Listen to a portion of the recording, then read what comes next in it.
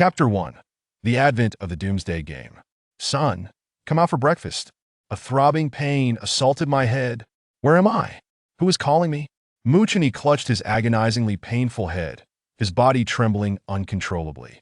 Before him flickered a hazy figure, reaching out a hand. He desperately tried to grasp it, but the figure retreated further and further away. Son, hurry out for breakfast. A gentle female voice resonated again, drawing nearer to him. This voice seemed to belong to his mother, yet something felt distinctly off. The exquisite silhouette from his mind gradually faded.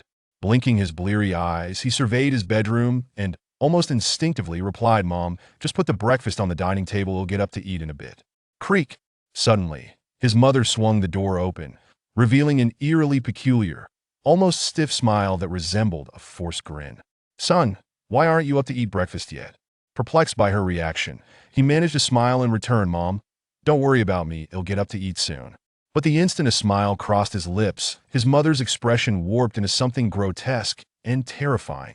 "Son, so you are a sheep?" She spoke in a mechanical tone. "What sheep?" Muchini reflexively replied. Then, he witnessed his mother's complexion changing to a sickly green at a visible speed. This green was not merely pallid, but exactly the hue of spinach, as if her face were imbued with a layer of green dye. In horror, he couldn't help but implore, "Mother, what's wrong with you? Why is your face turned this way?" Cough! His mother emitted an unrecognizable rasp, and then Muchini beheld a horrifying sight. Foamy substances began to seep from her mouth, her skin taking on a more pronounced shade of blue, while her eyes bulged as if they were about to pop out of their sockets. Gulp! They actually popped out. Her eyeballs sprang forth like springs, tethered only by sinewy strands that seemed to prevent them from falling to the ground. As this horrifying scene unfolded before him, Muchini's mind momentarily warped. Suddenly, creak!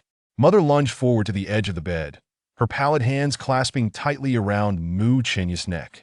Before he even comprehended the situation, her hands constricted around his throat with a vice-like grip, steadily increasing in pressure, as if attempting to snap his neck. He found himself breathless, his mouth opening wide in a desperate attempt to gasp for air. Yet no matter how he struggled, he could not elude his grim fate. Just before his vision dimmed, he vaguely noticed long, dark hair sprouting from his mother's cheeks. Creak! His neck was wrenched with immense force. Muchini was no more. Cough, cough, cough. In the identical bedroom, Muchini jolted upright in bed, instinctively reaching for the neck that had just been twisted. To his surprise, his neck was intact, smooth, and unharmed. Breathing heavily, he reflected on how alarmingly real everything felt. It was far from a dream, as if his mother had truly transformed into a monstrous figure with green hair and severed his neck. He raised his gaze, surveying his surroundings. This was indeed his bedroom, their home. Wait, how had he returned home? Wasn't he attending university far from here? A sudden jolt of realization coursed through him as he struggled to jog his memory of the events leading to his awakening. He recalled confessing his feelings to the girl he admired that afternoon, only to be ruthlessly rejected, before heading to a barbecue stall with friends to drink. The subsequent details faded into obscurity, but he distinctly remembered consuming alcohol near the university. How had he awoken at home, hundreds of kilometers away from campus? Feeling utterly bewildered, he recalled the chilling scene from moments before his death. Ding! Abruptly, a crisp mechanical voice echoed in his mind. A glowing screen materialized before him, inscribed with crimson text. "Welcome, host, to the Doomsday Advent game. The purpose of this game is to let players experience an intensity they have never encountered in reality. The game involves all players participating will randomly engage in a doomsday scenario each week, set in a parallel world that mirrors Planet Blue. 100 events occurring in this parallel world will not affect reality. Here is your information. Name Muchini. Total doomsday participations, 0. Special abilities, none. Revival tokens, 0. Note: this game grants a new player 1 revival token for free. Using a revival token allows you to either exit the current doomsday or rewind time to 5 minutes before the host's death. When using the second option, no other players may be present, or will default to returning to reality. Lottery chances 1. Welcome to the Doomsday Advent game. Wish you an enjoyable experience. Muchini. He understood now it seemed he had traversed into a game known as Doomsday Advent. But how had he inexplicably arrived in this absurd Doomsday game? Wasn't he drinking with his 3 roommates? Had he drunk too much and hallucinated? Moreover, judging by the game's description, there were likely other players involved, and as a novice, he possessed a token allowing him to leave at any time. Wait, where's the revival token? He glanced at the screen displaying revival tokens. 0, and dread washed over him. This implied that the moment he was killed by his mother, it wasn't merely a dream, but a harrowing reality. At that moment, he had perished and the game had automatically utilized his revival token, defaulting his choice to refuse to abandon this doomsday and instead opt for time rewind. What the hell? This is ridiculous. How could he escape this place and complete the game? Just as he pondered his existence, a familiar yet unsettlingly gentle voice resonated. Son, come out for breakfast. His mother's foreign, soft voice floated in from outside the room. Yet, to Mu Chenya's ears, it had an eerie, sinister tone. Hearing that ominous beckoning, he finally grasped why he had found his mother's previous words so odd. Because his mother had never used such a tender tone with him. This wasn't his mother. To be precise, this was not the mother from his reality.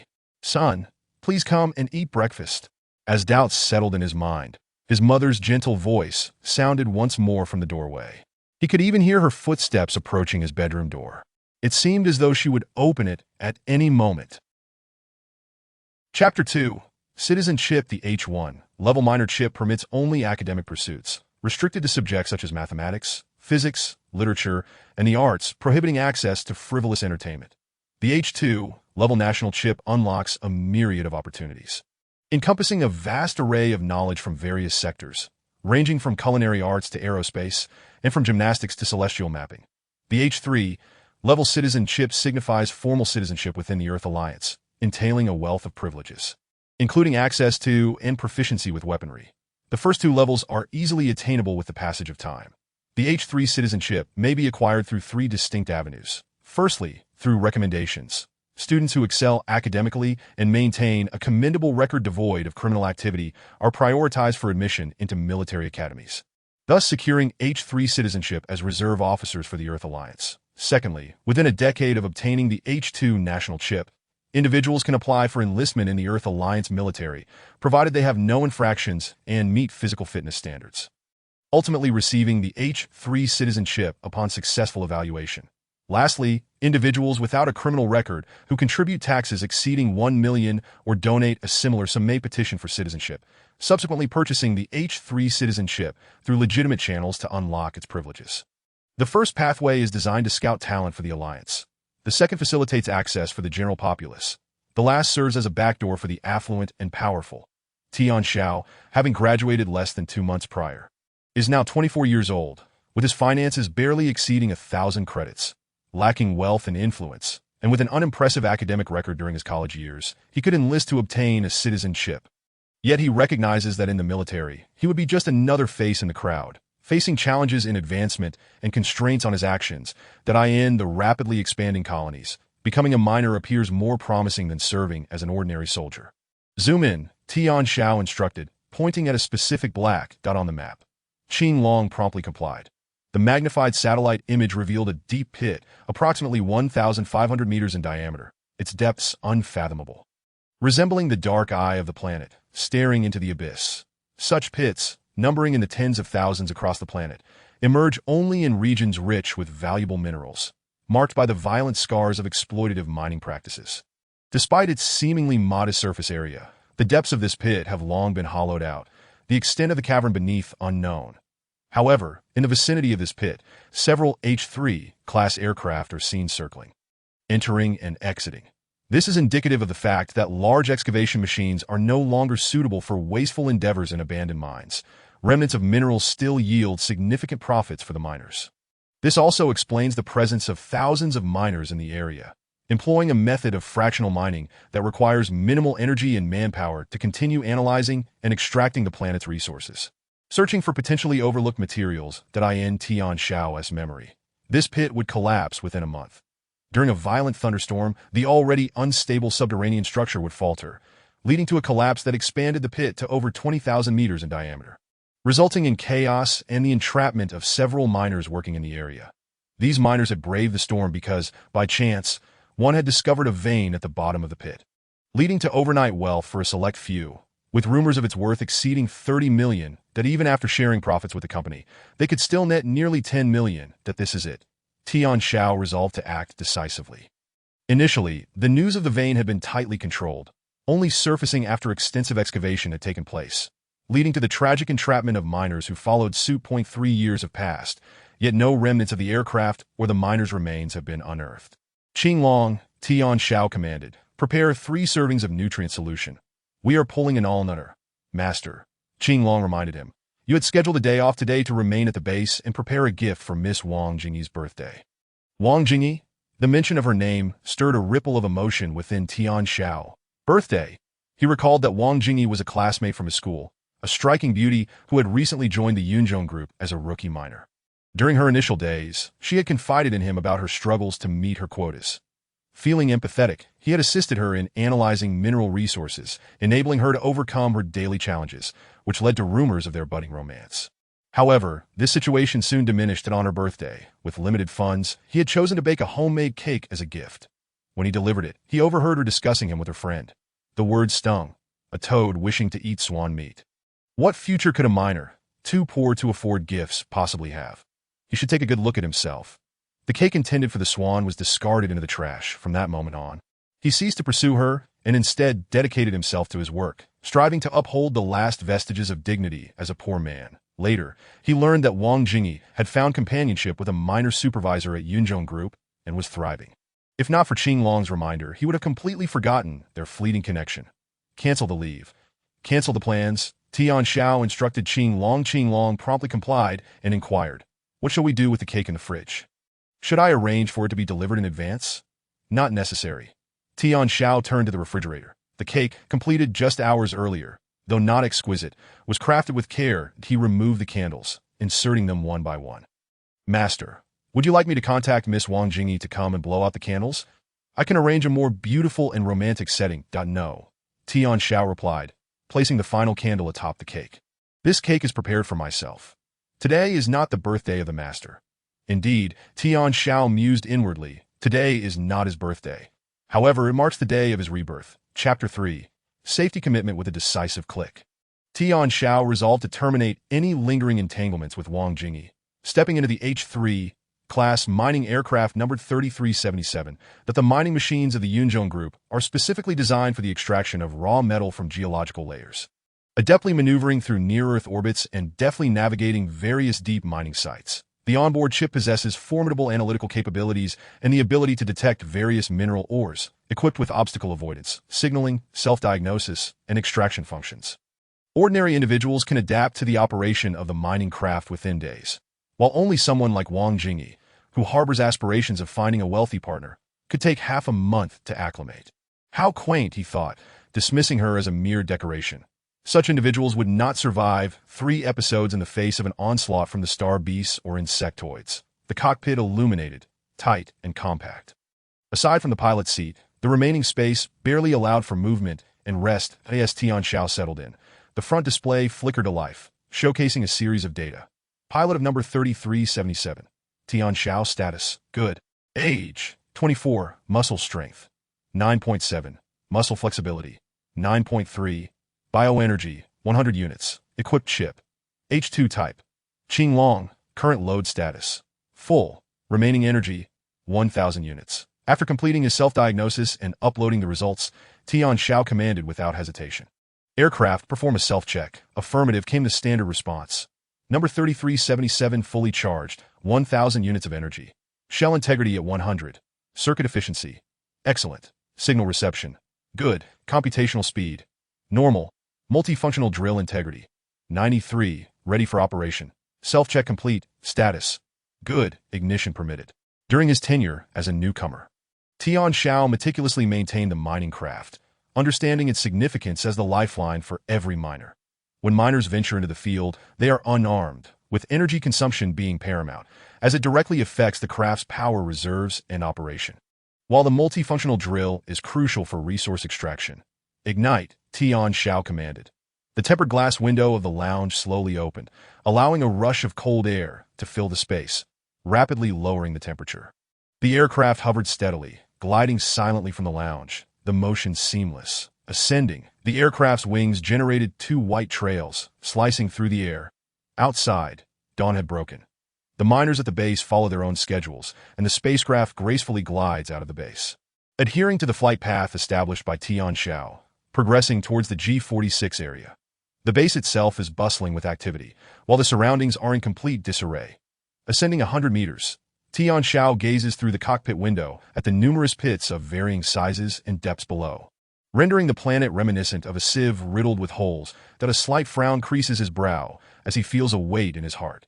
These deep pits, inherently unstable and loosely structured, claim the lives of many miners each year. According to the Earth Alliance's statistics, the number of missing persons exceeds 1 million annually. Regrettably, the Earth Alliance's Outer Planet Protection Act has yet to be enacted, and the obligation for reclamation and restoration on various planets remains unestablished. Consequently, the expansion efforts of corporate conglomerates are often ruthless, engaging in violent exploitation of resources without regard for the survival of a planet, nor the lives of the miners. This is a result of the frenzied surge in colonial planets and the equally rampant exploitation of resources. Various technological and genetic products have emerged, chip upgrades have proliferated, and the lifespan of ordinary individuals has extended from an initial century to over 3 centuries. The population has ballooned, and Tian Xiao hesitates momentarily before inquiring. Qing Long, what is the current total population of the Earth Alliance? Qing Long promptly responds, approximately 37 billion. Astonishing. This figure only accounts for those registered within the Earth Alliance system. Many have ventured into extraterrestrial domains, severing ties with the Earth Alliance, and numerous individuals aspire to establish their own nations, while others have fallen into the ranks of interstellar bandits. Cumulatively, the population has long surpassed 4 billion. As Tian Xiao continues to gather information. An unfamiliar voice crackles through the communicator. This is the base control tower. You have entered the G46 area. The G46 area is currently designated as a medium-risk operational zone by the corporation. There is a danger of collapse here, with recent heavy rainfall increasing the likelihood of landslides and other fatal risks. Entry for operations is not advised. This message originates from the headquarters of the Yunzhong Corporation. The corporate base conducts real-time assessments of the weather and environment for each operational zone on the planet, categorizing risks into 5 stages: safe, general risk, medium risk, high risk, and extreme danger. Safe and general risk zones allow for unrestricted entry, but such locations typically yield no valuable resources. High risk and extreme danger ratings usually occur in environments affected by magnetic storms, thunderstorms, earthquakes, or volcanic eruptions, and are temporarily off-limits. Medium risk zones, however, are frequented by miners for daily operations. Should one insist on entering the G46 area for work, a personal safety waiver must be signed. The base headquarters transmits a straightforward statement, asserting that they have fulfilled their obligation for danger assessment and notification. Henceforth, any actions taken by miners in the G46 area, should an accident occur, are not the responsibility of the Yunzhong Corporation. The corporation will not offer excessive compensation. During his 6 months with the Yunzhong Corporation, Tian Xiao has signed at least 170 similar safety waivers, with only 10 days left for his rest period. Thus, this is utterly nonsensical. He recorded the verbal acknowledgement, confirming his intent to venture into the G46 area. And the spacecraft continues unabated towards the predetermined destination. The imposing pit, measuring 1,500 meters in diameter, exudes a significant sense of oppression. Tian Xiao recalls the adage, when you gaze long into the abyss gazes also into you. Qing Long, designate this pit as the extraction point and commence analysis and thorough safety evaluation. Although Tian Xiao is aware that an accident is unlikely in this mine, basic operations must be conducted with professionalism. After all, analytical computations consume minimal energy and time. Qing Long quickly provides the assessment of the operation site. The current rock layer structure in the G46 area is relatively stable, with no signs of falling debris or extensive soil cracking. The supporting structures are intact. 17 operational teams are currently working within the pit of the G46 area, adhering to operational protocols, and everything appears normal. The external weather conditions include a north wind of level 4, with localized rain clouds expected to sweep through the G46 area in half an hour, potentially causing rainwater backflow and altering internal air pressure. thus impacting the rock layers, visibility, and balance of the spacecraft. Danger assessment, medium risk. Medium risk, as anticipated. While Qing reports, Tian Xiao manually pilots the spacecraft into the depths of the pit, aligning it with the direction of the vein of metallic ore. The vein, valued at 30 million, lies ahead. Unfortunately, 3 clusters of light flicker within, indicating ongoing excavation activities. Has someone gotten there first? He decides to take a closer look. Chapter 4.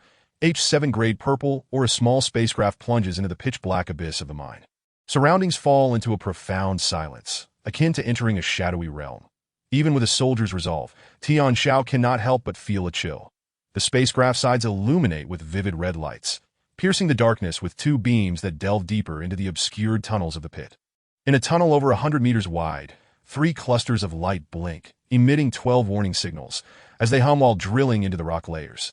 These emanate from 3 other H3-type mining machines belonging to the Yunzhong Corporation, albeit with earlier identification numbers.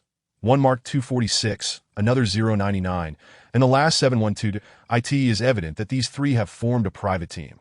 Within the Yunzhong Corporation, the base does not mind miners forming alliances, provided daily tasks are met and no disturbances occur. Tian Xiao is particularly concerned.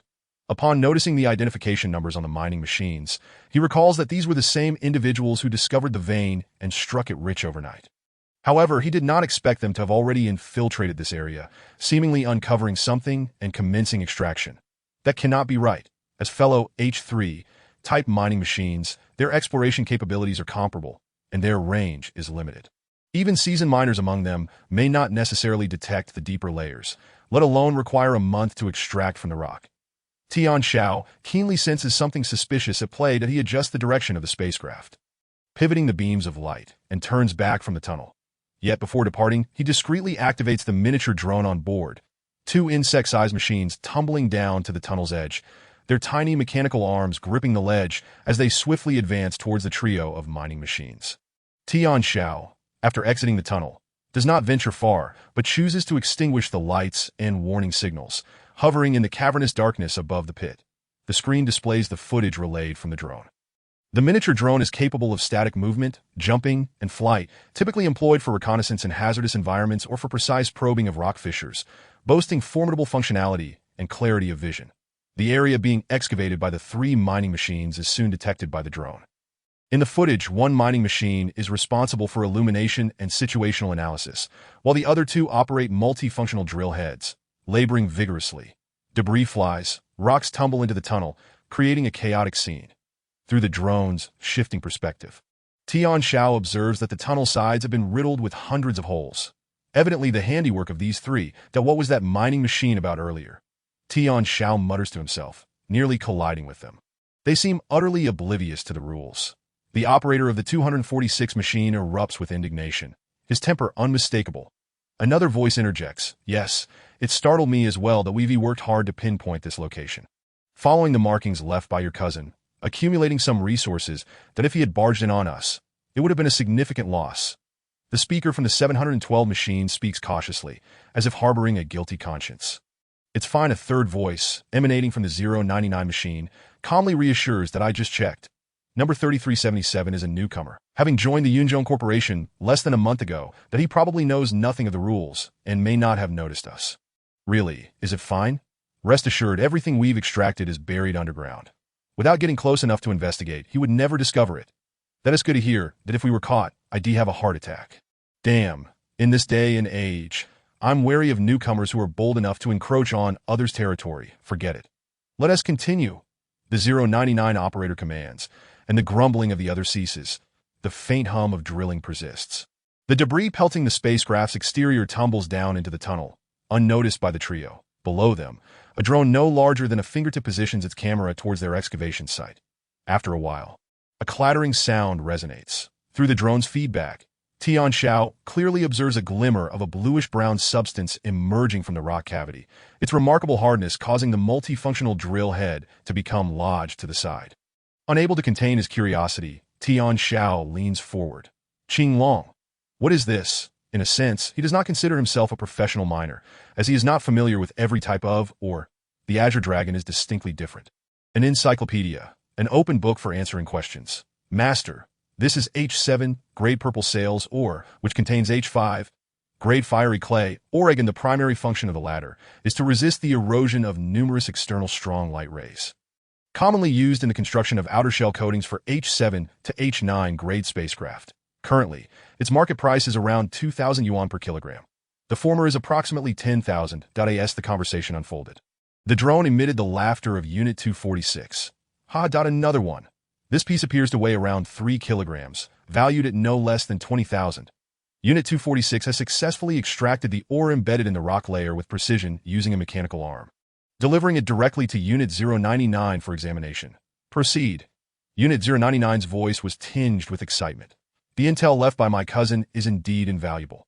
This area is scattered with purple sails, ore. And preliminary estimates suggest we have several tons at least that we've struck it rich. The trio continued their operations. The footage from the drone revealed that Unit 099 did not send the purple sails or into the spacecraft, but instead lifted a slab of rock beneath.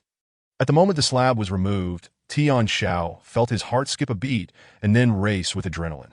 Countless pieces of purple sails filled a sizable cavity, visibly amounting to over 300 kilograms.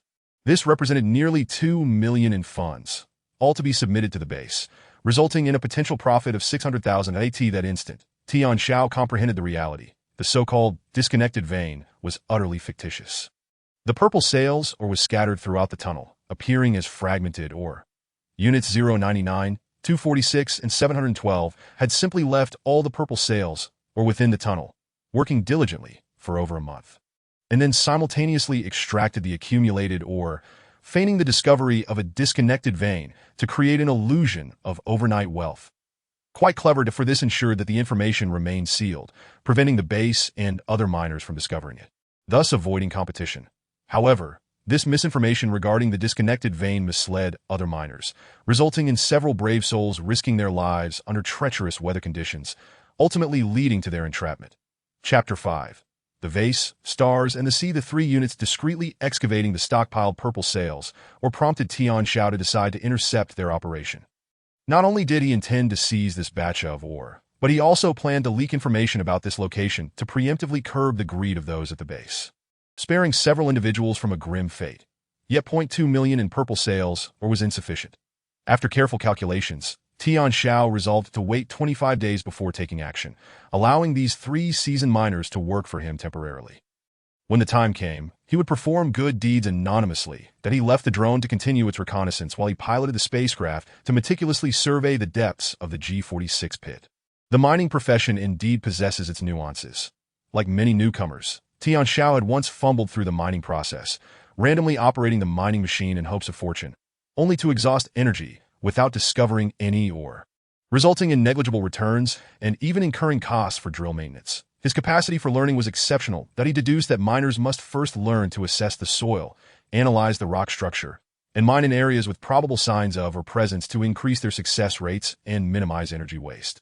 Mastering the art of extracting ore at minimal cost not only allowed him to fulfill the daily quotas set by the base, but also enabled him to earn extra allowances from other newcomers. After a month, he could save around 8 to 10,000, placing him among the ranks of the more affluent miners.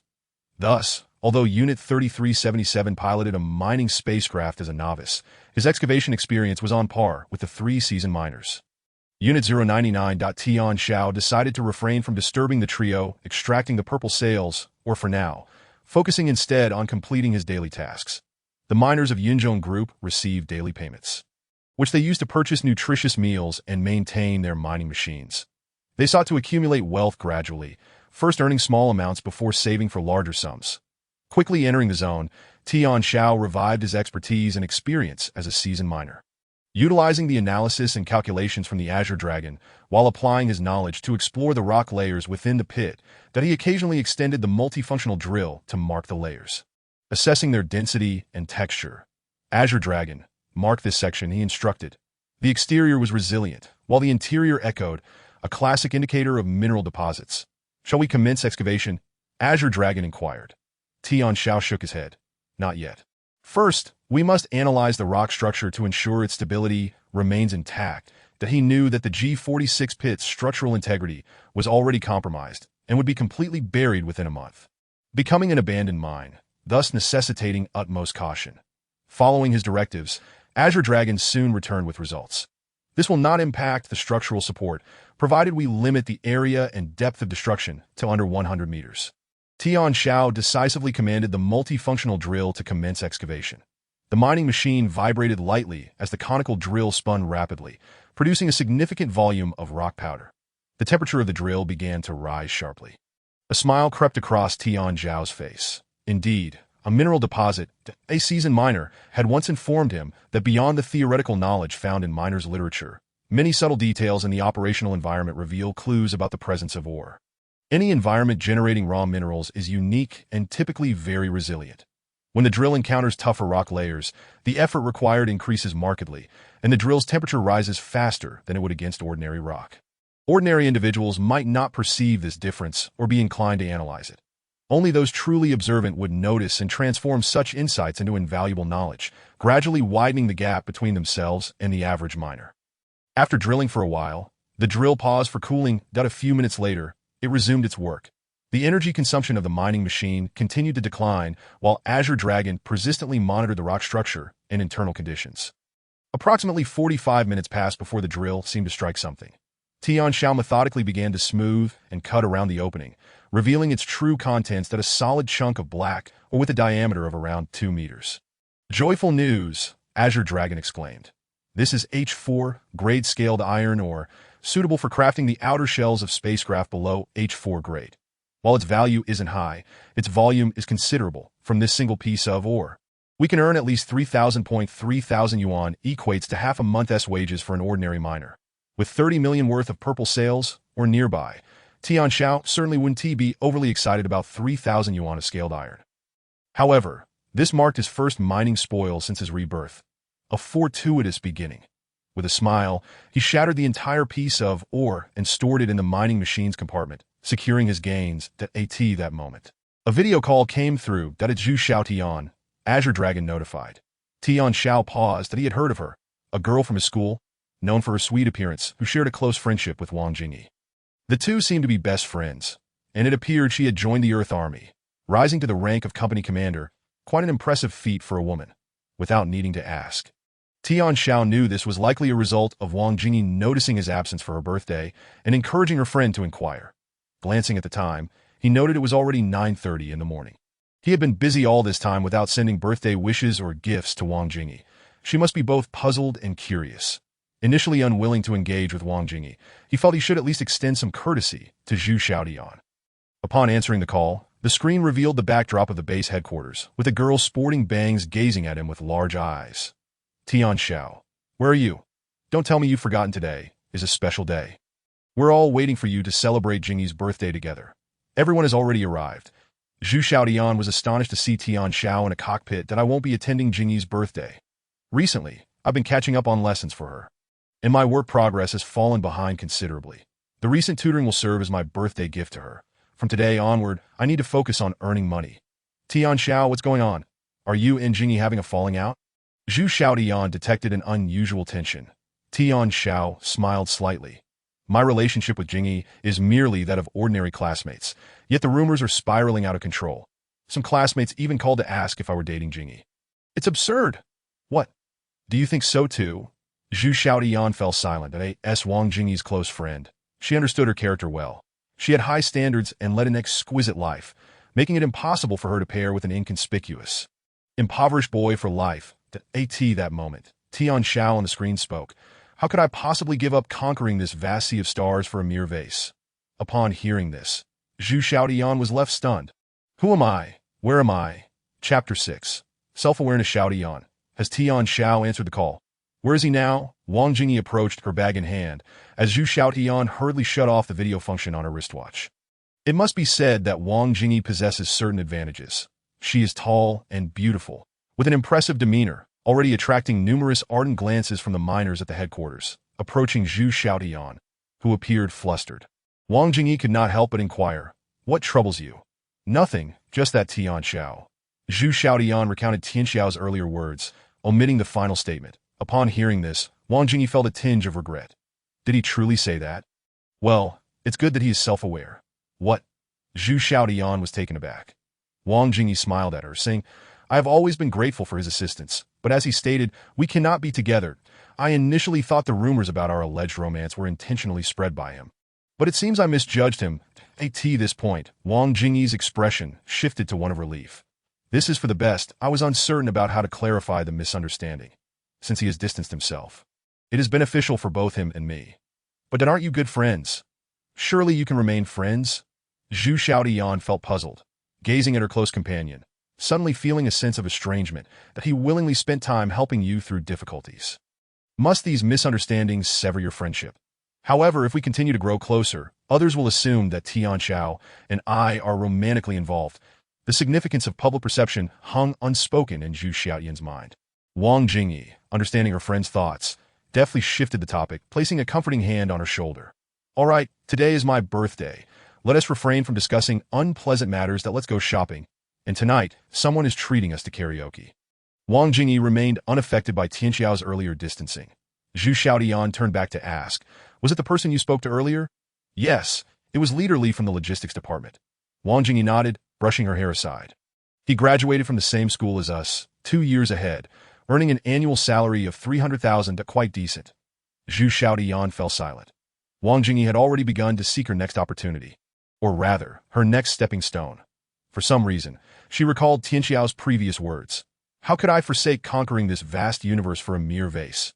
With a lackluster resolve, she followed Wang Jingyi. Meanwhile, Tian Xiao was undisturbed by Zhu Xiaotian's phone call. He viewed Zhu Xiaotian as a potential ally for future endeavors. Her rise to the rank of Earth Army Camp Commander within 3 years demonstrated her will, capability, and talent were no less than his own. If the opportunity arose, he hoped to recruit her to his team. Mining continued, and utilizing his memories and experiences from his previous life, Tian Xiao amassed a considerable amount of raw ore in just half a day. Upon returning to the base, he promptly headed to the logistics department to submit his findings. The logistics department was the busiest division of the base, responsible for receiving resources submitted by miners daily, processing payroll, and housing a large supermarket for the daily needs of the staff. Mining vessels hovered before 12 conveyor belts. As the doors of the first mining vessel opened, miners disembarked, joining the logistics department's officials and staff to observe the conveyor belt.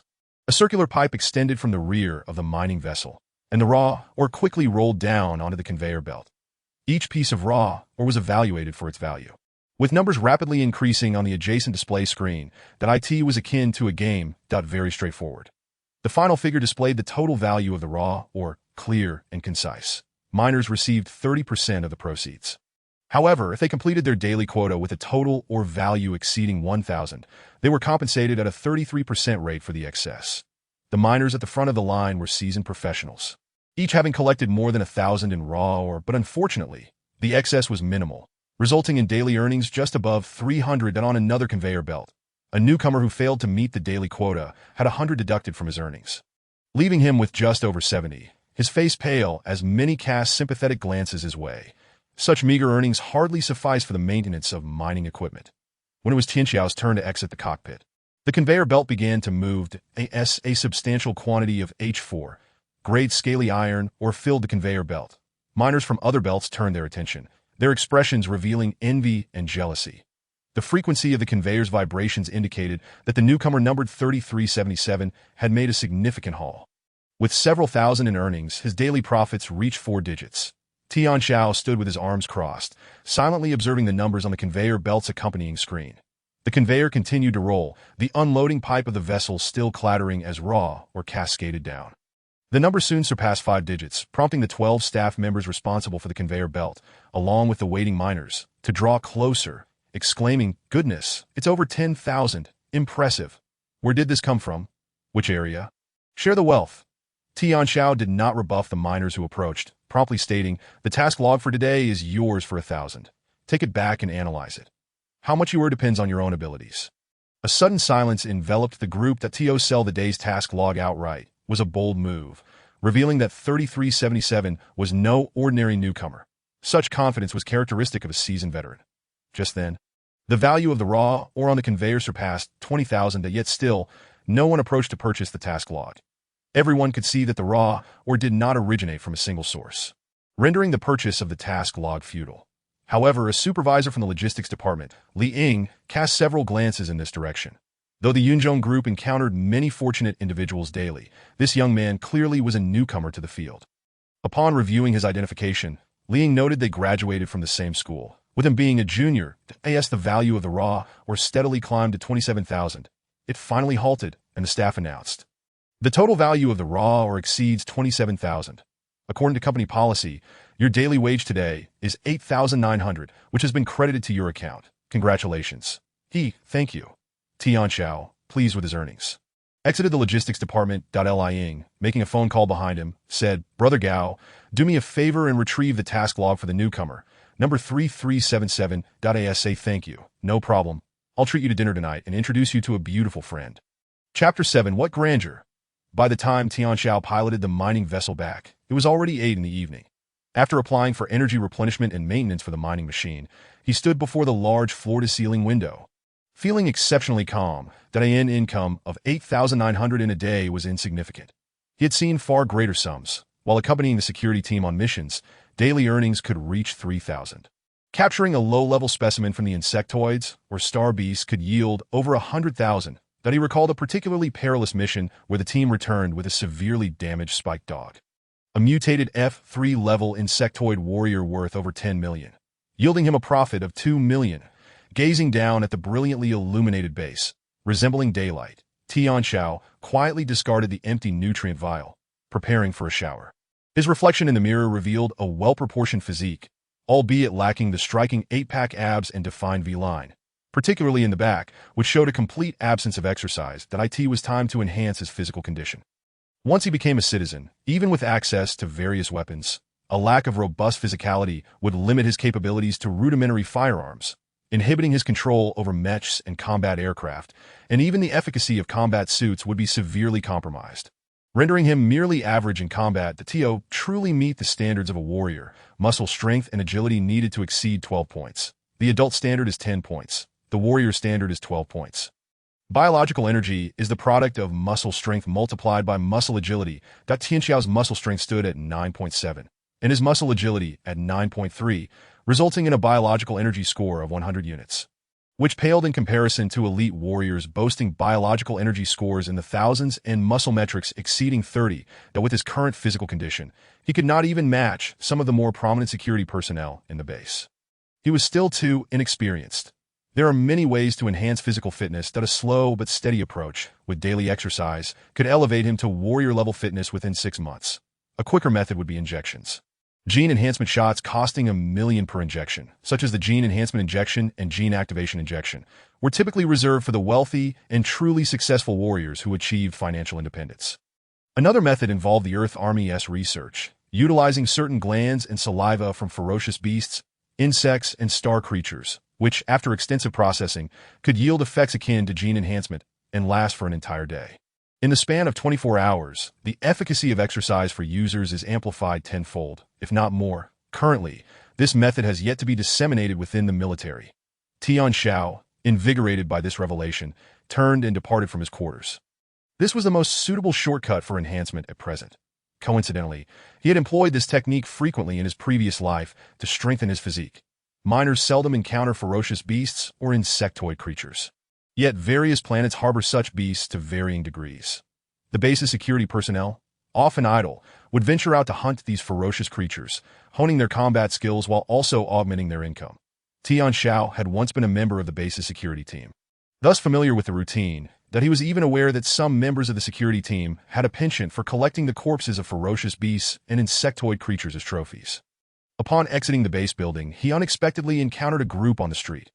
Among them was Li Ying, the logistics team leader with whom he had recently exchanged pleasantries, his former romantic interest Wang Jingyi, and Zhu Xiaotian, who he had met via video call. Alongside them were 4 men and 3 women, friends of Wang Jingyi, along with a tall, slender man wearing gold-rimmed glasses, Gao Chong, the tower liaison officer. Tian Xiao remembered him well. The man bore a notorious reputation, presenting himself as genteel while concealing a predatory nature, known for drugging young women using chip interference and hypnotic substances. Numerous women at the base had fallen victim to his vile machinations. Following an incident, he had been expelled from Yunzhong Group and eventually became a mercenary. Yet his nature remained unchanged, and he seemingly met an untimely end. Gao Chong stood next to Zhu Xiaotian, ingratiating himself. Tian Xiao? Zhu Xiaotian was the first to spot him as he emerged from the building, exclaiming and drawing the attention of everyone, including Li Ying and Gao Chong, who exchanged subtle glances. The glint behind Gao Chong's glasses hinted at his intentions that, "Oh, look who it is, the lucky star of our base today. That is, oh, you're also a friend of Jingyi. Come, shall we sing together?" Li Ying stepped forward with an invitation. The revelation that someone who had achieved a performance of 27,000 in a single day was Tian Xiao astonished Wang Jingyi, Zhu Xiaotian, and the others that, "No wonder you didn't show up for Jingyi's birthday. Have you struck gold?" However, not showing up for a friend's birthday seems a bit inconsiderate. Some of Wang Jingyi's friends remarked with a hint of envy that AS the center of attention for the gathering. Wang Jingyi felt quite awkward. Having just introduced Li Ying to her friends, she was now confronted with Tian Xiao, her former romantic interest, making it impossible to deny the embarrassment, with a pitiful expression. She mustered the courage to extend an invitation. "Tian Xiao, we were classmates. Today is my birthday. Surely you wouldn't deny me this small favor? Apologies, but I have other matters to attend to." "Enjoy yourselves," Tian Xiao replied, not pausing as he walked past the group, leaving them in stunned silence. They had not anticipated such a callous rejection, especially from Tian Xiao, who showed no regard for Wang Jingyi's feelings. Her complexion soured while Li Ying's expression darkened. Gao Chong leaned closer to Zhu Xiaotian, chuckling softly. "What a lack of courtesy! What kind of friend is that?" Zhu Xiaotian found herself at a loss for words. The moment Tian Xiao passed by, she realized that he and Wang Jingyi had truly drifted apart into two separate worlds, a poignant reminder of how things had changed. She was left pondering the reason behind Tian Xiao's drastic transformation. Had he discovered something? Or had something occurred? Zhu Xiaotian gazed at Tian Xiao's retreating figure, momentarily forgetting to respond. This scene did not go unnoticed by Gao Chong, whose eyes glinted with a cold light as he turned to watch Tian Xiao disappear.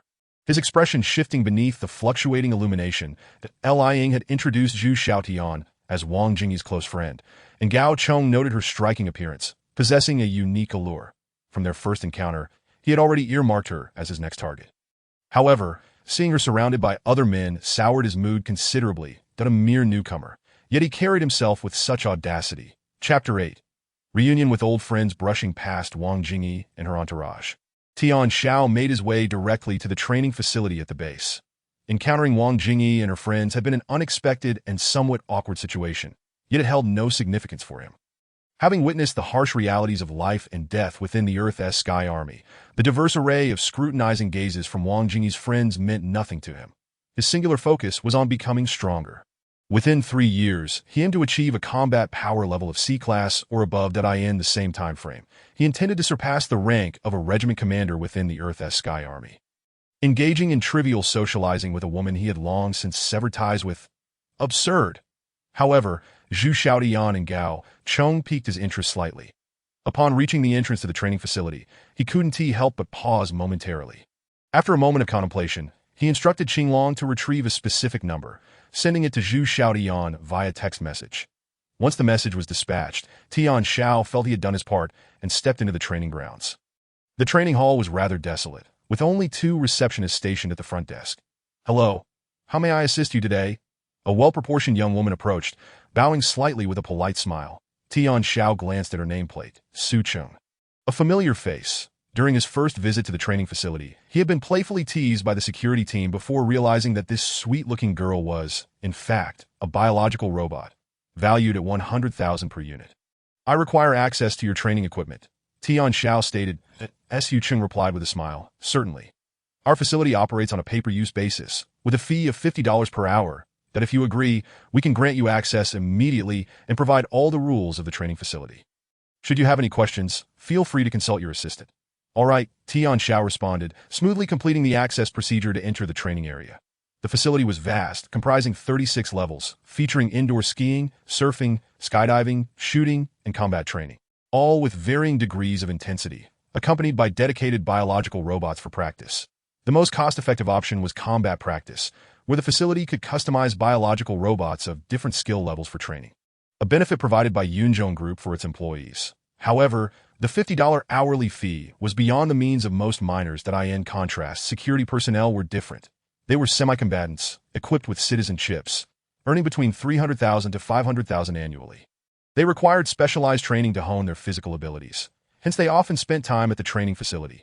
Tian Xiao was aware that this group secretly utilized a dedicated floor in the training facility to barbecue and store the ferocious beasts they hunted, planning to sell them at a high price when the monthly transport ship departed laden with resources. Upon reaching the 36th floor of the training facility, a frigid gust of wind swept into the elevator, revealing an expansive, snowy landscape. Qinglong swiftly adjusted the temperature controls. As Tian Xiao stepped into the ski area, he surveyed the surroundings and noticed several tables set up on a nearby platform, where a group was loudly enjoying drinks and food. The training facility typically did not permit easy access, especially at the 36th floor. Thus, Tian Xiao's unexpected arrival captured the attention of the 8 members of the security team, who turned their heads, their expressions vigilant and condescending, filled with a sense of superiority. With their authority, they quickly discerned the newcomer's identity. Number 3377, a newcomer with considerable audacity, seemingly quite affluent. The expressions of the group gradually morphed into ones of mockery. The security personnel harbored an inherent sense of superiority over minors, as they were indeed a select few who reigned above them at the base. Ignoring their invasive, scrutinizing gazes, Tian Xiao walked straight up to the group, surveying the table laden with an array of bottles, mostly empty liquor bottles, with a few bottles of spirits prominently displayed in the center. Without hesitation, he grabbed a bottle of liquor. This action immediately sparked intense discontent among the group. The 8 individuals exchanged glances, their expressions growing cold as the atmosphere in the room grew tense. Undeterred, Tian Xiao uncorked the bottle and tilted his head back, pouring its contents down his throat. Gulp! Gulp! Gulp! He downed half the bottle in one go without pausing for breath, causing astonishment to wash over the group as their icy demeanor transformed into surprise. Some couldn't help but touch their cheeks, revealing looks of admiration. The leader of the security team, Luo Fei, chuckled and glanced at his companions. Whose little brother is this? Impressive drinking skills that I wouldn't mind having one or two like him. Laughter erupted as the atmosphere began to thaw. Engaging a group of imbibers with a bold act of downing liquor proved sufficient to command respect from everyone present. With the ice broken, Tian Xiao had emptied the bottle into his stomach, exhaling a long breath of alcoholic vapor as he placed the empty bottle on the table and grinned at the group. I apologize, esteemed brothers, that I couldn't resist the temptation of good liquor. How much is this? I'll compensate that if I drink another bottle. The tab is on me. Luo Fei leaned back, and the group's expressions morphed once more into that of eager spectators. Is that so? Well then, Tian Xiao seemed to have anticipated this, reaching for a second bottle of liquor. I want to be polite, then 2005 per bottle for this fine spirit. Why not indulge? The group made no effort to stop him. Observing this newcomer, who like a naive calf, gulped down the second bottle of spirits with a gudong, the mockery in his eyes vanished entirely. Excellent. Ro Fei could no longer contain himself, standing up with a hearty laugh. Ha, that this lad is quite intriguing. A man of character. Work hard, and once you've saved enough, come join the security team. I, Ro Fei, will reserve a spot for you. Tian Xiao chuckled inwardly. Indeed, the demeanor of Boss Ro at the table mirrored exactly what it had been before. The others were similarly engaged. Come, sit. The other security personnel became increasingly warm, inviting Tian Xiao to take a seat. Tian Xiao's attitude resonated well with this group of drinkers. What was 5,000 yuan worth of liquor? A drink with a kindred spirit is worth 1,000 cups, now reeking of alcohol. Tian Xiao had found his match among them. Hey, kid, what's your name? Let us drink together. A man with a nose like a wine gourd, appearing to be in his 60s yet barely over 40 due to a kidney extraction by the insectoid race, approached, revealing 2 rows of yellowed teeth and inviting Tian Xiao to drink. Without hesitation, Tian Xiao reached for a third bottle of spirits. Shall we drink from the bottle or use a cup? His face was slightly flushed, yet his spirits were high. The crowd erupted. What the duck can he endure this? Old Lu. If it were me, I'd drink straight from the bottle. Yes, drink. The bystanders cheered, eager to witness how much this newcomer could handle.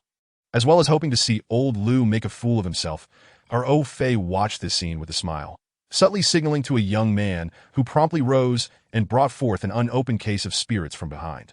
The atmosphere grew even more exuberant. Chapter 9. The Rending Wolf at the Table of 8.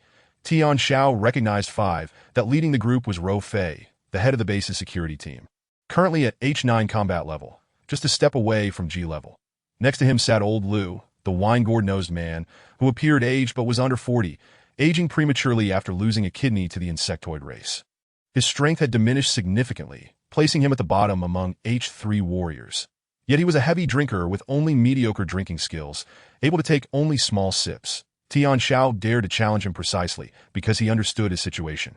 Old Lu couldn't even finish a glass in less than an hour. Yet he never wasted good liquor, that a perceptive young man, Chen Wuling, the youngest member of the security team who had just joined last year, approached with a case of spirits that he was Ro Fei's trusted aide, possessing decent drinking capacity and promising talent, quickly cultivated as a young recruit. Chen Wuling placed the spirits on the table and said to Tian Xiao, "Old Lu's health isn't great, and his drinking capacity is average. Let me drink with you. We'll go bottle to bottle. Afterward, if anything arises at the base, I'll have your back." With that, he flicked the bottle cap off with a snap and began pouring. Quite fierce. Chen Wuling had a solid drinking capacity and was generous, which was why Ro Fei was willing to invest in his development. All right, Tian Xiao rose suddenly, grasping the third bottle of spirits. Under the watchful eyes of everyone, he defiantly matched Chen Wuling in a drinking contest, downing the spirits in hearty gulps that nearly ignited his throat. In under 20 seconds, the two had finished a 500 milliliters bottle. Great! Ro Fei could no longer contain his excitement, clapping vigorously. Chen Wuling set down the empty bottle and patted Tian Xiao on the shoulder. "A promise is a promise. From now on, we're brothers. Feel free to find me whenever you want to drink. That if you encounter any trouble at the base, just mention my name, and it'll be fine. My name is Tian Xiao. I hope Boss Ro and Brother Chen will take care of me in the future." Tian Xiao was not shy, that he understood he had passed the test. Gaining Ro Fei's approval meant also winning Chen Wuling's respect. The attitudes of the others became secondary. His membership in the security team was effectively secured. Even if he only had an H2 chip and hadn't yet met the qualifications for combat personnel. However, even someone like Old Lu, who had one kidney removed, could remain in the security team. So adding another member was no issue. Noticing the beads of sweat on Tian Xiao's forehead, Chen Wuling asked, "Are you all right? Do you need a place to rest?" The others also inquired. For someone like Tian Xiao, downing 3 bottles of strong liquor in one go was no easy feat. Those with slightly weaker constitutions could end up in the hospital for a stomach wash. Tian Xiao waved his hand. "I'm fine, just drank too quickly. I need something to settle my stomach. Brother Chen, do we have any food? Ideally, some meat. Haha." Chen Wuling looked towards Ro Fei, who nodded in agreement. "Get some substantial dishes for our little brother to welcome him." Understanding the intent, Chen Wuling turned and walked into the back room. Half a minute later, he returned carrying a 2-meter-long frozen beast, dropping it onto the ground. The others managed to procure 2 flamethrowers and a barbecue grill. Bustling with excitement, Old Lu approached, brimming with pride. "Have you seen an H4-level rending wolf? That gunshot wound on its left hip? I did that." Following Old Lu's gesture, Tian Xiao indeed saw several bullet holes on the rending wolf's rear. Impressive. The body of an H4-level beast could easily withstand firepower below H4 strength, indicating that Old Lu's skills had not deteriorated too drastically yet. Chen Wuling's display of the entire rending wolf signified the strength and resources of the security team and underscored their respect for the new member. Tian Xiao, however, could not simply sit back and wait for the seasoned seniors to prepare the meat for him. "Let me help." Tian Xiao took the initiative point. One of the seniors casually handed him a flamethrower. Having spent a year with Ro Fei, he was well-versed in drinking and barbecuing, making this task seem effortless. Even more adept than Chen Wuling as he grilled, he drew out his small knife to slice off the most tender parts of the rending wolf, slightly overcooking them, sprinkling some spices before presenting them to Ro Fei. "Boss Ro, care to taste my culinary skills?" Ro Fei immediately dug in, grabbing a meat strip as thick as a finger, disregarding the searing heat of the fat. Chewing thoughtfully, Ro Fei's eyes widened, his spirit invigorated, giving a thumbs up in enthusiastic praise. "Incredible! Who would have thought a young lad like you possesses such skills? Delicious." Chen Wuling and the others were taken aback. They knew Ro Fei, apart from drinking and hunting, was also an enthusiast of barbecuing. Typically, ordinary grilled meat would not impress him.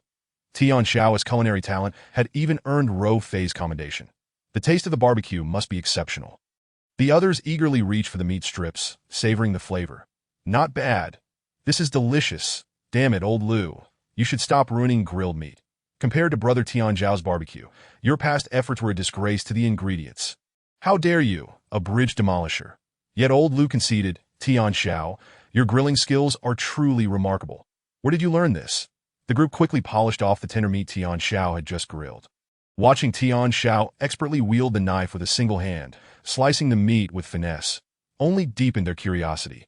The essence of barbecuing lies in freshness, tenderness. The cuts he provided were the best parts. While the subsequent flavors might be less impressive, so please bear with me. With a playful tone, Tian Xiao sent out another platter of grilled meat. Not bad at all. This flavor surpasses Old Lou's by a mile. Chen Wuling quickly assessed after tasting. The others chimed in. Indeed, this flavor is quite good. Tian Xiao, you're being modest. Boss Ro, you should bring this lad in sooner. I feel he is a natural fit for our security team. Old Lou proposed. The others nodded in agreement. Tian Xiao is a man of character. His drinking reflects his nature, generous and straightforward that I see no faults. He can certainly join us, that our au fait felt tempted as well. However, hastily recruiting someone without a citizenship could be troublesome and would require leveraging connections. After a moment's hesitation, Ro Fei, chewing on grilled meat, gazed at Tian Xiao and said, your physical condition and chip still have a significant gap. For now, stay at the base to by the way, save some money. Once you've saved up 200,000, I'll cover the rest for you to purchase a citizenship. Our au fait was not short of money, but he was in need of personnel. Tian Xiao's knife skills and his calmness in the face of the rending wolf were the primary reasons behind Ro Fei's decision. Chapter 10. The Heartbroken Youth. Although Ro Fei, the leader of the base's security team, wielded considerable decision-making power, his deputy, Wu Hao, was no pushover. He had been subtly competing with Ro Fei, establishing his own faction and rallying support to challenge Ro Fei's leadership. Wu Hao's strength was comparable to Ro Fei's, having reached H8 level. Whether in mecha control, fire control, or command, he was not much inferior. The crux of the matter was that Wu Hao had connections with a minor leader from Fei Incorporation, and had gradually arranged for over 10 security personnel to come under his command. The entire security team consisted of 36 members, and Wu Hao effectively controlled half of them, while the remaining members maintained a neutral stance, placing Ro Fei in a precarious position despite being the leader. Currently, Ro Fei felt a strong sense of crisis and was in dire need of personnel. This was also the reason Tian Xiao chose to approach directly, knocking on the door of opportunity that he believed. With Luo Fei's character and insight, he would not miss an opportunity, as it is equally a chance for himself. Furthermore, each month, Luo Fei exploits the security team's escort missions for cargo transport, generating value exceeding $1 million that he is willing to invest resources to solidify his foundation, cultivate more individuals, and safeguard his own interests as the leader of the security team. Luo Fei's statement was anticipated by Tian Xiao. Thank you, Boss Luo, Tian Xiao said, savoring a piece of tendon meat he had extracted from the torn wolf. Rising to toast, I appreciate your recognition. I will down this bottle. Just as you wish, Luo Fei replied casually. Rest assured, Tian Xiao, I will not bring shame upon you or the security team.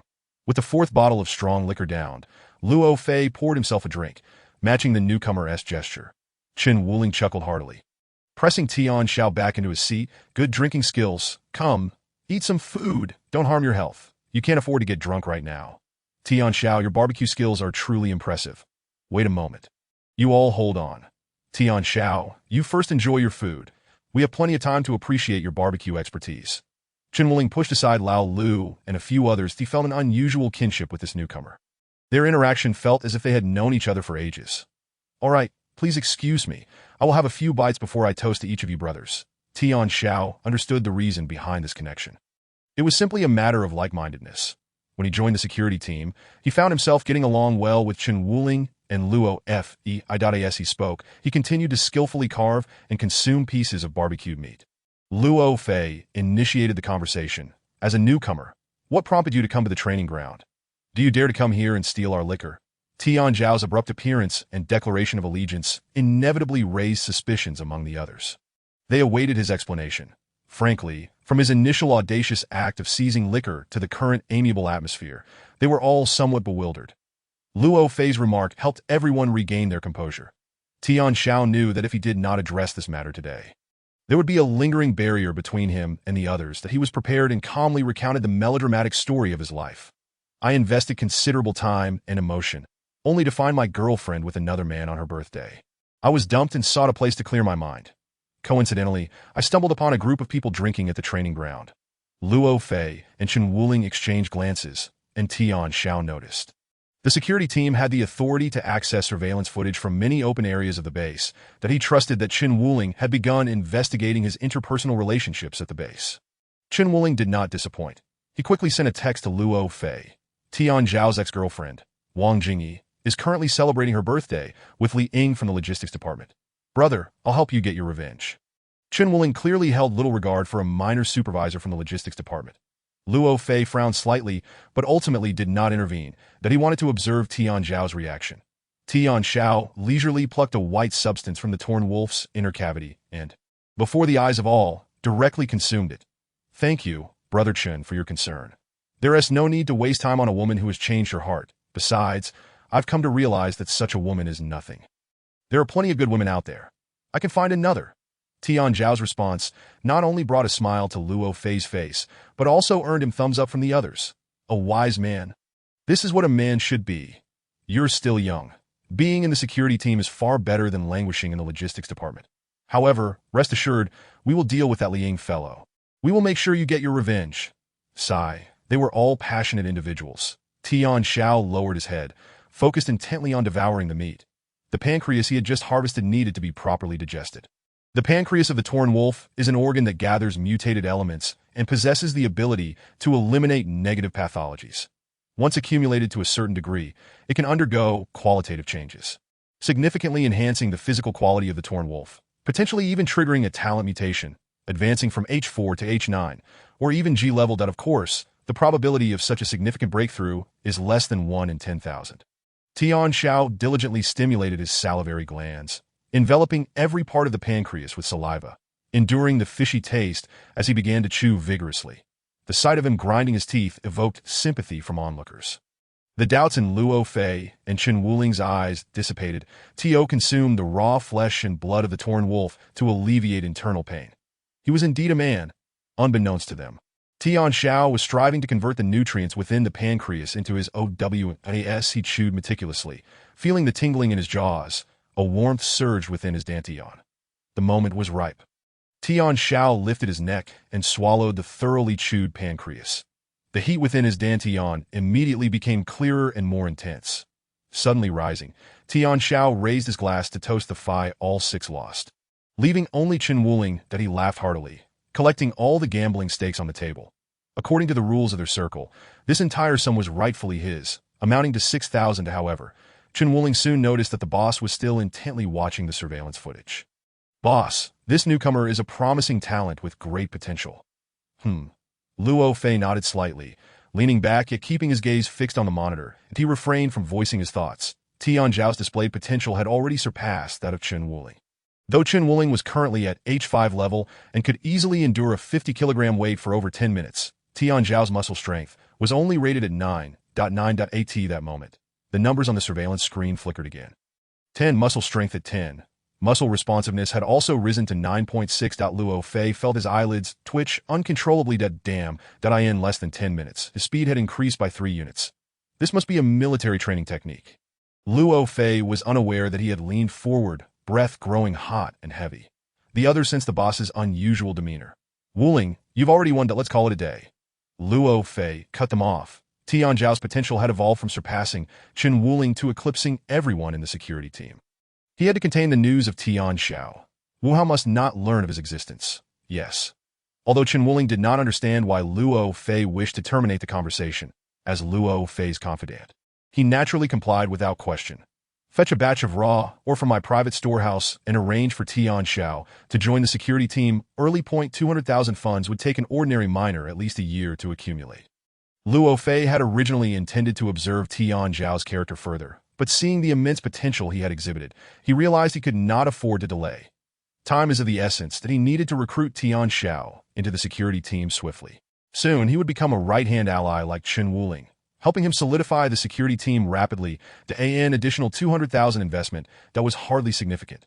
The 7 exchanged glances. Their boss was actually willing to dig into his own pockets. Though they were unsure of what had transpired, they seemed to harbor no objections. Perhaps it was sympathy. Perhaps it was due to Tian Xiao's displayed resilience during the weight-bearing run. Or perhaps it was the influence of those few bottles of liquor. Thus, the matter was settled. This moment, Tian Xiao was still on the 15th floor of the training ground, engaged in a weight-bearing run. The mutated substances from the rippling wolf's pancreas were continuously emitting heat, further stimulating his body. Under the high-intensity run, his muscles were consuming energy rapidly while absorbing these substances to transform his physique. 10 minutes. The Azure Dragon prompted. Muscle strength had reached 10.1. Muscle responsiveness had improved to 9. 8. But the physical strain was immense, necessitating rest. Yet Tian Xiao did not stop. This was because the Azure Dragon was currently only at H2 level, representing an ordinary civilian protecting himself. Once he attained the H3 citizenship, which would grant him more knowledge and authority, he would understand that breakthroughs only occur under extreme pressure. Chapter 12. Zhu Xiaotian's plea for help within his dantian. The mutated substances accumulated in the rippling wolf's pancreas continued to emit heat. Tian Xiao gritted his teeth, persisting. Despite his body and mind, including the Azure Dragon, constantly urging him to rest, his gaze sharpened and became more focused. True cultivation only began after entering the Earth's heavenly army. It was only upon entering the Earth's heavenly army that one would comprehend that this was merely the commencement of genuine cultivation. When one finds themselves in extreme circumstances, the body resembles a container being stretched. It gradually expands, allowing one to bear more and grow stronger through perseverance. The longer one endures, the greater the rewards. Especially after consuming the beast's pancreas, which continuously released mutated nutrients, stimulating the enhancement of his physique while providing more biological energy. At such times, willpower becomes crucial. Those with stronger willpower can rise more swiftly. Completing a high-intensity run of 3 kilometers, the instruments beside Tian Xiao displayed the following data. Muscle strength at 10. 3. Muscle responsiveness at 10. Biological energy surpassing 100 for the first time, rising to 103. The initial use of the adenoma was yielding remarkable results. The extreme training methods of the Earth's heavenly army, combined with the stimulating effects of the adenoma, allowed Tian Xiao to exceed the average capabilities of adults. 5 minutes elapsed. The training room was filled with the stench of sweat and liquor. The odor of alcohol emanated from Tian Xiao, creating a water stain at his feet. Continue. Tian Xiao mechanically pushed forward, exerting himself. His body had long since reached its limits. Yet the heat surging from his dantian continuously stimulated his physique, injecting him with a modicum of strength, providing him with slight support amidst his waning power. Just as the running continued for 25 minutes, the elevator doors on the 15th floor opened, and Chen Wuling stepped in, stopping across from him. Chen Wuling glanced at the numbers displayed on the nearby instrument, looking at Tian Xiao, who was unrelenting, his temples bulging with veins that don't torment yourself over a woman. It's not worth it. Fine. Tian Xiao struggled to maintain his breathing and rhythm, squeezing out each word through clenched teeth. Stubborn mule. Chen Wuling shook his head to T.O. him. Tian Xiao seemed to be ensnared by love, wounded by it. A piece of good news. Chen Wuling shifted the topic. The boss has decided to personally fund you with 200,000 to help you purchase a citizenship, facilitating your early recruitment into the security team. From now on, we will be brothers fighting side by side. Tian Xiao's eyes widened in astonishment that don't be too surprised. The boss values talent. Once you start earning commissions, you will need to repay it. By the way, regarding our handover, that I will be out on patrol tomorrow and will pass by. You can come by then. Yes. Tian Xiao did not refuse, gradually slowing to a stop. Rest assured, what I owe the boss, I will certainly repay. Chen Wuling exchanged contact information with Tian Xiao before turning to leave. That a smile appeared on Tian Xiao's face. Coming to the 15th floor for a weight-bearing run was a twofold benefit. Accumulating 200,000 was easy, but doing so without raising suspicion was challenging. Time was of the essence. He did not plan to mine slowly. In 3 years, he aimed to seize every moment. In the G46 district's purple sales mine, he did not intend to extract early, as the costs in the path of cultivation were exorbitant. Progressing from H2 to H3 required 1 million, from H3 to H4. Each step necessitated 1 million. To break through from H9 to G1. Merely upgrading the chip would cost tens of millions. The most troublesome aspect was the breakthrough in physique. A single G1 gene enhancement needle was worth its weight in gold. Difficult to procure unless through the Earth's heavenly army, which had a relatively ample quota. Civilians seeking such resources had to pay exorbitantly on the black market, sometimes needing to spend double the funds. This was also the reason Luo Fei had yet to break through to G1. Thus, this sum from the purple sales mine had to be secured and utilized judiciously. Consequently, he could only squeeze a little resource from the former Luo boss. As expected, Luo Fei fell into the trap. This investment would not lead to his loss. Among the 8 individuals encountered this time, 3 were strangers to him, as they would soon die in an accident during a transport mission. Luo Fei's 8-member team would dwindle to 5, and Wu Hao's influence within the security team would gradually replace him until Luo Fei resolutely enacted change. Given that Tian Xiao was about to join the security team early, he would surely find a way to preserve those 3 individuals. This is what one might call reciprocation. After Chen Wuling departed, Tian Xiao took a brief rest and ascended to the 36th floor once more. Hungry, he needed to eat more. This time he indulged, roasting meat directly, devouring it with grease dripping from his mouth, before running back down to train. The power of the adenoma had yet to dissipate. Under such intense training, the adenoma could last at least half a day to a day, effectively delivering the results of a gene enhancement needle. However, this time, he refrained from allowing the instruments to display his physique metrics. An hour passed. According to the Azure Dragon's monitoring, Tian Xiao's muscle strength had successfully climbed to 11.3 points, muscle responsiveness to 11.0, and biological energy to 122 points. Strong. After a brief rest, just as he was preparing to continue, the Azure Dragon alerted him of a new text message. The sender was Zhu Xiaotian. The content was alarming. Save me. Just 2 succinct words. Tian Xiao frowned. Eventually, something had gone awry. He removed the harness and quickly ascended to the 36th floor. Luo Fei and his group had already dispersed, leaving only Chen Wuling behind to clean up. Chen Wuling, seated by the barbecue grill, smiled upon seeing him emerge from the elevator. What is up? Hungry again? Brother Chen, I need a favor. Locate a person. Tian Xiao produced the text message, prompting Chen Wuling to hastily set down the meat. No problem. Name and identification number. Identification number 3520, Zhu Xiaotian. Tian Xiao swiftly added.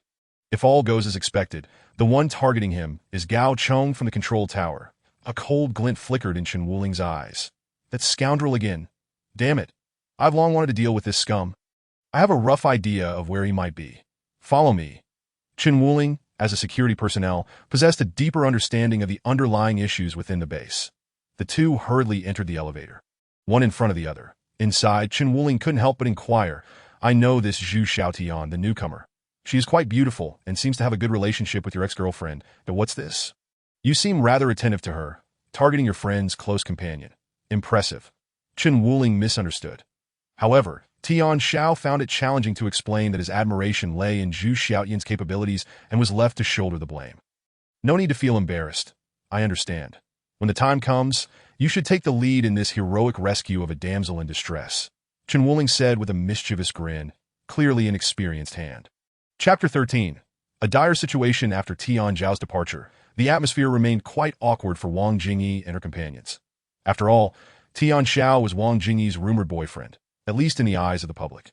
Tian Zhao's lack of consideration only fueled speculation about their relationship and added fuel to the fire regarding the dynamics between Wang Jingyi and Li Yingdao. Ying felt incredibly uncomfortable. Fortunately, he managed to call Gao Chong over, using conversation to help dissipate the tension. Upon arriving at the karaoke venue, Li Ying's status came into play, as he was greeted by the receptionists, sales managers, and other staff along the way. As a lavish 9-tiered cake was slowly wheeled in by a group of handsome men and beautiful women.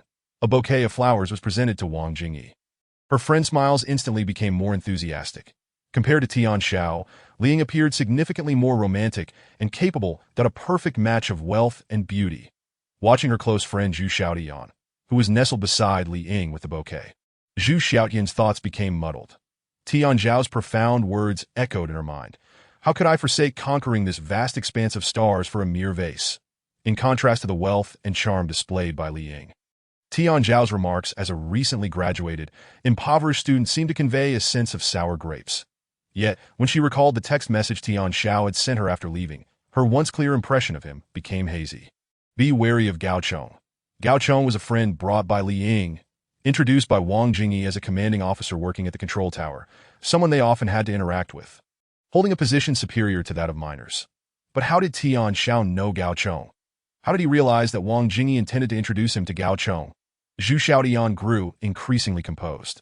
She wanted to call and clarify, but given the raucous atmosphere of the karaoke venue, she felt the need to prioritize her friend's feelings. After a while, as Wang Jingyi and Li Ying sang a duet, Zhu Xiaotian excused herself to the restroom and left the private room.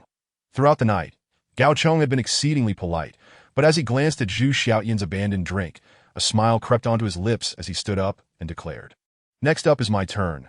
Zhu Xiaotian hesitated outside the private room, this moment. Asking Tian Xiao about the situation felt risky. What if he inquired about her? How could she explain? Moreover, Gao Chong had been courteous all night, posing no issues. After lingering in the restroom for a while, Zhu Xiaodian ultimately refrained from making the call and returned to the private room. Just as Gao Chong finished his song, he raised his glass to invite her. Upon taking a sip from her drink, Zhu Xiaodian immediately sensed something was amiss. Her vision blurred, and her head felt heavy. The cup seemed unsteady in her hand. Disaster. It dawned on her that her drink had been tampered with. She needed to alert the authorities. The chip remained unresponsive, as if it had been disabled. Zhu Xiaodian slumped onto the sofa, and with her last ounce of consciousness, she pressed a button on her wristwatch, selecting the name Tian Xiao from her contact list. Help me. The faint whisper was recognized and successfully sent. Then, Zhu Xiaodian fell completely unconscious. Gao Chong had been watching Zhu Xiaodian from the corner, and as he saw her succumb to the effects of the drug unnoticed, a smug smile crept onto his face. The substance he had administered was designed to temporarily disrupt the chip's autonomous functions and analysis capabilities, including its automatic alert feature. Only a few manual commands remained operable, while the rest were rendered useless. Ying was among the first to notice something amiss, that he exchanged a subtle glance with Gao Chong before approaching Wang Jingyi. Jingyi, let's dim the lights and cut the cake. Sure. Wang Jingyi, feeling slightly inebriated, nestled in Li Ying's embrace, had little inclination to consider her friend's well-being. Once the lights dimmed, no one noticed the absence of two individuals from the private room. Gao Chong had taken Zhu Xiaodian to the adjacent room, gazing at the blushing girl with a chuckle. Indeed, fresh graduates are far more entertaining. Just as Gao Chong prepared to remove her clothing, the door was suddenly kicked open with tremendous force. Boom! The door flew open, and the situation inside was laid bare for all to see. Gao Chong stood frozen, startled, as he recognized Tian Xiao striding in with purpose. Damn! You impoverished student! How dare you ruin my plans? Though Gao Chong felt guilty, he was bold enough to take swift action, but he had to regain control of the situation. Otherwise, he risked losing his job and facing a 10-year prison sentence for assaulting a woman. With a swift motion, he threw a knife towards Tian Xiao. That if Tian Xiao were merely an ordinary student, he would have surely succumbed to this strike. However, after his rebirth and experiences in life-threatening situations, he was prepared, but he tilted his head and seized the opportunity, redirecting the knife to the side, that in a matter of strides. He closed the distance and unleashed a powerful punch that in a typical confrontation. Ferocity is paramount. When two brave souls meet, the victor prevails. With the knife missing its target, Gao Chong sensed impending doom as darkness clouded his vision. A sharp pain struck his eye, and he stumbled backward, crashing into the table within the room. The commotion was deafening. The adjacent room fell silent at the moment of the door's destruction, and a crowd of onlookers rushed in, only to find that all three individuals inside were familiar faces.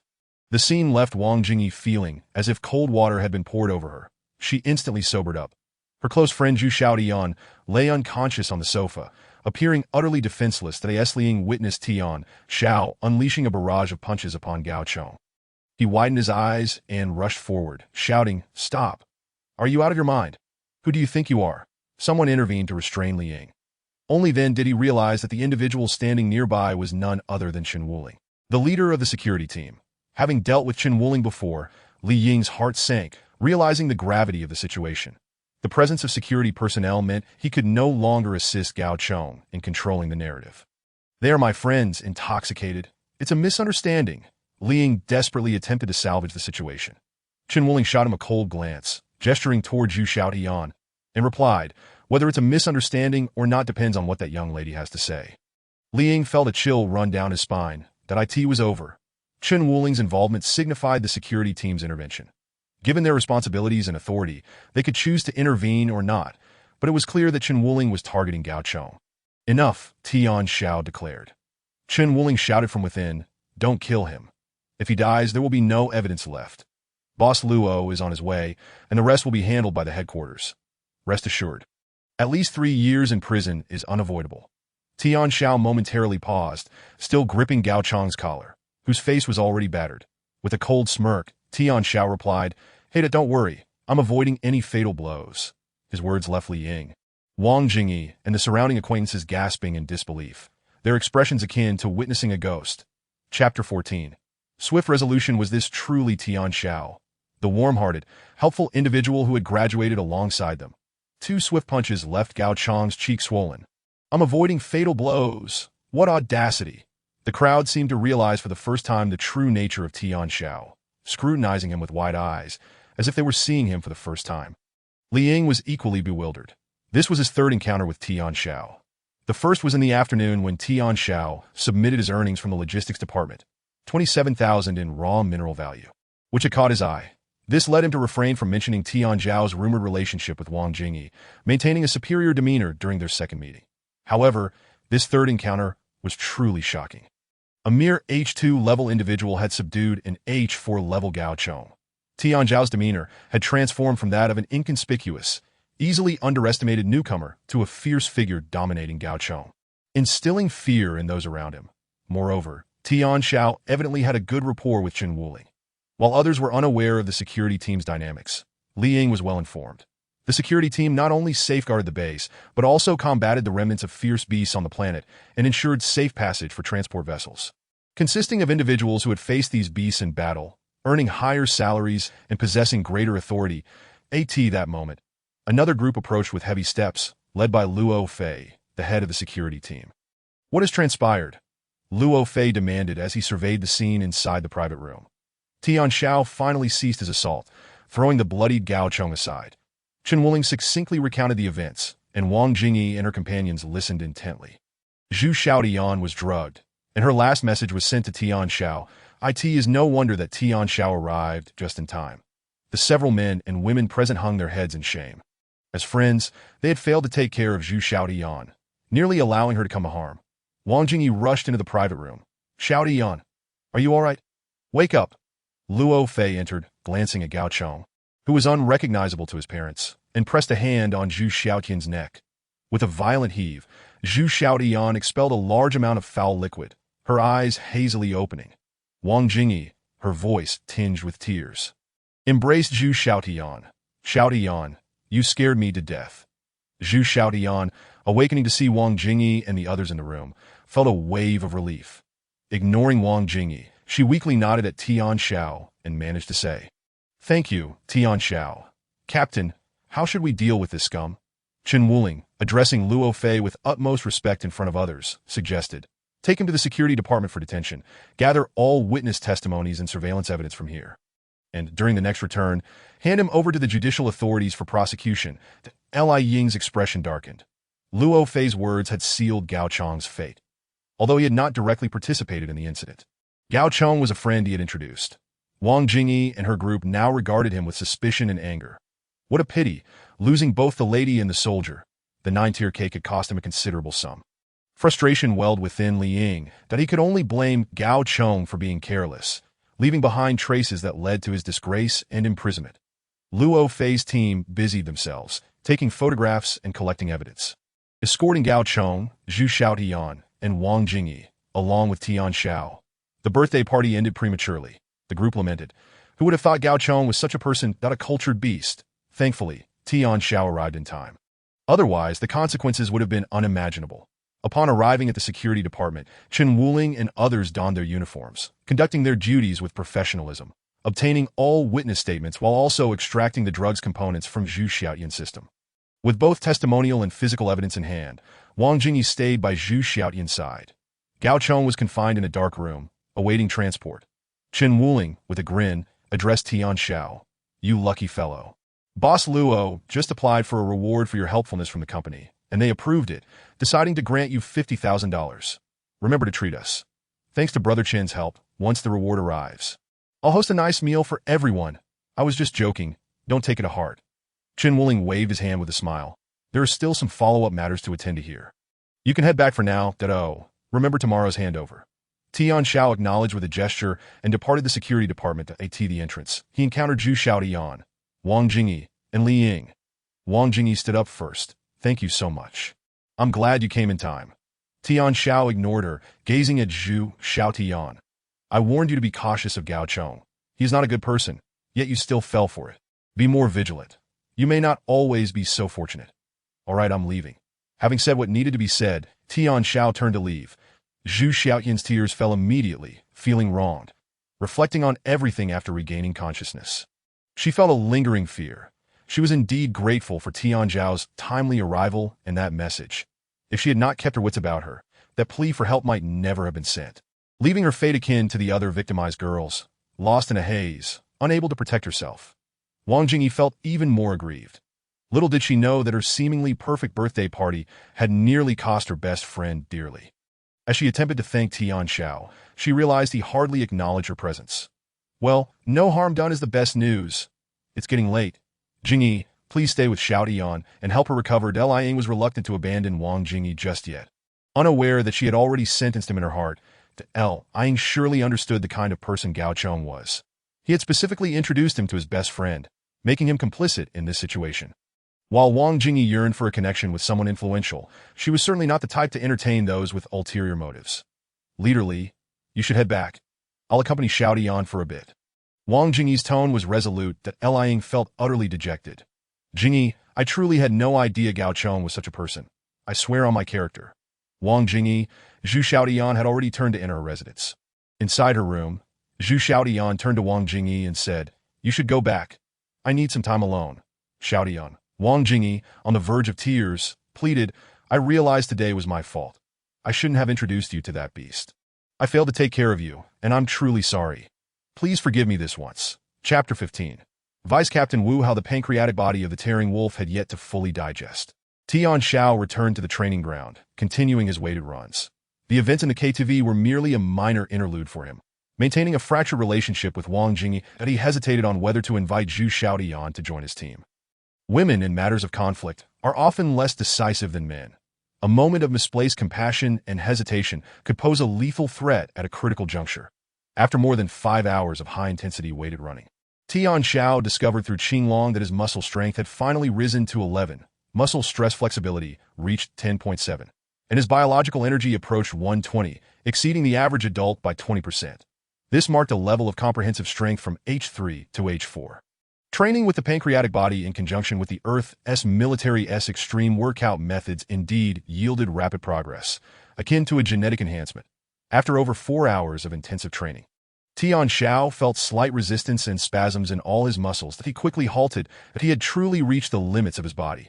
Any further training would inflict irreversible damage. Tian Xiao ceased his training, took the elevator to the 12th floor, and sought a biological machine masseur to relax his muscles, but he soon drifted into sleep due to exhaustion and the soothing massage techniques, awakened by Qinglong. It was already 5 in the morning. Master, you have spent a total of 10 hours at the training ground, incurring a cost of 500 federal coins for your session and 50 for cleaning your clothes, totaling 550 federal coins. During your rest, your muscle strength increased by 0.1, and muscle stress flexibility improved by 0.2. Understood. Tian Xiao replied, not surprised. The soreness in his muscles had mostly dissipated, and his biological energy had returned to peak condition. The facility's biological machine masseurs indeed possessed remarkable control and healing abilities for the human body. This expenditure was well worth it. Tian Xiao rose, quickly donned his dry clothing, feeling invigorated and radiant. There were still 4 hours until the handover time agreed upon with Chen Wuling. Tian Xiao returned to the 15th floor, diving into his second round of training, his first use of the pancreatic body. With the physique of an ordinary person, depended entirely on his grasp of how much nourishment he could absorb. After several hours of restful sleep, Tian Xiao felt a considerable buildup of heat within his body that needed to be processed quickly. Otherwise, it would be gradually expelled through sweat. The training ground in the early morning was desolate. Tian Xiao worked up a sweat for 3 hours before others began to arrive on the 15th floor. The first person to enter, clad in the uniform of the security team, was sharp and athletic, noticing Tian Xiao, who was drenched in sweat, running furiously on the machine. With a sidelong glance, he proceeded directly toward the weight training equipment on the other side. Following him were 2 others. One was a towering figure at 2 meters 3, broad-shouldered and exuding a formidable presence. The other was a lean man with an icy gaze, whose distant glance pierced Tian Xiao like a needle through the various training equipment. Tian Xiao recognized all 3, that without pausing in his actions. He noted the leading figure was the second in command of the security team, Vice Captain Wu Hao, possessing H8 strength and ranking just below the base leader and Luo Fei in terms of power. The burly giant was Wu Hao's top aide, Tai Xiong, with H7 strength, his physique formidable, and his biological energy surpassing that of an ordinary person, matching Wu Hao's prowess. The lean man, Zhao Jia, nicknamed Assassin, excelled in dagger combat and long-range sniping. Also at H7 strength. This trio formed the iron triangle of the security team and posed the greatest challenge to Luo Fei at present, were it not for Chen Wuling's later rise to prominence. Alleviating some of Luo Fei's pressure, these three could have easily toppled him. Unlike Luo Fei, who enjoyed drinking, Wu Hao was goal-oriented and driven, training every morning to enhance his physical capabilities, his competitive intent evident.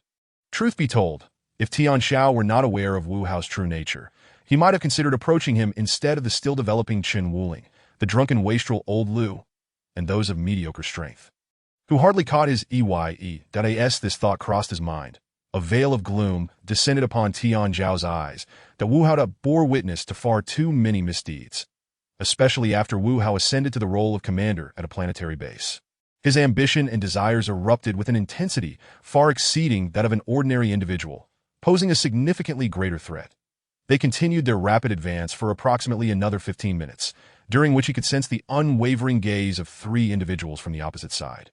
Fixated upon him, that Wu Hao was indeed a connoisseur of talent, that it was no surprise that he had discerned his identity with clarity.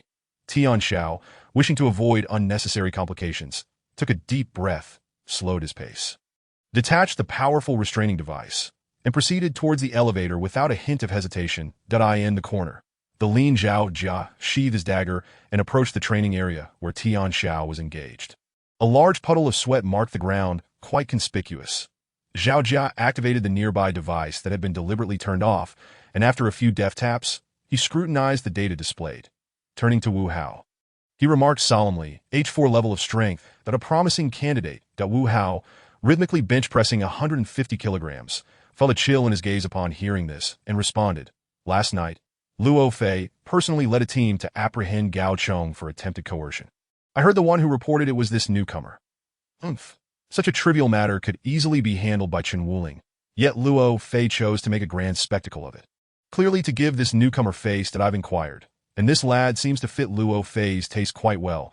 He might very well become the next Chen Wuling. Zhao Jia stepped closer, lowering his voice to ask. Brother Hao, I've reviewed the details regarding Gao Chong, and this kid possesses skill, striking fiercely, a real talent. Should I have a word with him? As a fellow member of the security team, he was already well aware of the events that transpired last night and understood many of the nuances involved. Wu Hao maintained an even breathing pattern, continuing his workout as he replied, Regardless, Luo Fei is currently the leader of the security team, given the courtesy he extended to this newcomer last night. Why should we engage with him? It is unnecessary. Moreover, for an H4 to catch up, it will require some time. That be why the time the day arrives, the position of security team leader may have already changed hands. Wu Hao exuded confidence. The contract had yet to be signed. Chapter 16. Zhu Xiaoyan's transformation. After another visit to the 12th floor for a thorough session with the biomechanical masseuse, Tian Xiao returned to the 15th floor, only to find that Wu Hao and the others had already departed. He resumed his training. That moment, the mutated nutrients from the tearing wolf's pancreas had nearly been depleted. After just 2 hours of exercise, he could no longer feel the internal heat flow. His muscle strength plateaued at 11.8, muscle stress flexibility at 11.6, and bioenergy at 134, establishing his footing at the H4 level. In terms of physical attributes, an H-level standard combat power requires a score above 11.5 to qualify as H4, and once it surpasses 12, it signifies crossing the threshold into H5. Luo Fei, with H9 level strength, boasted a physical attribute above 14. However, to transition to G level, an enhancement to 16 is necessary. For the elite class, such an increase is relatively easy, achievable with a single bottle of G-level gene enhancement serum, or even 2, if need be. H-level gene enhancement serum costs around 1 million, with black market prices hovering around 2 million, whereas G-level gene enhancement serum starts at a minimum of 5 million, often scarce in the black market. The usage of the fierce beast pancreas has yet to be formally discovered and promoted. Tian Xiao understood that this constituted his greatest advantage since his rebirth. Just this alone would allow him to outpace others in growth. Thus, it was imperative to join the security team, soon to gain eligibility for external missions hunting fierce beasts to acquire more pancreas from these creatures and higher-grade insectoid pancreas. Upon leaving the training ground and returning to his quarters, Tian Xiao encountered Zhu Xiaoyan waiting at the door. With her long, flowing hair cut into a sharp bob, she exuded a sense of vigor and confidence, stating directly, Tian Xiao, I seek your assistance. Her words resonated with the sharpness of a reborn thorny rose. In that moment, Tian Xiao felt a profound sense of recognition, as memories of the Zhu Xiaotian from the military camp merged seamlessly with the one before him, that a smile unconsciously crept onto his lips. Zhu Xiaotian indeed possessed a formidable inner strength. After that incident, she had awakened early that he had a strong inkling of her purpose for seeking him out, as anticipated. Zhu Xiaotian articulated her intent. I wish to join the security team at the base. Among those who came yesterday was Luo Fei, the security team leader, and it seems you have a good rapport with them. I hope for your recommendation. I have no issue with recommending you. But entry into the security team requires a citizenship. I sold the house my parents left me, donating it at a valuation of 1 million. My chip has now been upgraded to H3 level. I am now a citizen of the Earth Alliance, qualified to learn, engage with, and wield some basic weapon systems. Zhu Xiaotian's words left Tian Xiao somewhat stunned. Remarkable. She sold her house without hesitation. This decisiveness rivaled his own. No wonder she had risen to the rank of company commander in just 3 years in her previous life. Tian Xiao pondered. Zhu Xiaotian had acquired her citizenship faster than he had. He believed his recommendation would likely meet with Luo Fei's approval, especially since Luo Fei was currently in need of personnel. Very well, Tian Xiao agreed. Return home. I will provide you with an answer by tomorrow at the latest. Thank you, Zhu Xiaotian nodded, and just before departing, she added, Tian Xiao, I owe you a life. With that, she turned and left. Tian Xiao stood in place, momentarily stunned that it dawned on him what she meant, and he couldn't help but sigh. Had it not been for my interference in certain matters, you would not have encountered Gao Chong. As he piloted the mining craft away from the base, Tian Xiao swiftly arrived at the location he had arranged to meet with Chen Wuling. The timing was impeccable. Chen Wuling had also arrived. The security team's patrol craft was equipped with weapon systems, including wing-mounted cannons and small-caliber Gatling guns at both the front and rear. Although somewhat outdated, they could inflict lethal damage on the fierce beasts inhabiting the planet, representing a low-cost, energy-efficient weapon suitable for an H-level patrol craft. This patrol craft, known as the Bluebird, was piloted by none other than Chen Wuling.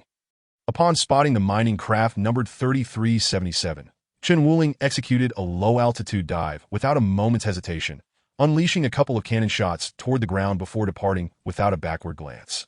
Chen Wuling was exceedingly cautious, as security personnel were prohibited from privately excavating the group's raw mineral resources, with strict penalties for violations. Hence, he had already concealed the items in advance, ensuring that even if the presence of raw minerals was discovered, it would not be traced back to him. Tian Xiao parked the mining craft near the crater created by the cannon fire, and keenly noticed a slightly ajar small pit the same old trick. Utilizing a multifunctional mechanical arm, Tian Xiao cleared away the surface debris to reveal several pieces of raw minerals ranging from H6 to H7, all of considerable value that a cursory glance indicated a worth exceeding 600,000. Quickly gathering the materials, he made his way back to the base, in the logistics department.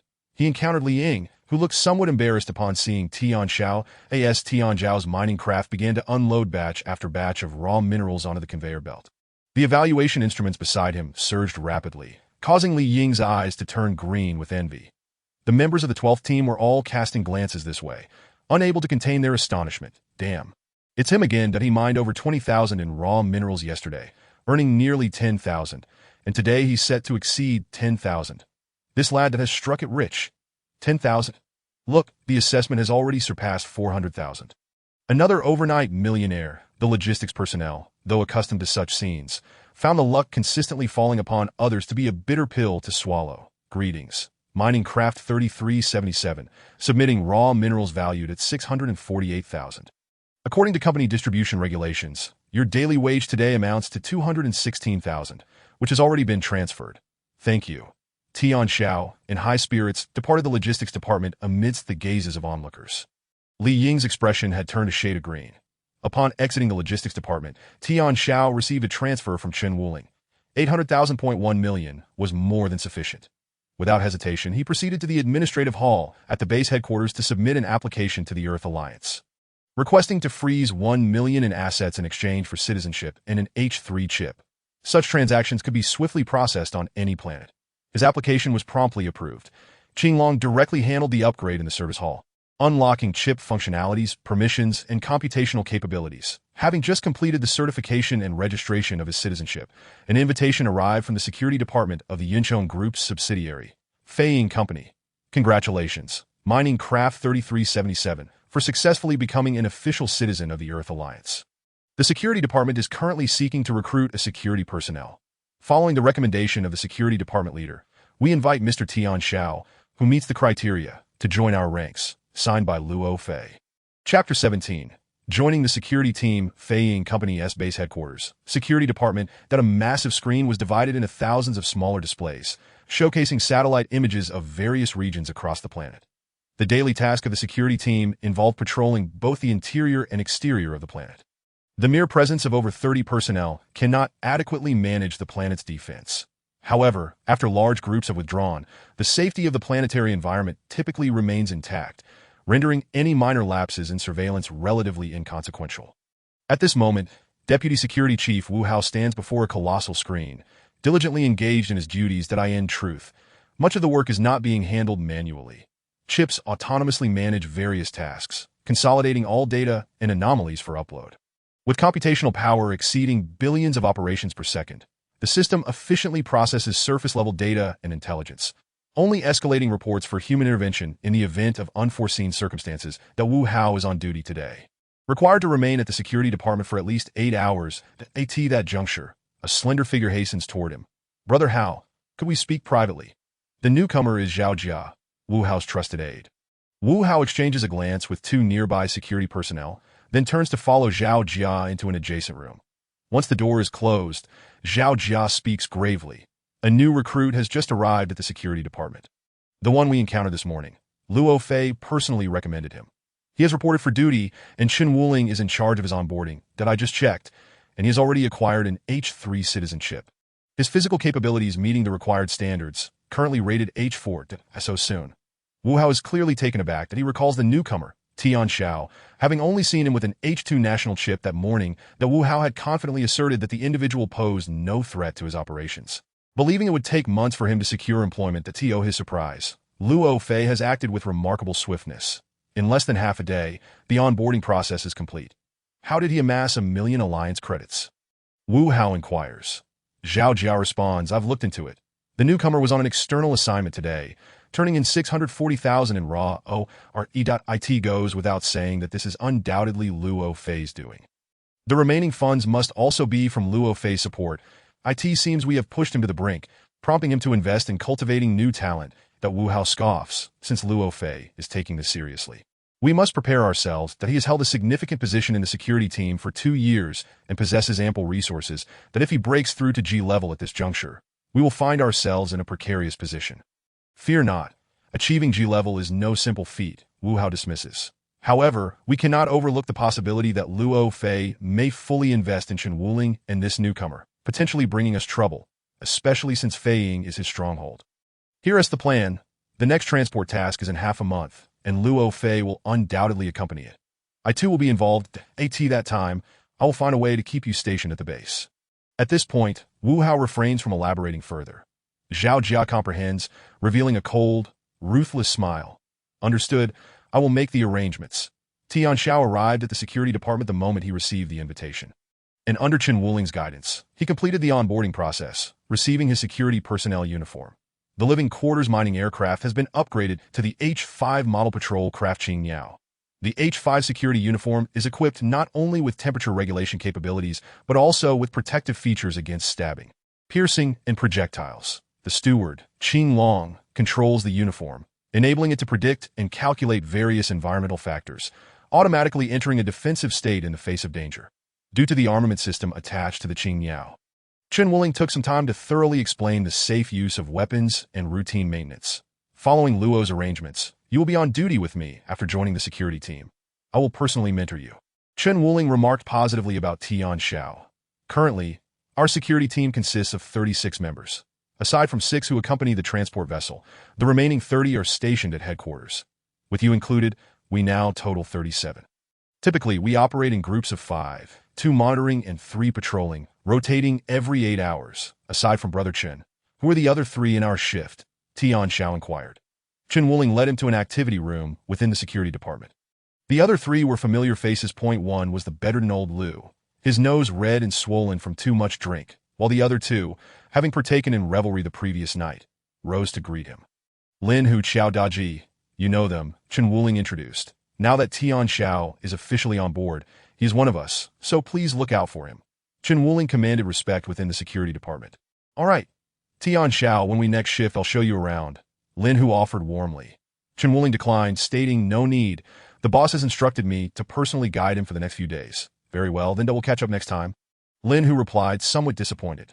Tian Xiao understood Lin Hu's character. Although he was also H5, rated and capable, his abilities, temperament, and enthusiasm paled in comparison to Chen Wuling's, which explained his being outpaced. Xiao Daji was more straightforward and earnest. Come, I'll take you to get your firearm and conduct live-fire drills to AS security personnel. We must possess some level of skill, especially since your recommender is Luo Fei.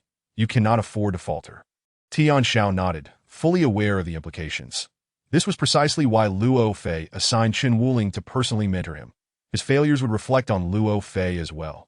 For the next few days, Chen Wuling would be by his side, familiarizing him with every corner of Fei Incorporation, a privilege he had never experienced in his past life. At AS for live-fire drills, he was rather indifferent. The shooting range at Fei Incorporation only permitted the use of rudimentary firearms with limited lethality and recoil, outdated methods of attack that had long been surpassed. With a citizenship in hand, anyone could swiftly become a sharpshooter. Time spent there would be better utilized honing his skills at the training ground or seeking out solitary beasts to hunt. Nevertheless, he could not reveal these sentiments. Conforming to local customs was essential for integration. This was the protocol of the security team. Being an outlier would only lead to ostracism, a profound lesson he had gleaned from his military experience. Chapter 18. Weapons Training Ground. The shooting range accommodates 50 trainees simultaneously, offering a selection of the lightest H-series weaponry, including handguns, shotguns, assault rifles, and sniper rifles. Feel free to choose any weapon and experiment. Once you master all four and demonstrate accuracy, I'll take you hunting. Chen Wuling encouraged, noticing Tian Xiao's lack of enthusiasm and striving to pique his interest. That ITSA deal, Tian Xiao replied. What constitutes mastery? To master the four weapons, you must hit a cumulative total of 100 rings across 10 shots at standard distance, Chen Wuling explained with a smile. Essentially, this meant hitting the bullseye consistently, with all shots achieving precision. Tian Xiao examined the moving target in the training area, which represented a beast, focusing on its heart and head as the critical zones, each with a 3-point target. See? The heart's red center counts as 10 rings, while the head's red center does as well. That a slight deviation results in a lower score, and missing entirely yields 0 points. That we don't have fixed targets here. You'll be shooting at moving targets. Thus, this will test both your and your steward's cooperative abilities. You must activate its computational prowess. As Chen Wuling elaborated, he encouraged Tian Xiao to select his weapon. The chip's computational ability is your greatest shield and weapon on the battlefield. Your rapid growth depends not on your physical prowess, but on your chip's computational and collaborative capabilities. Tian Xiao comprehended this well. A slight edge in physical attributes over an average person holds little significance. In the face of firearms, an H3 rated armed individual and an H9 rated one would both succumb to a gunshot. However, the speed of firearm operation cannot match the swiftness of chip computation. Chips can react and alert users upon detecting gunfire, and even proactively defend during sound transmission. They can initiate calculations in a combat environment, advising their wielder on positioning and effective cover.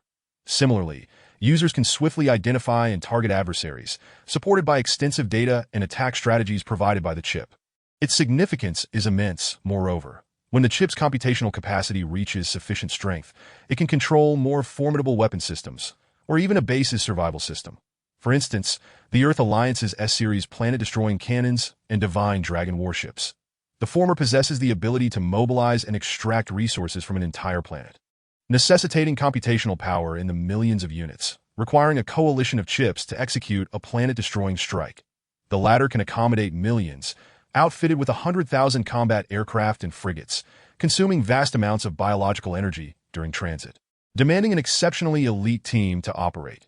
The emergence of such warfare assets signifies the onset of the highest level of interstellar conflict. Legend has it that during the first year of the new era, only B-series warships and weaponry were deployed against the annihilation of the fairy star systems and sectoids. Tian Xiao, what are you daydreaming about? Chen Wuling's voice cut through his reverie.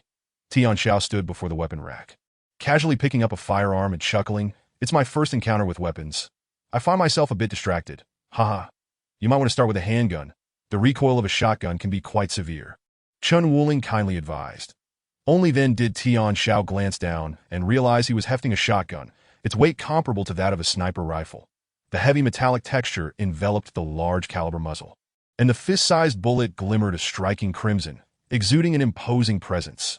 The shotgun's effective range was short, but it boasted a wide area of impact, making it a preferred weapon for hunting ferocious beasts. However, its significant recoil could easily disorient the user. Chun Wuling continued to remind him, laughing, "I didn't expect you to have such a wild side. I thought you'd start with an assault rifle." Indeed, most people would typically favor the high-capacity assault rifle, adept at both single and automatic fire, making it highly versatile and enjoyable to wield. Following Chun Wuling's advice, Tian Xiao set down the shotgun and picked up a silver old-model Desert Eagle. Its magazine capacity upgraded from 7 to 13 rounds. Nearby lay a submachine gun with a 50-round capacity, boasting an astonishing firing rate, albeit with less stability, but he found himself drawn to the powerful recoil. With ease, he loaded the magazine and, under Chun Wuling's guidance, approached the shooting window. Chun Wuling discreetly activated the training mode. The training field transformed into a desolate wasteland, where a split-mouthed wolf emerged from behind a slope. A target appeared in a target. Chun Wuling smiled faintly, in real combat. Targets simply do not exist. Having shown Tian Xiao the target earlier, he would now rely on the chip to visualize it. This was the first lesson he intended to impart, mastering the use of chips in battle. In truth, Tian Xiao's instinctive utilization of the chip was already ingrained in him. Azure Dragon. He calculated the target's trajectory, analyzed the environmental wind speed, and input the weapon's ballistic data, readying to aim. All commands were executed within his mind. These processes had long since permeated his very being.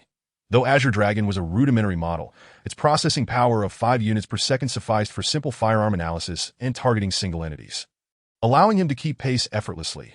Pull the trigger, bang. Oops, a miss.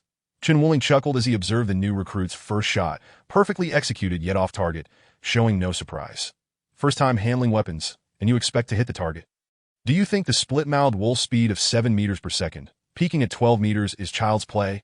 This shooting exercise was built upon the foundation of real combat data that a slight deviation could result in a 10-meter miss. In any case, if Tian Xiao aspired to achieve perfect precision, he needed to put in considerable effort. Bang! Just then, the second shot rang out. Chun Wuling noticed some delay in the wolf's movement, indicating it had been hit. Was it possible the second shot could actually connect? Bang! Tian Xiao steadied the gun, focused intently, and squeezed the trigger once more. Blood erupted from the wolf's body. In 8-ring score. The training field announced. This meant not only did the shot strike the wolf, but it also hit the target, inflicting significant damage. Chun Wuling's eyes widened. The first shot missed, the second shot connected with the target, and now the third shot. Bang! The fourth shot rang out. A gaping wound appeared in the wolf's heart, and it collapsed. The training field announced. A 10-ring score. A new target appeared with increased difficulty. Chapter 19. Shooting talent. What the hell? Is this a fluke? Chun Wuling gaped, watching the scene shift to a snowy landscape, where another split-mouthed wolf appeared, its gaze more cunning and alert, scanning for foes, its movements far more unpredictable than before. If the previous wolf had been of easy difficulty, this one was at least of normal difficulty. Bang! A shot erupted from Tian Xiao's Desert Eagle. Howl! The wolf's head was struck. Chun Wuling trembled. A 10-ring score. The training field announced, and Chun Wuling was utterly bewildered. Who am I? Where am I? What on earth is happening? This was not the first time he had brought a newcomer to the training field, but this time he felt the most flustered and unprepared. His meticulously prepared speeches and teachings evaporated as he watched Tian Xiao swiftly shoot down a split-mouthed wolf that was kicking up dust in a frantic escape. Chun Wuling finally realized he had encountered a prodigy with a remarkable talent for firearms. Bang! The split-mouthed wolves, now at a challenging difficulty, fell one by one, unable to evade Tian Xiao's precise shots. The highest difficulty for the split-mouthed wolf was indeed difficult. The Desert Eagle had passed the test. All 13 rounds were expended.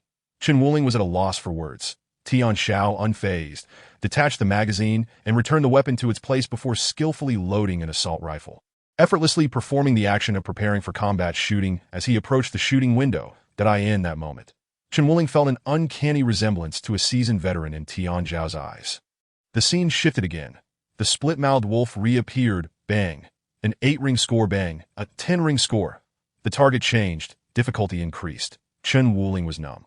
Although he too could achieve such accuracy, it was the result of countless days and nights of practice and collaboration. Tian Xiao, however, was hitting targets with his first and second shots, consistently landing fatal hits, swiftly completing the difficult mode and advancing to hell mode that a dozen split-mouthed wolves surged from the forest simultaneously.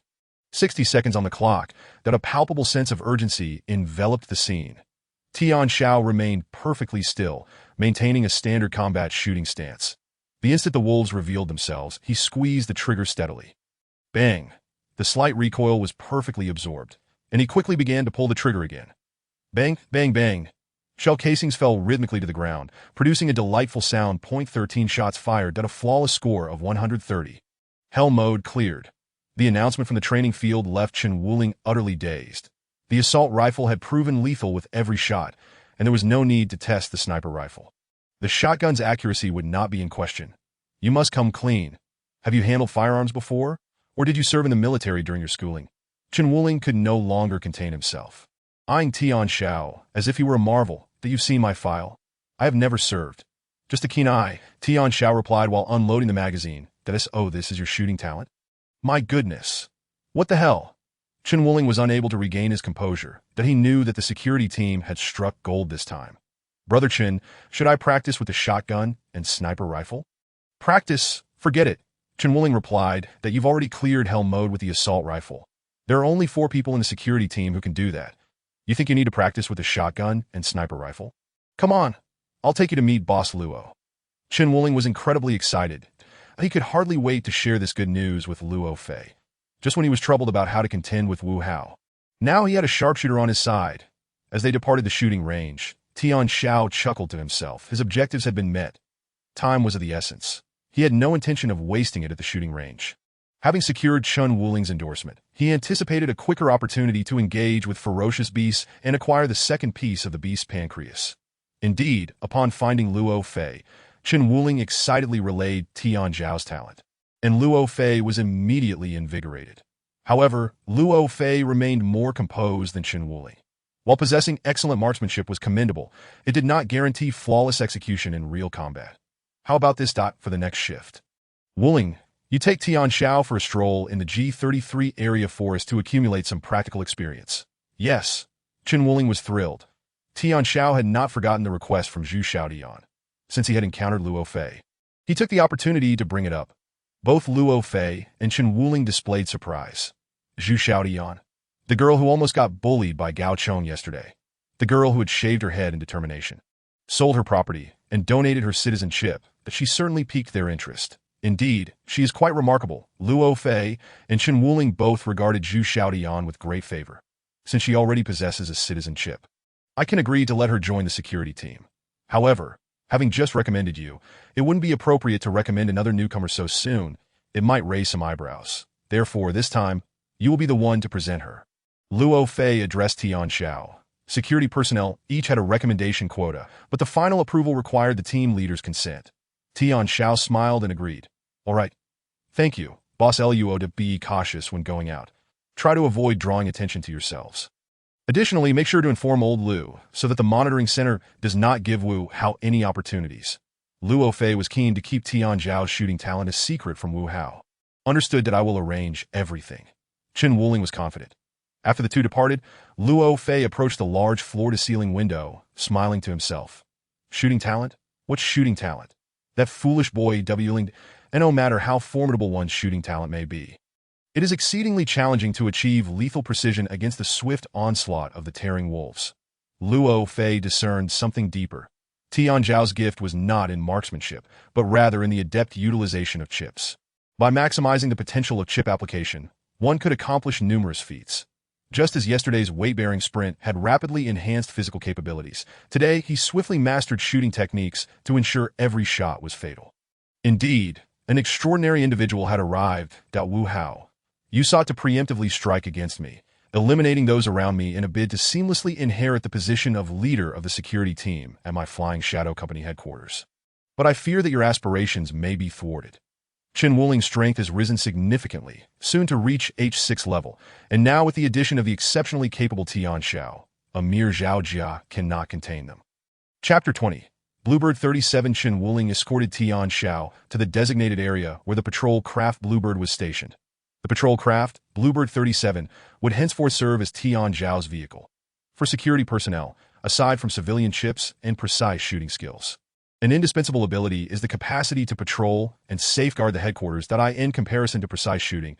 The patrol aircraft assumes even greater significance. With previous experience in security, Tian Xiao understood better than Chen Wuling that among the essential skills required of security personnel, proficiency with the patrol craft is paramount. Especially during duty rotations, security personnel must act under the directives of the monitoring center. And when confronted with emergencies, they must possess the capacity for on-the-spot adaptability to prevent threats to the headquarters and safeguard the lives and property of miners and the company. Chen Wuling earnestly elaborated on the importance of the patrol craft, the formidable capabilities of the cannon and the six-barrel Gatling gun, and the various levels of response to incidents. Each firing of the cannon and Gatling gun requires authorization. One cannot discharge them recklessly or injure others, for one would bear full responsibility that even if no one is harmed, one must still account for the wear on cannon shells and ammunition belts. Typically, firing is reserved for dire situations. By the way, let me inform you that the cost of grenades is not trivial. Each grenade costs 500, and our Bluebird standard carrying capacity is only 40. The machine gun can hold 20,000 rounds, with a firing rate of 240 rounds per second. For dealing with lower-level beasts and insects, the machine gun suffices. Grenades are reserved for unexpected circumstances. What constitutes an unexpected circumstance? Tian Xiao inquired, playing the part of the naive apprentice. Chen Wuling was pleased with Tian Xiao's timely queries, facilitating a smooth exchange. Mutated beasts, mutated insects, and advanced insectoids. Additionally, there are those audacious interstellar bandits. In such cases, we must unleash our full firepower. Tian Xiao was well aware of these matters but continued to engage. I've heard of mutated beasts and insects. It's a matter of probability. However, Brother Chen, the advanced insectoids should have been eradicated by the Earth's galactic army long ago. How could our security team have encountered them? We did encounter them once, Chen Wuling said, his demeanor turning grave as he produced a cigarette. Lit it and sighed. Like you, I once believed that advanced insectoids were extinct, leaving only some low-level variants with exaggerated adaptability scattered across the galaxies, until that he glanced at Tian Xiao. Once, while escorting a transport ship back to the Tianma system headquarters, we were ambushed by a swarm of high-temperature corrosive insects.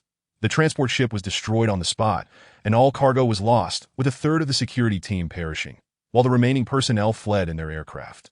High-temperature corrosive insects are diminutive F-class creatures with exceptional stealth and speed, typically lurking within corroded meteorite nests, attacking foes with a high-temperature corrosive solution. Upon death, they self-detonate, inflicting indiscriminate high-temperature corrosion within a certain radius, capable of penetrating ordinary warships. Even a slight contact with standard aircraft can lead to their swift dissolution. At this point, Chen Wuling stressed the importance of vigilance. The reproductive capability of these insects is formidable. Following the incident with our transport ship, the Earth's galactic army promptly arrived. However, all our cargo and the fallen crew members vanished, including the provisions aboard the transport ship, though we never found that swarm of high-temperature corrosive insects. Based on our calculations, their numbers will only grow, continuing to threaten our Flying Shadow Company's shipping lanes. Thus, we cannot afford to be complacent. Tian Xiao nodded silently, indicating his understanding. Chen Wuling patted his shoulder. Of course. You need not be overly anxious. These insects are cunning and know that the Earth's galactic army is formidable, typically avoiding the same location twice. They might well be tens of thousands of miles away. However, after that painful lesson, our company has approved a training ammunition quota for every new security personnel, amounting to a certain number each month for 6 months, to enhance our combat prowess every month. 20 grenades and 20,000 rounds of ammunition. Chen Wuling smiled. So, you can practice with peace of mind. The company will reimburse these expenses. Afterward, the two boarded the Bluebird. The Bluebird was far more striking and robust than the mining craft. Exuding an air of authority, with its concealed cannon and six-barrel Gatling gun showcasing its might. The Bluebird belongs to the H-5 series of aircraft, boasting superior flight speed and shell strength, along with enhanced power consumption and chip computational capability. Having spent over a year working with such machines in his previous life, Tian Xiao adeptly checked the energy and ammunition reserves, completing the link with Chen Wuling. That a split screen appeared, and Chen Wuling beamed. You've adapted quite well. Now, you will follow as my wingman. That I will take the lead. and you will be the team member. Along the way, I will gradually explain the precautions during patrol. Understood, Tian Xiao replied, falling into formation as Chun Wuling ignited the engines. Both bluebirds roared to life, gliding out of the slowly opening passage and shooting forth, leaving trails of blue flames as they soared into the sky. The interior of the bluebird was spacious, with speeds exceeding those of mining craft, and its chip processing power reached 10 units per second, double that of the Qinglong. Nonetheless, Tian Xiao allowed the Qinglong to take control of the aircraft. It was simply a matter of habit. However, he recognized the urgency of elevating the Qinglong's capabilities soon, as an H3 level was barely sufficient to pilot the Bluebird, and aspirations of mastering higher-tier aircraft would require greater strength. With a serious expression, Chun Wuling addressed Tian Xiao. The environment beyond the planet is monitored by the control tower and the monitoring center. Our primary task during patrol is to inspect those areas marked in red, where beasts and insects typically roam. Our mission is to eliminate every observed threat, for reasons you should comprehend. The reproductive capabilities of these beasts and insects are formidable. If left unchecked, they pose a significant danger to the headquarters and all miners. Tian Zhao's response was perfectly aligned. Indeed. Chun Wuling nodded in approval. These beasts are cunning and alert. Whenever the sound of our patrol aircraft reverberates, they instinctively conceal themselves. The planet's surface is riddled with deep pits and intricate terrain. Even a moment's inattention can cause us to lose track of them. Grenades are insufficient to breach the rocky layers, and they can easily damage the structural integrity of the terrain. Thus, there are times we must abandon the patrol craft and act independently. Of course, our current objective is for you to master the cannon and machine gun fire control systems. I will guide you in firearm operation. With that, Chun Wuling executed an impressive aerial maneuver. Darting into the distance. Chapter 21. Aerial Training at the Flying Shadow Company Base. Within the monitoring center, Lao Lu noted the two Bluebird patrol aircraft, numbered 28 and 37, that a security personnel under Luo Fei's command had keenly detected two signals during monitoring, subsequently tracking the two aircraft as they flew over Area G100, promptly identifying and reporting their status. Lao Lu, grasping a silver flask, sipped slowly as he remarked, Chun Wuling and the newcomer Tian Xiao. They just joined today, and instead of training at the range, they are already out piloting the Bluebird. What is that rascal Chun Wuling up to? Having taken over the monitoring center, Lao Lu gestured for his colleagues to continue tracking. The two Bluebirds, flying in formation, suddenly split apart in midair. The Bluebird numbered 28 accelerated ahead, while the one numbered 37 circled behind before pursuing. With Lao Lu's experience, he immediately recognized this as a standard training protocol. Likely a test set by Chun Wuling for the newcomer that AS expected. The distance expanded to the maximum visual limit, and the cargo bay doors opened abruptly, launching irregular rocks into the sky, each tracing a different arc as they fell in various directions. The maneuver was swift and decisive. For Chun Wuling to personally lead the training session speaks volumes about Luo Lao's regard for this newcomer. One wonders how capable he truly is. Lao Lu crossed his arms, observing the unfolding event. The live-fire training aboard the Bluebird was familiar to all. It must be said that Chun Wuling displayed remarkable intuition, presenting a challenge of considerable difficulty to the newcomer. Showing no signs of leniency, the stones hurled into the air served as targets, with an estimated time of 7 to 8 seconds from launch to impact. However, the actual time available for computation and aiming was reduced to 2 seconds. Considering the bullet's flight time, the true reaction window was a mere 1 to 2 seconds. In other words, the pilot had to complete the calculations, lock on, and fire within 2 seconds, if it were just a single target. This would be a trivial task with the support of the chip. Chun Wuling effortlessly launched 8 stones. Tian Xiao had to execute 8 calculations and shots within 2 seconds on his first flight in the Qingyao. Chun Wuling presented such a challenging task to the newcomer. Hitting 2 targets would be considered passing. On the other side, Lao Lu's companions watched with anticipation, stating, in our security team, the only ones capable of shattering 8 stones are Big Luo. Deputy Leader Wu Hao, Tai Xiong, Zhao Jia, and Chun Wuling I can manage to break only 6 at most. Lao Lu remained silent. Given his current abilities, his reaction time had significantly declined, allowing for at most 2 rounds of attack to break 4 stones. Just as the two conversed, the Qingyao patrol craft began firing in midair, erupting with 4 distinct trails of fire. Lao Lu had the flask poised at his chin. What did he see? 4 trails of fire? His companion displayed a look of disbelief. What the hell? 4 trails of fire. Again 4, Lu Xuesong exclaimed, standing up in excitement. In 2 seconds, 8 trails of fire. This newcomer truly intended to obliterate all 8 targets at once. The fire erupted fiercely and rhythmically. Regardless of whether the targets were hit, the sheer momentum sent chills down his spine. "Quick, check the results." Lao Lu leaned closer to the screen, trembling as he stowed away the flask. "What the hell?" All targets hit. The 8 stones thrown into the air were completely shattered by the bullets, bursting into a cloud of gray mist. Lao Lu swallowed hard. Lu Xuesong rubbed his arms. Overwhelmed by the spectacle, that moment, Chen Wuling's emotions were no less composed than Lao Lu's or Lu Xuesong's. Watching Tian Xiao efficiently demolish all 8 stones, reaching the rapid-fire standard of seasoned security personnel. Only 2 words echoed in his mind. Monster, shooting talent. Could it manifest even in a patrol craft? At that moment, Chen Wuling began to grasp something elusive. This might not merely be shooting talent, but a far more terrifying understanding of the chip and a natural aptitude for combat. Whoosh! The Qingyao soared through the sky. Chen Wuling forced himself to regain composure and promptly issued the command. Continue. He maneuvered the Qingyao again, rapidly ejecting 8 stones. Tian Xiao was aware that the abilities deeply ingrained within him were being uncovered, yet he felt no concern. Concealment. For how long? One's talent must be showcased. He had no time for modesty, nor did he intend to follow a mundane training regimen. The Flying Shadow Company was merely a small pawn, just one of his stepping stones. Once he had amassed sufficient resources, he would depart. Thus, before Tian Zhao's eyes, the screen quickly displayed the precise launch trajectories of the 8 stones calculated by the Qinglong, along with the gunfire trajectory alerts. The targeting reminder sounded just as he swiftly pulled the trigger. The machine gun quickly locked onto the next target. In an instant, the lock was complete, and he pulled the trigger again, unleashing 4 trails of fire. 6. 8. The Qingyao glided through the clouds of gray debris. All targets were hit. This lad could undoubtedly enlist as an air combat fighter. The monitoring center. Lao Lu and Lu Xuesong were utterly astonished. Such sharp and precise attacks, combined with perfectly timed maneuvers, indicated that this young man was a natural-born talent for aerial combat. Chen Wuling continued, launching more stones, that he was eager to discover how long Tian Xiao could maintain this performance. Due to the degradation of computational abilities, sustained concentration was a challenge.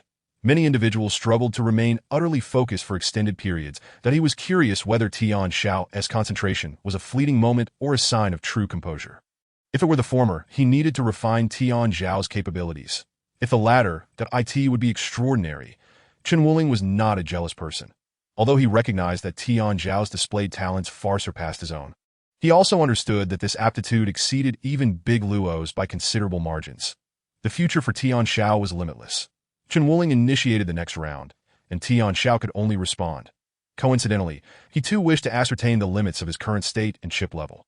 The 2 Qingyao engaged in an aerial duel, one presenting challenges, the other solving them. The continuous sound of stones shattering filled the air, while the relentless firepower surged forth, obliterating the targets before they even left the launch bay. Chen Wuling was drenched in cold sweat. A single Qingyao unleashed an overwhelming assault, resembling a fierce airstrike. In the monitoring center, Lao Lu and Lu Xuesong were completely entranced, their eyes glued to the screen as if watching an epic space battle, oblivious to when Luo Fei appeared behind them. Chapter 22. Decisive action. All the stones from Chen Wuling's compartment had been expelled, yet Tian Zhao's ammunition remained at 1/3 capacity. The practical training concluded. Luo Fei's voice resonated through the monitoring center into the pilot's ears. There is no need to practice the cannon anymore. Save some resources. You may now commence your routine patrol. Big Luo spoke up. Chen Wuling and Tian Xiao complied, swiftly returning to formation. Chen Wuling couldn't help but exclaim, Tian Xiao, are you sure you didn't graduate from a military academy? Has your record been tampered with? I truly felt the pressure of being chased by an ace pilot. Look, I have goosebumps. Chen Wuling raised his hand close to the screen for Tian Xiao to see. Tian Xiao rolled his eyes. That is a bit exaggerated. Isn't it? How could I be that impressive? Those ace pilots can unleash dozens of trails of fire in one go, simultaneously demolishing multiple targets. I'm nowhere near that level.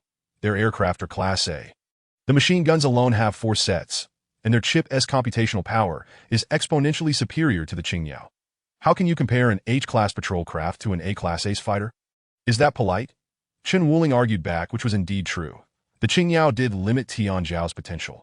However, during his time in the Earth's celestial military, he had witnessed the prowess of A-class ace pilots.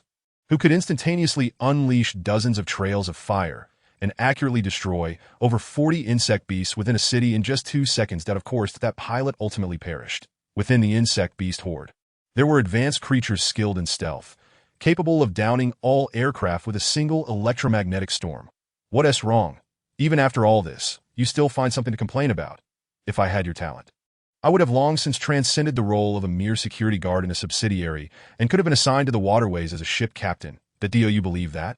Chen Wuling exclaimed, thoroughly impressed by Tian Xiao's gifts. Luo Fei interjected. All right. Tian Xiao's abilities must remain confidential for now. Such extraordinary talent is a blessing, but if one does not learn to temper their brilliance, it can lead to trouble. Let us conclude today's discussion and return to patrol duties. Understood. Chen Wuling quickly fell silent. Luo Fei then addressed Tian Xiao. Wuling promised you that if your shooting performance passed, he would take you hunting for Tiermal wolves. That we keep our word. There have been sightings of Tiermal wolves in Zone B4. You too should handle it. The best landing point has been marked for you. Wishing you a smooth journey. I look forward to your barbecue tonight. Thank you, Big Luo, Tian Xiao smiled. Hunting ferocious beasts to obtain pancreas was currently his chief concern. Let us go. The Qing Yao soared swiftly toward Zone B4. The designated landing point marked by the monitoring center was downwind, situated behind a slope, providing excellent concealment. Upon landing, Chen Wuling and Tian Xiao emerged from the cabin fully armed. The Qing Yao's cabin contained handguns, shotguns, assault rifles, and sniper rifles. Tian Xiao carried an assault rifle in one hand, a shotgun in the other, with a Desert Eagle holstered at his thigh. Chen Wuling took only an assault rifle and a Desert Eagle. The two exchanged glances and moved forward in unison. The monitoring center continually updated their positions and movements of the Tiermal wolves, providing precise coordinates. They were 2 kilometers away. However, but they were approaching each other. The Tiermal wolves were drawing closer. They only needed to find a suitable ambush position to easily capture the Tiermal wolves. This was the advantage of having superior intelligence. The two found 2 rocks to hide behind, and Chen Wuling suggested. Tiermal wolves are very alert. Their hearing and sight are excellent, that we shouldn't get any closer. Let us wait here to ambush them. Agreed. Tian Xiao nodded, surveying the surroundings. He suddenly regretted not bringing a sniper rifle. This position was excellent.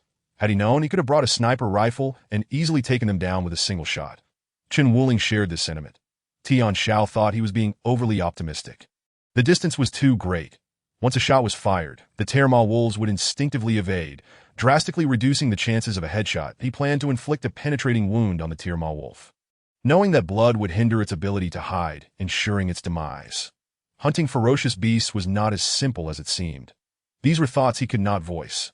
After all, it was Chen Wuling leading him at this moment, not bringing him along. The two waited for a moment when suddenly, a gentle breeze swept in. Tian Zhao's expression changed abruptly. This is bad. The wind has shifted. The location they occupied was supposed to be shielded from the wind by rocks. So the only explanation was that the wind was now blowing from behind them, placing them in the upwind position. Chen Wuling had yet to sense the subtle change in the wind direction. At this moment, according to the intelligence relayed by Lu Xuesong, the Tiermouth wolf was less than 400 meters away from their rocky refuge, that if even a trace of human scent permeated the air, it would instantly alert the Tiermouth wolf. They had to flee. A chill ran down Tian Zhao's spine. The speed of the Tiermouth wolf was terrifying. Once it bolted, catching up would be utterly impossible. They could not let their hard-earned prey escape.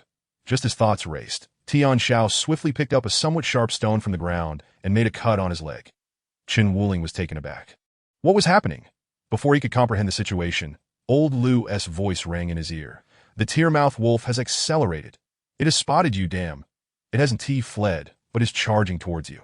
Isn't that courting death? At that moment of distraction, Chen Wuling saw Tian Xiao discard the stone, draw his weapon, and lean out from behind the rock, the dark muzzle aimed at the agile wolf charging from the depths of the pit. Bang! The trigger was pulled decisively. Gunfire erupted in the air, accompanied by the acrid scent of smoke. The pupils of the Tiermouth wolf constricted sharply, realizing it had been deceived, but it was too late to turn back. Bang, bang, bang! The gun quivered rhythmically, and amidst the roars, shiny bullet casings were ejected from the chamber, producing a crisp metallic sound. The wolf was struck first in the chest and abdomen, followed swiftly by its head. The powerful force penetrated deep into the Tiermouth wolf's body, blood spraying everywhere. The final bullet crashed into its mouth as it howled in agony, definitively ending its life. Just then, Chen Wuling cautiously peered out from behind the rock and witnessed the fallen tear-mouthed wolf. A mix of exhilaration and shock surging within him. The self-inflicted wound Tian Xiao had made baffled him. Yet the swift execution of the shot was executed so seamlessly that the wolf was already taken down in the blink of an eye. He felt an inexplicable connection between these two scenes. Until old Lu's voice broke through his thoughts. How did the wind direction change, Dim? You were lucky. If Tian Xiao had delayed even a moment longer, that tear-mouthed wolf might have escaped in an instant. Everything clicked for Chen Wuling. Chapter 23.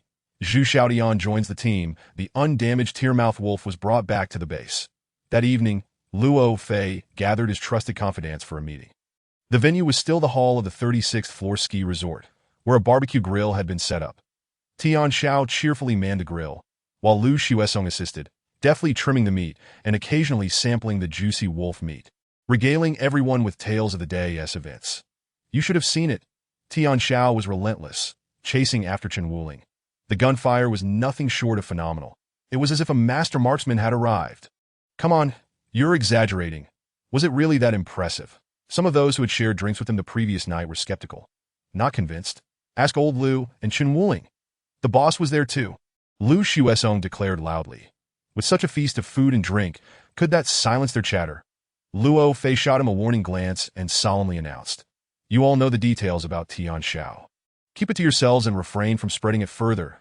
If I catch wind of anyone discussing this or leaking information, I want to be polite. Lu Xuesong immediately clamped his mouth shut. The others exchanged glances.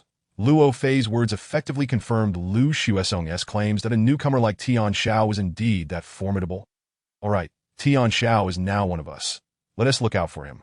His talent is exceptional, and his future potential is limitless. With today's patrol mission completed, next time, he will be ready to undertake independent patrol duties. Yes, Tian Xiao nodded. Now, let us get back to the matter at hand. According to the reports from the tower, a meteor shower will enter the C-25 area at noon tomorrow. The personnel on duty will be increased. So Chen Wuling, you will take your team to assess the quantity and specifics of the meteorites. Understood. Chen Wuling replied to AT that moment. While everyone's attention was diverted, Tian Xiao discreetly extracted the pancreas of the tear-mouthed wolf and began to savor it. Although a few noticed, none spoke up. Luo Fei turned to remind Tian Xiao. Meteorite falls occur frequently throughout the year.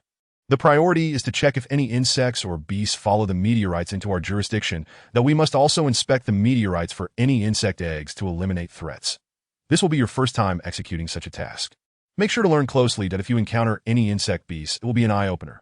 Luo Fei acknowledged Tian Xiao's talent, in his eyes, despite Tian Zhao's low rating. His comprehensive combat strength and potential undoubtedly placed him among the top 10 in the security team. His growth speed was impressive, and he would soon become his right-hand man. Rest assured, Boss Luo, I will learn diligently from Brother Chen and quickly acclimate to the duties of the security team. Good, Luo Fei smiled.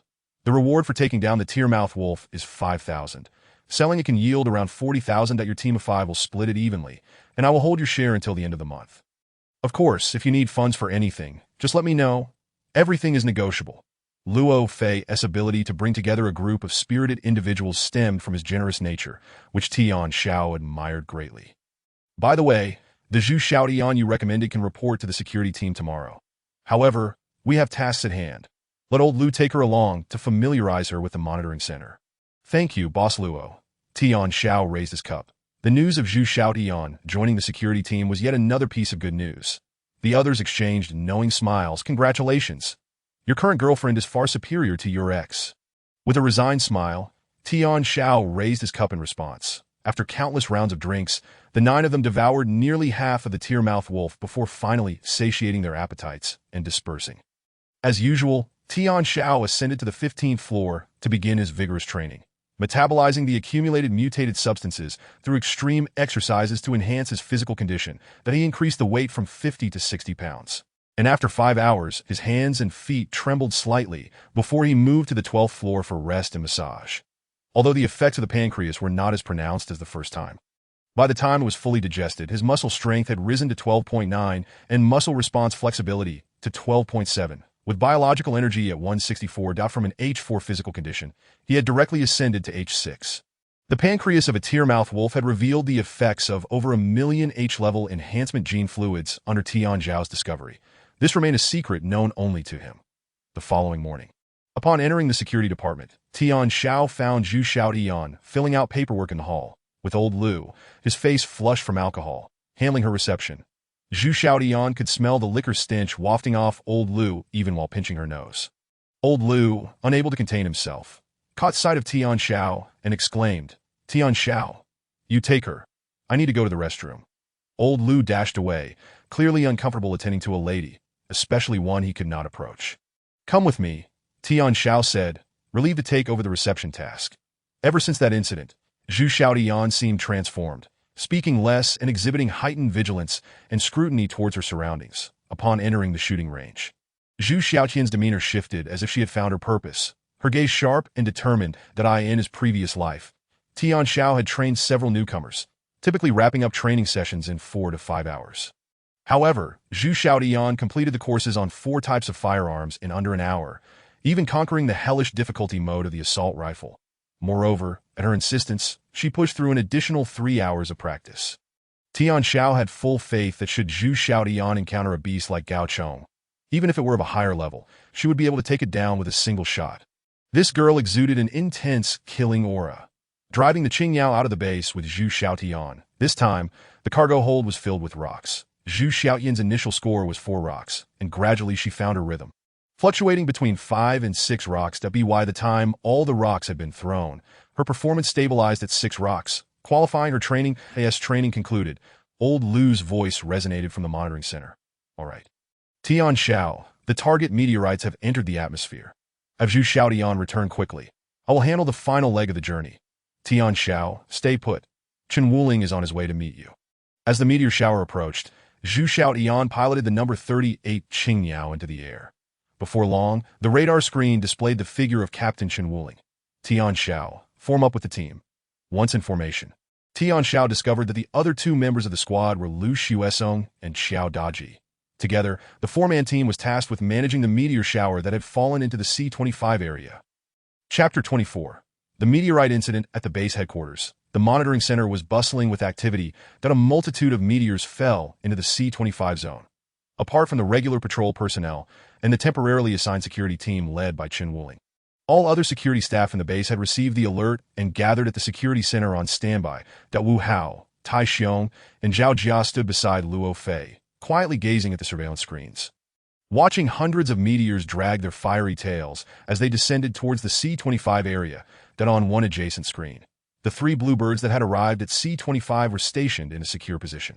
In another direction, Chen Wuling's 4-member team was also approaching C-25, where thick black smoke was clearly visible in the sky. That everyone's expression was focused that on her first day at work, Zhu Xiaotian was both excited and exhilarated by the grand display of the security team.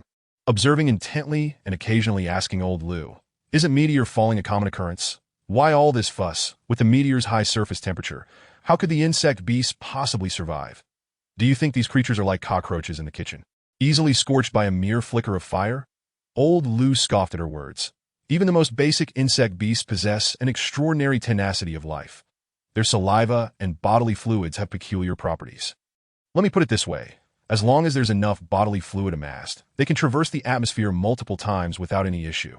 Though old Lu's combat prowess had diminished considerably, his experience as a seasoned security personnel was unmatched by most.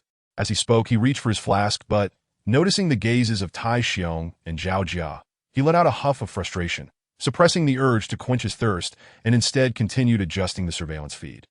Zooming in on the meteors, suddenly, a flurry of static appeared on the main screen, indicating interference.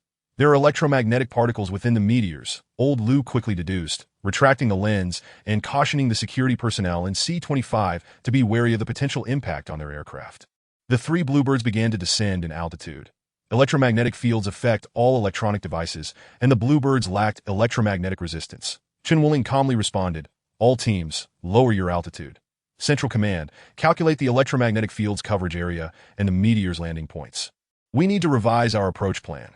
Luo Fei and Wu Hao nodded in agreement. Chen Wuling's thoughts were clear.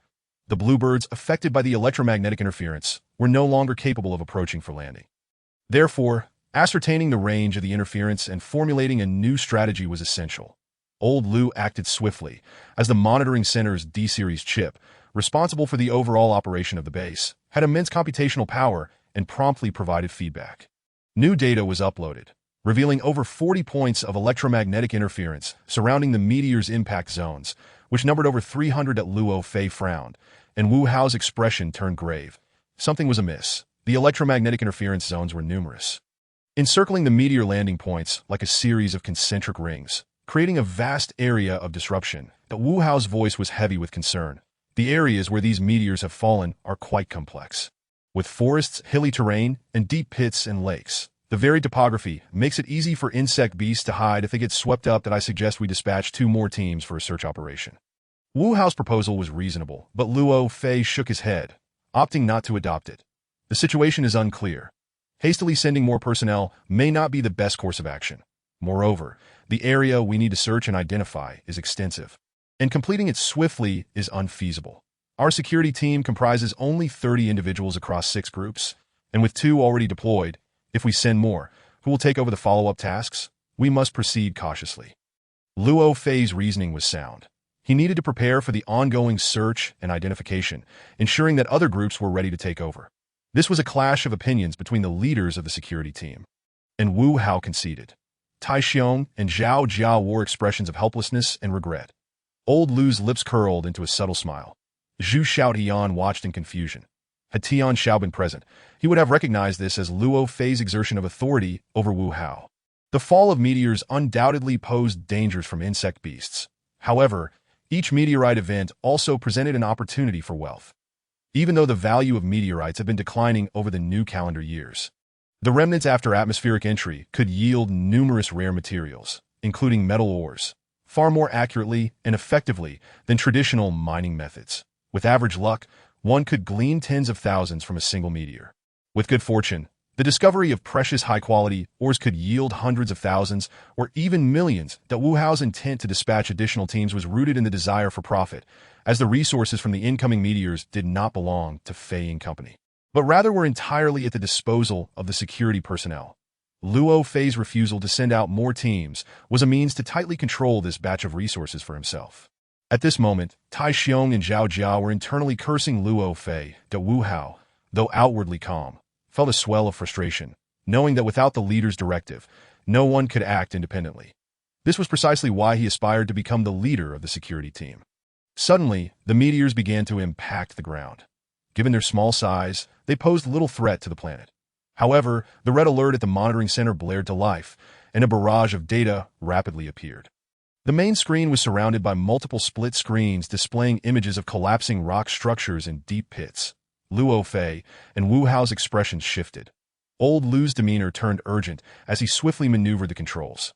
The meteor shower's descent is impacting loose structures in the deep pits, causing shocks and tremors.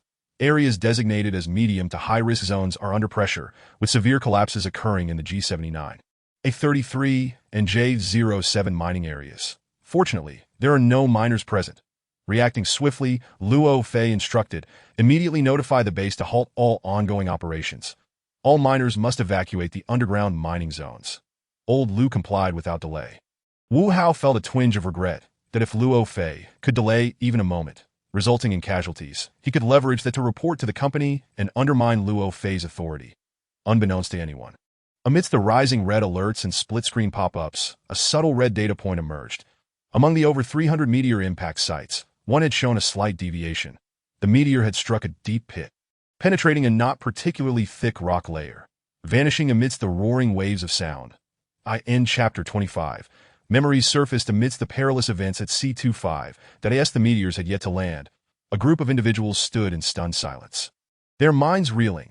Upon seeing the extensive electromagnetic interference range reported by the monitoring center, along with the calculated high-temperature environments and geological shifts, Chen Wuling, Lu Xuesong, Xiao Daji, and others could not help but exclaim in despair. Damn, such a vast electromagnetic interference range. How are we supposed to proceed? Indeed, the bluebirds can't even get close. Are we supposed to trek on foot to search for the fallen meteors? Is this some kind of joke? With the bluebirds unable to approach, were they to dismantle the meteors by hand? Everyone was in distress. Suddenly, a blinding light erupted from a distance. Boom! The intense light surged forth, waves of sound crashing against the bluebirds. Fortunately, the security team had prepared in advance, retreating to the nearby hillside to avoid the initial blast of air pressure. The ground trembled violently, causing the bluebirds to sway slightly. The chip's external perception was completely severed by the deafening noise, and the strong electromagnetic storm disrupted communication between the bluebirds and the base. This was the reason for the storm's spread that on Tian Xiao's screen. A countdown was appearing: 15, 14, 13, that this was the countdown to the end of the meteor impact. Once the impacts concluded, it would be time to strike. The moment the numbers reached zero, Chen Wuling's commanding voice resonated in everyone's ears. Action. Old Lu, old Xiao, pay attention. Don't just think about the riches. Be wary of the insect beasts within the meteors. Safety first. Got it? Quit nagging, Lu Xuesong and Xiao Daji responded, their tones filled with excitement and eagerness. Despite the severe electromagnetic interference preventing the bluebirds from directly entering the heart of the meteor pits, their enthusiasm remained undiminished. Each meteor represented a fortune to them. Tian Xiao, you pilot the bluebird and handle the reconnaissance work on the periphery. Chen Wuling issued another order. Tian Xiao understood this was a consideration for his first encounter with the meteor event. Understood, he replied. The bluebird ascended, surveying the area, while the 28th, 17th, and 22nd bluebirds swiftly spread out, fanning towards the outer perimeter of the meteor impact zone. Meanwhile, another group of 3 bluebirds approached the smoke-filled meteor pit. Tian Xiao continued to rise. His task was to observe the dynamics of the entire meteor pit. Although the chip could not detect the interior of the pit, the chip implanted in his body could analyze data through retinal feedback. Tian Xiao saw himself as a tool, providing analytical data for Qinglong. Quickly, Qinglong processed the imagery post-impact, analyzing without obstruction. However, as he gazed, Tian Xiao felt an inexplicable sense of familiarity with the scene before him, as if he had seen it somewhere before. The arrangement of over 300 meteorites that have fallen, the layout of the craters, the chaotic scene of the severely damaged and distorted geology. It seems that if I have seen it somewhere before. Tian Xiao furrowed his brow. This moment. 6 Qingyao aircraft landed, and Chen Wuling along with the others emerged from the cabin, armed and in tactical formation. Advancing towards the marked meteorites, Tian Xiao dared not let his attention waver as the Qingyao moved along the edge of the magnetic storm interference zone, transmitting the situation back to the monitoring center. Communication was restored that real-time data was being uploaded to the target site. Chen Wuling and his team began their mission in the crater. Impressive. Lao Lu reported while unable to suppress his admiration. This kid seems to know everything. In truth, it was not just Lao Lu who realized that Tian Xiao was responsible for the crucial data upload. The 6 security personnel, including Luo Fei and Wu Hao, also understood that Tian Xiao's actions were compensating for the magnetic storm's interference with the monitoring center. Luo Fei regained his confident demeanor on the main screen. As Chen Wuling and the others approached the outermost meteorites, they began their analysis, quickly identifying and marking the small meteorites as safe. The fallen meteorites were already reduced in size, the largest not exceeding 10 meters, and the smallest the size of a basketball. The safely marked meteorites turned green. The progress of the mission was exceedingly smooth. However, after completing a full aerial inspection, Tian Xiao made a startling discovery that he finally recalled this scene. Indeed, he had seen it before. The meteorite incident was handled by the security team, and as a mere minor at the time, he had never had the opportunity to engage with or understand the event. However, after joining the security team, he had participated in special training with other newcomers prior to encountering a meteorite fall incident, where he had seen some case studies. One particular image was identical to the scene before him. The meteorite fall incident from that year had resulted in the deaths of at least 2 security personnel, and in the ensuing 6 months, dozens of miners went missing, ultimately serving as a harrowing lesson for the Feiyin Company. A mandatory subject for all security personnel that AS's memories became clearer. Tian Xiao felt a chill run down his spine. 2 lives lost. If it were not for his presence, the security team would have assigned someone else to take his place. Tian Xiao became increasingly anxious. The 6 individuals currently approaching the crater were all under Luo's command. The loss of any 2 would be a significant blow to Luo Fei. Given Tian Xiao's good relationship with Luo Fei and the fact that he had received Luo's support to obtain the H3 citizenship early on, he could not stand by while these brothers faced danger. He had to take action. Memories. Tian Xiao began to recall the details of the cases he had previously seen, striving to piece together the information bit by bit. The culprits behind the deaths of the 2 security personnel were the insect beasts. The disappearance of dozens of miners was also caused by the insect beasts. The reason was that a meteorite over 10 meters in diameter had plunged into a deep pit, disappearing beyond the monitoring range, never to be found. However, just as all the meteorites were marked as safe, the insect beasts were discovered. The insect beasts attacked the security personnel, who were caught off guard, dragged away without a trace. Consequently, the Feying Company launched a comprehensive investigation. The key point was a meteorite that had been overlooked. The largest meteorite was missing. Tian Xiao seized upon this clue. Qinglong, immediately analyze all previously estimated meteorite impact sites and compare them with the current meteorites. With a command, Qinglong commenced calculations. Finally, it concluded with a resounding "Ula." Chapter 26. The emergence of insect beasts at a rate of 5 units per second, with billions of calculations per second. Qinglong had nearly completed the overlap comparison of all current meteorite locations with previous deductions upon receiving the order, revealing that all projections matched almost perfectly. 2 meteorites, one large and one small, were missing and currently unaccounted for. Qinglong simultaneously calculated the impact positions and trajectories of these 2 meteorites, marking them prominently in red, leading to a severely collapsed deep pit. Found you. Tian Xiao squinted slightly. The meteorites hiding the insect beasts could have their trajectories temporarily altered due to the movement and influence of the insect beasts within, resulting in deviations from their intended landing points. The disturbances caused by the meteorite falls, combined with the interference from the magnetic storm, led to lapses in the monitoring center. This was no coincidence. It was a deliberate result orchestrated by the insect beasts that in other words, these 2 meteorites were their targets. Tian Xiao immediately heightened his vigilance. The Qingyao maintained altitude and speed, while the 6-barreled Gatling gun concealed within the cabin quietly emerged, aimed at the area that had collapsed from the meteorite impact, but he did not act immediately. The unseen insect beasts were the most dangerous. The insect beasts were currently buried beneath the rock layers, beyond the reach of cannons and Gatling guns that deal with the insect beasts. The first step was to eliminate the interference caused by the magnetic storm. Chen Wuling and his team had already begun their operations. While identifying and safely inspecting the meteorites, they were also discerning those containing magnetic storm interference. Meteorites containing magnetic storm interference often possess some inherent magnetic field. Due to their small size, the strength of this magnetic field was also limited. The simplest method was to destroy these meteorites, compromising their internal structure to quickly eliminate the magnetic storm's influence. As Chen Wuling approached one meteorite, he keenly sensed an unusual arrangement of gravel on the ground nearby and scooped up a handful of dust. The dust scattered through the air along a peculiar arc. This scene was instantly captured by Tian Xiao and the monitoring center. Chen Wuling stood up, gun in hand, signaling to Qingyao with a vigorous wave before pulling the trigger at the meteorite. Rat-a-tat. A burst of bullets struck the meteorite. The intent was unmistakable. Chen Wuling's directive was to use the machine gun to destroy this meteorite. Tian Xiao had already prepared the ballistic simulation for the attack, and the 6-barreled Gatling gun began to whir. Chen Wuling decisively withdrew 50 meters. Buzz! The Qingyao unleashed a torrent of fire in the air. The fierce bullets from the heavy machine gun traced 2 fiery lines, converging on a single point, unleashing terrifying force that easily shattered the meteorite's exterior. Debris flew. The meteorite cracked open in the center and then exploded rapidly. Those in the monitoring center were momentarily stunned by this spectacle. While using a heavy machine gun to attack meteorites was not unprecedented, such effortless destruction was rare. However, they did not dwell on it. The internal structures of meteorites varied. Some were resilient, while others were relatively fragile, making it impossible to generalize that as the first meteorite exploded, its internal structure compromised. Lao Lu from the monitoring center quickly noticed that the previously cohesive magnetic storm interference range now exhibited a gap. Excellent. Continue. Luo Fei, in high spirits, immediately commanded.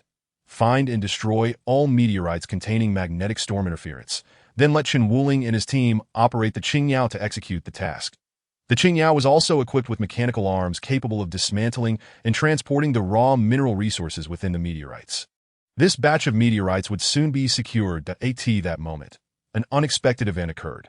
Just as the first meteorite was destroyed, the main screen of the monitoring center suddenly illuminated with a red light, and the camera abruptly focused on the central area of the collapsed deep pit.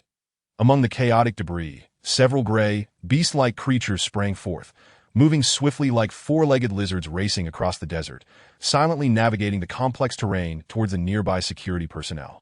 These insect beasts had clearly been lurking for a long time.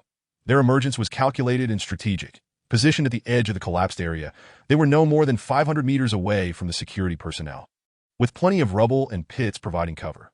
During their approach, they remained out of the security personnel's line of sight. Buzz, buzz. Insect beast detected. Insect beast invasion. The monitoring center activated a red alert as it detected these moving intruders through Tian Xiao's feedback data. The shrill alarm startled everyone. Luo Fei's face turned pale, and he instinctively leaned forward, shouting, Tian Xiao, immediately intercept the insect beasts. Warn them. Wu Hao, Tai Xiong, and Zhao Jia first displayed surprise, then exchanged glances filled with fervent resolve. Insect beasts. The meteorite fall has indeed brought forth the insect beasts, a golden opportunity. If Chen Wuling's team encounters trouble, Luo Fei would effectively lose his right hand and left hand, undermining his authority and credibility within the security team. Moreover, while they could contact Tian Xiao piloting the Tian Xiao, he was merely a newcomer without any experience facing the insect beasts. Furthermore, the communication between Tian Xiao and Chen Wuling's team could not be transmitted through signals. They could only alert each other by firing their weapons. The insect beasts moved swiftly. Just as Luo Fei shouted those urgent words, the insect beasts had already covered over 200 meters, with 6 of them now less than 300 meters away from the 6 security personnel. Due to the magnetic storm interference, the monitoring center's chip warnings could not be relayed directly to the frontline security staff.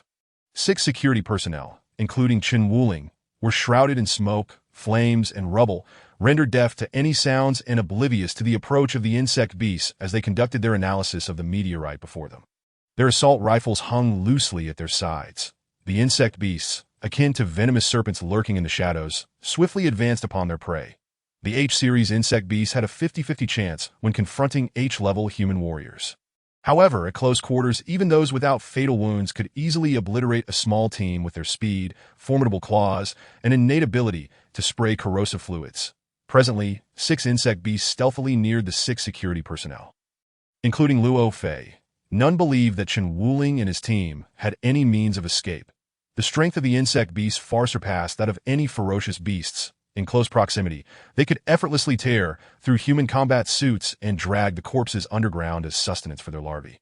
Captain, let me lead a team to provide support. Wu Hao suggested again. At that moment, the long-overlooked Tian Xiao on the main screen began to roar to life, its 2 6-barreled Gatling guns unleashing a rapid barrage of fire, illuminating the surroundings with 4 blazing lines of fire that seized everyone's attention. Chapter 27.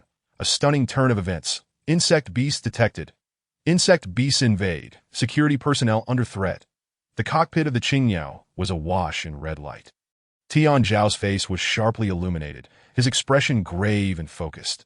The main screen had locked onto the 6 insect beasts sprinting forth. The image of the beasts magnified, their bodies, exceeding 3 meters in length, bore resemblance to elongated lizards, possessing robust limbs and claws capable of easily gripping the rocky terrain. Their tails resembled double-edged swords, and a faint green corrosive mist seeped from their mouths to H-level insect beasts. Lizard claw insects, red markers. A flickering, dim yellow glow appeared above the heads of Chen Wuling and his 5 companions. Qing Long. Calculate the movement trajectory of the insect beasts. Anticipate their paths. Fire 1 second later. Tian Xiao remained remarkably calm. At this juncture, it was too late to warn Chen Wuling and the others. The hope of saving the 6 security personnel rested solely on him. Fortunately, Tian Xiao had prepared thoroughly. The 6-barreled Gatling guns had been preheated, aimed directly at the collapsed area ahead, and the altitude of the Tian Xiao allowed it to cover the entire operational zone, although the number of lizard claw insects was somewhat surprising. The hunting patterns of lower-level insect beasts were easily deduced. Based on the rapid calculations of Qing Long, the 6 targeted lizard claw insects moved precisely along their predicted paths, utilizing various obstacles to evade the security personnel's line of sight. Target movement trajectory generated. Machine gun ballistic prediction completed. Fire. Tian Xiao pulled the trigger. As the lines of fire erupted from beneath the Tian Xiao, they swiftly homed in on their targets. The 4 fire lines, with astonishing firing rates, struck the insect beasts just as they became aware of the danger. That a series of explosive impacts cascaded from the rocks beneath, extending to the flesh of the beasts. Rat-tat-tat-tat. Bang, flesh and blood splattered as the midsection of a lizard claw insect was obliterated. Under the arrangement of Luo Fei, Zhu Xiaodian was dispatched to provide support in transporting the meteorites, completely excluding Wu Hao and his group from the operation. Tian Xiao understood that sending Zhu Xiaotian was a gesture of gratitude from Luo Fei for his efforts in salvaging the overall situation, but he estimated that over 300 meteorites could potentially yield resources worth more than 20 million. Even if this sum were divided among the 10 security personnel involved, each would receive 2 million, that Zhu Xiaotian would receive 2 million without any effort. The 6 insect beasts were Tian Xiao's spoils. The company would reward several thousand for the carcasses, and selling them would also bring in considerable funds. After more than 7 hours of work, all the meteorites were successfully transported. Only then did Luo Fei order a shift change. The 2 patrol teams temporarily returned to recharge and rest, replaced by teams led by Tai Xiong and Zhao Jia. The group left reluctantly. The profits had been thoroughly distributed, with only the collapsed area potentially housing insect beasts and the largest meteorite yet to be found. Their next task was to clear the collapsed area and recover both the meteorite and any remaining insect beasts. Naturally, they were filled with grievances, unwilling to proceed. However, the task was a command, and they had no choice but to comply. Tian Xiao and his team returned to the base headquarters, selling all the raw materials extracted from the meteorites directly to the logistics department at market price, netting 23 million regarding the insect beast carcasses. Chen Wuling suggested that Tian Xiao gather them together to be sent back to the Earth Alliance headquarters in the Tiamat Galaxy for sale, where the price could be more than double.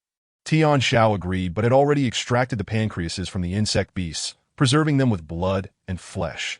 The 6 pancreases were valuable treasures.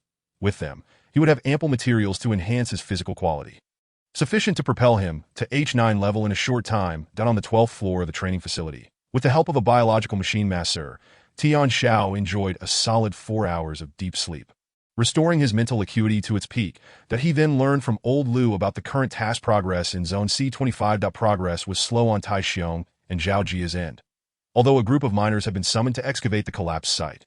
The area was too vast. They had cleared less than 20 meters of rock layers, with over a kilometer remaining before reaching the detected bottom. Old Lu shared 2 pieces of good news. Luo Fei deduced that the insect beasts remaining in the meteorite collapse area were few and posed little threat. So he planned to reduce the patrol team from 2 to 1, rotating every 8 hours, with the next shift not due for 16 hours. This would allow Tian Xiao to rest comfortably at the base.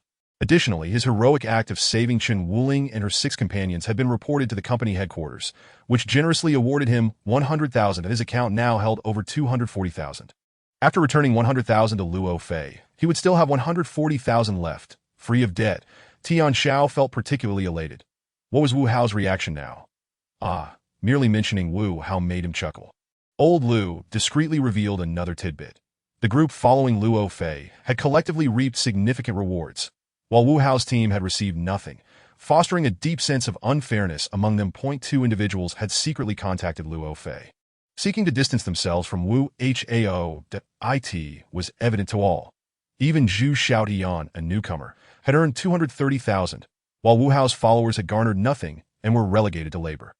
Luo Fei was clearly intent on suppressing Wu Hao's faction.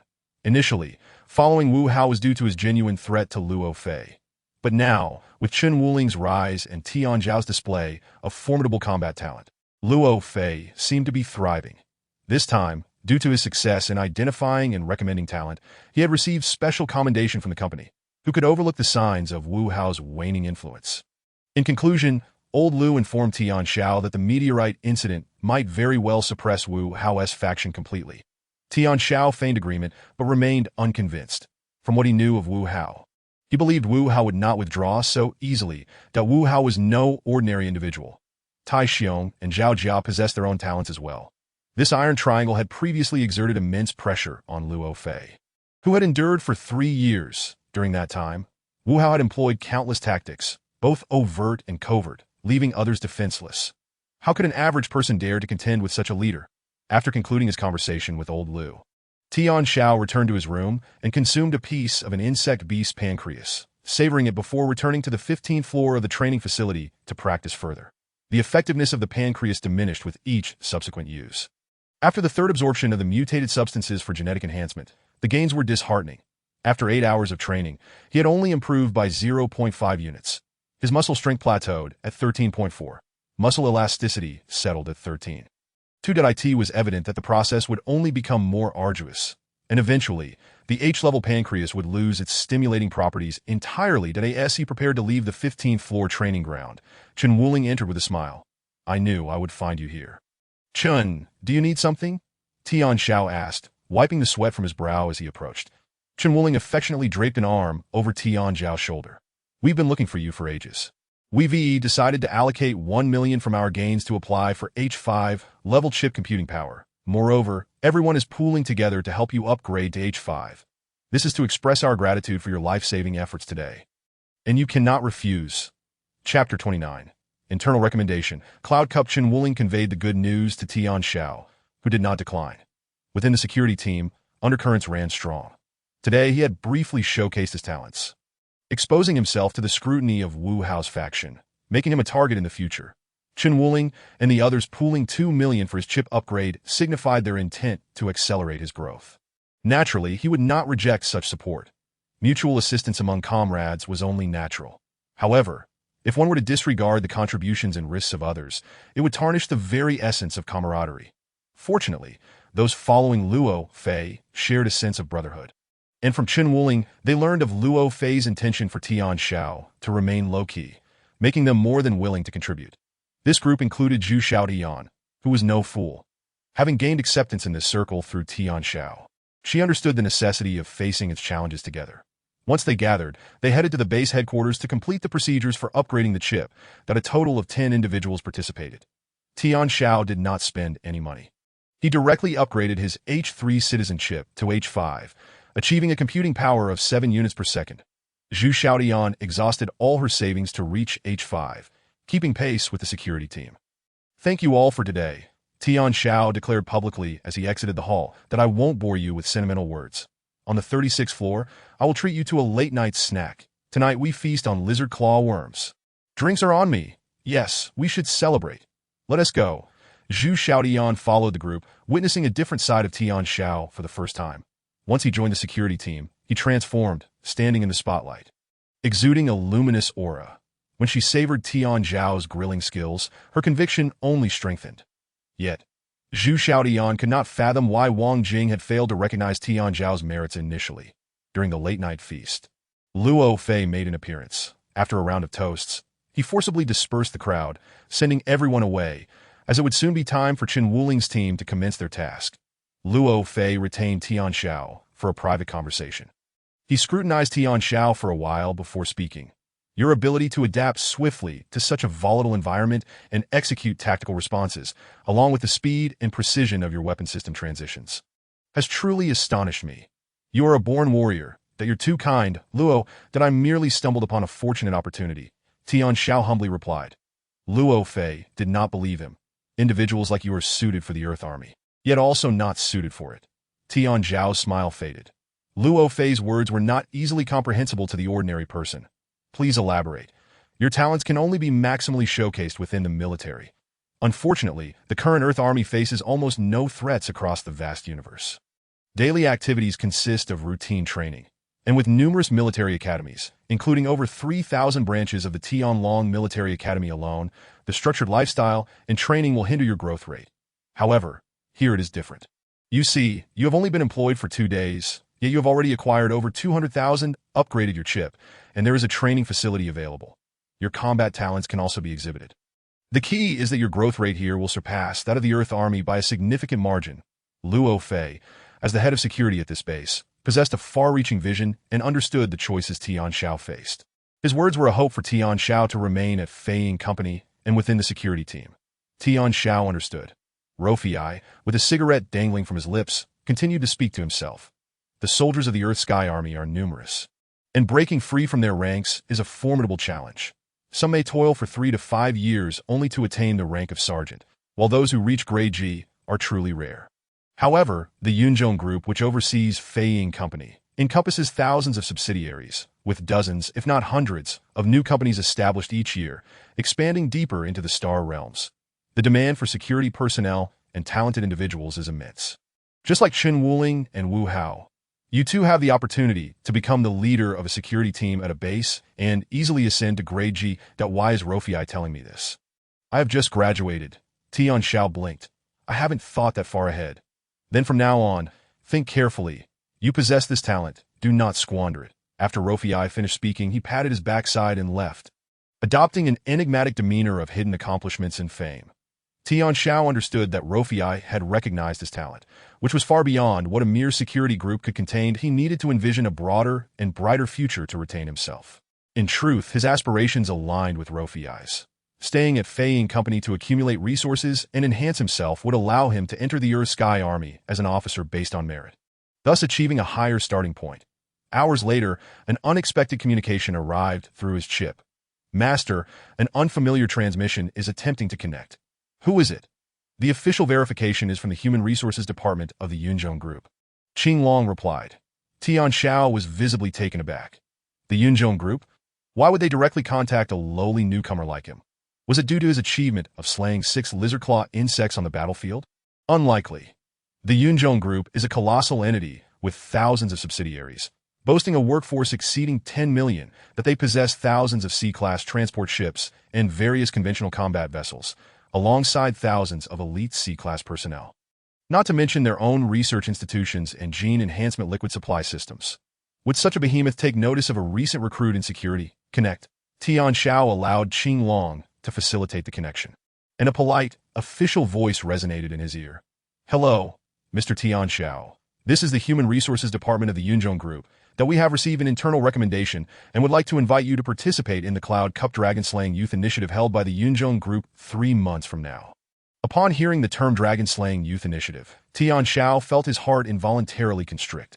The Human Resources Department continued to elaborate. We will send you the specific details and regulations via internal email, allowing you to consider whether to register. This Dragon-Slaying Youth Initiative is a significant event for selecting talent within our Yunzhong Group, employing practical assessments to identify the most exceptional young individuals for rewards and promotions. You may review the specifics in the email. This initiative is not publicly disclosed, and accessing the email will be automatically regarded as your signing of the group's confidentiality agreement. Any breach of this confidentiality will be recorded. Please be aware, the Cloud Cup, the Dragon-Slaying Youth Initiative. In his past life that he had heard this term, renowned and resounding. Chapter 30, The Undercover Talent Reservoir wore the Cloud Cup, Dragon-Slaying Youth Initiative. Tian Xiao found an email sent by the Yunzhong Group in his private inbox. Within, it detailed the background of this event. Over the past few centuries, numerous conglomerates within the Earth Alliance have engaged in rampant expansion, continually establishing colonies and spreading human bases deep into the cosmos. From the Solar System, the Milky Way, the Andromeda Galaxy, the Pegasus Galaxy to the recently ventured Orion Galaxy, Earth has claimed an ever-increasing number of resource planets.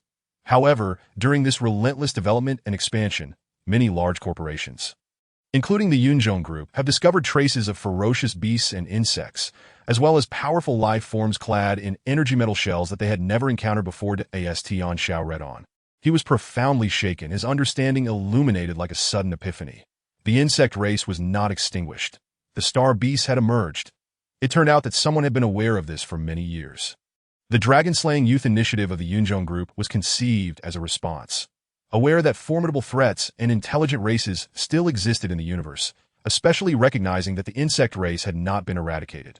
The Yunzhong Group, like other large conglomerates, began recruiting graduates and students from major military academies within the Earth Alliance. The goal? To amass a powerful military force that could be deployed in critical times.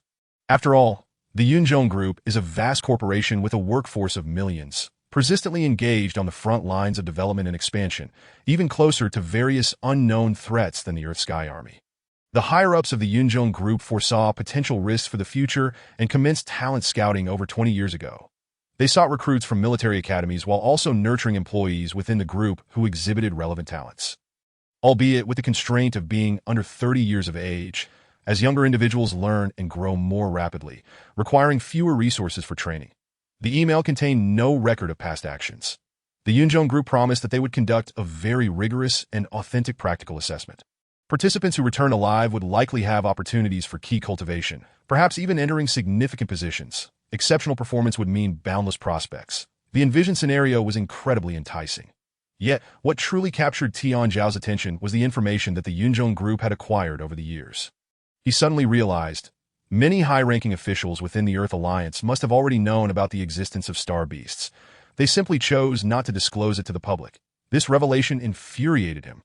If there had been more time for preparation, he and many soldiers of the Earth Sky Army could have been better equipped, preventing their total annihilation than a bunch of bumbling bureaucrats. Damn capitalists. Tian Xiao clenched his fists, his anger rising, gritting his teeth. Eventually calming down, he noted that the email concluded with instructions on how to register, along with a final deadline. The date was set for October 10,777 of the new calendar. Upon reaching this point, Tian Xiao fell silent. The olive branch extended by the Human Resources Department was an exceptional opportunity. Participating in this initiative could serve as a vital stepping stone to a higher position. He believed he could acquire more information about the frontline insect race and star beasts. This opportunity must not be missed. With a sharp gaze, Tian Xiao resolved to participate in the dragon-slaying youth initiative, fully aware of the inherent dangers of such a large-scale practical operation. Even if unforeseen events might transpire during the initiative, he had no intention of following a mundane path over the next 3 years. In the following 6 days, the excavation operations continued. The security teams took turns meticulously monitoring any anomalies in the fallen meteorite zone. During this time, no further insect encounters occurred. However, only a small meteorite had been uncovered, the largest of which had crashed to the bottom of the deep pit, and no news had emerged since. The Feying Company dispatched 300 miners to work in shifts, but they had only managed to dig down a mere 300 meters. With less than a third of the project completed, the lack of results left the security teams on high alert and thoroughly fatigued.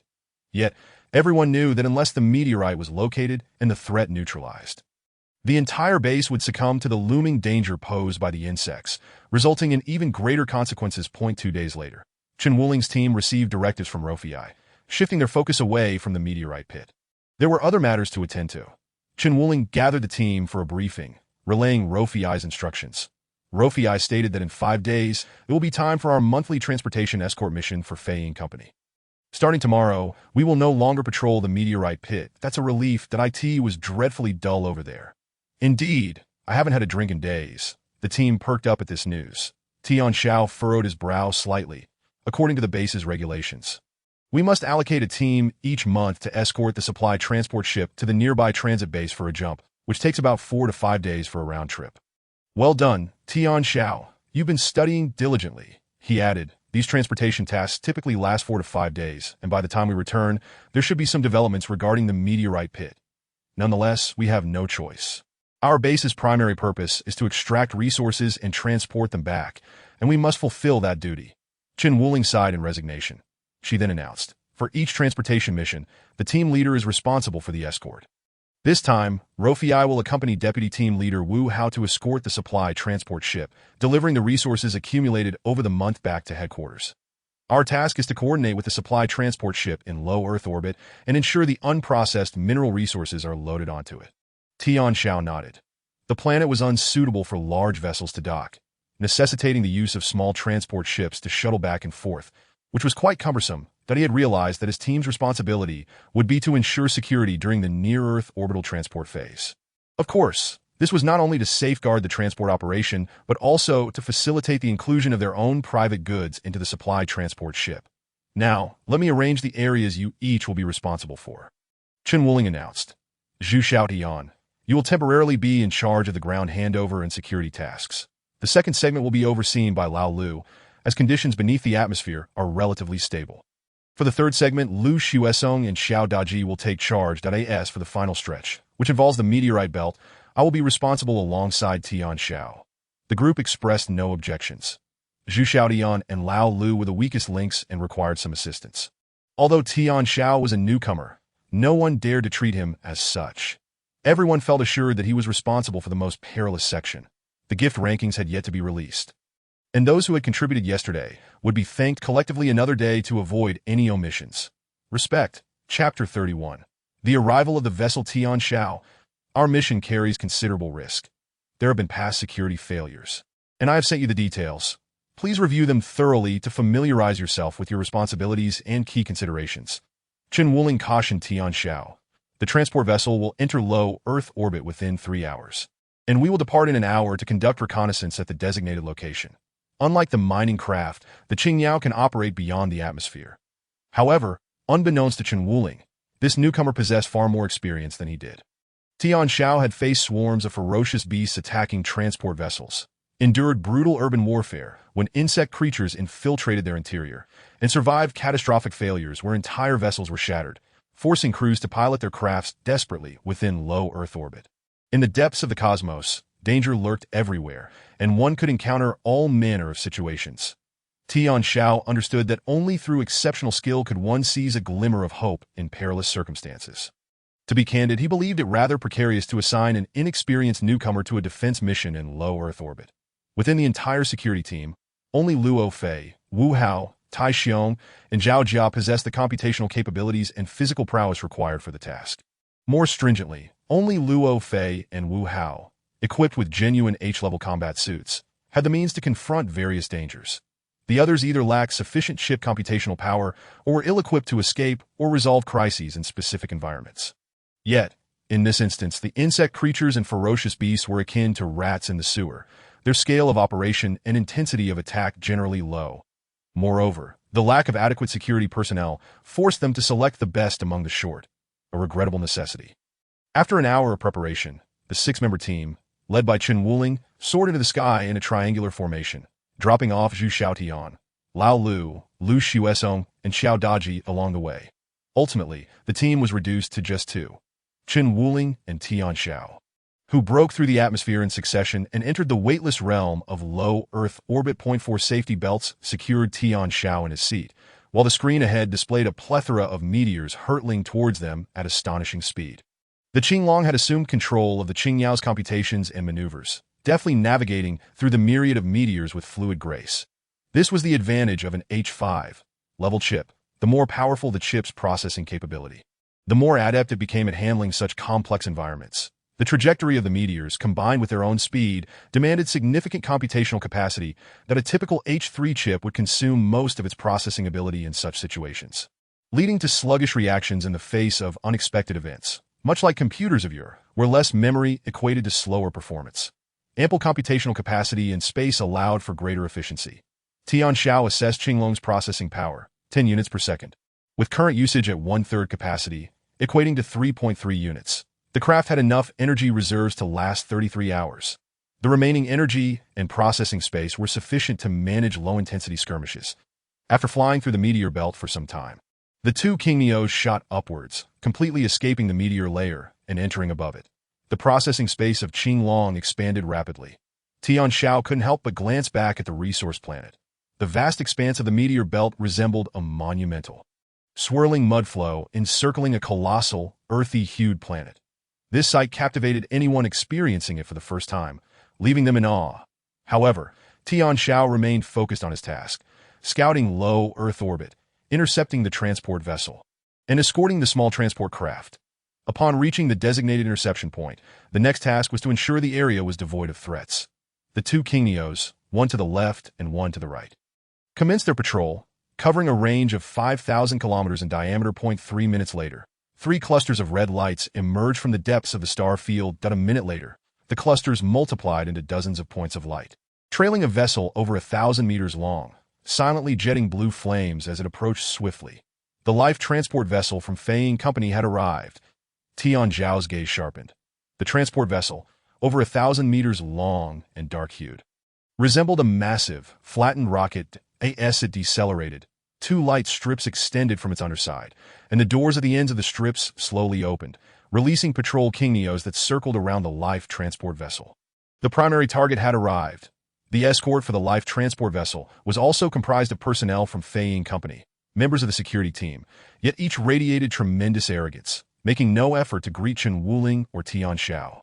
Treating them with utter disregard, it was only when the life transport vessel reduced its engine power by 90% that Tian Xiao heard the signal transmitted from the vessel. Low Earth orbit self-adaptive navigation initiated.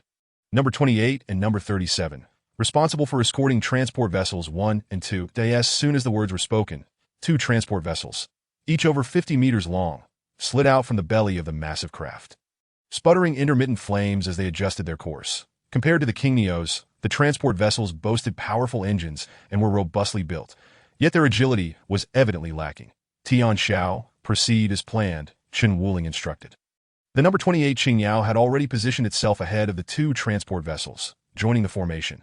Tian Xiao wasted no time in following suit. Moving alongside number 28, Tian Xiao began calculating the secure route for their formation. Beep. Route confirmed. All formation members acknowledged. Tian Xiao received the shared action route from Tian Xiao and confirmed it. The interception task was straightforward, but the escort mission was fraught with danger and unpredictability. Tian Xiao sensed the atmosphere growing tense. However, at that moment, the unladen transport vessels would not attract any interest from ferocious beasts, insect creatures, or interstellar pirates. They dared not attack bases or the life transport vessel due to the high risks involved, preferring instead to target small transport vessels when they were fully loaded. The return journey would be crucial. During the transit through the meteor belt, Tian Xiao kept a vigilant eye, deploying a batch of thumb-sized drones, which swiftly scattered across nearby meteors. The deployment was executed with utmost care, drawing no attention. Several split screens appeared on one side of the display. The drones were in position. Chapter 32, The Discovery of the Lizard Claw Insect Hoof.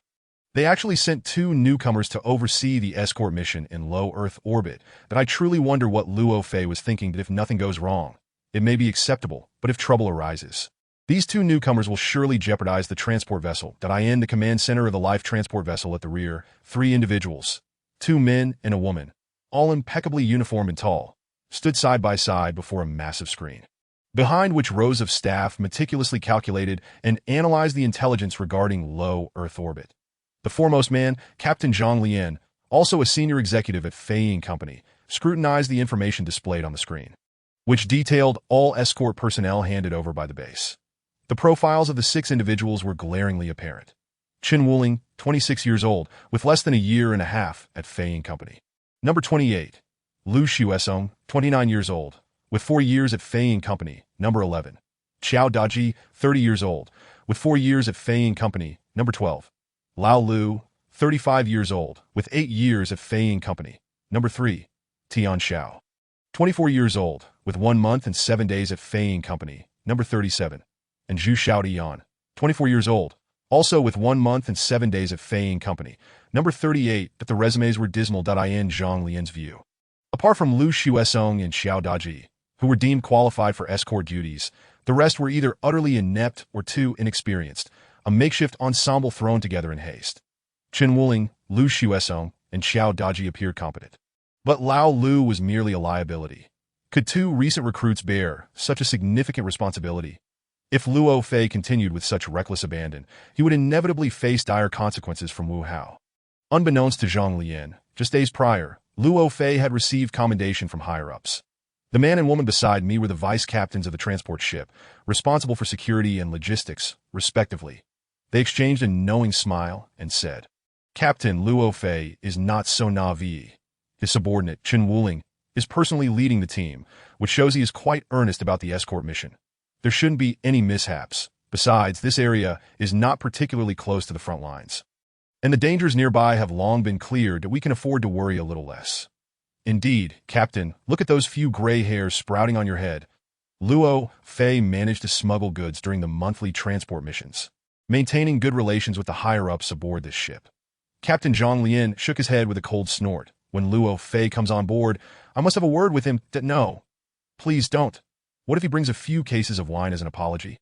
Are we to drink or not?" The 2 vice captains lamented their grievances. The trio continued to observe the escort progress. 2 Qingyao ships escorted the transport vessel into the atmosphere and then hovered nearby. The logistics department at the base had prepared all the cargo. 2 long, wide tracks delivered the packaged raw materials into the transport vessel in succession. The accumulated amount of raw materials from the month-long endeavor was substantial. The transport vessel had made 3 round trips, but had only completed 1/10 of the transport task. After hours of work, everyone felt a bit weary. Tian Xiao yawned in the cockpit, rubbed his eyes, and smiled at the sky, saying, "Escort missions are like this, repetitive and tedious. When you can't hold on anymore, drink something to perk yourself up." With that, he pulled out a bottle of strong liquor he had prepared earlier, took a hearty swig, and quickly sealed the bottle. Tian Xiao munched on a nutrition bar, just as he was ready to assist the 5th batch of transport vessels returning to the living transport ship. He suddenly noticed a group of drones he had placed on a meteorite lock onto a larger meteorite almost simultaneously. That he observed that the sizable meteorite had suddenly exhibited a significant rolling deviation. Such an anomaly might seem commonplace in the vast expanse of meteorite belts, but what truly caught the drone's attention was a group of lizard claw worms. The nimble creatures leaped onto another meteorite and then stealthily vanished into its shadowy side. Whoosh, whooshed at a total of over a dozen lizard claw worms silently emerged from the large meteorite, quietly laying a trap along their return route, poised to strike. Unbeknownst to them, all of this was captured by the drone's cameras. With the Qinglong locking onto every detail without omission, lizard claw worms detected. Level 2 alert. Qinglong issued a warning, and red lights flashed in the cabin. Tian Xiao instantly perked up. They had exhausted the pancreases of the previously captured lizard claw worms and were in need of more. Unexpectedly, more insect beasts had come knocking. Excellent, another profitable opportunity. Tian Xiao promptly packaged the monitor data and sent it to Chen Wuling. Damn. Chen Wuling cursed. You little rascal, truly a lucky start, we almost got wrapped up. Chen Wuling exclaimed in awe. Tian Xiao suggested, should we handle this ourselves, or call the brothers on the transport vessel to share the spoils? The transport vessel was also equipped with firepower systems, and their strength was certainly comparable. Not a chance. Chen Wuling gritted his teeth. The people on the transport ship haven't even acknowledged us, clearly looking down on us. They won't reap the benefits of this easy victory. Haha, just as I like it, Tian Xiao replied with a grin. You go left, I go right. Half for each. All right, maintain a safe distance, Chen Wuling agreed.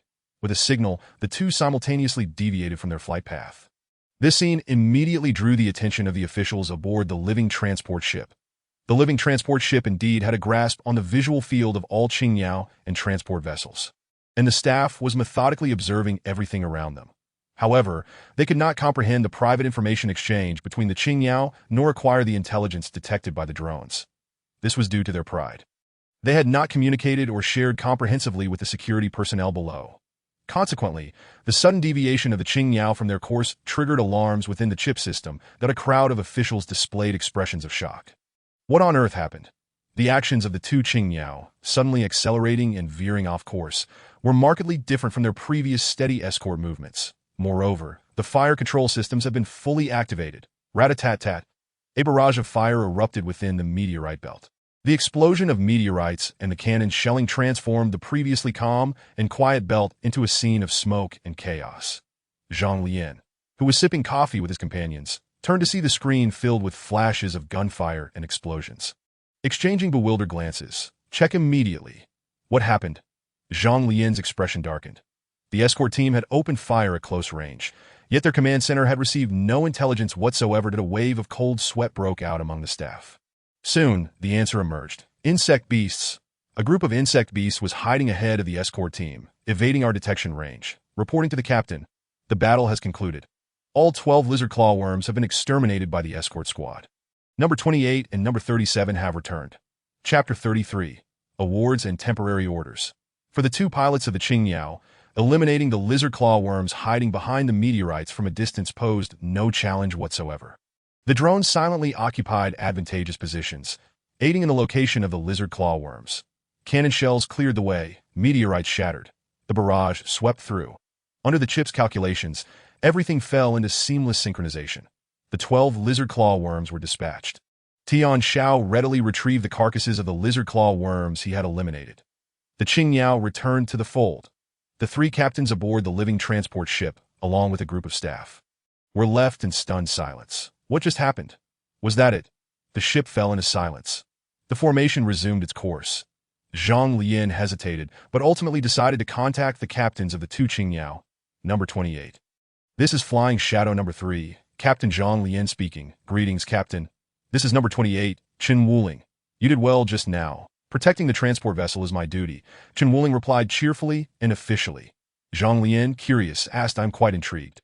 How did you discover those lizard claw worms? Reporting to the captain, it was the drones, Chen Wuling answered. Drones, Zhang Lian realized. The other staff members aboard the ship also seemed to understand. Make a note of that. While Zhang Lian instructed his subordinates, he praised Chen Wuling, excellent work. Your vigilance and swift actions effectively safeguarded the transport vessel, that I will personally commend you, and seek an award that I hope you remain humble and continue striving for excellence. By the way, you need to replenish your ammunition. Return to the transport ship for supplies. I have instructed the logistics personnel to prepare it for you. Understood. Communication concluded. The two then followed the transport vessel into the interior of Flying Shadow No. 3. To the interior of Flying Shadow number 3 was spacious. A ship primarily used for transport. 80% of its space was allocated for storing various resources, with all incoming raw materials placed in standard storage areas. After entering, the Tian Xiao docked on one side under the guidance of the staff and quickly replenished their depleted ammunition. Then, a person who appeared to be a supervisor approached with a smile. Haha. Team leader Lin. Chen Wuling promptly greeted him, shaking hands warmly. Long time no see. Indeed, it has been a while that I heard you just taught us a lesson, dispatching 12 lizard claw worms that don't bring them back. I'll take them for 50,000 each. Tian Xiao recognized the newcomer, a logistics staffer from Flying Shadow No. 3, who had started as a low-ranking worker and later rose to team leader. He stood silently behind Chen Wuling with a smile. The individual was indeed after those 12 lizard claw worms. While lizard claw worms on the front lines were not worth much, once transported to the rear, whether made into delicacies or crafted into art, each could fetch at least 300,000. A considerable profit. 50,000. That's unacceptable. How about 100,000 each? I'll make sure to leave you a good deal for my brothers. Chen Wuling bargained with him. Team leader Lin, being meticulous, replied, You didn't collect all the scraps. I'm at a loss. How about I count it as 10 worms then and give you 1,000,000? 1,000,000 it is, but you must add 10 cases of strong liquor. Chen Wuling continued to haggle. After some back and forth, they settled on a price of 1,000,000 for the 12 lizard claw worms, plus 10 cases of liquor. Tian Xiao did not intervene. He had already extracted the pancreases from the creatures and stored them separately. It was time to cash in. Tian Xiao surveyed the interior of Flying Shadow No. 3. Chen Wuling had completed the transaction with team leader Lin. The two boarded the ship, and the mission continued. In the subsequent tasks, communication clearly increased among both the transport vessel and the transport ship, with casual exchanges becoming commonplace. Evidently, Chen Wuling and Tian Xiao's decisive aerial combat prowess had won the respect of their peers. In every environment, people are inclined to offer smiles to the strong and valuable, and this place was no exception. Meanwhile, Luo Fei, Wu Hao, and others at the base received communications from Captain Zhang Lian of the living transport ship. Realizing that Chen Wuling and Tian Xiao had brought honor to their base's security team, the former's mood was joyous. Haha, these two lads, they earned over 2,000,000 from handling the meteorite incident. And now they've made another 50,000 from this escort mission. Truly, I find myself envious. Indeed, the Wu Hao's smile was stiff.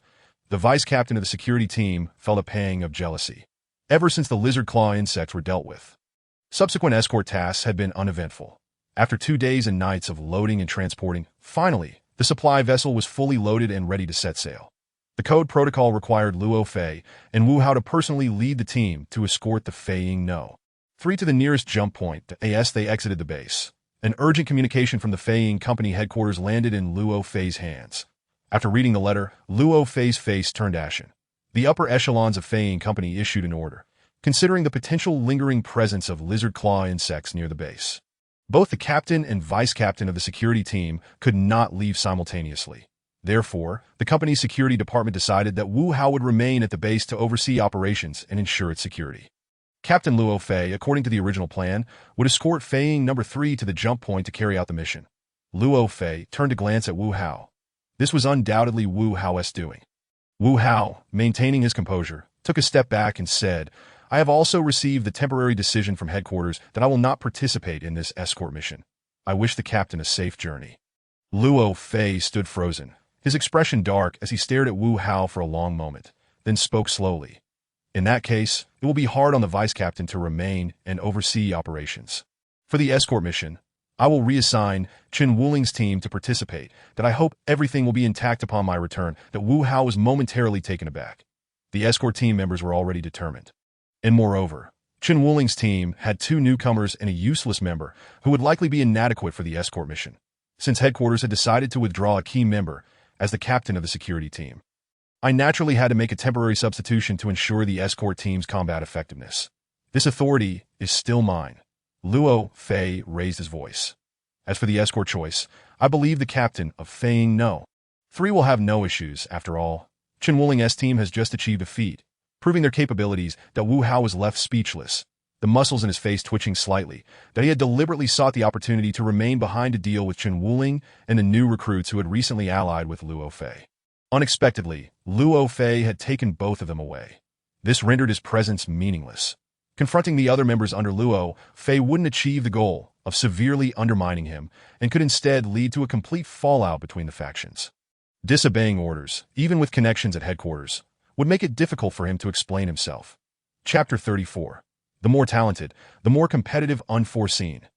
Tian Xiao's plans were disrupted for the first time, just as he had prepared to return to the base alongside Chen Wuling.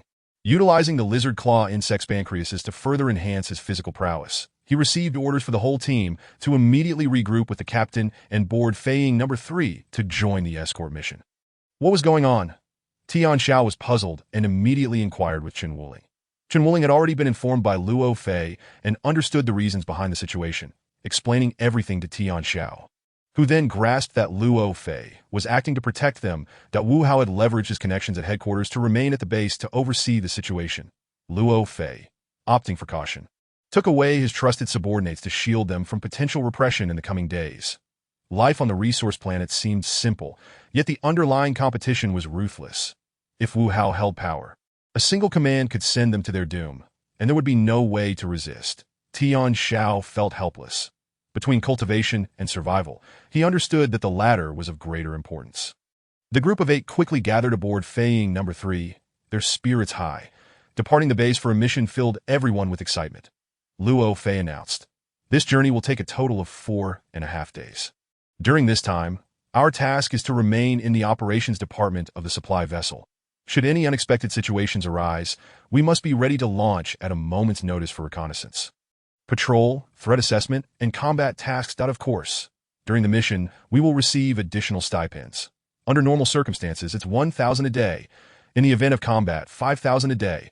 Any kills will be rewarded additionally, with spoils calculated separately." As he spoke, he glanced at Chen Wuling and Tian Xiao, adding, "Wuling and Tian Xiao, having previously eliminated 12 lizard claw insects, have already been credited for that in your mission logs. The company will reward 100,000. And we will also have our daily rewards calculated, approximately 60,000 per person." Both displayed smiles, while the others expressed their admiration with thumbs up. Who could ever complain about more rewards at that moment? The supply vessel shuddered slightly, and a neutral electronic voice echoed over the intercom. "All personnel, the vessel is about to depart at full speed. Please return to your designated positions and stand by." The announcement repeated 3 times, including Luo Fei. Everyone took their places in their respective Qingyao vehicles. Luo Fei piloted the number 1 Qingyao. The 8 Qingyao from the base were neatly aligned at the operational exit, while the other 6 Qingyao accompanying the vessel were stationed at a distance, displaying no intention of closeness. Tian Xiao understood.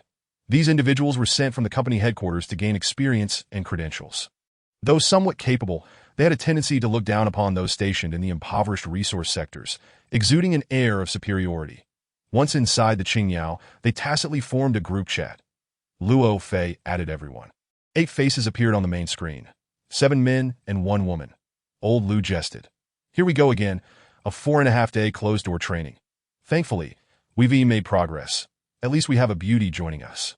It is far better to gaze at Xiao Tian than stare at you bunch of bachelors all day." "Indeed."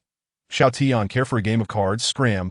Xiao Tian, recommended by Tian Xiao, was taken aback. "Do you understand the situation? Do you still want to enjoy barbecue later?" Chen Wuling scolded the rowdy group. While working as a miner, Xiao Tian had certainly heard plenty of colorful jokes from the surrounding male workers. But she stood there, pretending not to hear. Chen Wuling scanned the room and noticed that after chatting with them for a while, Tian Xiao had vanished. The cockpit was conspicuously empty. Whereas Tian Xiao? Did he fall into the restroom? This immediately drew everyone's attention. Although Tian Xiao was also a newcomer, his drinking ability, barbecuing skills, and formidable combat talent made him an undeniable presence among them. Luo Fei took the initiative, exercising his authority as captain to take control of Tian Xiao's Qingyao, adjusting the internal camera to search for Tian Xiao's whereabouts. After a few shifts of the camera, they found him. Tian Xiao was shirtless. Performing one-handed push-ups, his back muscles formed a solid triangle, sharply defined and undulating rhythmically, breathing evenly, with perfect form and a steady pace. "Damn, Tian Xiao, you truly are a talent, torturing yourself in the cockpit. You're a training fanatic." Lu Xuesong and Xiao Daji exclaimed in unison. Old Lu, holding a flat flask, trembled with excitement, his nose nearly pressed against the screen. "Tian Xiao, do you have to be this intense? How are we, the talentless ones, supposed to survive?" Everyone fell silent. Tian Xiao's talent was evident to all the TOB gifted, and yet work so hard was indeed disheartening.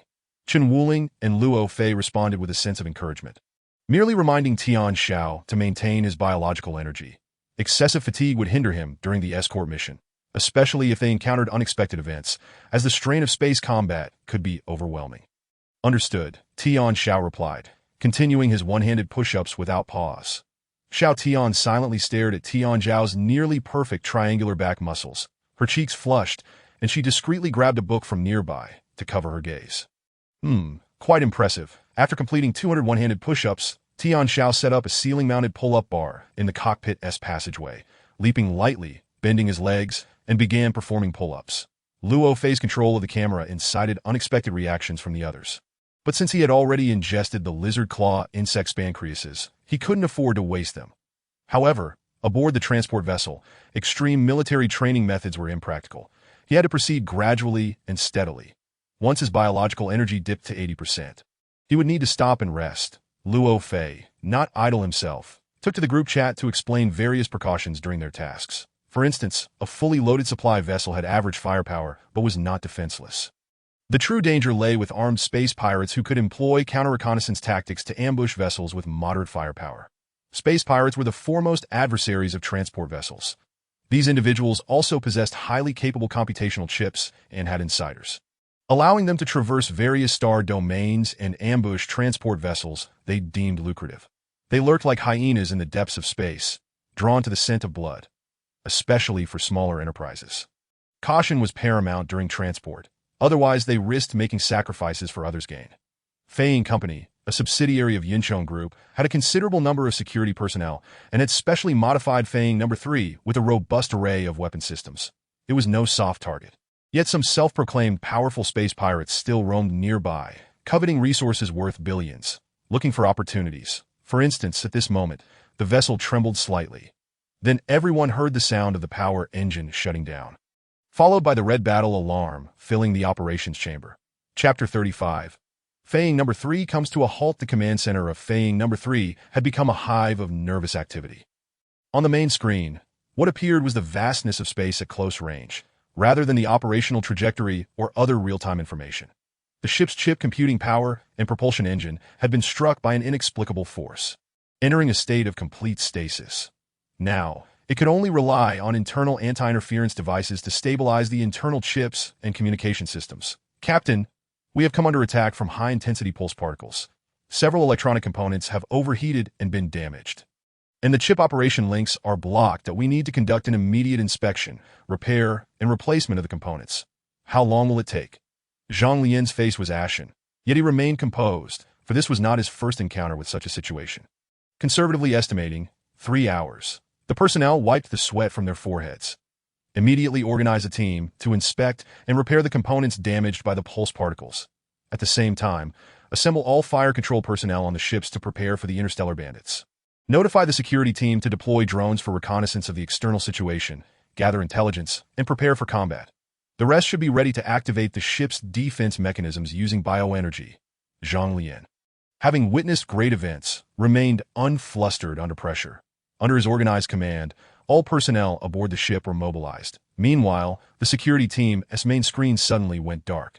The Qingyao had also been impacted by the high-intensity pulse particles, causing its chip to crash. Shortly after, a red alarm flashed outside the cabin. Transport ship under attack. Tian Xiao immediately ceased his training and donned his combat uniform. Qinglong, take over Qingyao and activate the energy engine. Tian Xiao had a nutrition bar clenched between his teeth. Who could have predicted that the first escort mission would be fraught with such peril, even facing interstellar bandits? Qingyao's energy storage system is inoperative. Activate the bioenergy to power Qingyao. The remaining bioenergy is detected at 158. Under normal conditions, it can sustain flight for 3 hours, while operational calculations would reduce it to 15 minutes. Combat is not advised. The current transport ship was in a precarious situation, and combat was requested. Please be cautious with the use of bioenergy. Every combat aircraft possesses a transformation system that allows for a remarkable effect. Hence the bioenergy transformation system. Once activated, an ordinary individual can assume control of the aircraft with their own chip, piloting the vessel. The more robust the bioenergy foundation, the larger the aircraft one can command.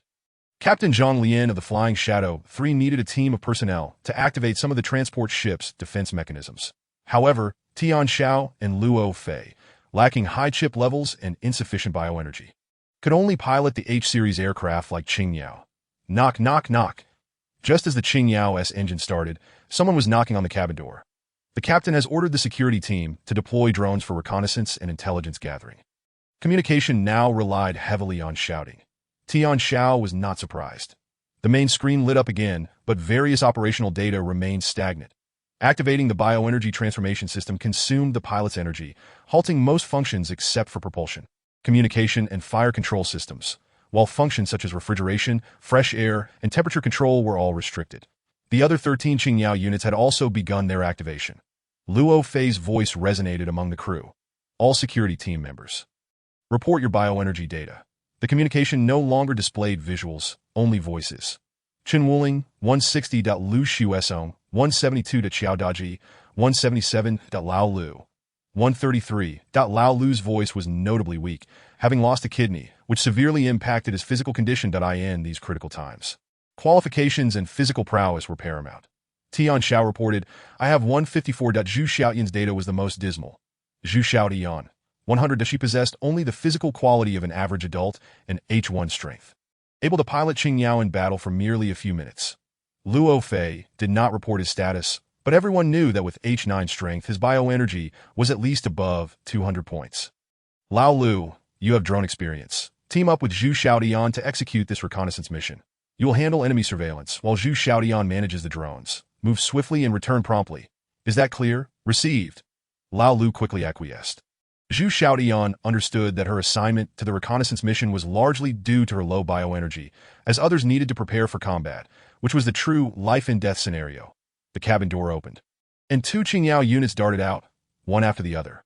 Lu Shuesong, Qiao Daji provide escort. Luo Fei commanded. Tian Xiao wished to join the fight, but restrained himself.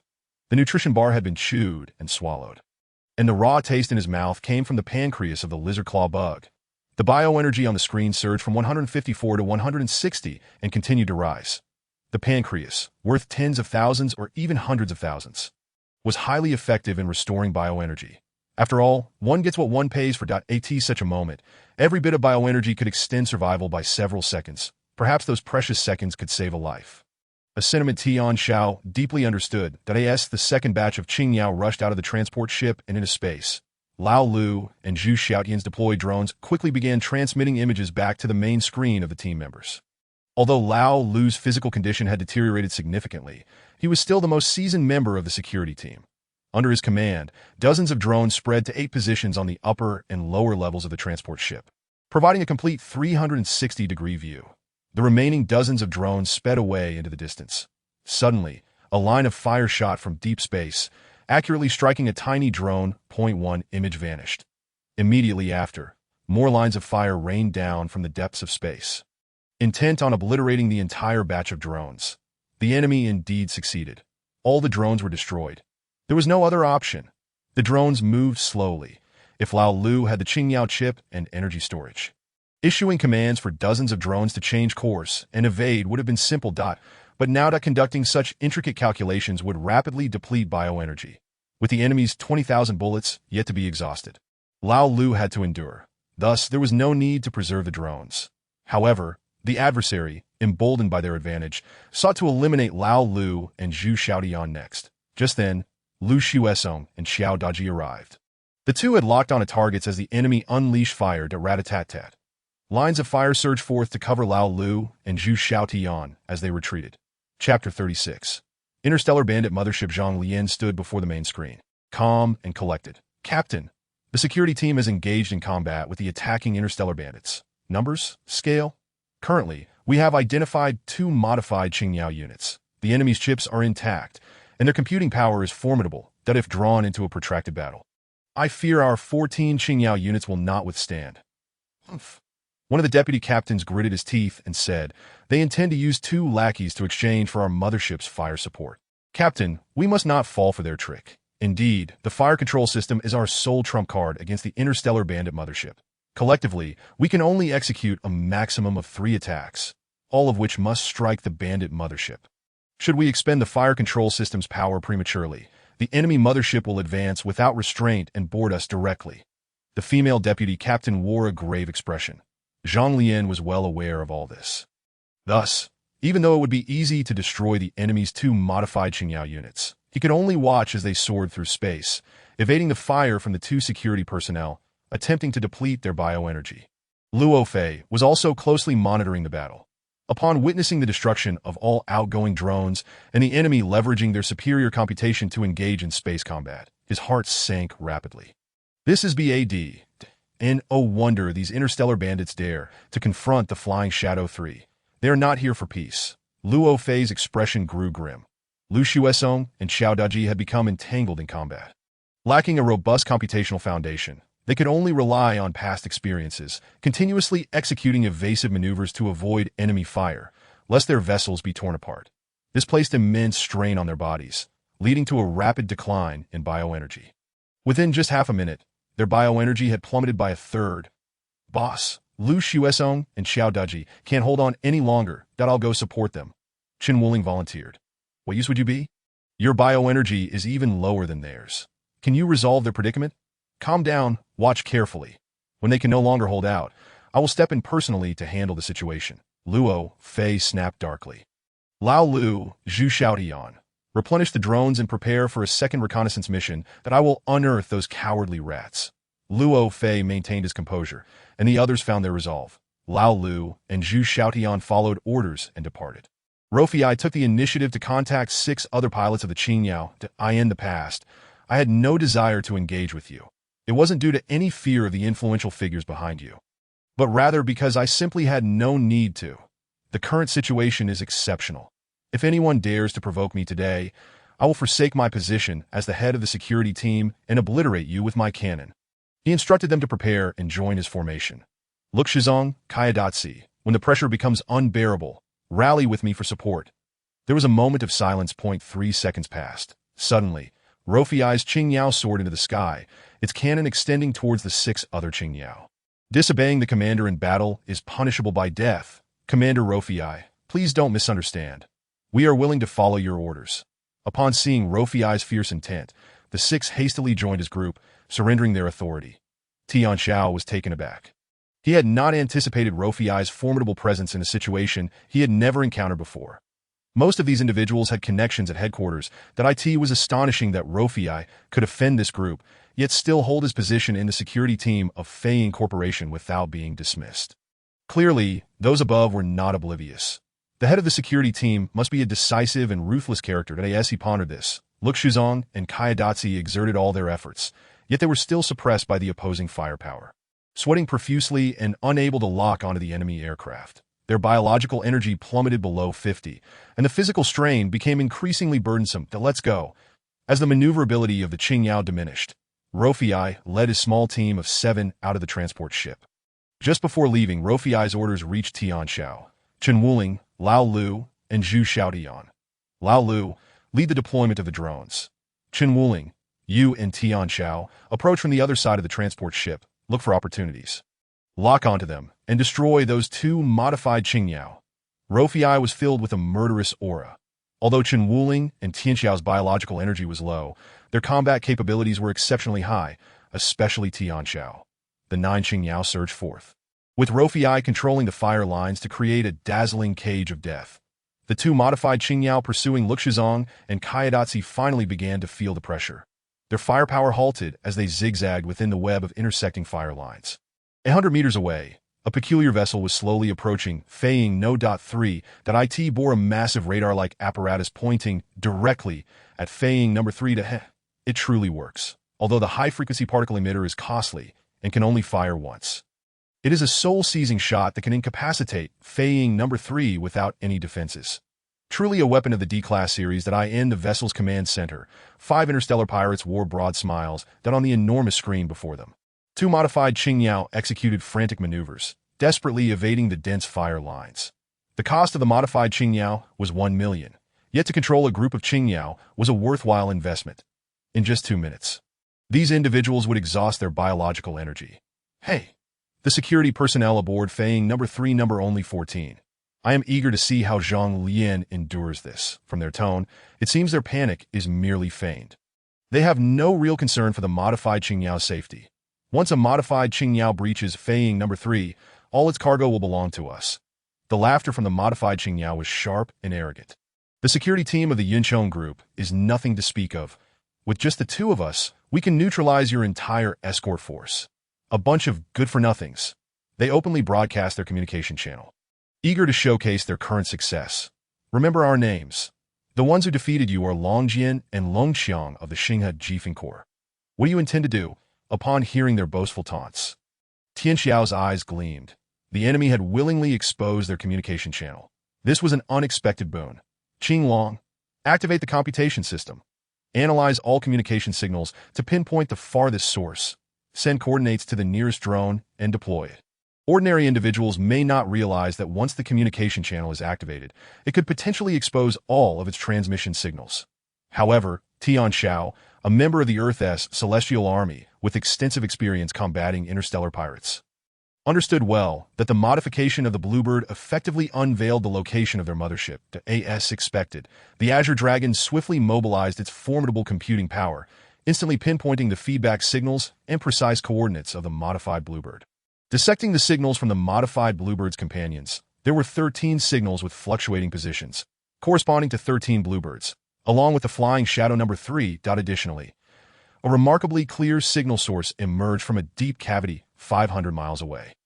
The opposing vessel possessed a highly concealed exterior and a coating that absorbed various detection signals, moving stealthily towards the battlefield. The Interstellar Pirate Organization, the Star River Gale Corps, the mothership previously undetected by the public, had been analyzed and locked onto by the Azure Dragon due to the momentary success of the modified Bluebird. 500 miles.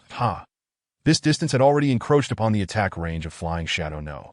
3. Tian Xiao, maintaining composure, arranged for drones to swiftly approach the interstellar pirate mothership while subtly uploading the data he had gathered to Flying Shadow number 3. Inside the command hall of Flying Shadow No. 3, Zhang Lian and his team had previously succumbed to despair. The interstellar pirates had yet to reveal themselves.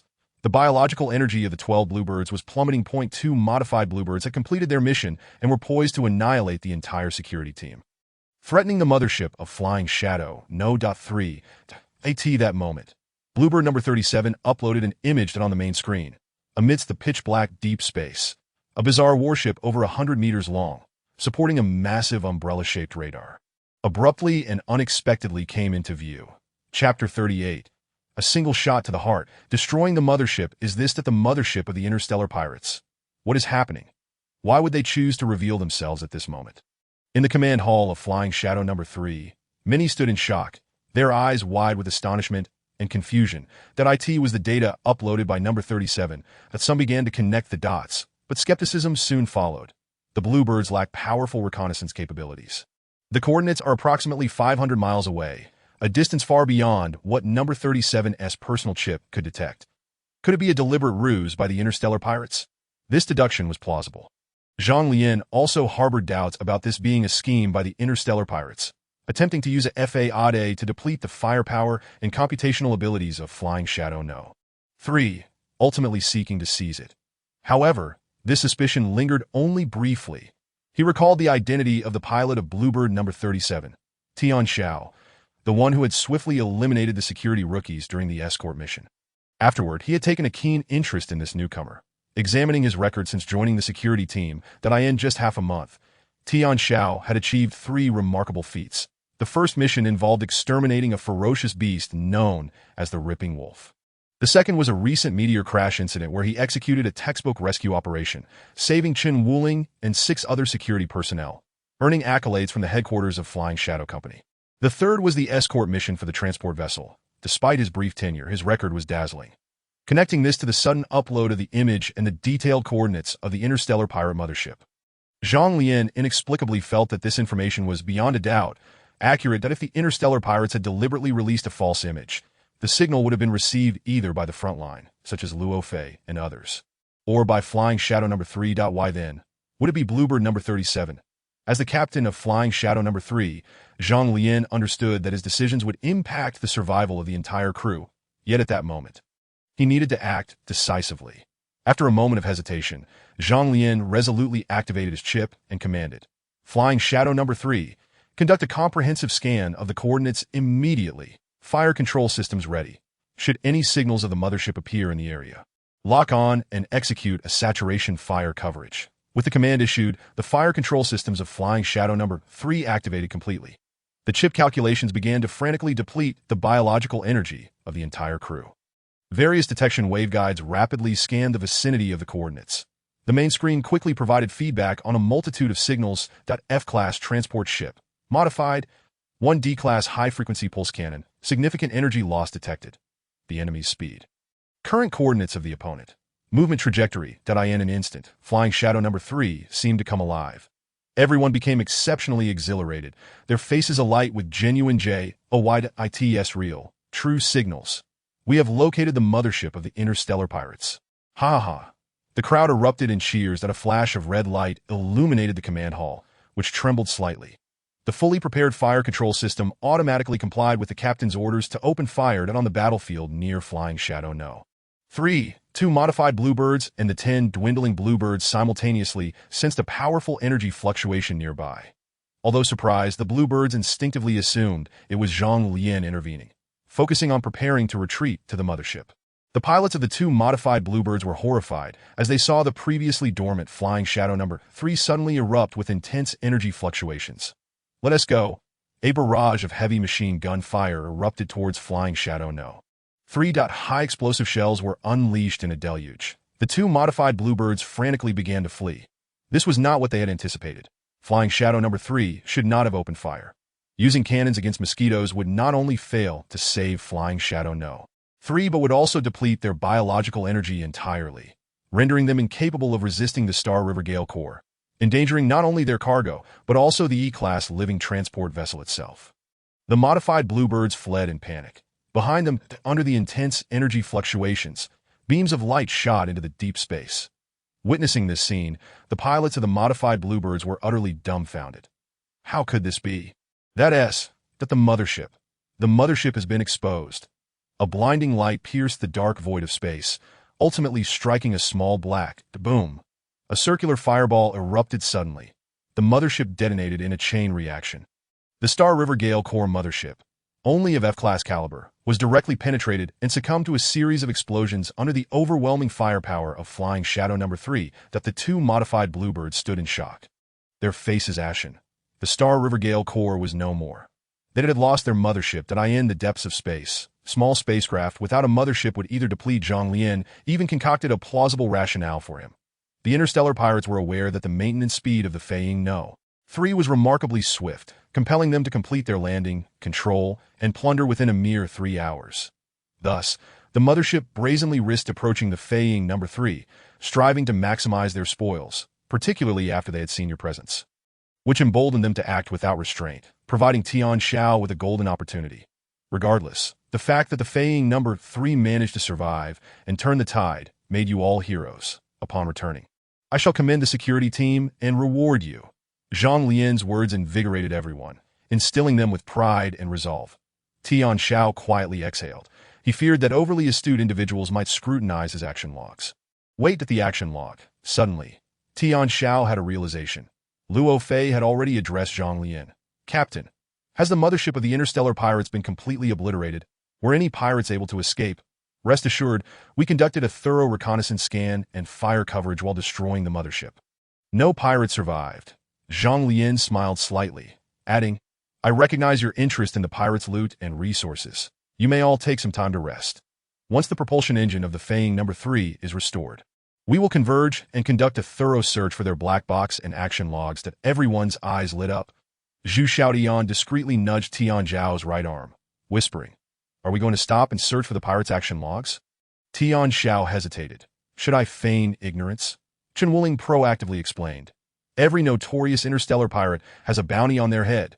The action logs of the pirate's mothership contain the identity records of each individual, including all information uploaded to their chips and the various crimes they have committed. If we submit this task log, we will receive their bounty. Old Lu grinned like a sly fox. The threat posed by interstellar pirates is considerable. Each of them has a bounty, starting at least in the hundreds of thousands. These individuals possess formidable strength and can acquire high-frequency pulse particle weapons. Their criminal records are likely extensive, meaning the bounty will be substantial. We might just strike it rich. Tian Xiao rolled his eyes. Rich? What a fanciful thought. The mothership of the interstellar pirates was a collective effort of all personnel aboard the Fei No. Freed at several hundred individuals. After dividing it up, there would be little left. Just as this thought flickered through his mind, he caught Zhang Lian's gaze. Zhang Lian, with a cheerful expression, remarked, "The bounty may not be substantial, but it is unlikely that everything was destroyed in the explosion of the mothership. Prepare yourselves. The resources we find will count as your spoils, and whoever locates the black box will receive a personal reward of 1 million. Zhang Lian seemed to see through his thoughts. If someone can capture these two modified Qingyao, they will each receive 1 million. No empty promises. Excellent. The group was even more exhilarated, except for the injured individual. Everyone descended to rest and recover their bioenergy. 3 hours passed swiftly. However, their bioenergy did not recover as quickly. Luo phase had only returned to 157, while the others remained below 100. Old Lu, Zhu Xiaodian and Tian Xiao, having not directly engaged in battle, fared better in preserving their energy, nearing peak condition. After 3 hours of rest, Tian Xiao had recovered to a full 194. The propulsion engine of the Fei No.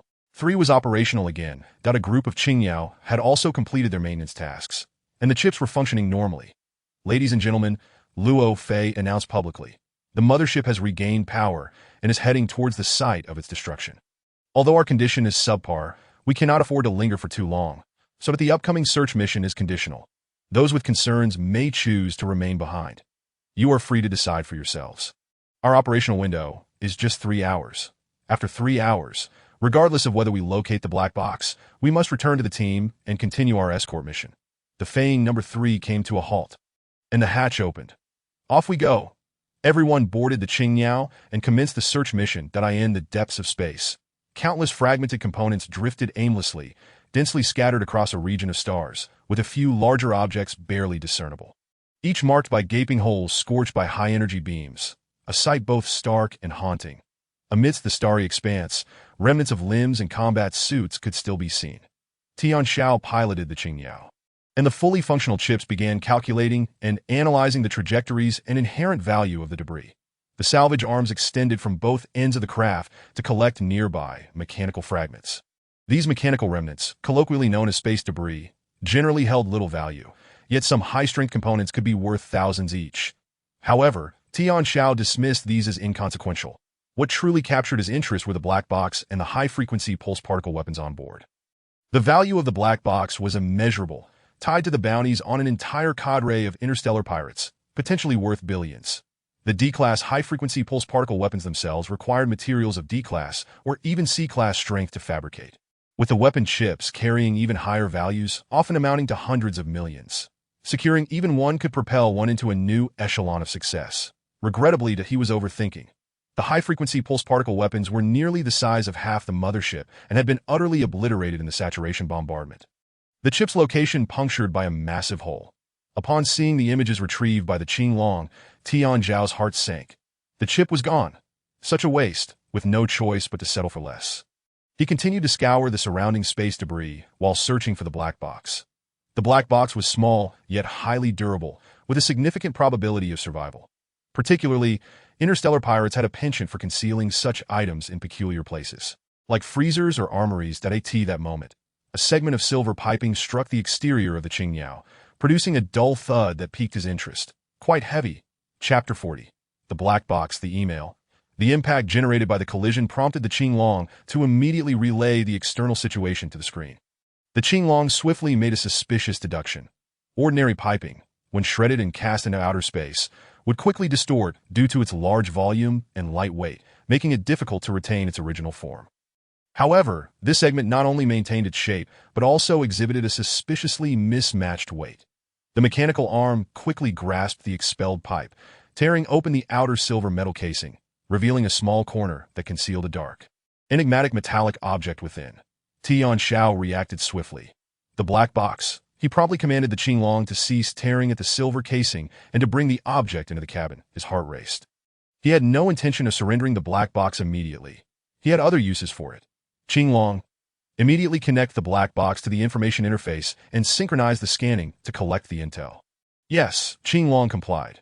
Aside from gathering personal data on the interstellar pirates, their past flight logs, action logs, and chat records. The black box also collected various related communication signals, including some mobile black market outposts. These black market sites were typically established by individuals or organizations operating in the gray area, serving both corporate conglomerates and mercenaries, while simultaneously providing intelligence to the Earth military.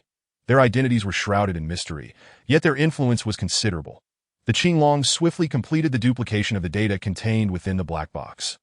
As Tian Xiao directed Qinglong to methodically continue collecting nearby space debris, he meticulously reviewed the contents of the black box.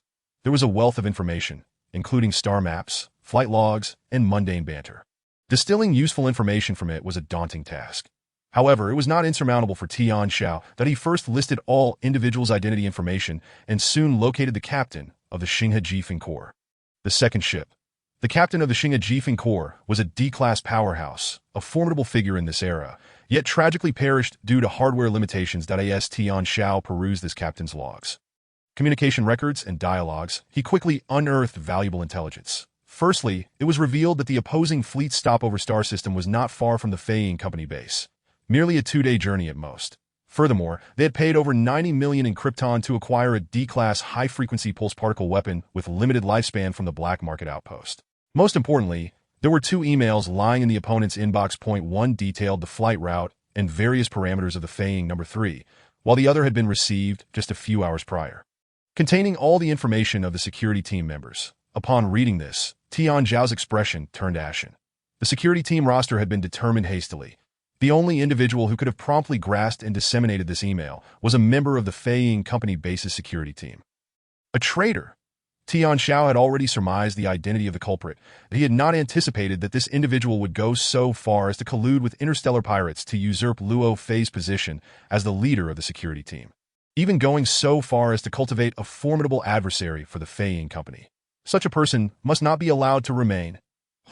Truly a self-inflicted calamity, deserving of their fate. As the 3 hours elapsed, all Qingyao returned to the Fei No. 3. Tian Xiao submitted the black box and successfully obtained a personal reward of 1 million from Zhang Lian, garnering the envy of the crowd. Most received between 300,000 to 700,000. However, Zhu Xiaotian was exceptionally fortunate, discovering a jewelry box among space debris that contained a gold coin valued at 130,000, making her the luckiest participant in this search operation. The only mystery that puzzled everyone was the disappearance of the 2 modified bluebirds. The Fei No. 3 set off again, and the following journey proceeded without any further incidents. 2 days later, they arrived at Crescent City. In low Earth orbit, a massive space station was docked with several large transport ships. Hundreds of small spacecraft were bustling in and out. The captain of Fei No. 3 applied for entry into the transition sequence, while Luo Fei led Qin Wuling and others down from the transport ship, preparing to board the spacecraft designated for returning to the base from the Crescent City outpost. The craft they were about to embark on was specifically designed for small-scale, deep space transport. With a speed comparable to that of Fei No. 3, however, they had half a day to rest and resupply in Crescent City, a benefit provided by the company. 8 of them boarded the Crescent City craft, a G-class seahorse vessel, known for its robustness, speed, and spaciousness, capable of accommodating 100 passengers, specifically serving security personnel from various planets heading to the outposts. Yet it was rather rudimentary in other aspects. Luo Fei, well acquainted with the area, exchanged a few words with the pilot before the pilot decisively closed the hatch and activated the power engines. Time was of the essence. Luo Fei returned to his group, maintaining a composed demeanor. I have sent you the map of Crescent City and some key locations. Digest the information quickly. We will depart for our return in 5 hours. You must be at the designated assembly point I marked in 4 hours. Those who are late will have to pay 100,000 for a charter back to the base. Understood? Understood. The group responded in unison. The seahorse plunged into the atmosphere. As the clouds dissipated, the landscape below unfolded. Everyone was captivated by the view. From high above, Crescent City glimmered with lights, a sprawling metropolis with towering skyscrapers as far as the eye could see, embodying the essence of a vibrant urban center comparable to those on Earth. In contrast to the Fei Company base, this place was indeed prosperous, bustling with activity. Numerous aircraft moved in a well-organized manner above. Tian Xiao remained remarkably unfazed. He had visited Crescent City many times before. It was a large base with a comprehensive system, crafted by the Earth Alliance and guarded by the Earth Army. Crescent City was equipped with a transition center and a division-level armed security force. as well as its own research and development center and various smelting factories. Furthermore, it boasted a permanent population exceeding 10 million, incorporating fashionable elements that rivaled many cities of the Earth Alliance. In Crescent City, everyone had 3 hours of free time to procure their daily necessities, such as gourmet food, fine wines, bags, and cosmetics. Of course, there were also items related to combat uniforms and firearms. Tian Xiao glanced at his meager savings accumulated from scavenging space debris and black boxes. 325,000. How impoverished as a professional soldier, equipped with an H-level chip, H-series aircraft, and subpar combat gear. He had no private custom weapons. This amount of money was hardly sufficient for anything significant, that it would be wiser to find a place to train and absorb the Sichuan insect pancreatic tissue. Chapter 41. Training Hall of Crescent City. Wow. Tian Xiao, must you be this dull? Crescent City. It's a metropolis. Why not buy something, or at least find a bar for a drink? Who knows, you might even hit it off with a lovely lady. Chen Wuling, having stepped out of the seahorse, did not act independently, but followed Tian Xiao. At Luo Fei's suggestion, to his surprise, Tian Xiao headed straight for a training hall in Crescent City, seemingly intent on wasting precious time on weightlifting. Anger flared as he exclaimed, "Even if you don't consider yourself, at least think of Brother Chen. I've been cooped up at the base for months. I am not forcing you to stay with me," Tian Xiao retorted obstinately. The Sichuan insect's pancreatic tissue was worth tens of thousands to over 100,000. It would be a waste not to find a proper place to digest it. In their conversation, they reached the entrance of the largest training hall in Crescent City, where 2 rows of ushers greeted them with bows. Chen Wuling was at a loss. "Fine. You can lift weights here. Go ahead. I'll come back to find you in 3 hours, but don't wander off." He decided to take his chances at a bar instead. Tian Xiao waved him off and entered the New Moon Training Hall. As the largest training facility in Crescent City, its scale and equipment surpassed that of the base, with training robots for weight-bearing sprints that could adjust precisely to the user's condition. Of course. It was also quite expensive, with training fees reaching 500 per hour. However, shortly after Tian Xiao began his training, an announcement echoed through the hall. "Congratulations to member number 7482 for successfully passing the survival base of the G-level training hall, earning a reward of 100,000 as the announcement concluded. A screen displayed dynamic footage. The atmosphere was heavy, exuding a strong sense of pressure. Inside a 50-meter diameter octagonal cage, a spotted ironback panther prowled on the metallic mesh, producing a sharp metallic scraping sound, lunging toward a man positioned in the center of the cage. The man remained calm, exerting force beneath him, leaving a faint footprint on the surface, and shot forward like a released arrow, emitting a furious roar as he passed the panther. Roar. The ironback panther howled as it lost balance midair, crashing violently to the ground and rolling several meters away. Underground fighting techniques. Tiger's roar. Underground combat skills. Heart extraction. Tian Xiao was immediately captivated by the stunning confrontation displayed on the wall. With his discerning eye, he recognized that the man had unleashed 2 combat techniques in the split second of dodging the ferocious ironback panther. The tiger's roar technique was fierce, capable of producing a severe impact on the eardrums, and if executed correctly, could injure the opponent's eardrum, destabilizing their balance and resolve. Heart extraction. A finger technique that could easily pierce the flesh and deliver a fatal blow. Such combat skills were common in the military, but were limited to the elite. Tian Xiao did not expect to encounter a master of close-quarters combat within the New Moon Training Hall. The hall's public announcement also sent him into a reverie. Indeed, there were some unconventional training methods here, reminiscent of underground gambling, in addition to underground boxing matches, there were also life-and-death duels against ferocious beasts and insectoids. Incredibly bloody and brutal. However, to participate in such combat, one must pay a deposit and sign a waiver of liability. Signing the waiver meant that the venue would not be responsible for any accidents. The deposit ensured the fairness of the gambling, requiring participants to truthfully report their strengths. Victors in these matches received rewards. Of course, one could also bet on oneself, attracting more participants to wager against.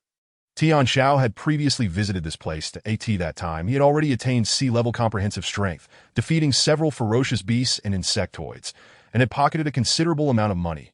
Consequently, he was blacklisted from the training hall. Reflecting on the past, a faint smile appeared on Tian Xiao's face.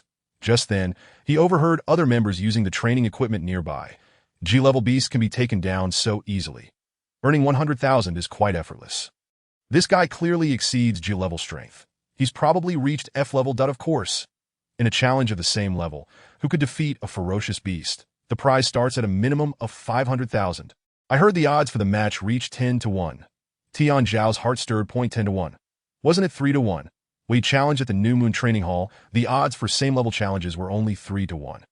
Wait, Tian Xiao suddenly realized that many military techniques had yet to become widespread, and the enhancement methods for the pancreatic tissues of ferocious beasts and insectoids had not yet been disseminated. The general physical conditions were significantly weaker than 3 years later. This was the current odds. Instantly, Tian Xiao felt a burning enthusiasm within. Holding 325,000, if he paid 100,000 deposit and placed a 3 million wager. With 10-1 odds, Wun Ti, he make 30 million with a single flip? This wild thought was quickly dispelled by Tian Xiao. Dream on. Impossible. He was well aware of the background of the New Moon Training Hall. An entity operating in the gray area, closely tied to black market outposts, with deep connections in the military, seemingly in close contact with many interstellar pirate organizations. Had it not been for his position in the Earth Army and the brave officers under his command, he might not have been able to walk away with over 50 million in gambling winnings from the training hall. Now, he was merely a security personnel of Fei & Company, with H-level strength. How could he hope to leave the New Moon Training Hall with tens of millions in gambling winnings unscathed? Even Luo Fei would not have such influence. Anyone harboring such thoughts could only be described as still dreaming of 1,001 nights in a fairy tale. However, since he was here, Tian Xiao certainly could not turn a blind eye in the Crescent Training Grounds. All members are permitted to engage in prize-winning bets, by simply entering their membership number and wager into the current game. They can determine the outcome based on the existing odds, relying solely on their keen eyesight and luck. The Crescent Training Institute has a decent reputation in this regard and does not renege on its promises. Soon, Tian Xiao had Qinglong establish contact with the Crescent Training Institute to activate the current matches. After paying 1,000 yuan for access, all upcoming matches were meticulously listed. Crescent City is bustling with activity. With numerous spectators, almost every 15 minutes a match occurs. Upon entering, the current odds for both competing parties are clearly displayed that a bet of 1,000 yuan can be placed, with no upper limit. Chapter 42, Bet 1 to win 12 in the underground gambling scene of Crescent City. Each match boasts a significant number of bets. Some wagers come from frequent gamblers, while others originate from local hunters who actively place their bets on their own, hoping to gain more value from their investments. In essence, the stakes in the underground gambling arena are substantial, with nearly every match involving over 10 million in funds. When encountering sufficiently powerful hunters, the stakes can quickly exceed 100 million. Tian Xiao carefully scrutinized the list of matchups that he could only stay in Crescent City for a maximum of 4 hours, with fewer than 20 betting options available as a reborn individual. He chuckled upon surveying the scene. An advantage had presented itself. Among the hunters, he recognized several familiar names. These individuals were not permanent residents of Crescent City, but would later become renowned elites within the Earth's Sky Army. For instance, Wang Qiushan, who was about to face the fierce Tyrmouth Wolf, currently possessed a comprehensive combat strength rated at H9 that, however, in 3 years, he would ascend to the position of deputy commander in the 332nd Division of the Earth's Sky Army, achieving a C8 level of power. Remarkably, this was an H-level confrontation, and many had already placed their bets on the Tyrmouth Wolf, with 4,500,000 yuan wagered against 340,000, driving the odds down to 0.1. Those betting on Wang Qiushan faced odds of 1 to 12, and 1 believed in Wang Qiushan's chances, even though his overall strength was rated H9 and he had the potential to reach G level. He lacked the means to contend against a ferocious beast, even one with merely H5 strength like the Tyrmouth Wolf. Without hesitation, Tian Xiao placed a 1 million yuan bet on Wang Qiushan, instantly elevating the odds to 1 to 10. Meanwhile, the odds for the Tyrmouth Wolf remained largely unchanged, as more bets continued to pour in for its victory. Before long, the match commenced in the underground octagonal cage. The Tyrmouth Wolf was chained and brought into the arena. On the other side, Wang Qiushan, clad in combat attire, entered the octagonal cage willingly. The Tyrmouth Wolf, with its robust legs and sharp claws, bore a mouth divided into 6 segments, bristling with menacing flesh spikes. The sound of chains clanking echoed within the cage, creating a heavy atmosphere. Wang Qiushan, seemingly under pressure, pressed against the metal mesh of the cage, concealing his gaze. However, Tian Xiao observed that Wang Qiushan's movements were peculiar. His fingers were piercing through the mesh, drawing blood. Witnessing this, Tian Xiao realized how fiercely this individual, destined to become a division-level powerhouse, had fought in his earlier days. The precision of his calculations was remarkable. With the last chain unbound and crashing to the ground, the octagonal cage was swiftly released. The tear-mouthed wolf, having caught the scent of fresh blood, sensed its injured prey nearby. Its wariness diminished significantly, leading to a fatal misjudgment regarding the prey's strength that in an instant. The tear-mouthed wolf lunged as it closed in. Wang Xiaoshan unleashed an astonishing burst of speed, propelling himself along the metal mesh and towards the beast's claws, seizing its forelimbs with sudden force. The tear-mouthed wolf was abruptly thrust from the edge of a cliff, its claws raking deep gashes into its own face, and two of its mouth segments fell to the ground, blood gushing forth. The tear-mouthed wolf was injured. This was a true display of daring to the untrained eye. It appeared as mere spectacle, but the knowledgeable recognized the skill. With this single strike, Tian Xiao felt ignited with fervor. Wang Xiaoshan was truly formidable. The effect achieved could only stem from a flawless combination of computational ability and physical prowess, executed with robotic precision. Any hint of hesitation could lead to a swift demise at the hands of the tear-mouthed wolf. Astonished murmurs erupted from other members present in the training facility, clearly captivated by the unfolding underground gambling event. The tear-mouthed wolf was injured. How had Wang Xiaoshan accomplished this? With odds of 1 to 10. Betting was now closed. They lamented their missed opportunity to place even a small wager. Yes, the tear-mouthed wolf showed signs of retreat. Wary of its opponent, Wang Xiaoshan did not press his advantage, but instead withdrew to the vicinity of the metal mesh. Quietly observing the expanding pool of blood beneath the beast, this moment, Tian Xiao understood that the outcome was already determined. The tear-mouthed wolf, bewildered and filled with trepidation, was unaware that this was precisely Wang Xiaoshan's intent. Though still capable of fighting, the longer the confrontation dragged on, the more blood it lost, and its strength waned and it had no chance left. Indeed, just a few minutes later, the bloodied tear-mouthed wolf grew weak, its legs trembling. Wang Xiaoshan, resolute, charged forward to conclude the battle, declaring victory in this encounter. Tian Xiao smiled. With a 1 million yuan wager at odds of 12 to 1, he stood to gain 12 million. Instantly wealthy, he contemplated upgrading his chip to match Luo Fei's power level. However, he deemed this approach unwise. Qinglong, Tian Xiao instructed, immediately transfer 2 million to the Crescent Training Institute to obtain a lifetime membership and activate remote information access. Then, take another 1 million to reward the victorious Wang Xiaoshan as a bonus. Understood, Qinglong complied, facilitating the 3 million expenditure. Tian Xiao continued his training, digesting the pancreatic extract of the lizard clawworm. Shortly thereafter, a team of elegantly dressed Crescent City attendants approached, pushing a beautifully arranged platter of fruits and pastries, bowing respectfully. Esteemed Mr. Tian Xiao, we have arranged your lifetime membership, and your presence here is the highest acknowledgement of the Crescent City. According to the privileges of your lifetime membership, remote consultation access has been automatically activated.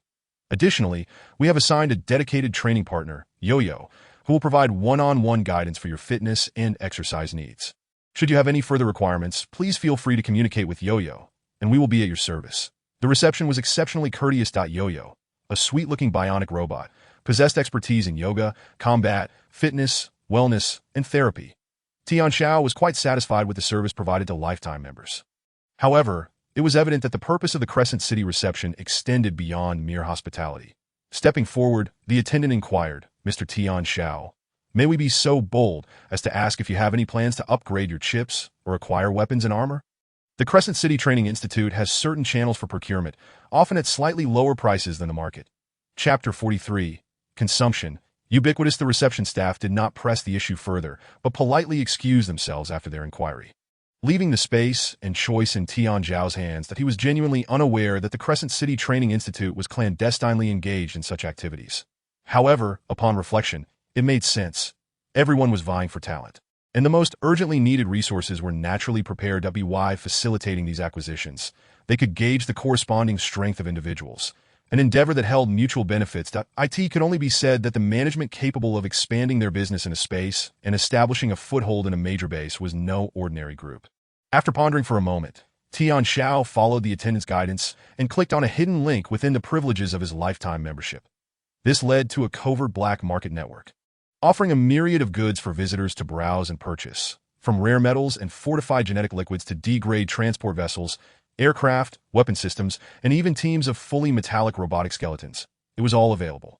Unmoved internally, Tian Xiao recalled his previous encounters with Crescent City, that he knew that it operated more than one mobile black market base. The reason these items could be sold at prices below market value was that many of them were not clean. They were confiscated goods, either assets pillaged by interstellar pirates or items scavenged from the deceased. Such looted items could not enter the Earth Alliance and would be reclaimed. They had to be consumed covertly. Among the remnants of the deceased, many biological chips could be recovered or directly absorbed. For instance, an H2 national chip could assimilate an H3 citizenship to gain all its permissions and computational capabilities. Conversely, an H3 chip could slightly enhance its processing power by absorbing an H2 national chip, though such an enhancement was minimal. The H-series chips in the Crescent City black market typically cost around 900,000 each. A 10,000 yuan discount compared to the cost of upgrading externally. The external advancement is remarkably swift, with computational capabilities reaching their zenith in an instant, while the evolution of biological chips occurs at a considerably slower pace. This process necessitates the elimination of unnecessary memories and data, discarding all remnants left by the original owner, retaining only the computational prowess, which takes no less than 48 hours. Tian Xiao, undeterred, promptly purchased an H6 chip, an H7 chip, an H8 chip, and an H9 chip, intending to gradually enhance his chip level upon returning to the base that he paid 3,600,000, reducing his savings back to 7 digits. Tian Xiao then entered the combat gear section of the black market mall. Each piece of combat attire appeared pristine and orderly, resembling freshly manufactured items. Yet he was acutely aware that each was stained with blood. Nonetheless, this was of little consequence that he had previously attempted to strip off a few intact combat suits from the battlefield to don for himself. The principle of utilizing resources to their fullest extent guided him. The mall offered H-series combat suits, markedly distinct from the semi-combat gear used by security personnel.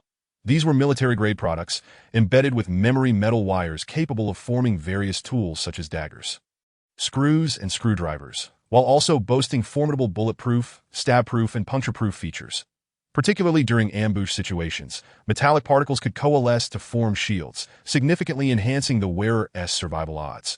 The computational speed and responsiveness far exceeded that of the suit he currently wore.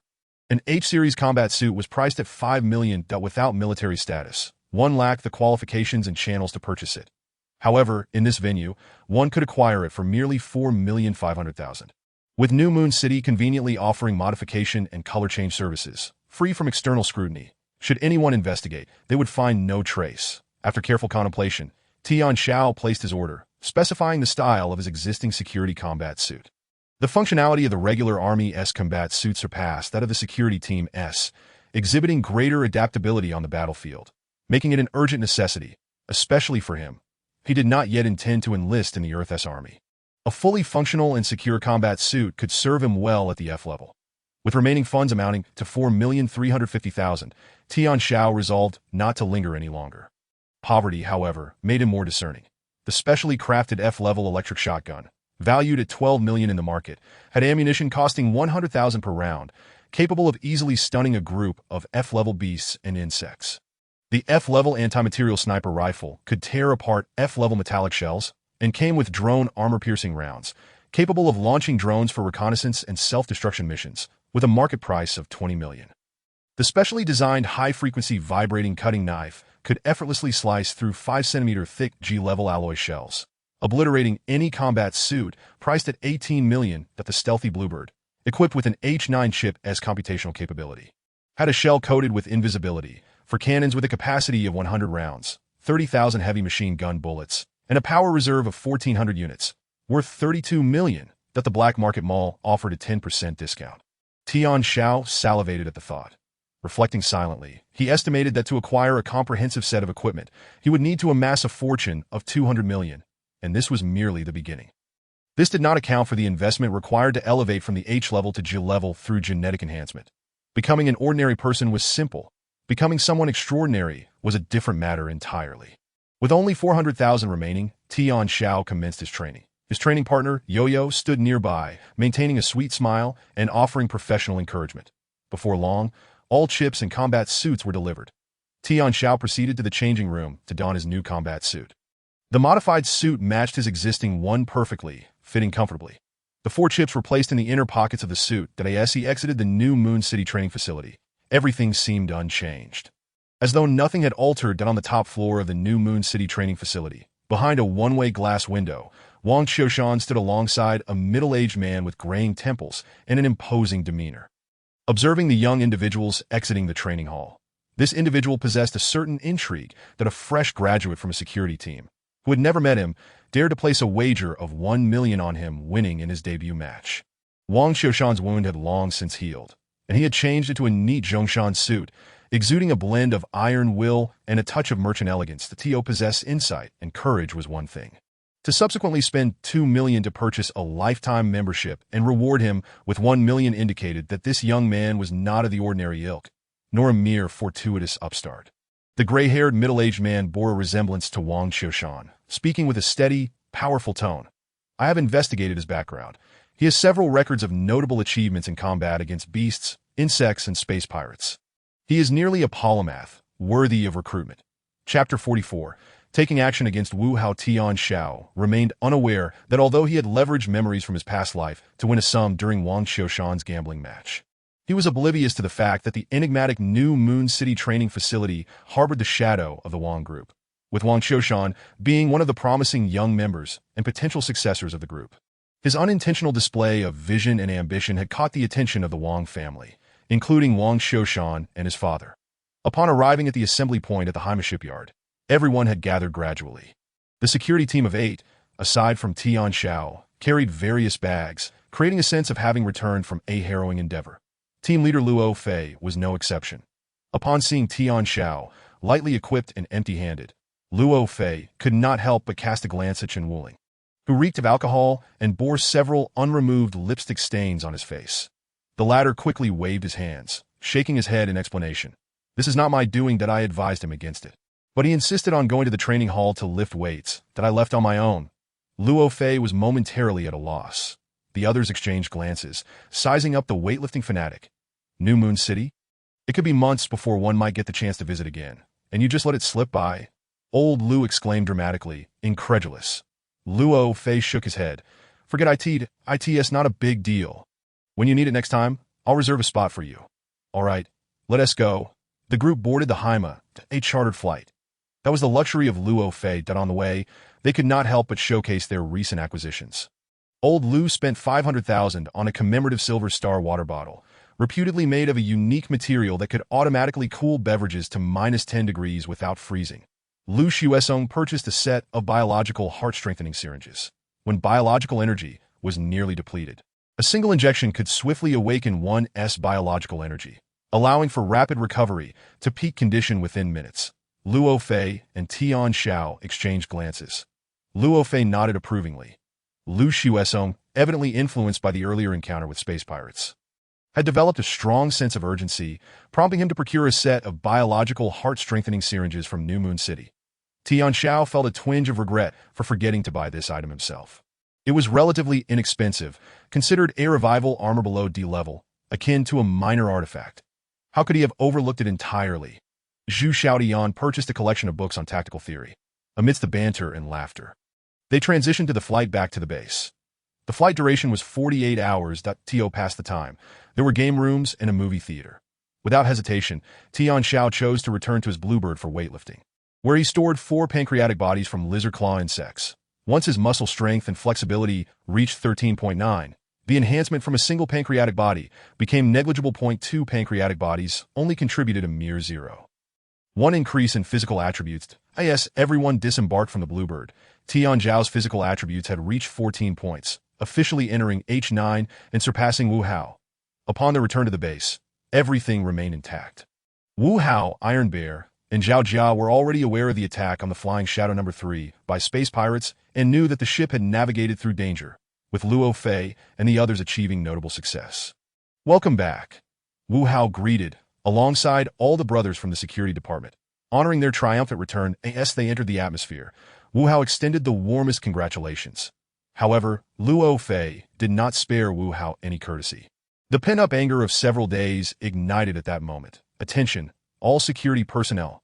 According to intelligence intercepted from the space pirates' black box aboard Flying Shadow No. 3, the pirates received an email containing detailed information about all security personnel just 10 minutes after our escort team landed on the ship. I have reason to suspect that there is a mole within the security department. All members of the security team report to the security department immediately. Luo Fei, having a good rapport with Zhang Lian, understood that the presence of a mole within the base placed substantial responsibility on him. Had it not been for Luo Fei's involvement in the incident and the successful takedown of the space pirate-esque mothership, leading to a fortuitous gain, he would have surely lost his position as the security team leader. However, he must personally root out the mole within the base. In the security department, the atmosphere was grave. Everyone instinctively turned their gaze toward Wu Hao. Standing in the monitoring center, Deputy Leader Wu Hao sensed a growing distance from many of his colleagues. His expression darkened. The prime suspect for betraying the security team leader was none other than himself. Luo Fei, without a moment to lose, prepared to cleanse the ranks of moles, clearly targeting him. The discomfort Wu Hao felt was akin to stepping in a pile of mud. No matter how it was spun, it was still a mess. Who else has not returned? Luo Fei entered the monitoring center and immediately sensed something was amiss with the personnel count. Wu Hao replied, "Someone needs to keep an eye on the meteorite pit." Tai Xiong and Zhao Jia stayed back there. The reasoning was sound. "All right." Luo Fei nodded, then signaled Chen Wuling and Old Lu. "Everyone, immediately upload all your records from the escort mission day, including your communications and movement data. Submit everything without a single mistake. Otherwise, you will bear the consequences." The group complied without hesitation. Wu Hao detected no abnormalities on his end and followed suit. Luo Fei then instructed Lu Xiuesong, capture and store all internal surveillance footage from the security team on the day of the escort mission for analysis. Understood. De Ji and Tian Xiao, you in Area C-25, locate Tai Xiong and Zhao Jia, and ensure they submit all communications truthfully. Tian Xiao and Xiao Daji acknowledged the command. Wu Hao furrowed his brow. Luo Fei's actions were decidedly sharp and assertive. With such a display, those under his command would inevitably feel unsettled. The charge of colluding with interstellar pirates was no trivial matter. But what could he do? Luo Fei had returned triumphant, having destroyed the flagship of an interstellar pirate, exuding an aura of ruthless decisiveness that deterred any dissenting voices, including Wu Hao's. Of course, Wu Hao was not panicked, until Tian Xiao and Xiao Daji reached Area C-25 and confronted Tai Xiong and Zhao Jia. Tian Xiao spoke first. "Please upload all your communications, footage, and movement data from the escort mission to today." Xiao Daji was momentarily stunned within the Qingyao. Luo Fei only requested data from 1 day. Yet Tian Xiao demanded 5 days' worth. Was this brat trying to deceive Tai Xiong and Zhao Jia? Indeed, Tian Xiao was attempting to ensnare Tai Xiong and Zhao Jia, the one who had contacted the interstellar pirates to harm the Fei Ying No. 3 was undoubtedly Wu Hao. However, Wu Hao never got his hands dirty. Tai Xiong and Zhao Jia acted as his proxies, handling his unsavory affairs. With the team leader's return, a thorough investigation of the spies was underway. It was reasonable for Tai Xiong and Zhao Jia to be assigned to Area C-25, as it kept them away from Luo Fei's scrutiny, granting them some leeway. Yet Wu Hao never anticipated that Tian Xiao would escalate the situation further. Demanding all 5 days of data, Tai Xiong and Zhao Jia were bewildered. "What the hell? Why should we provide 5 days' worth when the security team only needs 1 day? Tai Xiong roared. This fool was being too honest. Tian Xiao desired precisely this response. It was evident that something had transpired during this period. The monitoring center was closely observing the situation in Area C-25. Luo Fei, having caught on to Tai Xiong's agitation, narrowed his eyes and strode to the front of the monitoring center, stating in a deep voice, "I am Luo Fei. I reiterate, hand over all your movements and footage from the past 5 days immediately." Luo Fei, as the leader of a base's security team, was astute enough to recognize Tai Xiong's current panic, that he resembled a hunter who had caught the scent of his prey, his gaze sharpening as he fixated on the Qingyao piloted by Tai Xiong. He turned to Chen Wuling and instructed, "Prepare to disable the weapon systems of Unit 15 and Unit 16. Upon hearing this, all members of the security team gasped. Clearly, Tai Xiong had concealed something, and Luo Fei had zeroed in on it. Wu Hao wished to defend the two, but as he met Luo Fei's cold, ruthless gaze, the words died on his lips. Sweat beaded on Wu Hao's forehead. Before he could devise a countermeasure, an unexpected turn of events unfolded in Area C-25. "I refuse to accept this," Tai Xiong bellowed. "Luo Fei, you are openly retaliating and eliminating dissent. I will report you to the company headquarters." "I refuse to."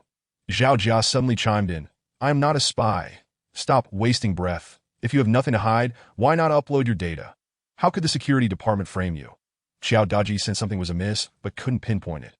Tian Xiao held his breath, fixated on the movements of the two King Neos. The Qinglong had entered combat mode. He believed Tai Xiong and Zhao Jia were undoubtedly guilty. Their vehement resistance to uploading data suggested they had something unsavory to hide. To be honest, he initially thought they wouldn't be foolish enough to leave incriminating evidence in their possession, but their reactions had shaken his conviction. These two fools must have been hiding something reprehensible over the past few days. Fearing discovery. Just as Tian Xiao was at a loss on how to deal with Wu Hao, Tai Xiong and Zhao Jia's own guilt became his leverage that he was determined to pin this on them. With Luo Fei's backing, Tian Xiao discreetly contacted Xiao Daji, preparing for a suppression operation. However, at that moment, an unforeseen calamity emerged from behind that tat-tat-tat-tat. A barrage of fire erupted suddenly from behind the meteorite pit. The cockpits of Tian Xiao and Xiao Daji were instantly engulfed in crimson light. Warning! Fire control systems have locked on. Emergency evasion failed. Damage to the craft. Boom, boom. 4 rounds of cannon fire exploded on either side of the Qingyao. The assailants were not Tai Xiong and Zhao Jia. The attack came from behind. Damn. Tian Xiao felt the balance of the Qingyao severely compromised, with numerous damages appearing on the hull, shrapnel posing a grave threat to the craft's safety.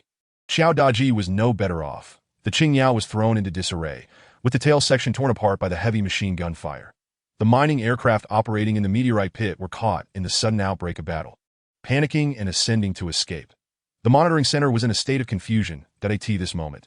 The monitoring center finally realized that 2 modified King Neos were flying low and rapidly near the meteorite pit in Area C-25. Interstellar pirates, remnants of the Galaxy Gale Brigade. How could they be at the base? Luo Fei pounded the table in fury, glaring at Wu Hao with fiery eyes that Wu Hao, however, had calmed down, replying, "How would I know?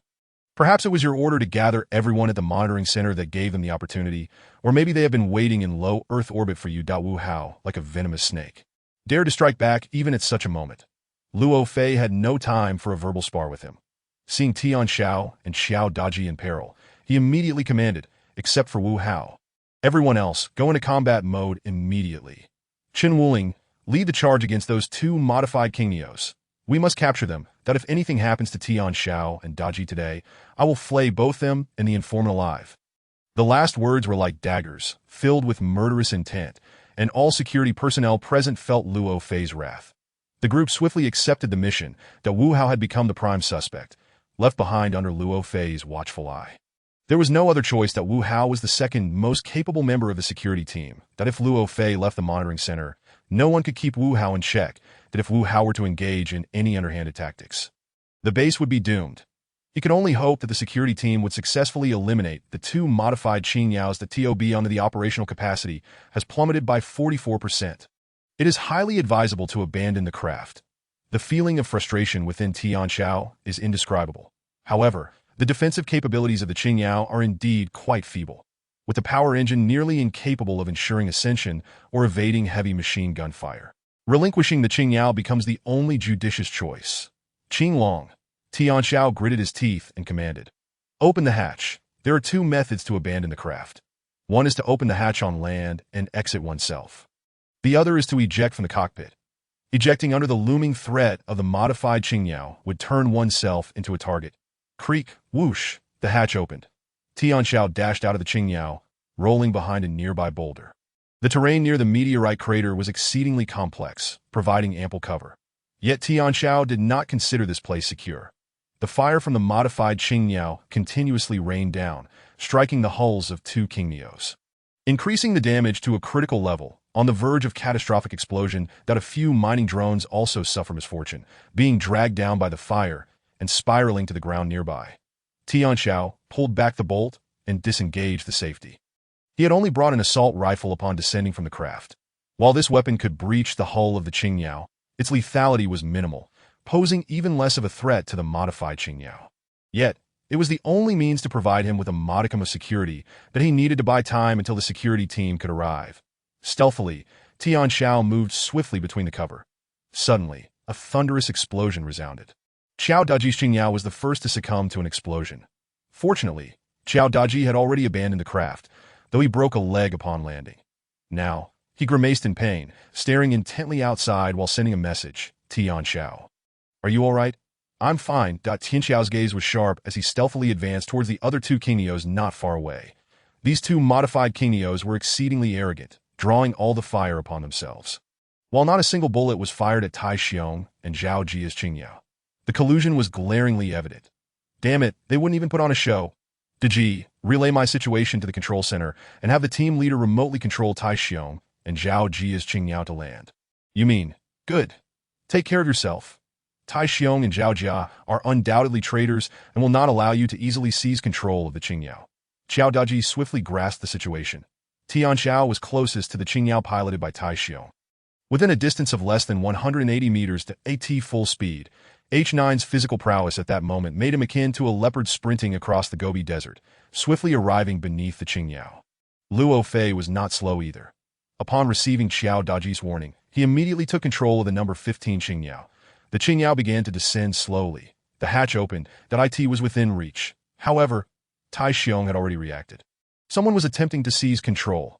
As the Qing Yao began to move, Tai Xiong rose from his seat, blocking the hatch like a towering fortress, glaring down at the rushing Tian Xiao with a face twisted in rage.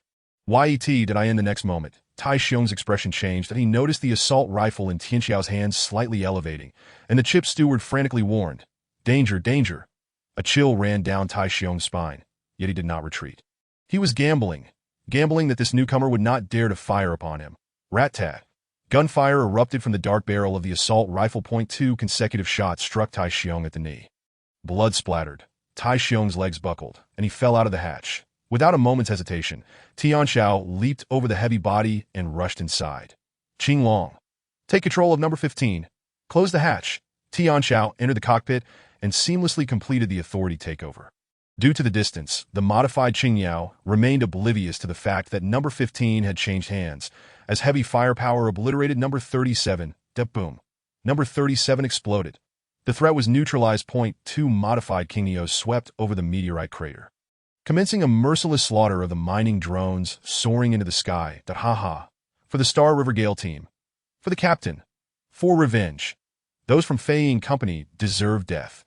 Zhao Jia's expression was one of ruthlessness and determination as he pulled the trigger. However, Qing Long had already anticipated the timing and trajectory of the shot, in the brief moment that Tian Xiao revealed himself. He quickly retreated, that a slight miscalculation could lead to disastrous consequences, that a scorching bullet hole appeared inside the Qing Yao's cabin. Bang! Tian Xiao emerged again, firing a round from the assault rifle pressed against his wrist, striking Zhao Jia directly in the forehead.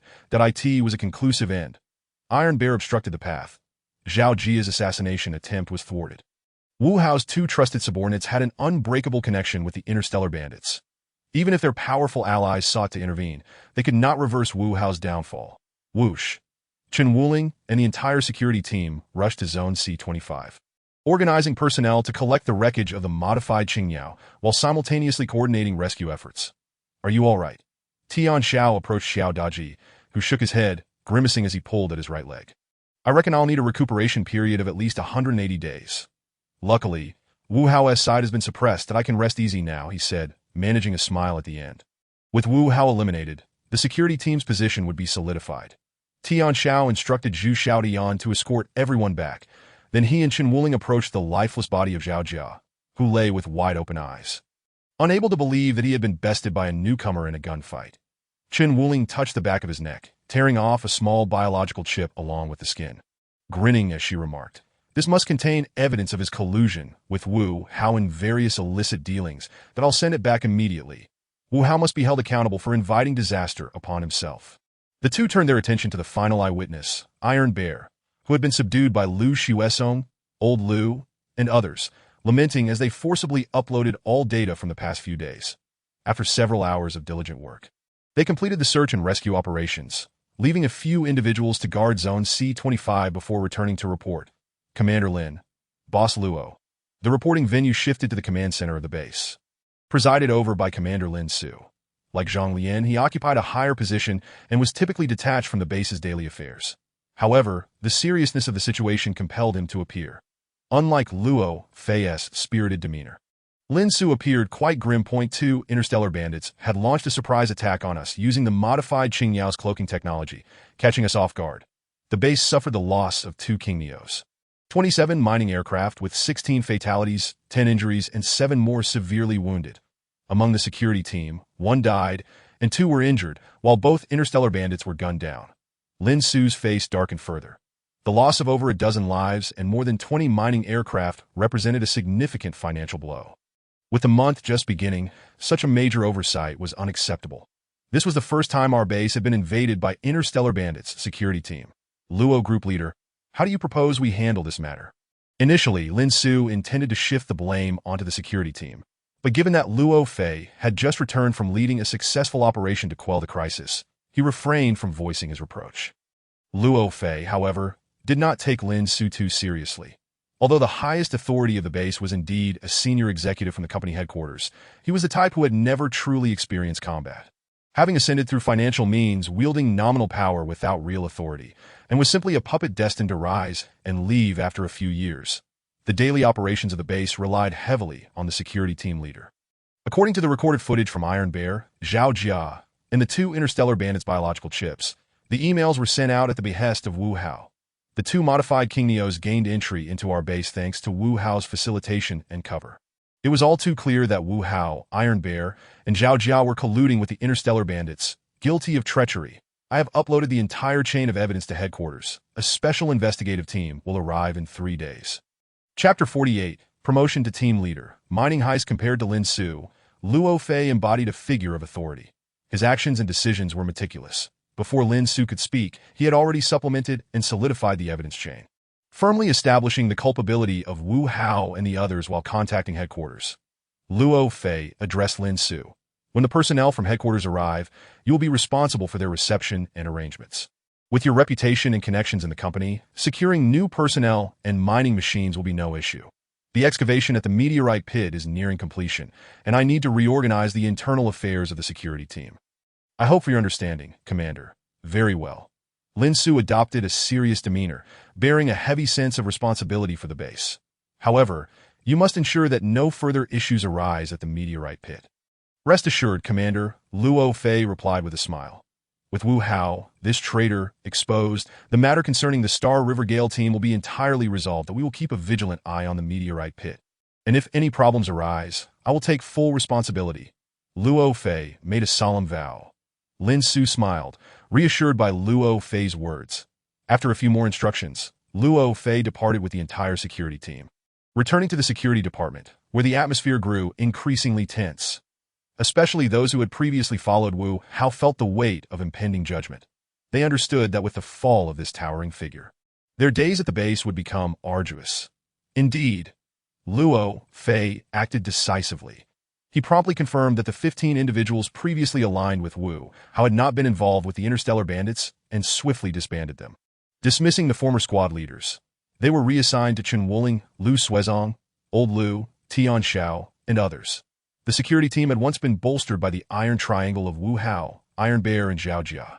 Now, with 1 dead and 2 imprisoned awaiting sentencing, Luo Fei's prestige soared to unprecedented heights. No one dared voice dissent. All accepted Luo Fei's arrangements. Those loyal to Luo Fei beamed with joy. Tian Xiao quickly rose from a newcomer to a small team leader within the security team, now overseeing a small group of 4. With a salary increase of 3,000, that although the raise was modest, his status rose dramatically, granting him greater authority. Among his subordinates were 2 who had previously aligned with Wu Hao, Wang Yong and Li Kuei, along with 2 others. A neutral party, Lu Fangyan, and newcomer Zhu Xiaodian. After reorganizing the security team structure, Luo Fei addressed them. Wu Hao, Iron Bear, and Zhao Jia have received their just desserts. Colluding with interstellar bandits and resorting to unscrupulous means against their compatriots, ultimately leading to their demise. I trust that all of you will heed this lesson. All right, due to the significant personnel and positional adjustments within the security team, we will reorganize the daily operations of the base today. The 6 teams would maintain the 8-hour rotation rule. Our immediate priority remains the elimination of the lizard claw insects in the meteorite pit to ensure no threat of invasion exists. Next is the base's daily defense. After outlining the arrangements, he established the rotation schedule for the 6 teams. The first team led by Chen Wuling, the second by Tian Xiao. Chen Wuling swiftly took charge of the task at the meteorite pit. Meanwhile, Tian Xiao gathered his 4 team members in a separate room, within the security department to hold an internal meeting. As a vice commander with experience leading a regiment-sized force, Tian Xiao quickly asserted his authority with just a few words. Gazing at the 4 team members before him, Tian Xiao made a striking statement. In our team, aside from Zhu Xiaotian, who joined later, the other 3 of you are seasoned security personnel. However, I have closely reviewed your performances within the security team, and they have been unremarkable, lacking any highlights. Wang Yong, Li Kuei, and Lu Fangyan were taken aback. Tian Xiao continued in a calm tone. Although I have not been in the security team for long, I have already received 3 commendations. One for rescuing individuals at the meteorite pit, another for eliminating all lizard claw insects during an escort mission, and the third for assisting in the destruction of the interstellar bandits' mothership during another escort mission. If all goes well, I should also receive recognition from headquarters for taking down Iron Bear and Zhao Jia, and for destroying 2 modified King Neos. Wang Yong, Li Kuei, and Lu Fangyan had initially dismissed Tian Xiao. But hearing him recount his commendations, especially the last remark, filled them with immense pressure.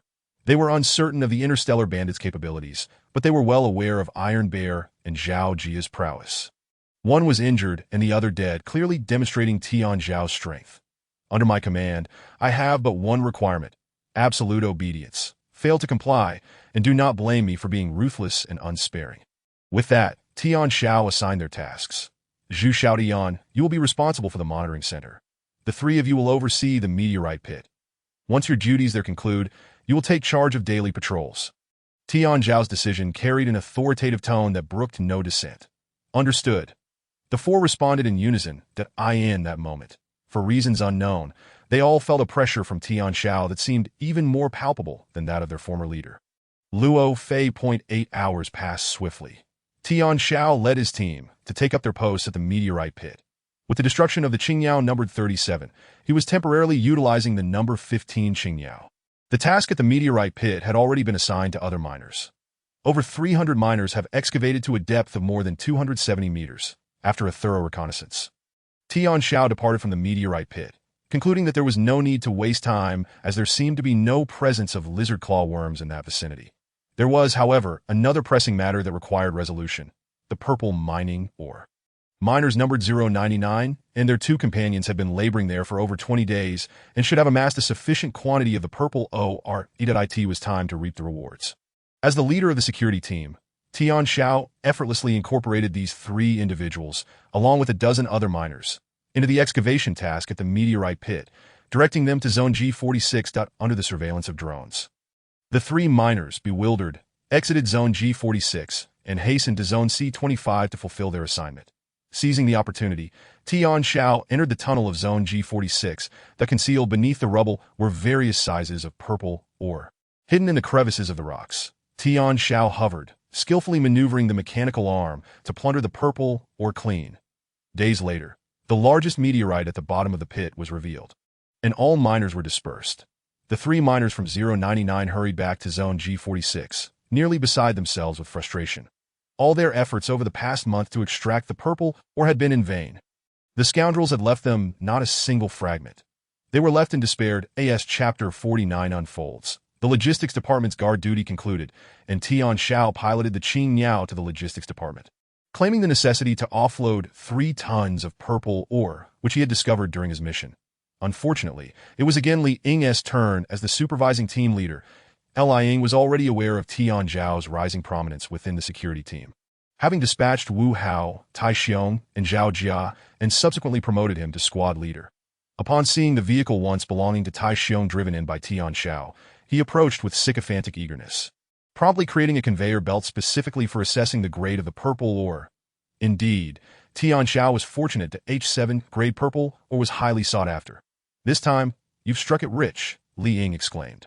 To be frank, Tian Xiao held a poor opinion of Li Ying. However, he believed in the adage of not striking a person who comes bearing gifts that he endured the discomfort.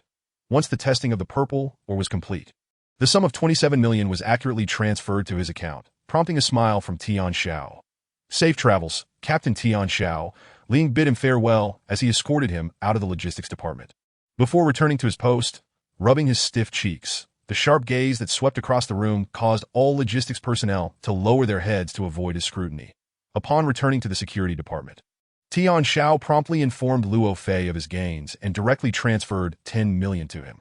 Tian Xiao felt it essential to respect Luo Fei, who had aided him, as this news would inevitably reach him. There was no need for any rift over such a trivial matter. Luo Fei was taken aback when the 10 million landed in his account.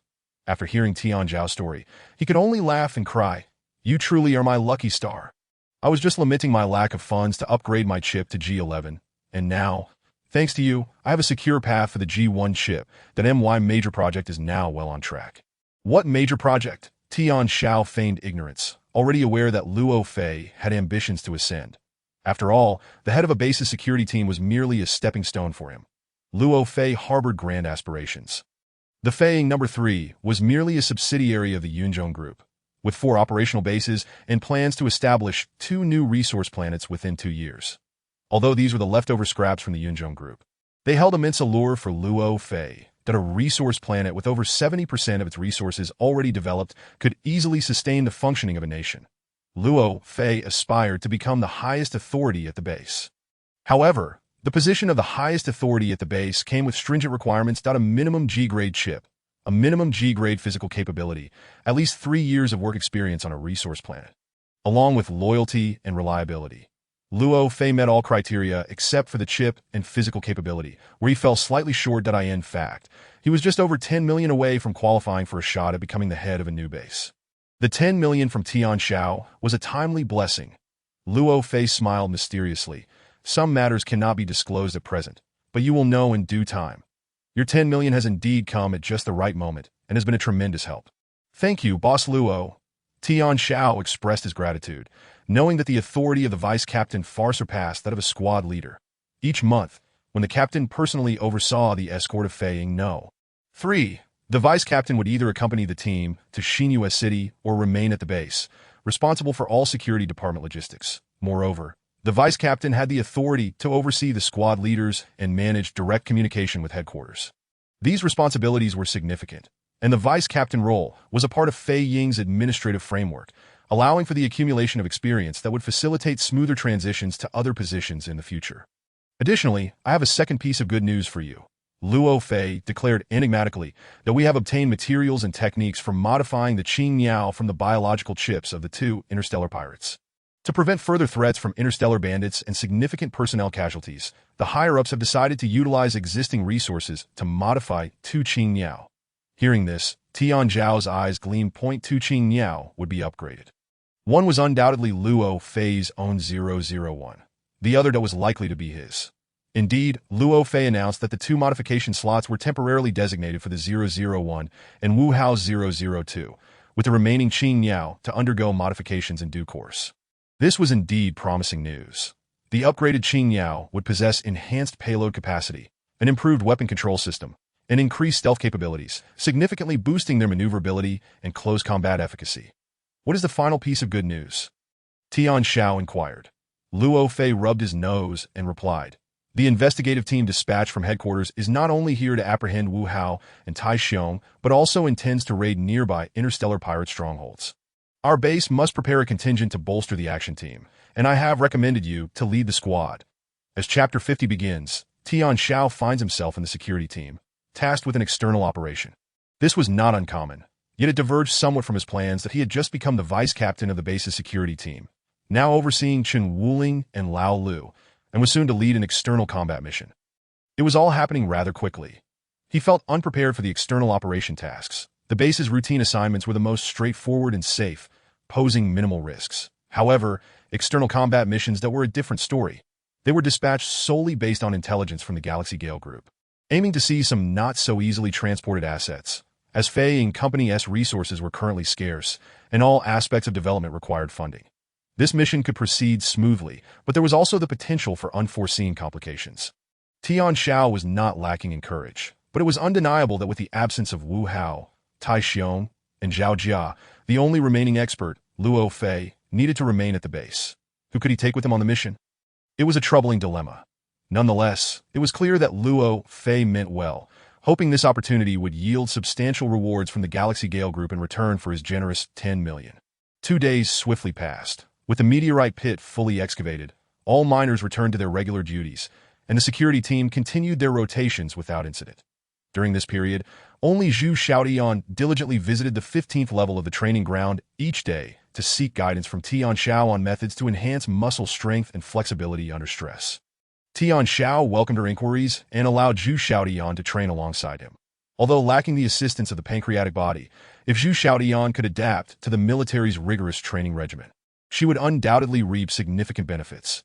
Zhu Xiaotian proved her determination, achieving a remarkable enhancement in her physical fitness within just 2 days. This brought a measure of comfort to Tian Xiao, as she had already demonstrated the resilience she had cultivated during her time in the Earth-S Sky Army.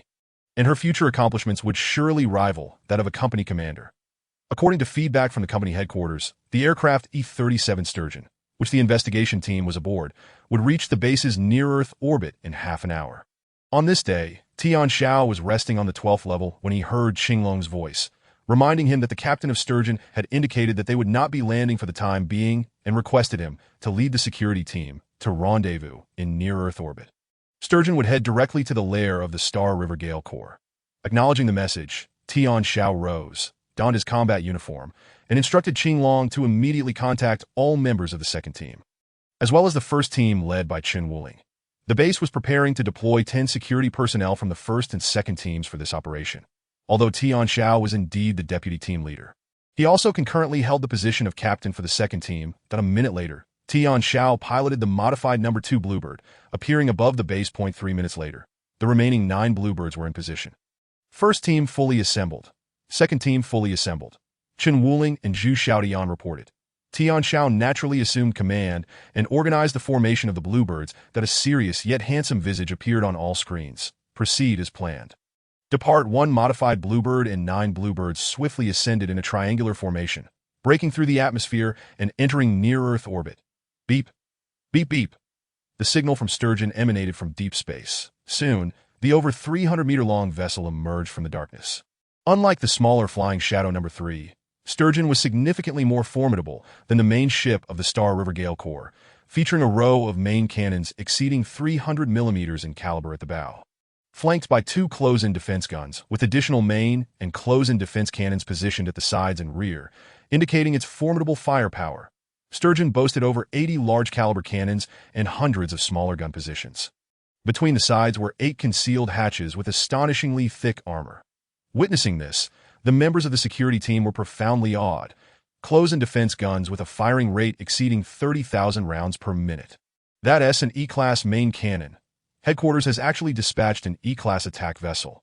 How magnificent! Everyone was greatly astonished, including Chen Wuling. It was the first time that many had participated closely in a mission involving an attack vessel, revealing their naive astonishment on the screens.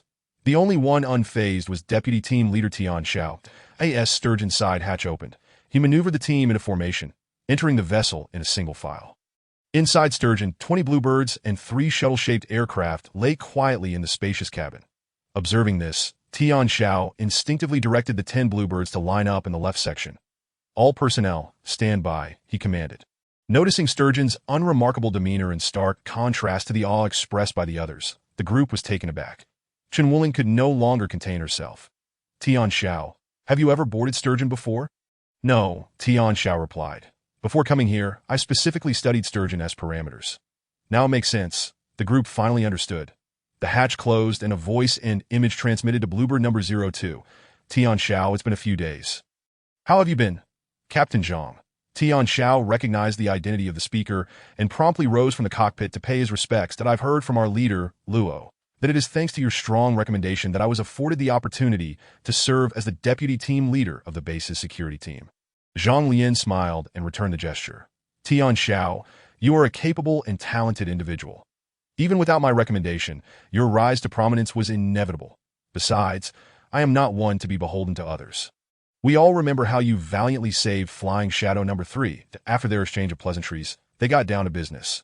Zhang Lian stated, as you have seen, this operation is primarily driven by my efforts. According to the intelligence extracted from the black box of the Star River Gale Corps, there are only a small number of armed personnel in their lair, along with 3 moderately damaged F-class vessels and various goods. Tian Xiao was taken aback. The information within the black box was extensive and complex, and even with Qinglong's computational speed, less than 1/10 had been analyzed thus far. Indeed, Flying Shadow No. 3's chip had a significant analytical advantage. Having deciphered all the contents, even the most ordinary of the three F-class vessels was worth at least 200 to 300 million, making it well worth the risk to search for. The E-class Flying Shadow No. 3 had been rendered immobile for 3 hours by a single shot from a D-class high-grade pulse particle weapon during this mission, nearly becoming a trophy for the Star River Gale Corps. Zhang Lian had been awakened by the blast. He too wished for his ship to be more resilient and powerful. However, upgrading Flying Shadow No. 3's chip or enhancing its defensive capabilities would require significant resources and funding that Flying Shadow Company could not provide. Zhang Lian had to rely on his own means to find solutions that F-class vessels are not of high rank. The minimum threshold and rank for aircraft are H-series, while for vessels it is G-series. F-class vessels are only one level above the minimum G-series. However, even the lowest-tier vessels must possess the requisite weapon systems, life support and transport systems, as well as adequate metallic strength and chip clusters. A G-class vessel, measuring several dozen meters in length, is worth at least 60 to 70 million. An F-class vessel, even if damaged or rudimentary, could easily fetch 100 million if its power system remains intact. This was Zhang Lian's reason for assembling a team and personally leading the venture. Zhang Lian continued, shifting his tone.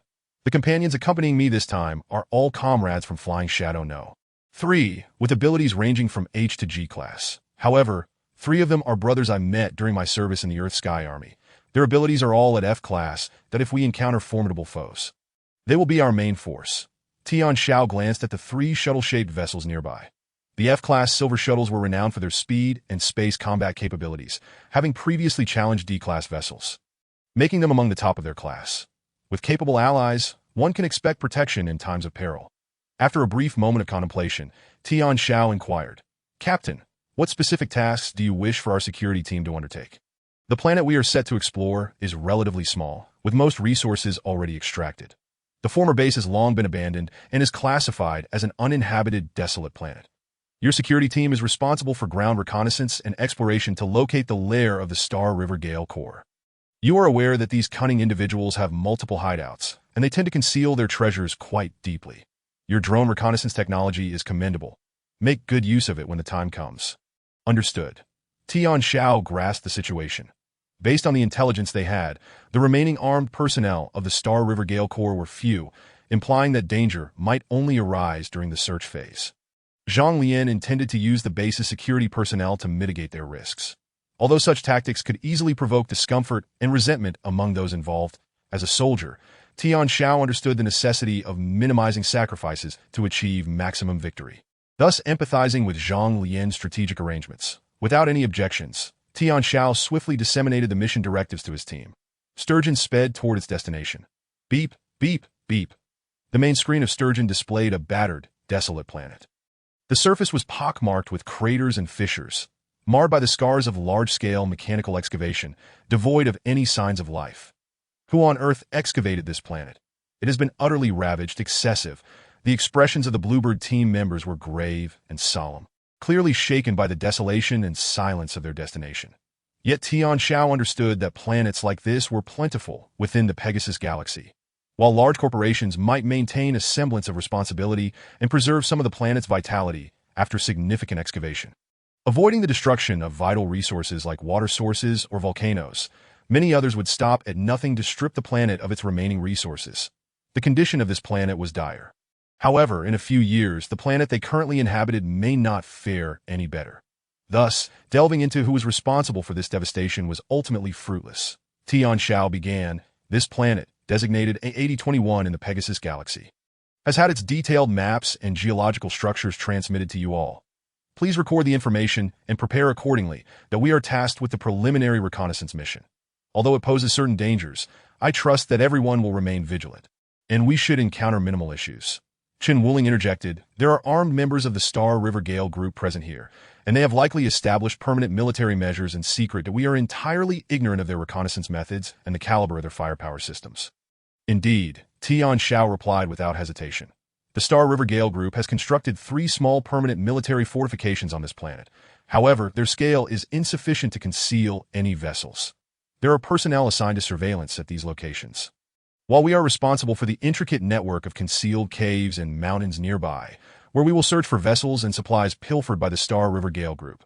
The group exhaled in relief, as their greatest concern was becoming mere cannon fodder.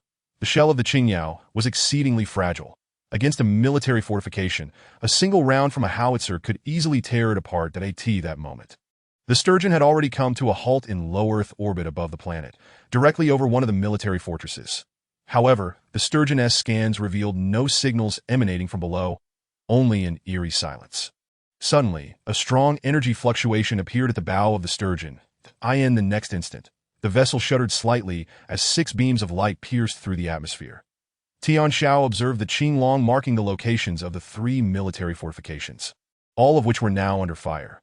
The mountain concealing the fortifications was torn apart, exposing the dark, smooth alloy walls within. Zhang Lian acted decisively, commanding, "Fire the main cannon.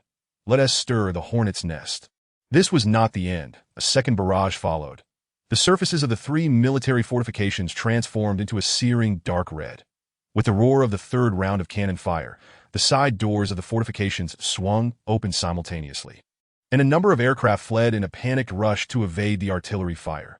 Zhang Lian showed no mercy toward the armed members of the Star River Gale group. That small-caliber artillery unleashed a torrent of fire, a barrage of metal raining down without restraint, swiftly obliterating for escaping aircraft in a brilliant explosion. The subsequent detonations rocked the area, sending thick smoke billowing skyward. The Sturgeon's overwhelming firepower left the group in awe. The Qingyao team regrouped and descended toward the surface to commence their search. Zhang Lian's orders rang out, and the hatch open. 10 Qingyao aircraft surged forth in single file. Chapter 52. Comprehensive Search. Whoosh. Whooshed out a series of miniature drones were ejected from the lower abdomen of the Qingyao. The drones, equipped with advanced computational capabilities, rapidly collected data on the surface contours and various metrics, cross-referencing them with the initial intelligence gathered. Analyzing discrepancies and tracking potential leads. 10 Qingyao aircraft deployed 500 drones, conducting a thorough search around the 3 military fortifications. The drones skimmed close to the ground, diving into every opening they encountered. If a cave was large enough for an adult to enter, the drones would swiftly explore it for possible underground passages and shelters. The drones' radar systems quickly analyzed subterranean conditions, returning immediately if a dead end was confirmed. On the Sturgeon, a massive screen displayed hundreds of subdivided views, each showing intelligence feedback from the drones. The central screen indicated that the currently surveyed areas of the planet were entirely green. With no anomalies detected, it appeared that the armed personnel of the Star River Gale group had been eradicated. After a considerable time had passed, the search area continued to expand, but the Qingyao team found no valuable clues. Zhang Lian frowned. "Meng AI, take a team to search for the downed aircraft. We need to glean any clues from the wreckage." "Understood," replied Meng AI, one of Zhang Lian's security personnel, with G-class strength. With a decisive clack, the hatch opened, and another batch of aircraft launched from the Sturgeon into the atmosphere. However, their search yielded no results. 4 aircraft lay completely destroyed, with their biological chips also failing to survive. Leaving no traces behind, Meng AI proceeded to scour the 3 military fortifications, where he observed the molten rock and alloy remnants through the gaping holes created by the explosions. That he shook his head in resignation. In such an environment, it is impossible to find any clues. With no other option, Zhang Lian directed Meng AI and his team to accelerate their search efforts. After several hours, a tenth of the planet had been surveyed. The team briefly replenished their energy bars and resumed their search operations. "Damn it, where have these wretched star bandits hidden their loot?" Zhang Lian paced anxiously in the command center, his mindset shifting slightly. Each operation of the vessel incurred significant costs, and with the deployment of main cannon firepower yielding no results, his losses would be considerable. Just then, the Qingyao team relayed good news. "Qingyao no. O2 has come to a halt near a massive pit, where several drones are emitting faint lights. From over 300 meters underground, a dark, deep cavity has revealed a vessel over 300 meters in length, lying dormant like a colossal beast cloaked in shadows. The first vessel had been located. Excellent." Zhang Lian clenched his fists in a victorious gesture, issuing commands with newfound vigor. "Qingyao team, maintain a defensive posture and eliminate any threats." Meng AI immediately sent a team for reinforcement and expand the defensive perimeter. Qin Kong, lead the technical team to assess the vessel and primarily focus on reviving its power system. The rest of you, closely monitor all unusual activities on the surface. Zhang Lian remained vigilant. The more critical the moment, the more cautious he became. Tian Xiao was the one who identified the first vessel, drawing upon his experience. He recognized it as an F-class shark hunter ship, manufactured several hundred years prior, part transport, part combat vessel, with an original price tag of approximately 300 million. However, upon examining the vessel through the drones, Tian Xiao noted numerous bullet holes. While a minor repair could restore its seal, the exposed circuit boards were encrusted with thick frost, resembling the remains of a long-dead corpse. Many primary weapon systems, including the main cannon and close-in weapons, had been stripped away. When the drones ventured into the command center of the vessel, they found it devoid of any equipment. The main chip clusters were entirely absent. Tian Xiao shook his head in silence. The interstellar bandits had reduced the ship to a parts depot, stripping it of all useful components, either to repurpose, upgrade, or sell off for profit. In his eyes, the vessel now held only scrap value. Indeed, when the assessment team arrived and surveyed the interior, their expressions mirrored that of someone who had just lost a loved one, devoid of the excitement they had felt upon arrival. They cursed the ancestors of the Star River Gale group multiple times before reporting back to Zhang Lian. The power system is completely destroyed, all weapon control systems have been removed, and the chip systems are entirely gone. This vessel is merely an empty shell, with about 20% of it damaged. Its overall value may not exceed 20 million. Transporting it back will incur additional costs and consume excessive energy, rendering it not worth the effort. Qin Kong's evaluation left Zhang Lian utterly disheartened. The teams returned to the Sturgeon for a brief respite before embarking on a second round of searches 5 hours later. Zhang Lian announced the conclusion of the operation. After a half-day's labor, everyone was indeed exhausted, but Tian Xiao sensed that Zhang Lian's decision to call off the search stemmed from other considerations. Upon returning to the Sturgeon, the Qingyao team stood by in the combat chamber, while Meng Ai and Qin Kong returned to Zhang Lian's side. The gravity of the situation weighed heavy on Zhang Lian's expression. This shark hunter is one of the 3 vessels captured by the Star River Gale group, but its current state deviates significantly from our intelligence. Qin Kong, based on your observations, when were these components removed?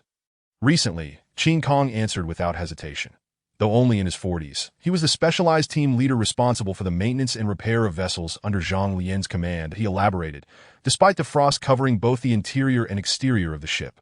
Traces of mechanical freezing indicate that the shark hunter was recently dismantled.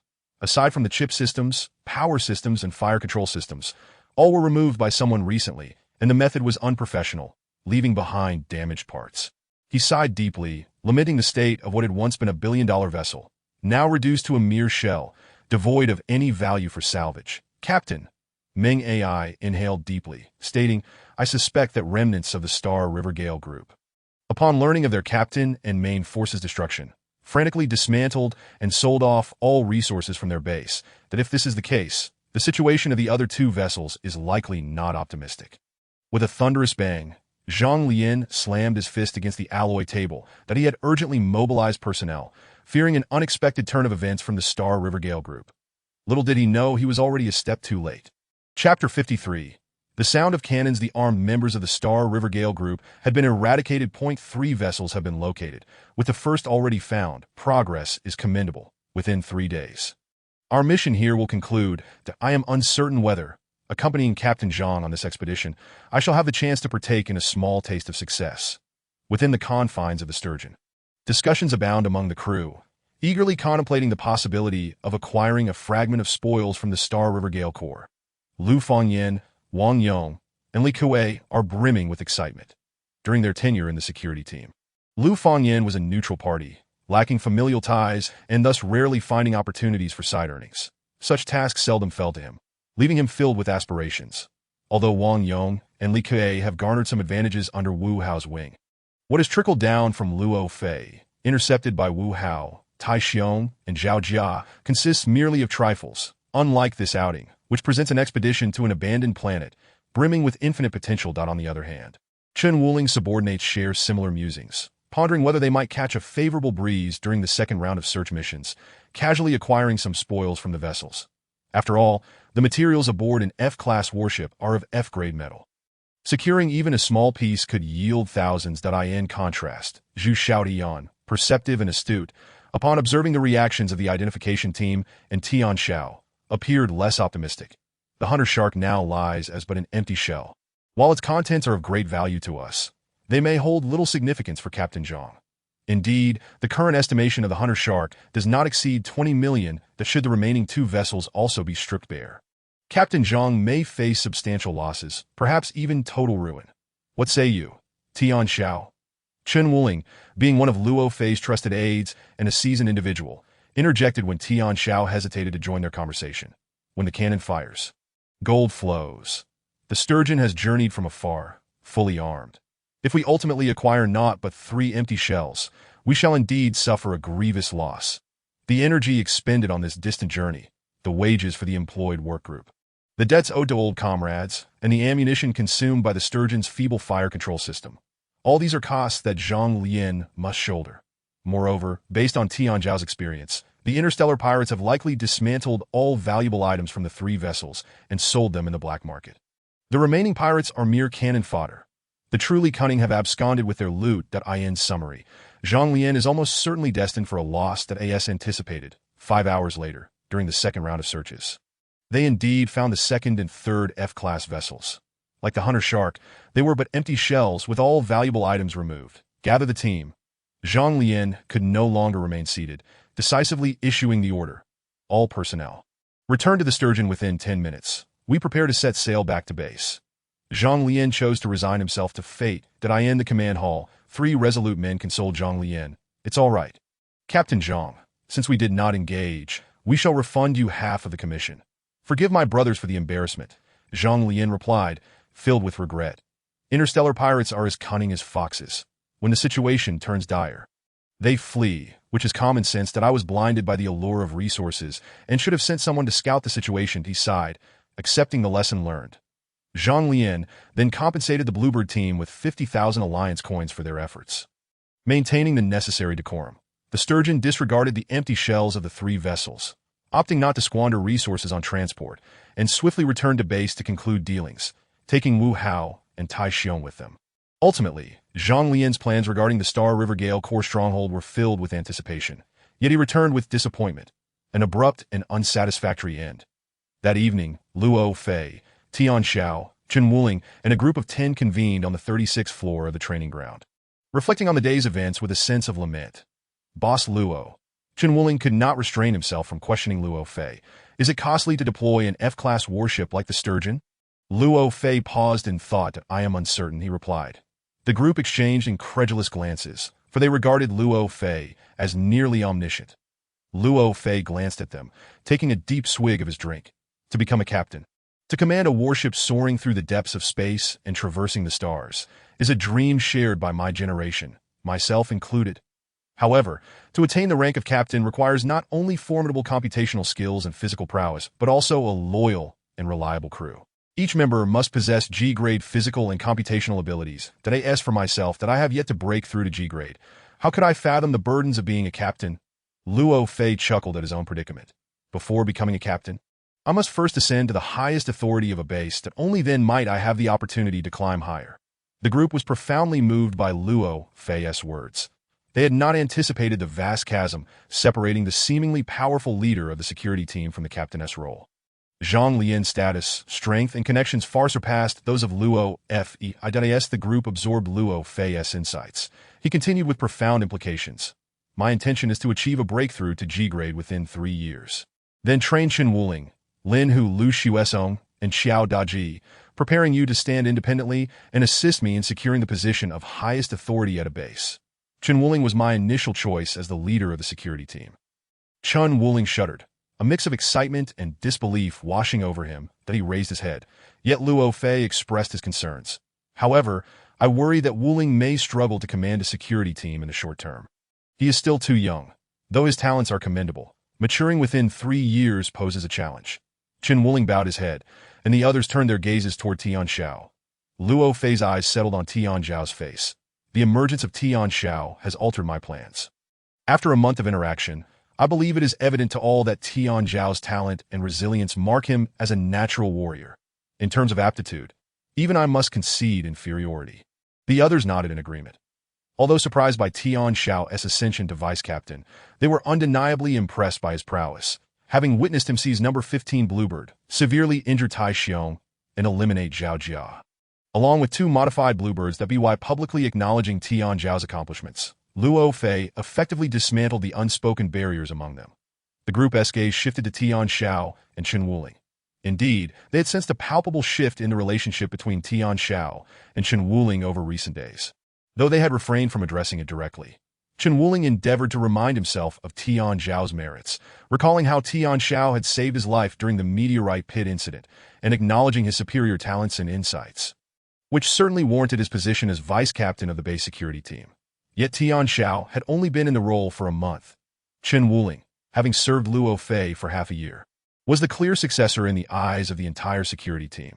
Luo Fei's candid remarks illuminated the perfect opportunity for Tian Xiao and Chen Wuling to mend their relationship. Luo Fei continued, his words striking with gravity. Wuling will continue to be the vice captain of the base security team. However, before that, I intend to cultivate Tian Xiao, elevating him to G grade, and then strive to promote him. Old Lu paused his drinking, his eyes widening in disbelief. Lin Hu and Lu Xuesong were equally taken aback. Why? Tian Xiao is our main asset. How can we let him go? Wait, what does promote mean? Questioned the injured Xiao Deji, highlighting the critical point. Chen Wuling gazed at Luo Fei with suspicion. Luo Fei took a hearty gulp of his drink, his eyes sparkling with fervor. This is an opportunity that Tian Xiao has earned for himself. Years ago, I leveraged my connection with Zhang Lian to secure my position as the leader of the base security team, establishing my own network. During the recent escort mission, Tian Xiao turned the tide, earning Zhang Lian's recognition and favor, leading to his recommendation as our vice captain, and catching the attention of high-ranking officials at the company headquarters. His future achievements are boundless. He may even surpass me and become the highest authority at some base before long. The group was left in stunned silence. They had not anticipated Luo Fei's lofty appraisal of Tian Xiao, nor his intent to promote him to the highest ranks of a base. Tian Xiao was equally taken aback, but soon found clarity in his thoughts. Luo Fei's public acknowledgement of these matters was clearly aimed at solidifying their shared interests and uniting them into a formidable force. However, there lay another layer of motivation, to inspire Chen Wuling, Lu Xuesong, Xiao Daji, Lin Hu, and others.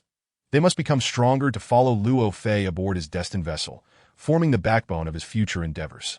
Tian Xiao cast a sweeping glance around the room.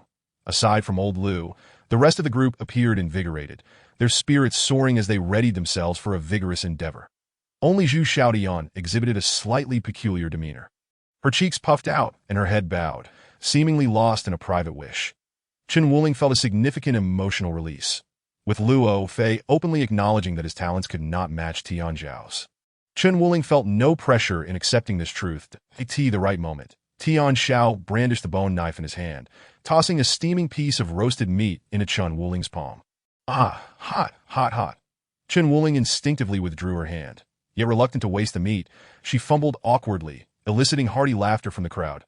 Come, let us drink. Lin Hu rose, raising his glass to Captain Luo's aspirations. He exuberantly proclaimed, pushing Tian Xiao forward. Cheers to our future vice leader, Chen. Lin Hu's boisterous enthusiasm ignited the atmosphere. Everyone stood in response, exclaiming cheers. Luo Fei seized a bottle of strong liquor. Down the hatch. Zhu Xiaodian raised her glass, her peripheral gaze landing on Tian Xiao's face. He had already consumed a significant portion of his liquor. The ambience was palpably festive. As intoxication set in, others felt the effects, while Tian Xiao remained unfazed, observing comrades being carried away by biorobots. He inhaled deeply, forcing the alcohol scent from his pores, rising steadily to descend to the 15th floor to engage in weight training. This was a skill he had mastered while serving in the Earth's heavenly army. In that army, drinking prowess was highly regarded. The most skilled could down 10 kilograms of liquor in half an hour. Eventually, Tian Xiao learned of a fellow who had entirely dedicated his chip's computational abilities to drinking, employing a unique breathing technique to expel most of the alcohol through his pores, while the remainder was metabolized with a spice that posed no harm to his body. Thus, Tian Xiao mastered the art of roasting meat. And since then, he had encountered no rivals at the drinking table. 2 hours later, Zhu Xiaodian appeared on the 15th floor, stepping onto a different weight-bearing apparatus. Impressive. You've recovered so quickly. Tian Xiao smiled. Huff. Zhu Xiaodian maintained her breathing rhythm, asking, Tian Xiao, how do you manage to stay sober? It's a personal skill. Would you like to learn? We can discuss it once you reach H5 physical condition. Tian Xiao set a feasible goal for Zhu Xiaodian. All right, she readily agreed. Her muscle strength had already reached 10.7, with muscle responsiveness at 10.6, and within 2 months, she could achieve H5. Now, what do you think of the security team? Tian Xiao, now possessing an H9 level physique, could easily handle an 80-kilogram weight while conversing with Zhu Xiaotian. Everyone is very supportive of me, and the pay is good, she began, but suddenly comprehended the implication behind Tian Xiao's words, turning to him. Rest assured. I'm fine now. Her reassurance naturally referred to the high-pressure incident, but that's good to hear. Tian Xiao had no particular intent to inquire about Zhu Xiaotian's state. He simply learned a valuable lesson from Luo Fei today. Though he was certain that Qin Wuling would respect and support his decisions, it was crucial to address any lingering emotional barriers. Luo Fei, having risen from the grassroots, possessed a keen understanding of human nature and the prevailing circumstances. A seasoned veteran, indeed. Tian Xiao had always regarded Zhu Xiaotian as a remarkably resilient young woman. Otherwise, she would not have ascended to lead a battalion in the Earth's heavenly army. Nevertheless, she too had grown from an ordinary girl to her current stature. Human emotions are tender, after all. Tian Xiao, I've been inquiring about you lately, hoping to reconcile. Zhu Xiaotian shifted her tone. Tian Xiao blinked in surprise, fixing his gaze on her. What about that vase? Why mention her? Have you lost your mind? His barrage of questions effectively silenced Zhu Xiaotian's subsequent remarks. She stuck out her tongue and diligently returned to her workout. Chapter 55, Strange Noises from G46 Pit Boom. A thunderous roar shook the heavens. Beneath thick rain clouds, torrential rain cascaded, relentlessly battering the G46 zone. .2 blue birds soared swiftly beneath the stormy skies. Through the flashes of lightning, one could see that the area around the deep pit had transformed, with heavy rainfall causing streams of water to cascade down like miniature waterfalls into the abyss. G46 zone. All miners evacuate. Repeat. G46 zone. All miners evacuate immediately. Zhu Xiaotian's voice rang out with the safety team's urgency. She meticulously monitored the situation below the pit, her voice growing increasingly resolute and crisp, akin to a resounding rose. Accompanying Bluebird 38 was the modified Bluebird 2 as the deputy leader of the security team. Tian Xiao no longer needed to perform patrol duties personally.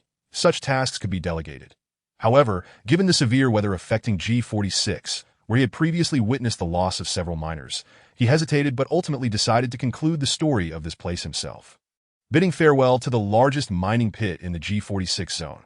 After he had transported 3 tons of purple ore, miners 099, 246, and 712 covertly sought information from the logistics department regarding the sudden influx of purple ore. The logistics department, rife with leaks, could not conceal all details from them. Upon learning that the individuals intercepting the purple ore belonged to the security team, the miners felt utterly defeated. They bore their guilt, as the source of the ore stemmed from their cousin's earlier endeavors in the area, knowing their actions could bring trouble upon him. There was no choice but to swallow their grievances in silence. Following Tian Zhao's promotion to deputy leader of the security team, their aspirations dwindled further. The G46 zone. All miners, evacuate immediately. Captain, there shouldn't be anyone left in G46. That after circling above the G46 zone and issuing repeated calls. Zhu Xiaotian turned to Tian Xiao. We can leave now. Not yet. Tian Xiao replied with unusual seriousness, remaining poised in his seat as he continually urged the Qinglong to survey the depths of the pit. The signal in the pit was weak to begin with, and the thunderstorm further hindered communications.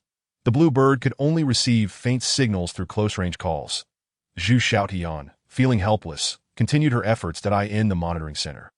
Lu Fangyin and Li Kuei were snacking on sunflower seeds, commenting, "The captain seems to have finally grasped the opportunity for a private moment with her. Look at this lightning and the downpour. It's a perfect setting for a story." Li Kuei gesticulated excitedly. Out of the blue, someone interjected, "What kind of story?" If there were truly something brewing, would Zhu Xiaotian be endlessly calling out? The 2 single men fell silent. Recognizing the authority of the speaker, Captain Chun, Lu Fangyin, and Li Kuei sprang to their feet, hastily tidying up the seeds. Not only was Qin Wuling present, but Luo Fei had also arrived. I heard about the severe rain clouds in G46. Our deputy leader Tian Xiao is taking it seriously and patrolling himself. I came to check on him, Luo Fei remarked. Indeed, the 2 quickly made way for him. Luo Fei took the main seat. Beneath the torrential rain, the outline of the blue birds became indistinguishable. Thick white mist billowed from the pit, resembling a waterfall. Luo Fei's expression grew grave as he fixed his gaze on the pit. Stating the rainfall is excessive, it poses a genuine danger. There could be a collapse. Is it possible to calculate and predict the geological changes in G46? Chen Wuling shook her head. The storm obstructs our visibility, and we cannot obtain precise data. The accuracy of our chip calculations is unstable, and the results would be highly variable, offering no reference value. Chen Wuling was correct at that moment. Tian Xiao and Zhu Xiaotian cruised through the rain-soaked G46 zone. The sound of the rain intensifying around them. The aircraft felt notably heavier, and their visibility and analytical capabilities were limited to 500 meters. The conditions rendered them nearly blind to the depths of the pit. Master, the rain is intensifying, the Qinglong reported. The Bluebird is under severe pressure. We must reduce speed, or the external stealth coating will sustain damage, and some internal components may face impact, resulting in unpredictable hazards. Following the Qinglong's advice, Tian Xiao promptly complied. The modified Bluebird stealth coating was costly and irreplaceable. The accompanying Bluebird 38 quickly adjusted its speed as well. After decelerating, the two Bluebirds became nearly invisible within the downpour. Their movements discernible only through radar in the monitoring center. Boom! At that moment, both Tian Xiao and Zhu Xiaotian heard a tremendous roar emanating from below. The screen displayed indications of a potential collapse. The operational capacity of the Qinglong has reached H6 level, exhibiting faster computation and analysis efficiency that surpasses Unit 38. IT swiftly renders its judgment. A 57% likelihood suggests that a geological fracture has occurred in the deep pit, leading to rock slides. A 36% chance indicates that accumulated water has washed away a certain tunnel, resulting in the collapse of the deep pit tunnel. The remaining 7% pertains to unknown factors. Finally, the collapse has occurred. Tian Xiao murmurs to himself. Zhu Xiaotian gazes down into the deep pit and remarks, "It's completely obscured now. Shall we leave? There is no possibility of miners being trapped here." Indeed, Tian Xiao nods. Given that a collapse has transpired, the G46 area's largest deep pit will soon face a series of collapses under the relentless downpour, rendering exploration futile. He prepares to depart. However, at that moment, a deafening roar erupts from beneath the deep pit. Boom! Enormous rock formations crash into the depths, creating a tremendous commotion. Unfazed, Tian Xiao instructs Qinglong, chart a course back to base and prepare for departure. Yes, Qinglong alters its direction. Just then, a piercing shriek emanates from the depths of the pit, penetrating the rain curtain and reaching the two Qingyao aircraft hovering above. The pilots in both cockpits exchange grave glances. In the next moment, the cockpit lights flash red, battle mode activated. Qinglong's voice resounds. Warning. Level 1 alert. There is a 99.9% probability that the recent sound originated from a bug beast. The remaining 0.01% is the voice of a mutated feral beast. Qinglong reports. Detected Great Rapeseed has sent divine certification. Detected Ahui has sent divine certification. Detected Abuk has sent divine certification. Detected Zhejiang Xiaopang has sent divine certification. Detected love tokens. Flowers, likes, milk tea, and inspiration capsules from readers. Thank you. Chapter 56. Discovery of an alien form? Tian Xiao is stunned. Zhu Xiaotian stares in disbelief. The monitoring center has also received Qinglong's alarming feedback, and Luo Fei, Chen Wuling, Lu Fangyan, and Li Kuei simultaneously rush to the main screen, exchanging puzzled glances. This cannot be true. How could bug beasts appear in such a place? Chen Wuling exclaims, frantically clutching his head, covered in goosebumps. Bug beasts are notoriously swift, and in such severe weather, the difficulty of tracking them escalates tremendously. Moreover, the Qingyao must fly very close to the ground and slow down to have any chance of spotting the bug beast through the rain curtain. It is exceedingly perilous. At close range, the corrosive saliva of a bug beast poses a lethal threat to the Qingyao. Yet, the security personnel's duty is to eradicate any encountered bug beasts and feral creatures. This is their sacred responsibility and the reason for their existence at the base. Tian Xiao. This is the monitoring center. Luo Fei speaks up, proactively contacting the patrol leader of the G46 area. Tian Xiao and Zhu Xiaotian realize they have stumbled upon an emergency situation. Returning without eliminating the bug beast is tantamount to dereliction of duty. Unit 02, received. This is Luo Fei.as, the head of the security team. I command you to remain stationed in the G46 area and flush out the bug beasts that may be hiding there. We will dispatch 2 teams immediately to seal off the G46 region. Luo Fei orders. Understood. Tian Xiao knows Luo Fei is reminding him to be diligent and avoid any oversights. Dereliction of duty is a grave matter, but he is also puzzled. How could bug beasts manifest in such a location? Could it be that the backflow of rainwater is causing a collapse, forcing the bug beasts hidden beneath the ground to flee? He then contemplates another issue.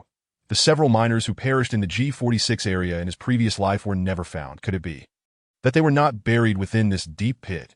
With this thought, a chill unexpectedly washes over Tian Xiao, and he senses that the hazy, deep pit within the rain curtain has become significantly more perilous. The torrential rain that is exceedingly inhospitable for the Qingyao, which relies on speed and fire control for long-range extermination, especially for Zhu Xiaotian, who has merely heard the sound of the bug beasts but cannot ascertain their location or determine their type. Leaving her helpless under the rain curtain, Luo Fei's orders leave her bewildered as to where to begin. Zhu Xiao, that moment, Tian Xiao's calm voice reaches her, providing a sense of assurance. I'm here. Zhu Xiaotian focuses on Tian Xiao, that he coolly commands, ascend 100 meters and serve as my lookout. The G46 area is about to collapse, and the bug beasts will surely emerge to the surface to escape. From this point forward, your task is to unleash your full computational capabilities, filter out the sound of the rain, and exert every effort to capture the sounds of the bug beasts. Mark their sounds and chart their movements to provide me with intelligence. Understood. Zhu Xiaotian immediately complies. The Qingyao ascends into the air, hovering motionless above the deep pit. The computation proves arduous. Filtering out the sound of the rain consumes an overwhelming 70% of processing power, with an additional 10% required for sound analysis, leaving her with a maximum of 3 minutes before her energy reserves are depleted. Zhu Xiaotian reports her situation. Tian Xiao calmly acknowledges, I understand, and then falls silent. The modified Qingyao possesses stealth capabilities, yet the torrential downpour offers natural concealment, alleviating fears of detection. The rain continues to pour fiercely, although the bug beasts have ceased their movements. The structural integrity of the G46 area's rock formations has become perilously fragile under the onslaught of the rain, and the collapses persist. With another resounding crash, the once quiet roars of the bug beasts return. But this time, their position evidently shifts. Tian Xiao senses a change. They seem to be on high alert. That moment, Luo Fei's voice emanates from the monitoring center. The general location of the bug beasts is in the southeast direction of the deep pit, at least 400 meters away from their previous position. They are cautious. Your and Zhu Xiaotian's continuous alerts have made them wary, aware that you are hovering nearby. Had it not been for the unexpected rock slides in the vicinity, forcing them to reveal themselves, we might not have discovered them. Makes sense. Tian Xiao concurs with Luo Fei's analysis. Just then, 2 more areas collapse in quick succession. The situation in the G46 area grows increasingly precarious. The bug beasts concealed within the deep pit can no longer remain still. Amidst the rain, other sounds emerge, distinct from the patter of rain and the crashing of rocks, quickly captured by Zhu Xiaotian, who is fully focused on sound collection. Footprints are rapidly marked. Tian Xiao's eyes brighten. Terrain analysis. Prediction. He adjusts the aircraft's angle slightly, locking the 6-barrel Gatling gun onto the target. Tian Xiao refrains from firing immediately. Captain, Zhu Xiaotian exclaims, increasingly anxious as she observes the dwindling energy reserves due to the intensive tracking. I can barely hold on. My energy can only sustain for another 30 seconds. Persevere, Tian Xiao responds steadily. In his observation, the bug beasts move swiftly. Nearing the surface, he waits for them to emerge from the depths. Ascending to the ground, he does not wish for the bug beast to fall back into the pit. A bug beast buried within the pit holds no value that he requires the pancreas from within them. As expected, the bug beasts swiftly burst forth onto the surface. The surface rock formations are not solid. The erosion from the rain has rendered the edges softer.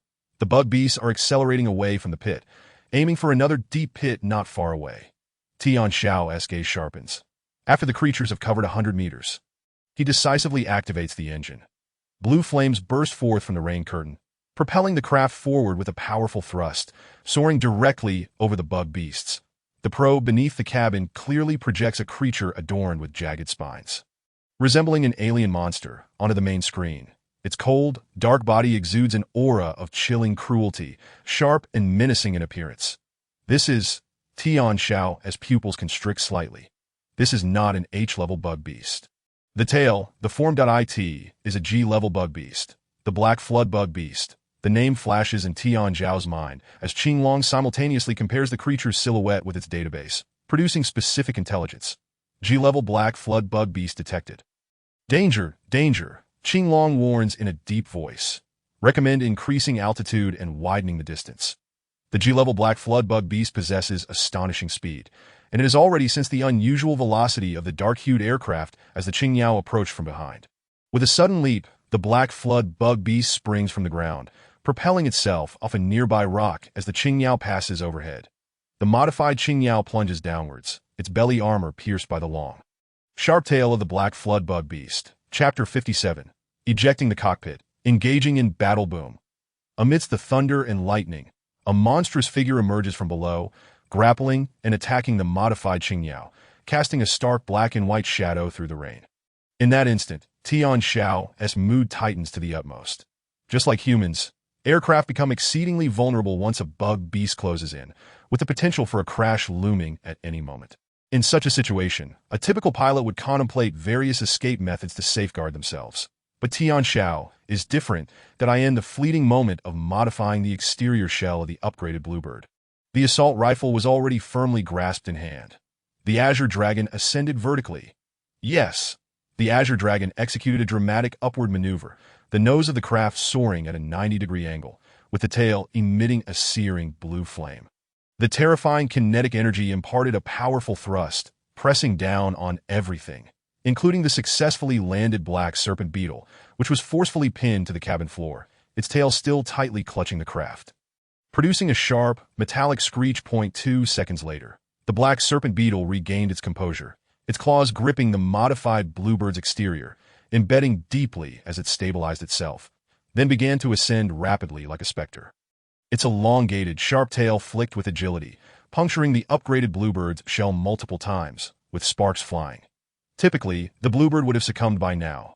However, the Bluebird had undergone enhancements and modifications. Despite the relentless impacts, it emitted a mournful wail. Yet, the monitoring center remained oblivious, unable to discern the chaos concealed within the curtain of rain, only assessing the deteriorating shell integrity and increasing damage, concluding that Tian Xiao had engaged the insect beast. Tian Xiao had no time to relay his findings that in a mere 2 seconds, the modified Bluebird soared to an altitude exceeding 300 meters, distancing itself from the ground. The cabin ejected. Tian Xiao clutched the assault rifle and issued a command that nearly caused the Azure Dragon to hesitate. Eject! Abandon the craft. Without hesitation, the Azure Dragon complied. The front hatch opened with a tremendous force. The combat suit enveloping Tian Xiao automatically generated a visor, shielding him from the torrential rain and frigid winds pouring in violently. At the moment of ejection, Tian Xiao caught sight of a grotesque, menacing creature climbing onto the Bluebird's front, its tail whipping like a metallic weapon, creating several gaping holes in the underbelly of the craft. The sudden ejection operation momentarily stunned the black serpent beetle, halting its advance as its cold, dark eyes peered over that a human and a beast locked gazes through the heavy rain, that a tingling sensation prickled at Tian Xiao's skin. However, the impact on the black serpent beetle was far greater. As Tian Xiao looked up, the assault rifle simultaneously discharged a blinding flare that rat-a-tat. Rat-a-tat.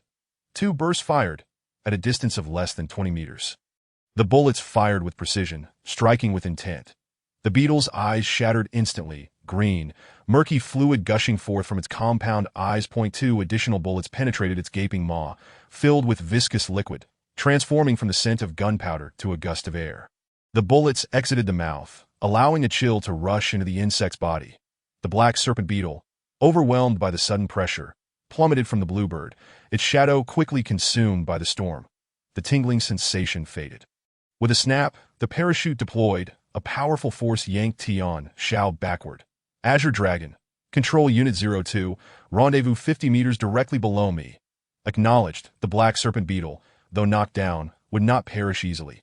Tian Xiao discarded the assault rifle and pressed a button on his seat. The safety harness released automatically, and he free fell into the open hatch of the Bluebird, crashing heavily against the alloy wall of the cabin. Thud. Ignoring the slight numbness in half his body, Tian Xiao urgently commanded, "Follow it." Stay close, though dangerous. The black serpent beetle's strength had significantly diminished after its injuries, rendering it less of a threat. Given the immense risk, the modified Bluebird had endured an ejection and over 90% shell damage.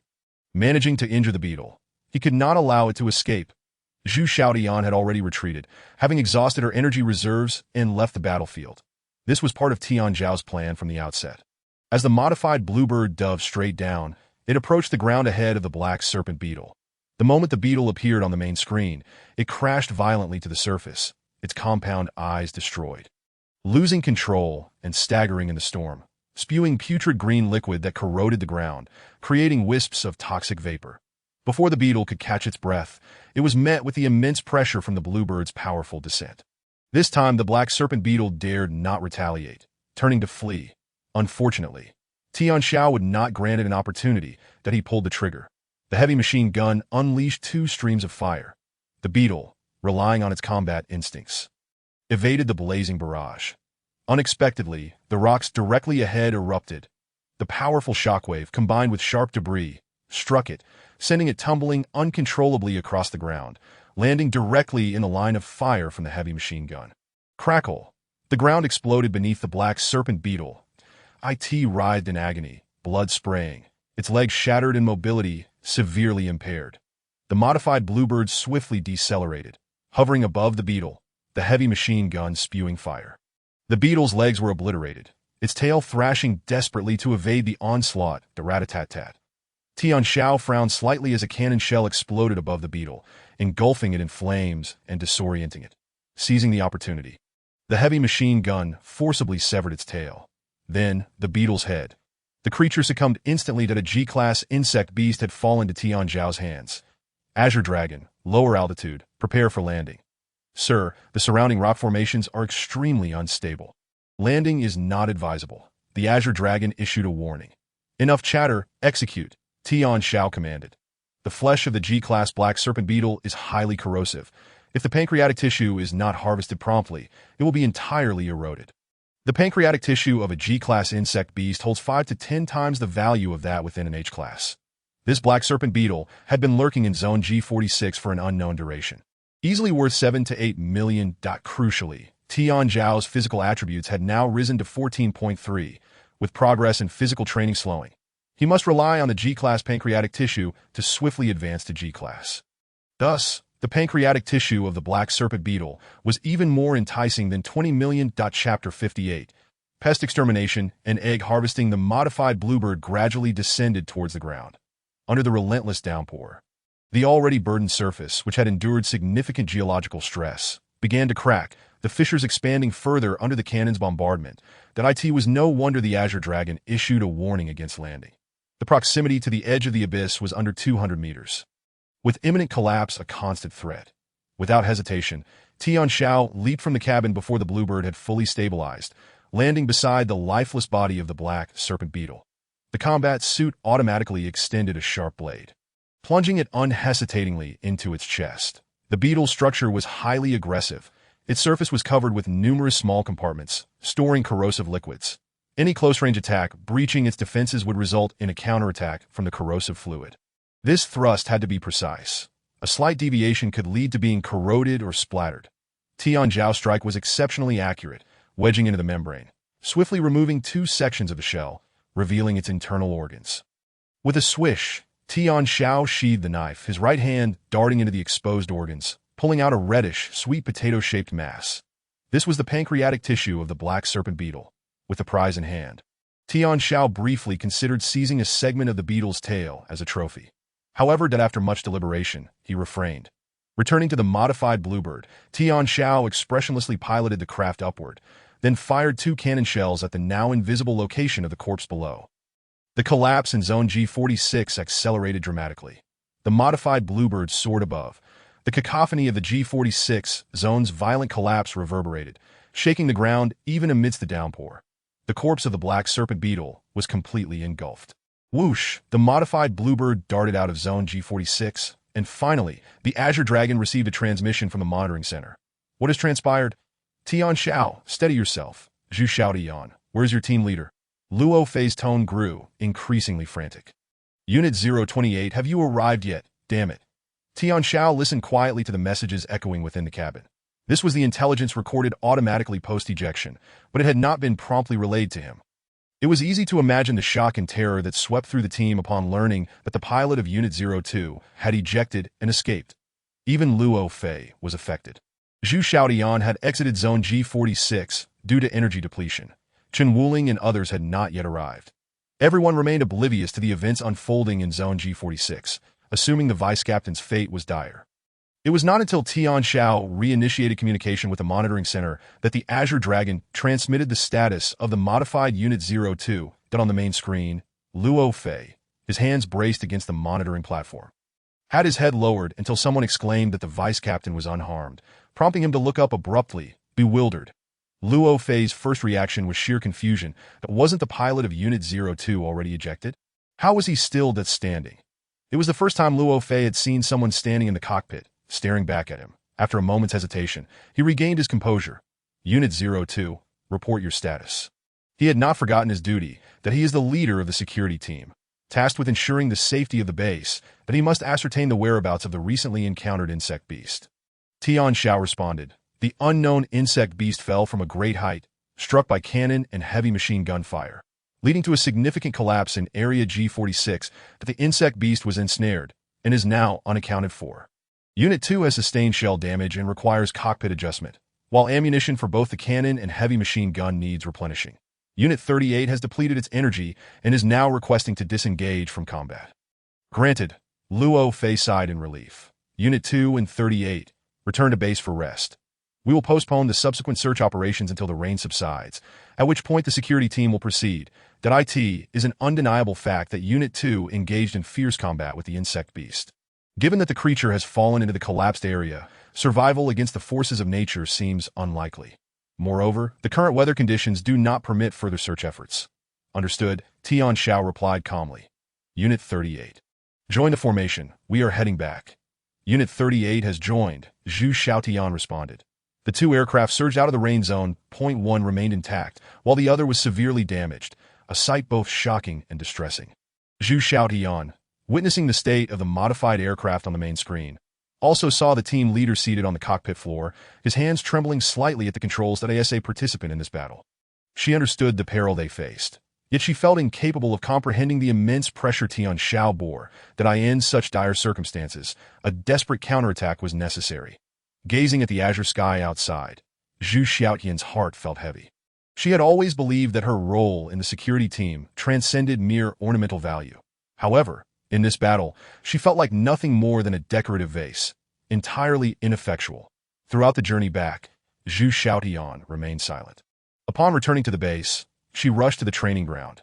Tian Xiao encountered Luo Fei, Old Lu, and a group of others at the maintenance department. Everyone had heard about his use of the ejection device and came to check on his condition. When Tian Xiao appeared unscathed, a collective sigh of relief filled the air. Thank goodness that you're unharmed. How did you manage to eject and return? Especially in such harsh conditions that you're like an indestructible cockroach. They gathered around him, offering comfort in their unique ways. Approaching Luo Fei with utmost seriousness, Tian Xiao stated, I did not fail in my mission. At least I did not bring shame to our security team, that it's good to be back. Luo Fei responded, his exterior calm, while turmoil raged within. During the journey, he had received data uploaded by Unit 2, finally revealing the true nature of the insect beast, confirming it as a Class G creature.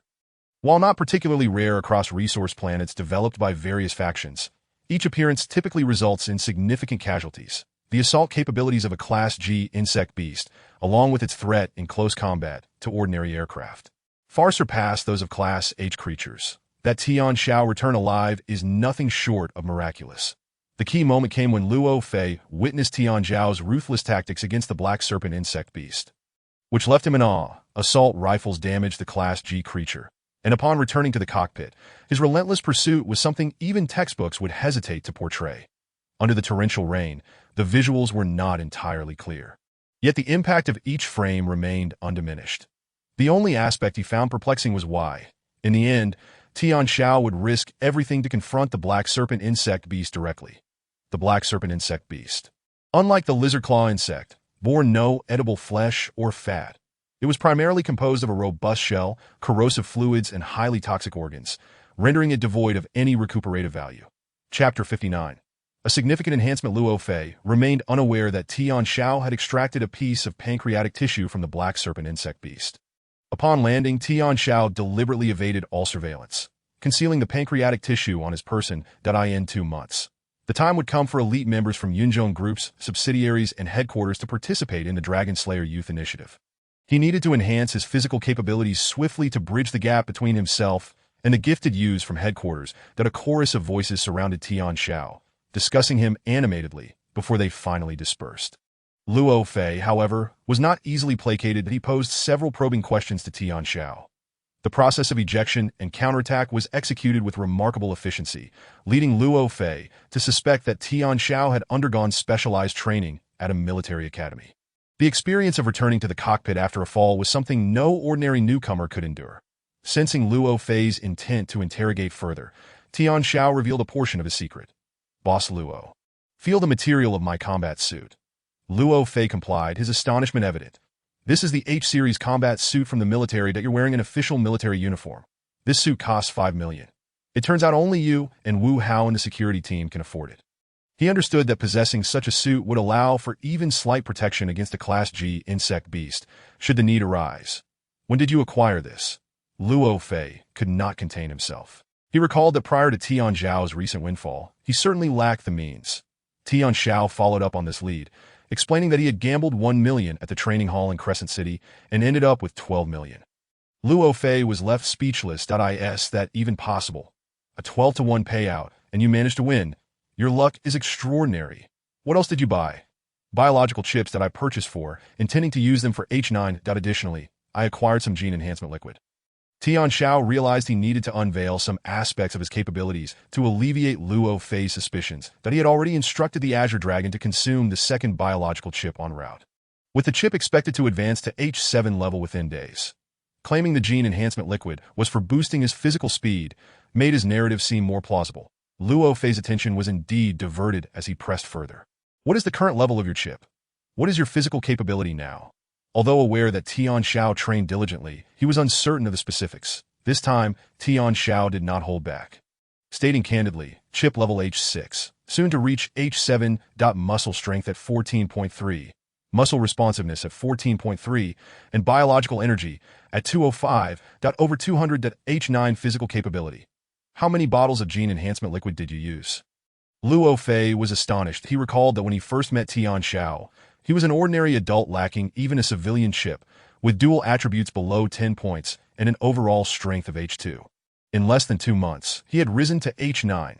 Tian Xiao understood that this transformation was due to the pancreatic tissues of the fierce beasts and insect beasts he had consumed.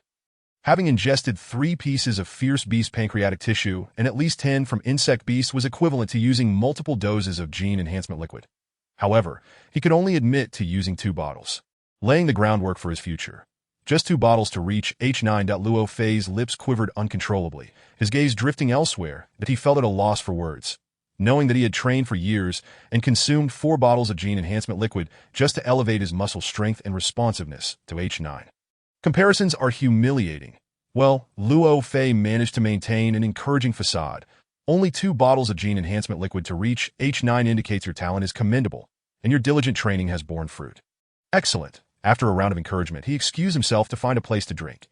Tian Xiao successfully navigated the situation.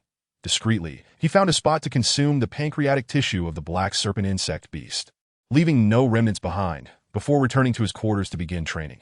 The pancreatic tissue of a Class G insect beast had a potent effect on H-level personnel. Tian Xiao worried that if someone were to glimpse the data on the training equipment and witness his rapid physical enhancement, it would inevitably lead to complications he could not easily explain. He was not prepared for the potential exposure of the pancreatic tissue's secret. In truth, he doubted his ability to withstand such a significant event. He decided to wait for the official announcement. Tian Xiao secluded himself in cultivation while the modified aircraft underwent repairs. Everyone assumed he was simply resting in his room, leaving him undisturbed, seizing this opportunity. Tian Xiao spent the day quietly in his room, thoroughly experiencing the formidable potency of the Class G pancreatic tissue. His muscle strength surged from 14.3 to 15.6, and his muscle responsiveness rose from 14.3 to 15.7, surpassing muscle strength for the first time. This could be attributed to the accumulation of mutated substances within the black serpent insect beast, which favored muscle responsiveness, or agility. In any case, he was now just a step away from achieving the Class G standard of 16 points. Tian Xiao even speculated that his current physical capabilities might have surpassed those of Luo Fei. 24 hours later, news arrived from the security team. Luo Fei's chip and physical capabilities had officially reached Class G, and he had formally submitted his application to the company, aspiring to join the ranks of reserve base leaders. Tian Xiao was taken aback. Due to the experiences of his previous life, Luo Fei suffered significant resource losses in various internal conflicts with Wu Hao, ultimately achieving a breakthrough to G level only 2 years later, when he formally submitted his application. Now, he has accomplished this 2 years ahead of schedule, closely linked to the emergence of Tian Xiao, that Wu Hao has been apprehended. The base has become a realm governed solely by Luo Fei. With a stable support system and an additional 1 million he received, Luo Fei successfully advanced to G level, a natural progression. Simultaneously, 2 pieces of good news emerged. Luo Fei uploaded the encounter of the patrol team with the Black Serpent Beast in Zone G46 to the company headquarters, formally recommending the current deputy leader, Tian Xiao, as the head of the security team, and proposing Qinwu Ling as the deputy leader. The security department was abuzz with excitement, everyone enthusiastically disseminating these tidings. Splendid.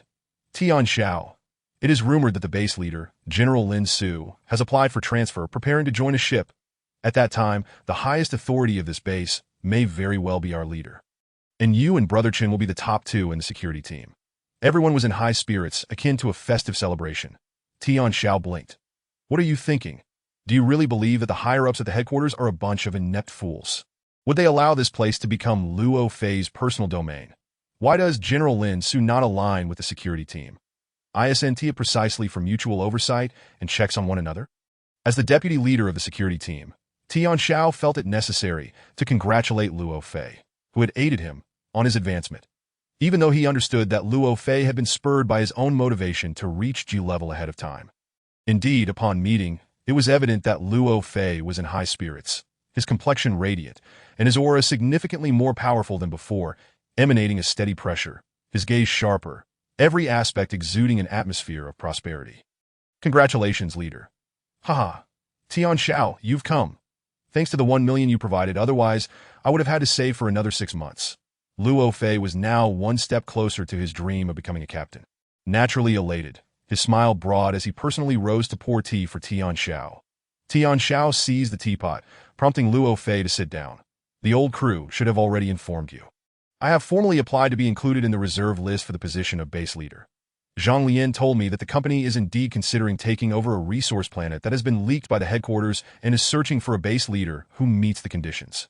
Originally, I was in the second reserve list, but with General Lin's application to join a ship, the vacancies for base leaders may increase by 2, and I can conveniently fill one of those gaps. Luo Fei regarded Tian Xiao as an equal colleague, thus sharing these details, which he had not discussed with Qinwu Ling. Tian Xiao's eyes lit up. Congratulations, leader, on finally achieving your wish for the position of general.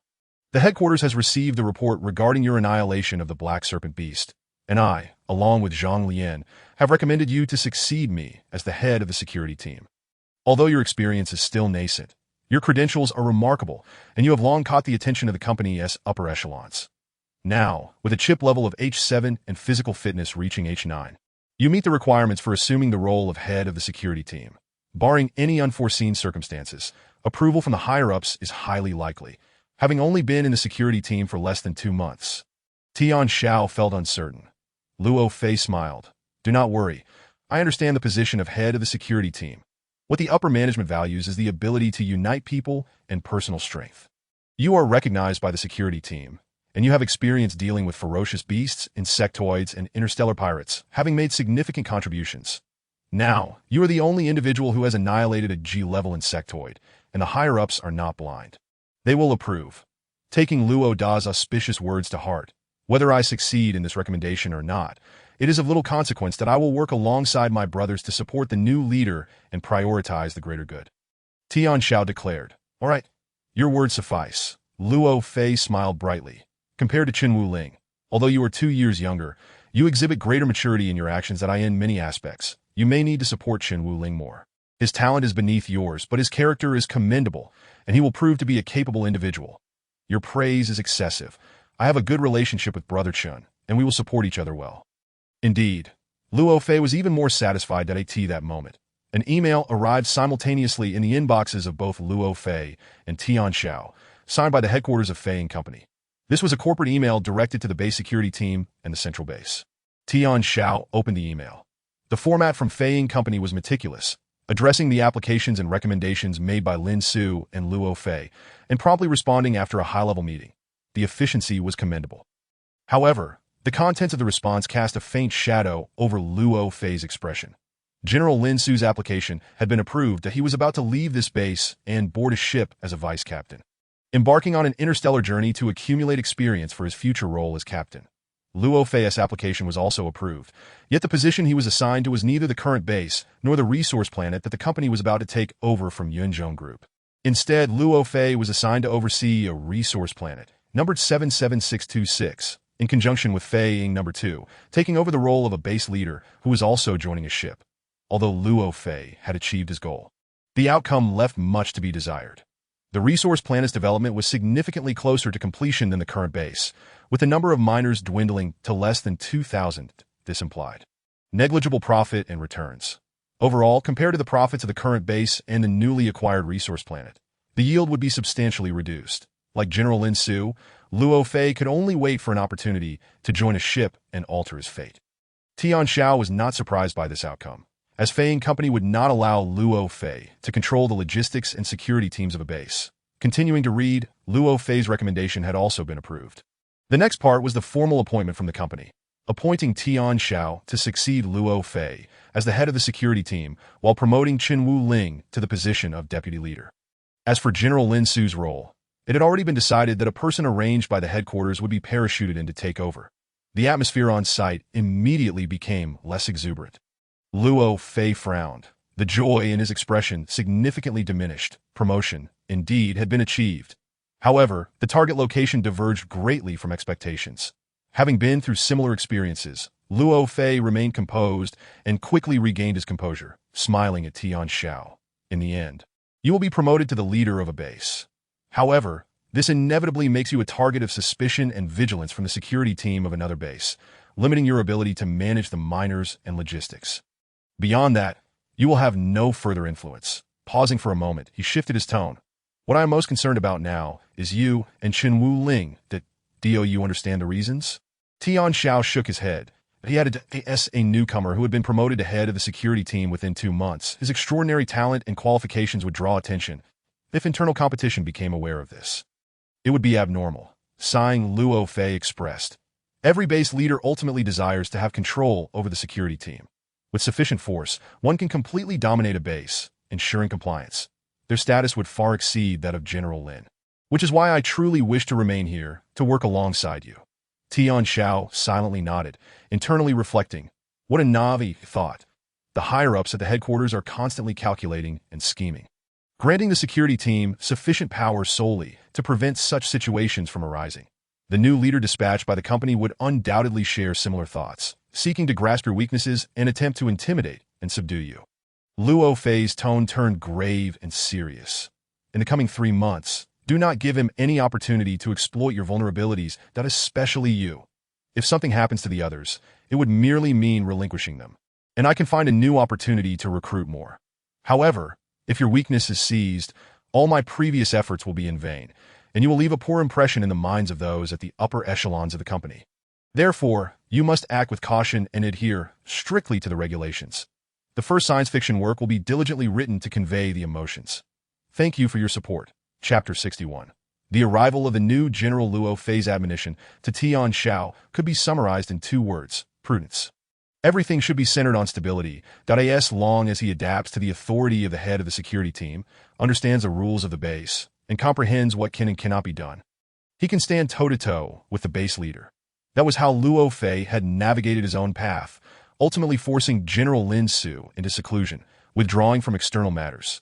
Tian Xiao indicated his understanding. Luo Fei nodded slightly. Tian Xiao, you are indeed prudent in your actions, as long as you do not reveal any critical weaknesses or flaws, that if you continue along your current trajectory, the new leader will not be able to grasp any of your vulnerabilities. It's just that the old crew is somewhat lax, that's all right. I will temporarily remove old Lu from his position and appoint Zhu Xiaotian as the leader of his team, to keep an eye on old Lu. Tian Zhao's proposal received Luo Fei's approval. Lao Lu is a person who understands. His strength has significantly declined, and he has essentially given up, becoming indifferent to his responsibilities. Now he simply hopes to pass the days alongside others, accumulating some savings for his future. Just relieve him of his duties, offer a few words of encouragement, and that will suffice. From now on, the security team will be entrusted to you. Luo Fei formally entrusts his group of brothers to Tian Xiao. Tian Xiao stands up and nods solemnly, assuring Lao Luo, "You can rest assured I will take good care of these brothers, and I look forward to the day you come aboard and reunite with us." Luo Fei surveys his surroundings, his expression tinged with nostalgia. After spending several years here, he finds it hard to part. The company's email has left everyone feeling quite disheartened that a grand farewell party is thrown for Luo Fei. And the next day, he departs. Chief Lin Su waits until the new chief is settled in before he takes his leave. When the new chief descends from a Seahorse-class aircraft, he appears remarkably youthful. Perhaps just 24 or 25 years old, tall and slender, followed by 4 individuals who exude a bodyguard-like aura, immediately sparking speculation among the crowd that he's so young. They whisper, "Chief Lin Su is 36, and we thought he was young. But this one looks freshly graduated. Indeed, he can't be more than 25 at a G-class at 25. His future is limitless." The senior officials from the command center, control tower, and logistics department cannot help but express their astonishment. Are those 4 his bodyguards? What an entourage. I wonder which high-ranking official's son he is. He seems as formidable as our security department, but surely our headquarters cannot afford such an extravagance. Could he be a golden boy parachuted in from the group? Have you noticed? Aside from the team leaders, none of the other security team members have shown up. What does it matter? Only the team leaders are mid-level backbones. The rest are ordinary staff. No need to make an appearance. But I remember when Chief Lin Su arrived, our security team sent all personnel to greet him. 36 bluebirds lined up for the welcome. It was quite a grand affair. This was spoken by those from the command center and control tower. Tian Xiao and Chen Wuling stand at the forefront of the crowd, unperturbed by the whispers behind them. The young chief's gaze first lands on Tian Xiao's face. "You are the leader of the security team." Tian Xiao, there is a distinct air of arrogance in his tone. Tian Xiao smiles gently and extends his hand. "Indeed, Chief Wang Yunfei, that on behalf of the entire security team, I welcome your arrival. I've heard that your former team leader was quite disappointed for not staying here. Does your security team genuinely welcome my arrival?" Those waiting for Chief Wang Yunfei pick up on the underlying tension in his words aimed at the security team. No one dares to interject. Tian Xiao remains composed, his smile unwavering. The rumors from outside are exaggerated. "Chief Wang, please do not believe them. Rumors, indeed, that I hope so." Wang Yunfei does not shake Tian Xiao's hand but gestures behind him.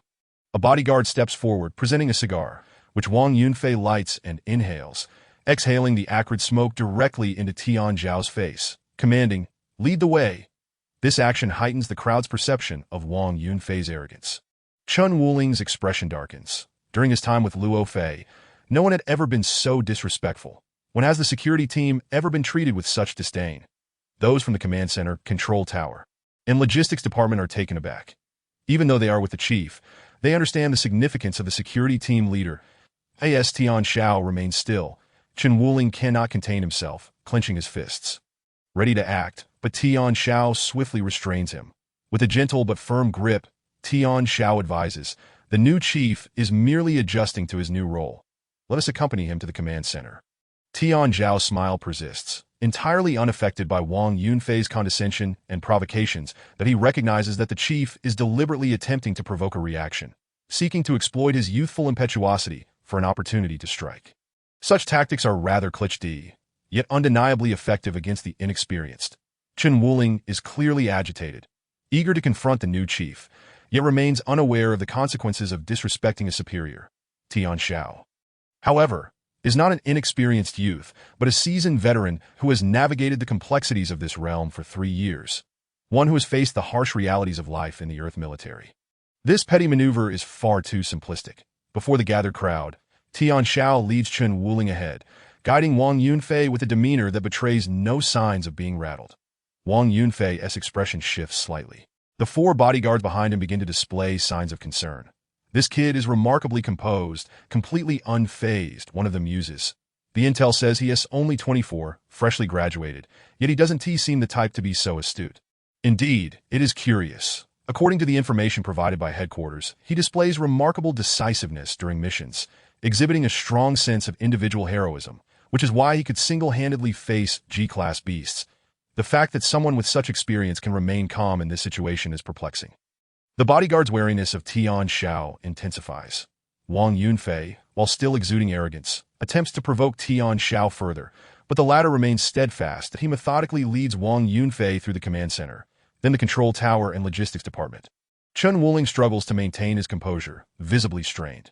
Tian Xiao's demeanor and poise not only deny Wang Yunfei an opportunity to assert dominance, but also earn the admiration of accompanying senior officials. The final stop is the security department, which occupies an entire building, heavily guarded at the entrance. As they arrive, Tian Xiao transforms.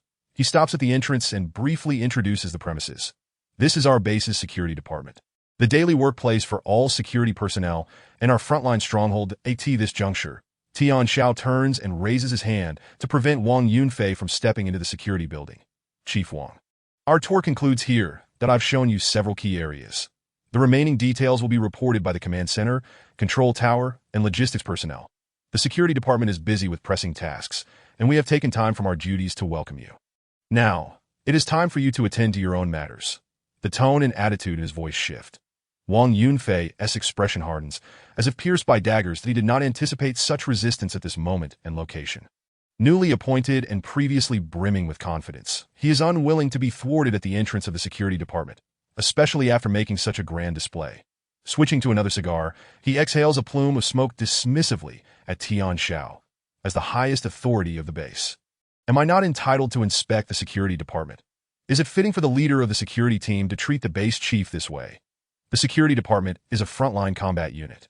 Any situation here falls under my complete responsibility. That IT is not open to non-security personnel unless in exceptional circumstances, and only then would we invite the chief to intervene. Otherwise, we do not entertain such visits. Tian Xiao's response remains courteous, yet all present recognize that the true contest between the chief and the security team leader has just begun. Tian Xiao's earlier restraint was merely a prelude, waiting for the opportune moment. His reply catches Wang Yunfei off guard, for the headquarters explicitly prohibits the chief from interfering in the security team's daily operations unless invited. This is a red line that Wang Yunfei dares not cross. Today, he has the opportunity for Tian Xiao to personally lead a tour of the various departments within the base. That if he enters the security building, it could be seen as an invitation from Tian Xiao. At that moment, Wang Yunfei would be able to showcase his strength and intimidate the security department. Unfortunately, Tian Xiao was not easily fooled. Wang Yunfei remained undeterred. That a bodyguard stepped forward and said, "Chief, since you're new and wish to see the security department, why should team leader Tian Xiao spoil the fun?" As he spoke, his hand shot out, swiftly landing on Tian Xiao's shoulder, ready to push him aside. Upon exerting force, he realized something was amiss.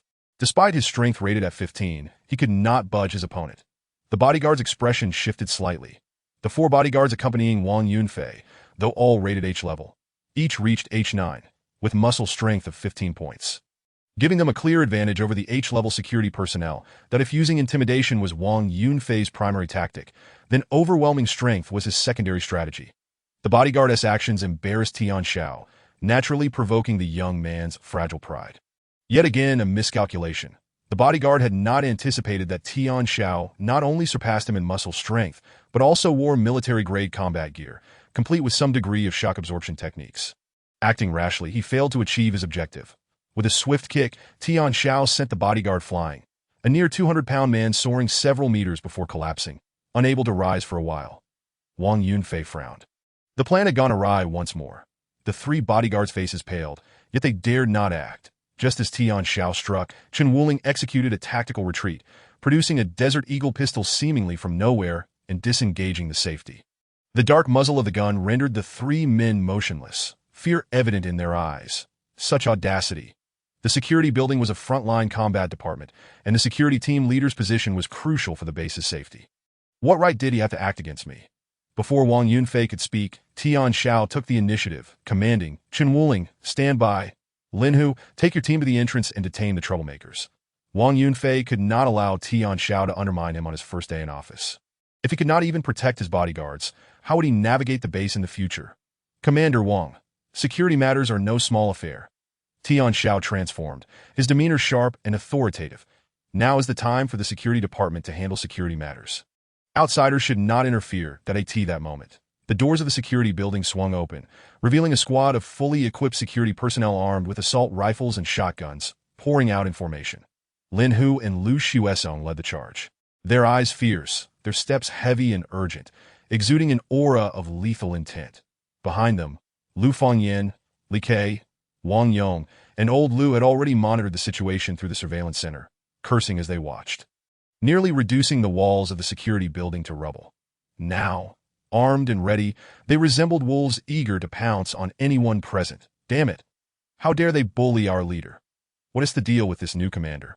What a piece of work! The squad raised their weapons, intimidating Wang Yunfei's 3 bodyguards into submission. Their hands raised in surrender, paralyzed by the ferocity in their eyes that a few rushed to the incapacitated bodyguard, striking him with the butt of a gun, blood splattering as he groaned and fell unconscious. Chapter 63. The Abuse of Power. Tian Xiao. Stand down. Wang Yunfei trembled with rage. Never had he experienced such a humiliating setback. Today was supposed to be a day of celebration for his promotion. Instead, he found himself witnessing his bodyguard being brutally assaulted, a blow to his dignity that a spirited 24-year-old. He refused to accept being overshadowed by a mere 26-year-old. In front of everyone, he could not endure this embarrassment any longer. With a swift motion, he drew the Desert Eagle concealed beneath his uniform, pointing it directly at Tian Xiao's forehead. "That I command you to cease," he declared imperiously. The crowd gasped. Personnel from the command center, the control tower, and the logistics department, who had just been awed by the security department's decisive and ruthless approach, now recoiled in shock at the sight of the commander confronting the security team leader with a firearm. Divine beings clash. This is getting intense, they murmured, some secretly cheering for a shootout, relishing the drama unfolding before them.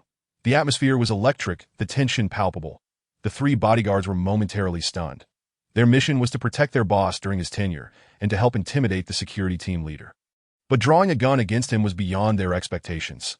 They were drenched in sweat, well aware that their superior, by brandishing a weapon against the security team leader, would face severe consequences, potentially receiving a warning that would stain his record. As the situation reached a peculiar silence, the supervisors from the command center and logistics department attempted to mediate. Misunderstanding. It's all a misunderstanding.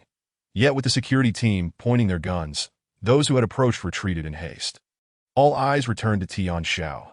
Today, the situation had escalated to this point, leaving Wang Yunfei at a loss, having inadvertently handed Tian Xiao the upper hand.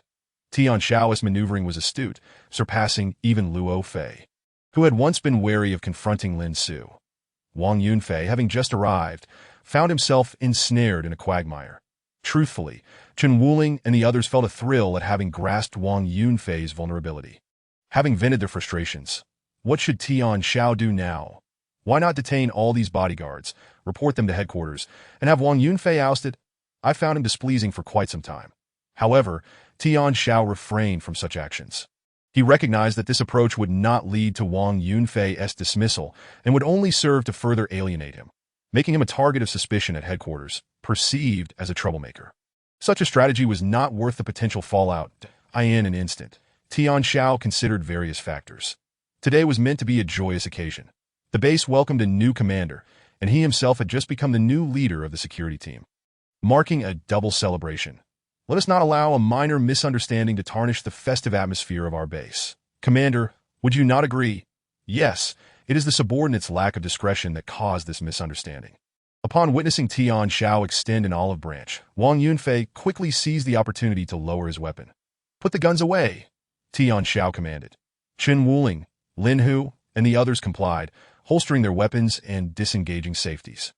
Tian Xiao smiled. "For the sake of the commander, I can pretend this incident never happened. Deputy Leader Chun, hand over the bodyguard." Understood, though Chen Wuling was unsure why Tian Xiao so readily dismissed the incident. He was pleased to have expressed much of his pent-up frustration and complied, delivering the unconscious bodyguard to the 3 men. The atmosphere relaxed entirely. Wang Yunfei, prepared to face the wrath of headquarters and the loss of a bodyguard, felt a wave of relief wash over him upon witnessing Tian Xiao's nonchalant approach to the situation. "Tian Xiao, your methods are indeed impressive. I admit I underestimated you. Today, I owe you a favor. Let us maintain peace and avoid conflict moving forward." Tian Xiao smiled slightly. Very well. Through today's events, Wang Yunfei realized that he was dealing with a highly skilled leader of the security team. From initial compliance to sudden assertiveness, every action had been orchestrated to follow his rhythm, including the location of counterattacks, his movements, and his plans. It was as if Tian Xiao had him completely figured out, controlling the situation with precision. Ultimately, it was Wang Yunfei who found himself cornered, nearly losing face.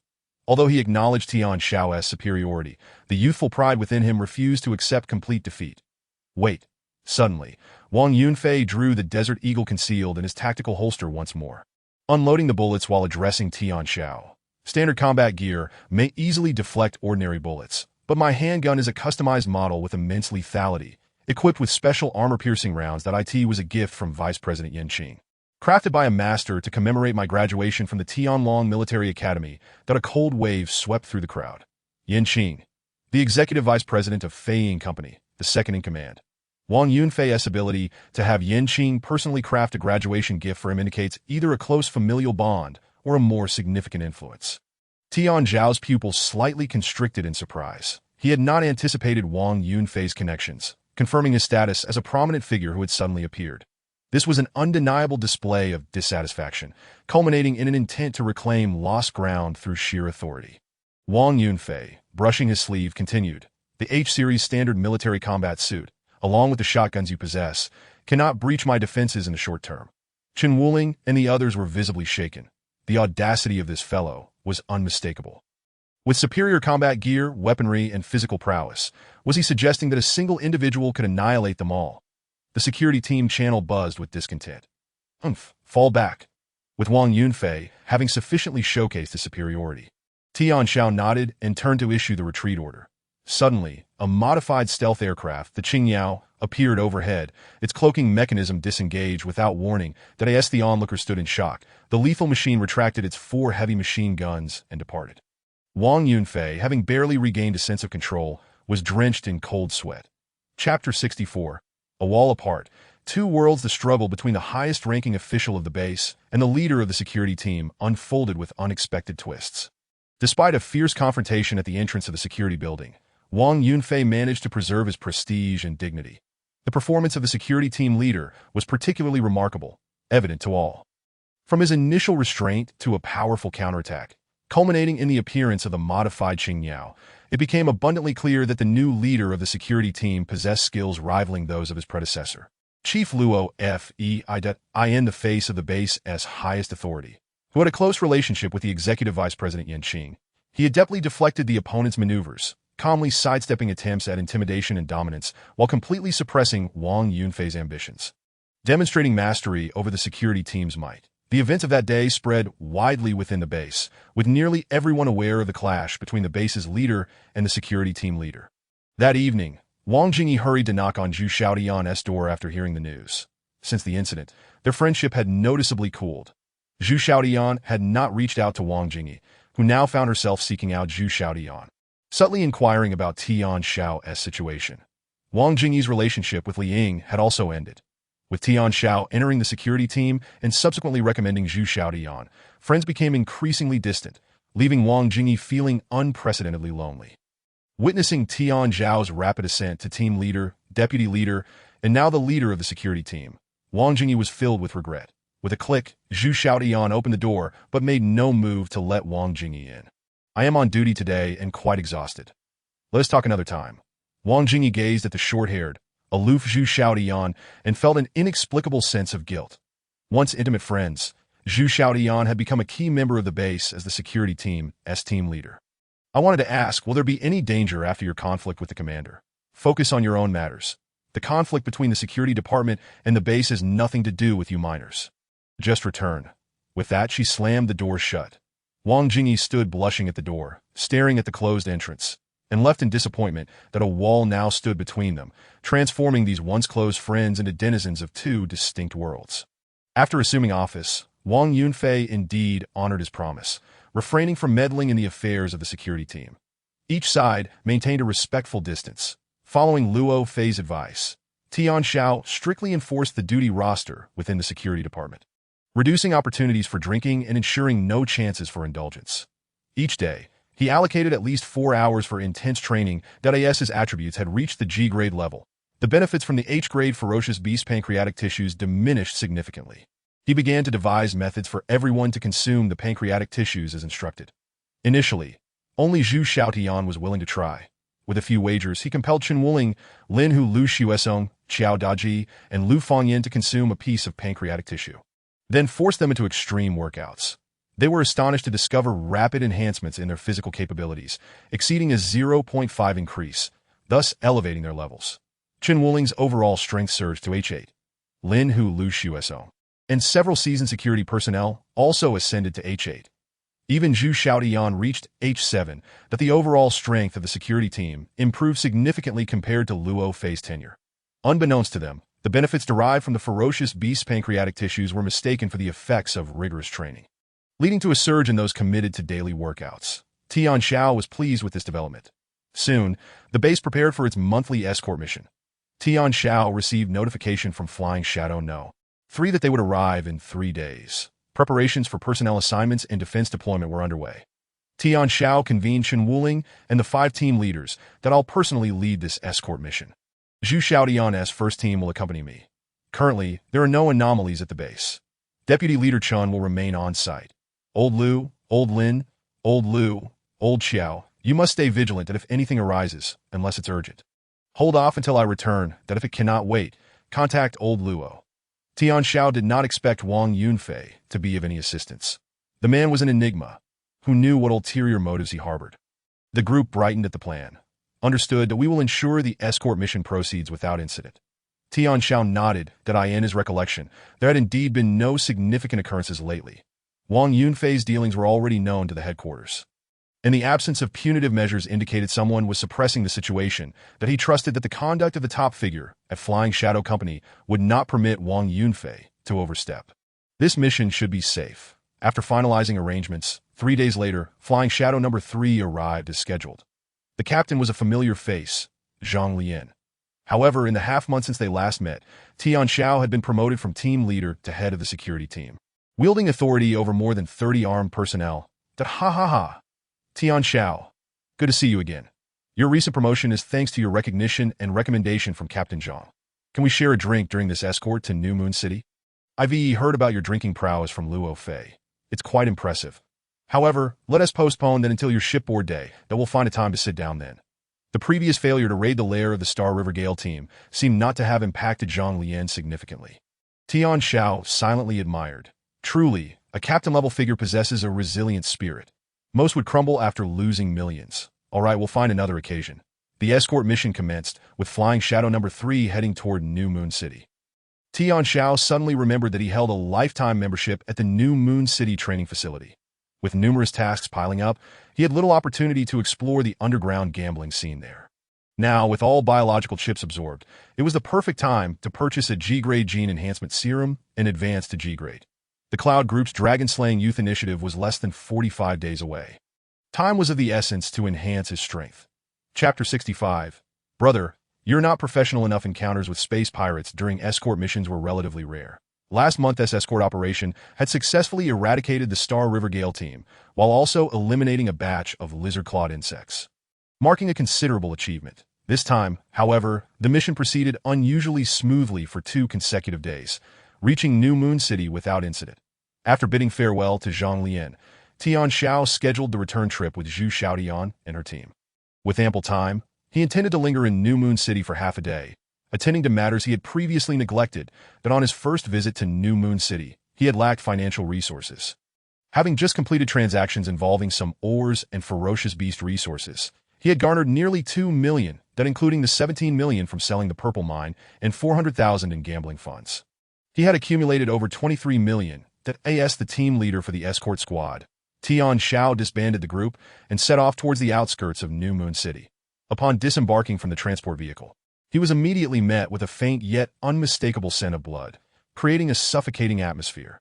Ahead lay a bustling street filled with people, where massive alloy roller suitcases, robustly constructed and containing small cold chain preservation systems, were brimming with valuable cargo, specifically resources from ferocious beasts and insect beasts. The area was teeming with brokers and sellers from various planets within the Pegasus Galaxy, eager to offer valuable resources to private entities and small mercenary groups. Rare and peculiar plants, exotic and unusual stones, or items with unique highlights that such high-end goods are nowhere to be found here. Instead, one encounters ferocious beasts and insect creatures, eager to find buyers for their resources. Due to time constraints, their values can vary significantly, creating a vast profit margin. Thus, a distinct circle has formed in the outskirts of Crescent City, despite the unremarkable environment, permeated by a faint scent of blood. The clientele here is far from elite. However, each broker is quite formidable. Engaging in the trade of ferocious beasts and insect creatures demands exceptional analytical skills. Otherwise, a minor oversight could lead to substantial losses, often involving the acquisition of items that have already depreciated in value. The corpses of these creatures weigh several thousand pounds, and without adequate physical capability, one would be unable to transport them. Consequently, most individuals conducting business here possess a G-class caliber, wealthy enough to enhance their capabilities with a few injections, ensuring success that IT is commonplace for individuals clad in combat gear, like Tian Xiao, to enter this space. As long as one does not immediately recoil upon entry, they are perceived as knowledgeable. Those who can breathe freely and speak loudly would never dare to negotiate recklessly, having previously spent nights in insect dens. Tian Xiao easily assimilated into the environment, observing as he walked, in search of potential targets. Each metallic box is transparent, revealing the true appearance of its contents, thus preventing the flesh from deteriorating due to prolonged exposure to the air. For Tian Xiao, H-series ferocious and insect creatures hold little value. G-series beasts, often priced at several million, fail to captivate him, primarily because the mutated substances within their pancreas may have significantly diminished. Thus, he meticulously observes. Passing a stall, he notices 3 alloy boxes, 1 large and 2 small, housing a group of ferocious beasts, clearly featuring an adult beast alongside 2 juveniles. Their sharp beaks, pointed horns, and the pronounced veins around their pupils exude a fierce aura, maintaining a chilling presence even in death, which is quite rare.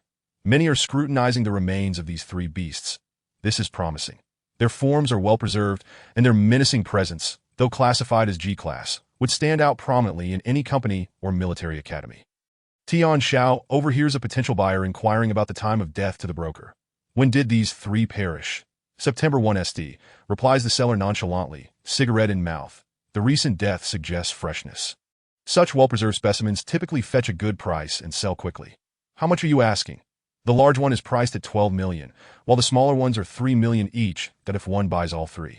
The price could be reduced to 17 million. Generally, G-class ferocious beasts go for a few million.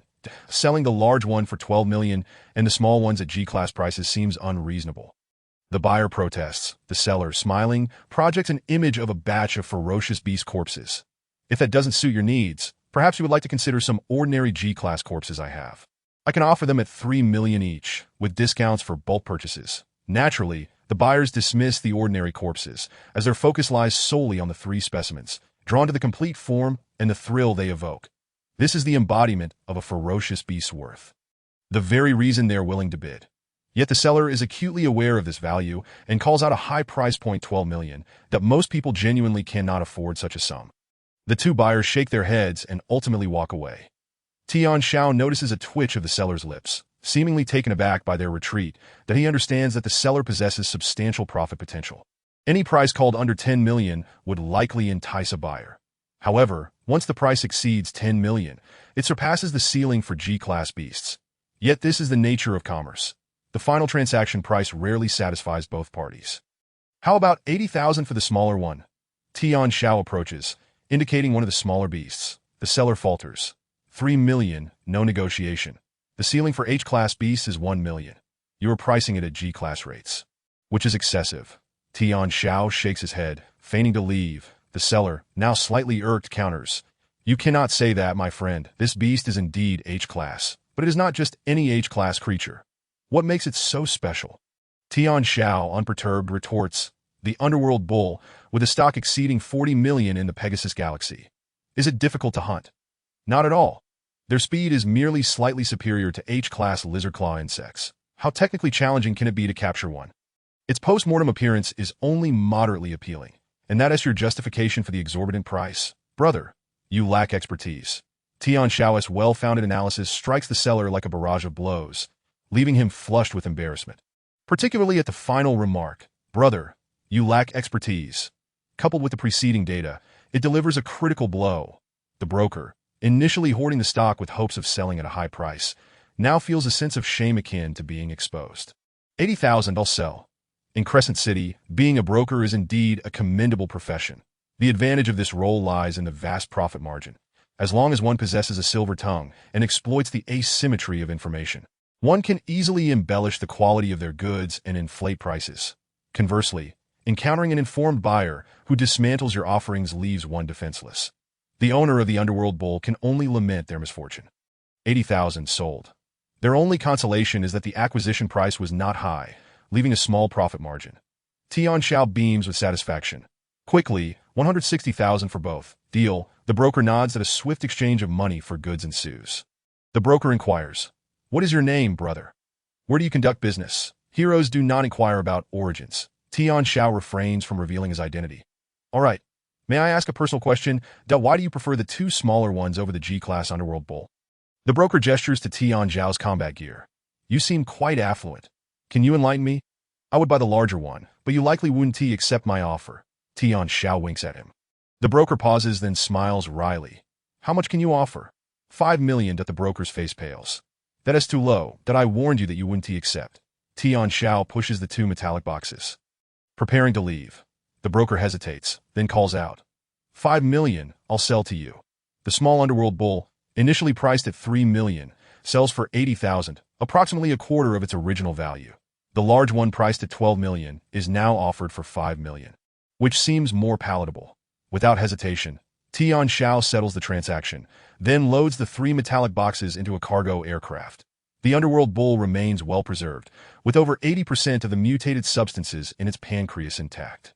Valued at no less than 10 million, purchasing the 3 for 660,000 is a lucrative deal. Tian Xiao consumes the pancreas of the large underworld bull, then carefully seals the pancreas of the 2 smaller ones.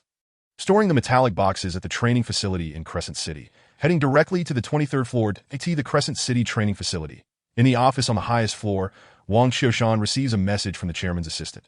"Qiushan, the individual you asked us to monitor has returned to our training facility. The person I am tracking." "Who?" Wang Qiushan has forgotten what he previously instructed. "About a month ago, a lifelong member bet on your victory, winning 12 million at odds of 1 to 12. I believe his name is Tian Xiao." The assistant replies warmly. Wang Qiushan suddenly recalls, "Oh, him." He pauses his work, a reminiscent smile crossing his face. "I initially thought this young man, holding a few million, would return to our facility to explore other underground gambling matches. Yet he has remained silent. It seems he is not a gambler seeking luck." "Where is he now?" "He is currently on the 23rd floor. The assistant responds. Wang Qiushan is taken aback. "The 23rd floor? How could it be? He trained today, coincidentally from the 23rd level, just emerging." The 23rd level is specifically designed for individuals with G-level physical attributes and those on the verge of breaking through to G-level. It features a gravitational effect twice that of normal, which is beyond the capacity of an ordinary H-level physique. Even he, having just broken through to G-level, could only endure training there for a maximum of half an hour, equivalent to 4 hours of extreme training in the outside world. After expressing his gratitude, Wang Qiushan immediately utilized his privileges to access the surveillance footage from the training area on the 23rd floor. The large floor-to-ceiling windows transformed into a massive cinema screen, projecting a one-to-one representation of the training hall onto the opposite end of the office. There were few people in the training hall. Only 3 members were utilizing the facilities, one of whom was Tian Xiao. Tian Xiao's purpose for entering this level was to fully absorb the mutated substances within the G-level mini-beast pancreas. The heat within his body surged like a furnace. Upon entering the 23rd level and crossing a gravitational warning line, he immediately felt a slight sinking sensation. His body, originally weighing a little over 150 pounds, felt as if burdened by an adult. Every cell in his body groaned under the excessive strain. Double gravity. Finally, he could give it a try. Tian Xiao mused inwardly at the same time. He sensed the heat in his dantian accelerating towards his limbs under this unusual gravitational pressure, being absorbed by his body. Double gravity equated to a load of 75 kilograms. Tian Xiao stepped onto the weighted sprint machine, setting a pull weight of 50 kilograms, instantly feeling as though he were firmly anchored in place. With every movement requiring utmost effort, the absorption of the pancreatic body accelerated. Sweat began to pour profusely. Minutes passed, and Tian Xiao was drenched, having barely adapted to the current weight, slowly transitioning from a stroll to a laborious shuffle forward. At this moment, two individuals entered from outside, heading straight for the training apparatus where Tian Xiao was. Noticing his earnest dedication, they paused a few meters away. Tian Xiao paid them no mind. 10 minutes elapsed. A small pool of sweat had accumulated beneath him. After 20 minutes, Tian Xiao felt as if each step were laden with lead, unbearably heavy. The strength and energy within him were nearly depleted. Relying solely on the continuous release of heat from the pancreatic body to persist in the double-gravity training area, it had taken less than half an hour to push him to his limit. Once half an hour had passed, Tian Xiao released the harness. The two onlookers approached him, taking the initiative to greet him. "Hello, Mr. Tian Xiao, we are representatives from Daong Auction House. We previously met on Golden Street." Tian Xiao had already noticed them and recognized their interest in the miniature beasts. "Are you looking to purchase those 3 miniature beasts? Name your price." That he spoke directly, having obtained what he desired. And knowing the other party was primarily interested in the beast's appearance rather than the pancreas, he saw no harm in adding another profit. Chapter 67. A scene of devastation. Star Sea escort ship. The two representatives from Daong Auction House held a relatively low status in New Moon City. Their responsibility was to gather potential auction items within the city, akin to finding a needle in a haystack. Even if an item fetched a high price, the commission they earned would be minimal, as the auction house's exceptional channels and analytical abilities were the true drivers of profit. However, Daong Auction House indeed possessed formidable intelligence-gathering capabilities. Within just over half an hour of Tian Xiao leaving Golden Street, they had identified his identity and located him at the New Moon City Training Hall, demonstrating remarkable efficiency. As Tian Xiao busied himself with changing locations to alleviate his muscle fatigue, he was disinclined to engage in idle chatter. "Name your price." The representatives were taken aback, but quickly regained their composure. One of them nodded, smiling. "We heard that Mr. Tian Xiao acquired a large miniature beast and 2 smaller ones for 6,600,000. We certainly won't let you incur a loss. We will add 100,000 to that price." "How does that sound?" Agreed. Tian Xiao summoned a bio-robot from this level, granting them authorization to retrieve the metal box he had stored. The two were elated, not expecting Tian Xiao to agree so readily. "Thank you, Mr. Tian Xiao. Here is the address of Daong Auction House. You are welcome to visit us when you have the time. We won't impose further. Farewell." They left their business cards. 760,000 entered his account. Having made a profit of 100,000 and acquired a G-level pancreatic body for free, Tian Xiao felt considerably lighter on his feet. He allowed the biomassage robot to complete a full-body muscle relaxation process before finally having time to assess his physical attributes. The G-level mini-beast pancreatic body had brought about significant changes. His muscle strength had increased to 16.7. Muscle stress flexibility had risen to 16.6 to excellent. Both had surpassed the threshold of G-level. The efficacy of the pancreatic body had not entirely dissipated, with roughly 1/3 remaining. He could still train once more, potentially directly reaching G3 standards. As Tian Xiao relaxed his body, replenishing nutrients to restore his physique at the highest office level. Wang Qiushan observed Tian Xiao's earnings and simultaneously received the latest intelligence regarding him from the chairman's assistant. Tian Xiao, leader of the security team at a base belonging to Yuncheng Group's Feiying Company. H9, level comprehensive strength. Below are some of the significant events Tian Xiao has undertaken in the past month, including the entire process of outsmarting the newly appointed highest authority at the base. Wang Qiushan supported his chin with both hands, engrossed in the information. Upon finishing the last piece of information, his eyes brightened slightly. Interesting that he actually crossed paths with Wang Yunfei. With such a rapid breakthrough to G-level, Wang Yunfei's advantages are dwindling. He is unlikely to overpower him now. It was evident that Wang Qiushan was familiar with Wang Yunfei. In fact, the two shared a distant kinship. Given time, they would likely become significant figures. Wang Qiushan reassessed Tian Xiao. "What a pity. I'm soon to serve in the military. Otherwise, I would not mind befriending you." Under the operations of the Wang family, Wang Qiushan had secured qualifications to re-enter Earth's celestial army, making it unlikely for him to maintain relations with these corporate individuals in the future. Unbeknownst to Tian Xiao, after emerging, he returned to the 23rd level for another half hour of extreme training. Following a thorough adjustment, his physical attributes officially surged to 17, barely crossing the G3 threshold. He spent 8 million to purchase a G-level chip from the black market in New Moon City, immediately arranging for the Azure Dragon to devour and enhance its performance before departing and embarking on his return journey. During this time, he did not attend any gambling events. After all, He still held a surplus of over 16 million, that with 3 years' worth of knowledge from his rebirth, there were numerous avenues for profit, rendering it unnecessary to exploit the same opportunity repeatedly. Upon returning to the space station above the New Moon City base, he coincidentally witnessed a colossal ship over 2 kilometers long, battered and bruised. Approaching from deep space, numerous logistics personnel donned deep space suits, securing themselves with harnesses as they conducted welding repairs on the damaged sections of the massive vessel, that a collective gasp escaped their lips.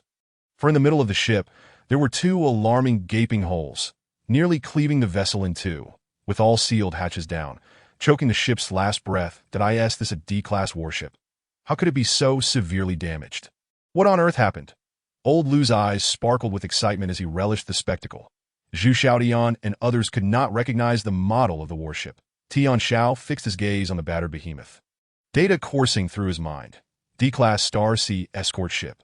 The main battleship deployed by Earth's celestial army at the regiment level, that he had previously undertaken missions aboard a Star Sea escort ship and was intimately familiar with its capabilities. At present, no interstellar pirate had managed to effortlessly destroy a D-class battleship. Judging by the damage on the Star Sea escort ship, it had likely been struck by electromagnetic eggs from D-class or higher insect beasts. These electromagnetic eggs launched with ferocity, their energy fluctuations nearly undetectable upon detonation, yet their destructive power was immense. In addition to their formidable impact, the high-temperature corrosive liquid released upon the shell's rupture could easily threaten and damage C-class ships. This Star Sea escort ship had endured 2 electromagnetic eggs bombardments and still managed to return alive to the New Moon City base, indicating that the captain was an extraordinary individual. Tian Xiao pondered which of his former superiors it could be. As he contemplated, the Earth's celestial army was executing military tasks, and the docking area for the escort ship was swiftly cleared. All vessels promptly rerouted away. The entire star region was sealed off. And an external interference magnetic field was even deployed. Let us hope we don't encounter something so formidable. Otherwise, with firepower of this caliber, a single shot could obliterate us. Old Lu, still shaken, clasped his hands in prayer. Come, let us set up a betting pool. Tian Xiao spoke, drawing the attention of the 5 members of the first team. Again, they grimaced, feeling a sense of discomfort in their throats. During this period, every time Tian Xiao initiated a betting pool, they were forced to consume bizarre items, having developed an instinctive reaction. How long do you think it will take me to reach G level upon returning to the base? In days. Whoever gets the closest wins. With a prize of 1 million. The losers, as per usual. Upon hearing the prize of 1 million, excitement ignited among them, and they eagerly joined in, forgetting their previous discomfort. 30 days, I estimate 25 days. 20 days, 18 days, 15 days. Zhu Xiao guessed the shortest time. Tian Xiao, with an impassive demeanor, produced a small knife and sliced the pancreas of 2 nether cattle into 5 portions, placing them before them, 1 for each person. The group exchanged bewildered glances. What does this mean? Tian Xiao's expression remained unchanged as he stated, I guess today, you all have lost. Chapter 68. The disappearance of base personnel to wager and accept defeat is a virtue. Zhu Xiaotian, Old Lu, Lu Fangyin, and the others that were thoroughly defeated. From the moment the betting was established, they had prepared themselves for unfair treatment. The group returned to the base, where Tian Xiao received some unexpected news. During this time, General Wang Yunfei had refrained from taking action against the security team. Instead, seizing the opportunity, he managed to procure a G-class transport ship from an unknown source, retrieving the 3 F-class ship hulls left behind by the Star River Gale team and placing them in the base's periphery, instructing the logistics department to work tirelessly on disassembling them. This caused Tian Xiao to regard him with newfound respect. The 3 ship hulls were cumbersome, and transporting them was no small task, which Zhang Lian ultimately abandoned. Unexpectedly, Wang Yunfei had been arranging everything in secret, quietly bringing back the 3 heavyweight ship shells. The dismantled scraps could be sold for tens of millions. Furthermore, the cost of the G-class transport ship was relatively low, around a few million. Thus, in just a few days, Wang Yunfei had effectively secured over 50 million resources for himself. This highest-ranking base official, unable to take down the security team or gain other benefits, proved to be quite astute. With extensive connections and unconventional approaches, he indeed accomplished tasks more easily than the average person. In contrast, Tian Xiao felt his own steps were still too cautious. As he pondered, Chen Wuling approached Tian Xiao and quietly reported another piece of news. During the days you were away escorting, our base remained mostly stable. However, there were still 3 cases of personnel disappearance. What happened? Tian Xiao inquired, frowning. The 3 missing individuals were miners who had vanished while executing collection tasks, disappearing without any prior warning that we did not receive any alerts or distress signals. The command center monitored them for 48 hours without their return. Confirming their disappearance. Have their vital signs been checked? Tian Xiao pressed further. The disappearance of miners could lead to significant consequences, impacting the security team's year-end performance assessment. Thus, clarity was essential. Chen Wuling responded, "We have checked. Their vital signs are normal, but we cannot contact their chip steward to ascertain their exact location." At this point, Chen Wuling's expression grew grave. Various signs indicate they may have been parasitized. Zhu Xiaodian and the others exchanged alarmed glances. Parasitism. It was a capability exclusive to certain insect beasts. Those who were parasitized would harbor eggs within, leading to the removal of their biological chips, rendering them comatose and serving as quiet vessels for the larvae's growth. Such knowledge had become essential education for humanity centuries ago. Now, with Chen Wuling suspecting that the 3 missing personnel might be hosts for insect beasts, Tian Xiao knew this warranted serious attention. The presence of 3 larval insect beasts, at minimum 1 mature insect beast, that was not a comforting prospect. The insect beasts capable of parasitism were not numerous, with the lowest being of G-class strength. He distinctly recalled the combat prowess of the G-class Black Flood insect beast. Insect beasts with parasitic abilities possess greater intelligence than the Black Flood insect beast, capable of acquiring all the knowledge of the host before communicating and operating machinery like a normal person. This was a profoundly terrifying threat. The group gazed at Tian Xiao, and old Lu cautioned, "If personnel at the base have been parasitized, we must treat this as a top priority crisis event. We must prevent the situation from escalating and protect others from being parasitized." Indeed, Lu Fangyan nodded in agreement that I have heard of some highly elusive insect beasts that can quietly parasitize many individuals within the base, ultimately leading to its downfall. Should we request assistance from above? Yes, let's seek help. Leader, we lack experience against such formidable insect beasts. The others echoed, their confidence waning.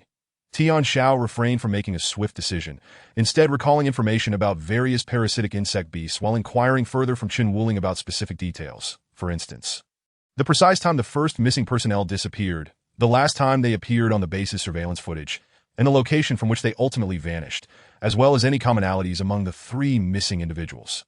Chen Wuling was momentarily at a loss that he could answer the first question, but regarding the missing individual's final location, he could not provide an answer due to the interconnected deep pits with weak underground signals that made precise tracking difficult.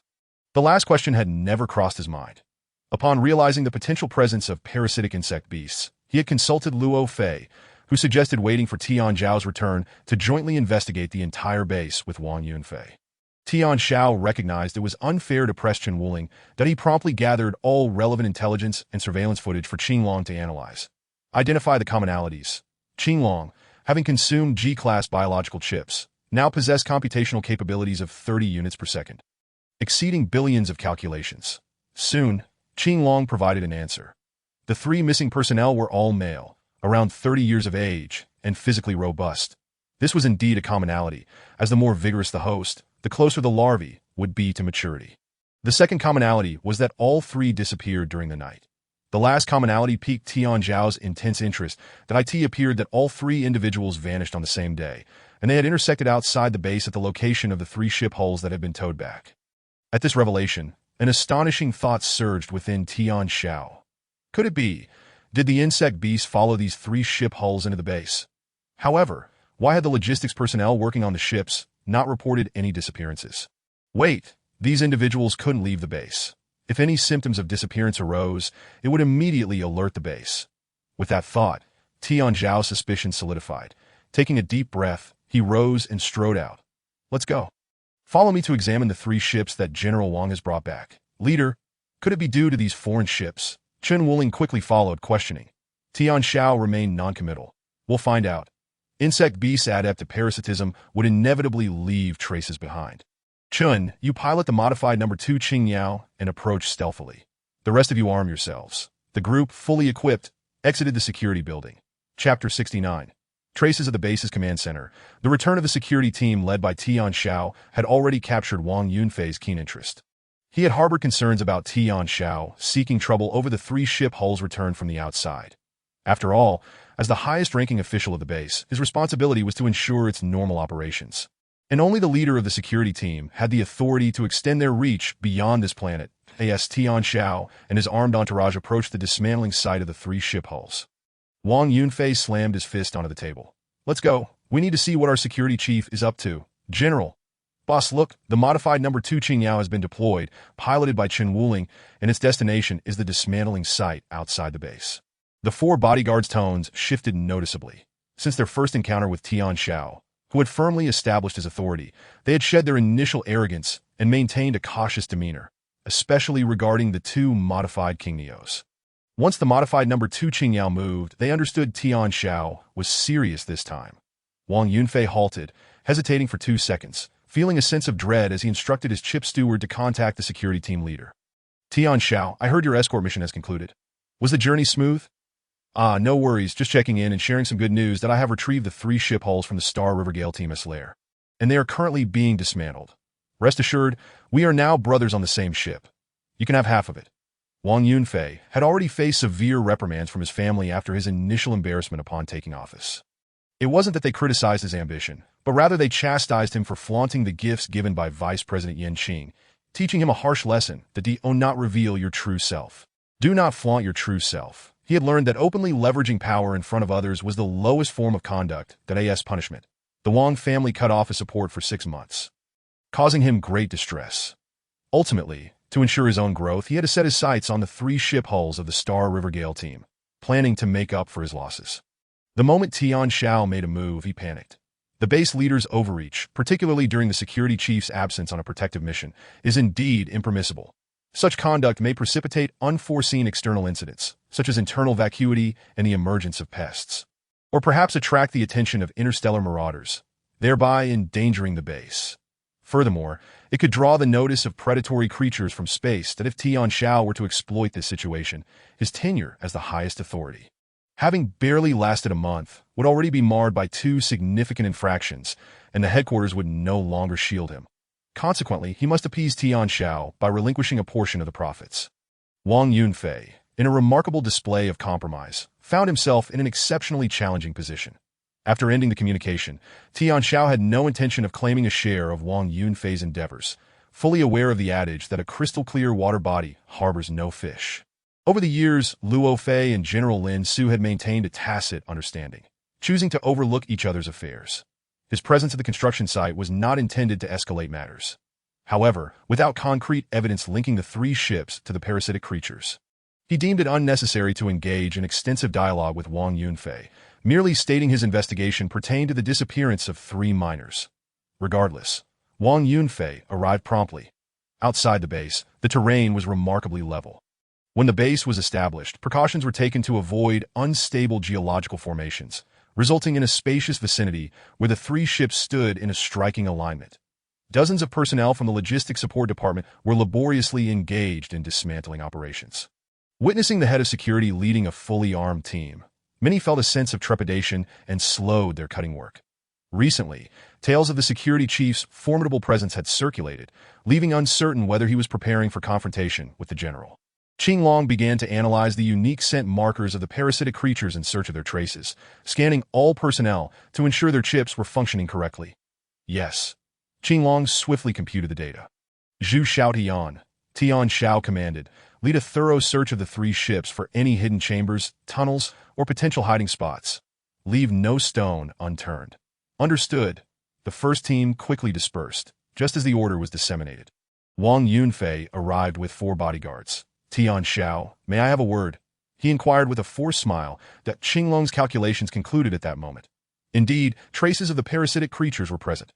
Inside the ship, a concealed compartment bore subtle claw marks, which upon comparison with the database, were confirmed to belong to a G-grade chameleon red lizard, known for its parasitic capabilities, capable of transmitting its offspring into host containers through oral means. Evidence had finally emerged. Tian Xiao cast a sympathetic glance at Wang Yunfei, who, along with his bodyguards, felt an unsettling chill as the situation appeared dire. General Wang, my security team is currently on a mission. We will discuss certain matters later. As Tian Xiao's words fell, Zhu Xiaotian and Old Lu reported their findings. Team leader, we have discovered something. There are footprints of the parasitic creatures here, and a narrow underground passage has been newly excavated. The footprints indicate they were made early this morning, less than 4 hours ago. Our drone has detected a deep pit located less than 3 kilometers straight from the dismantling site. Increasing intelligence continued to pour in, with all evidence clearly pointing to the area surrounding the base. Tian Xiao instructed Zhu Xiaodian to contact the security team, ordering all resting squads to enter a state of heightened alert. He gestured to the sky, calling out, "Captain Chen, commence reconnaissance on the deep pit located 3 kilometers northeast, deploying drones for extensive search operations."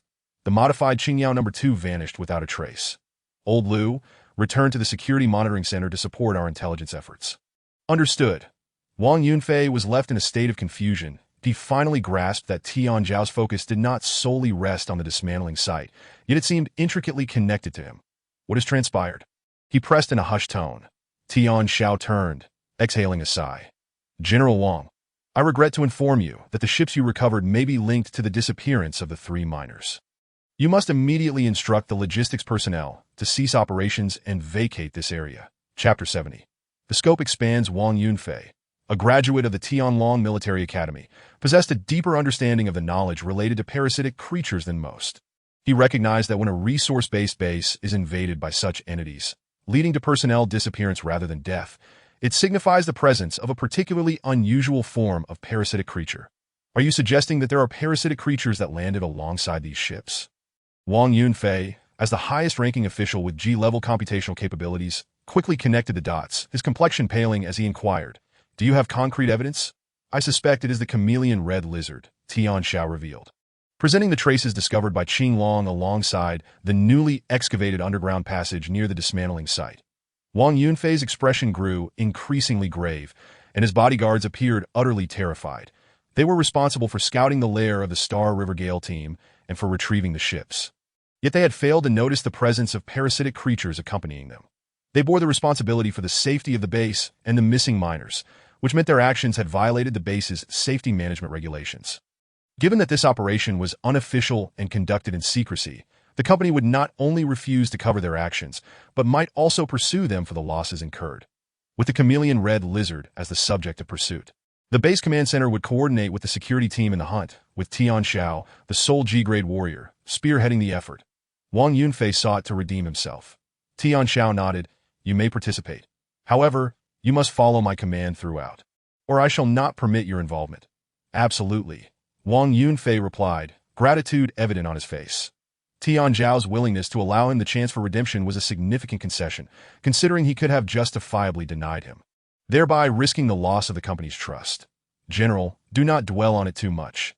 Our common adversary is the chameleon red lizard that we must extract it and its parasitic offspring, or else the entire base will remain under threat. With everyone at risk of parasitism, I understand," Wang Yunfei affirmed solemnly. "Rest assured, I will fully cooperate with your operations." Tian Xiao nodded, and at that moment, the modified Qingyao No. 1 deactivated its cloaking mechanism, revealing its silhouette above the dismantling site as its hatch opened. Wang Yunfei's vehicle was a G-grade Osprey aircraft, armed with cannons, heavy machine guns, and tracking missiles, superior to the modified Qingyao. The two ascended aboard the aircraft, joining the formation. Simultaneously, the other 5 teams' 25 Qingyao drones soared over the 3 deep pits, with cannons and heavy machine guns at the ready, creating an atmosphere of impending confrontation. The deep pits lay in eerie silence, with no signs of biological activity apparent within the underground passages or the pits. "What are we waiting for? Time is of the essence.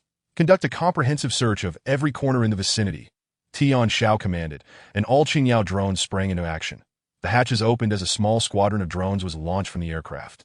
Unfurling their wings, a segmented display soon appeared on the security monitoring center screen, where old Liu and the incapacitated Xiao Daji were tasked with analyzing the intelligence.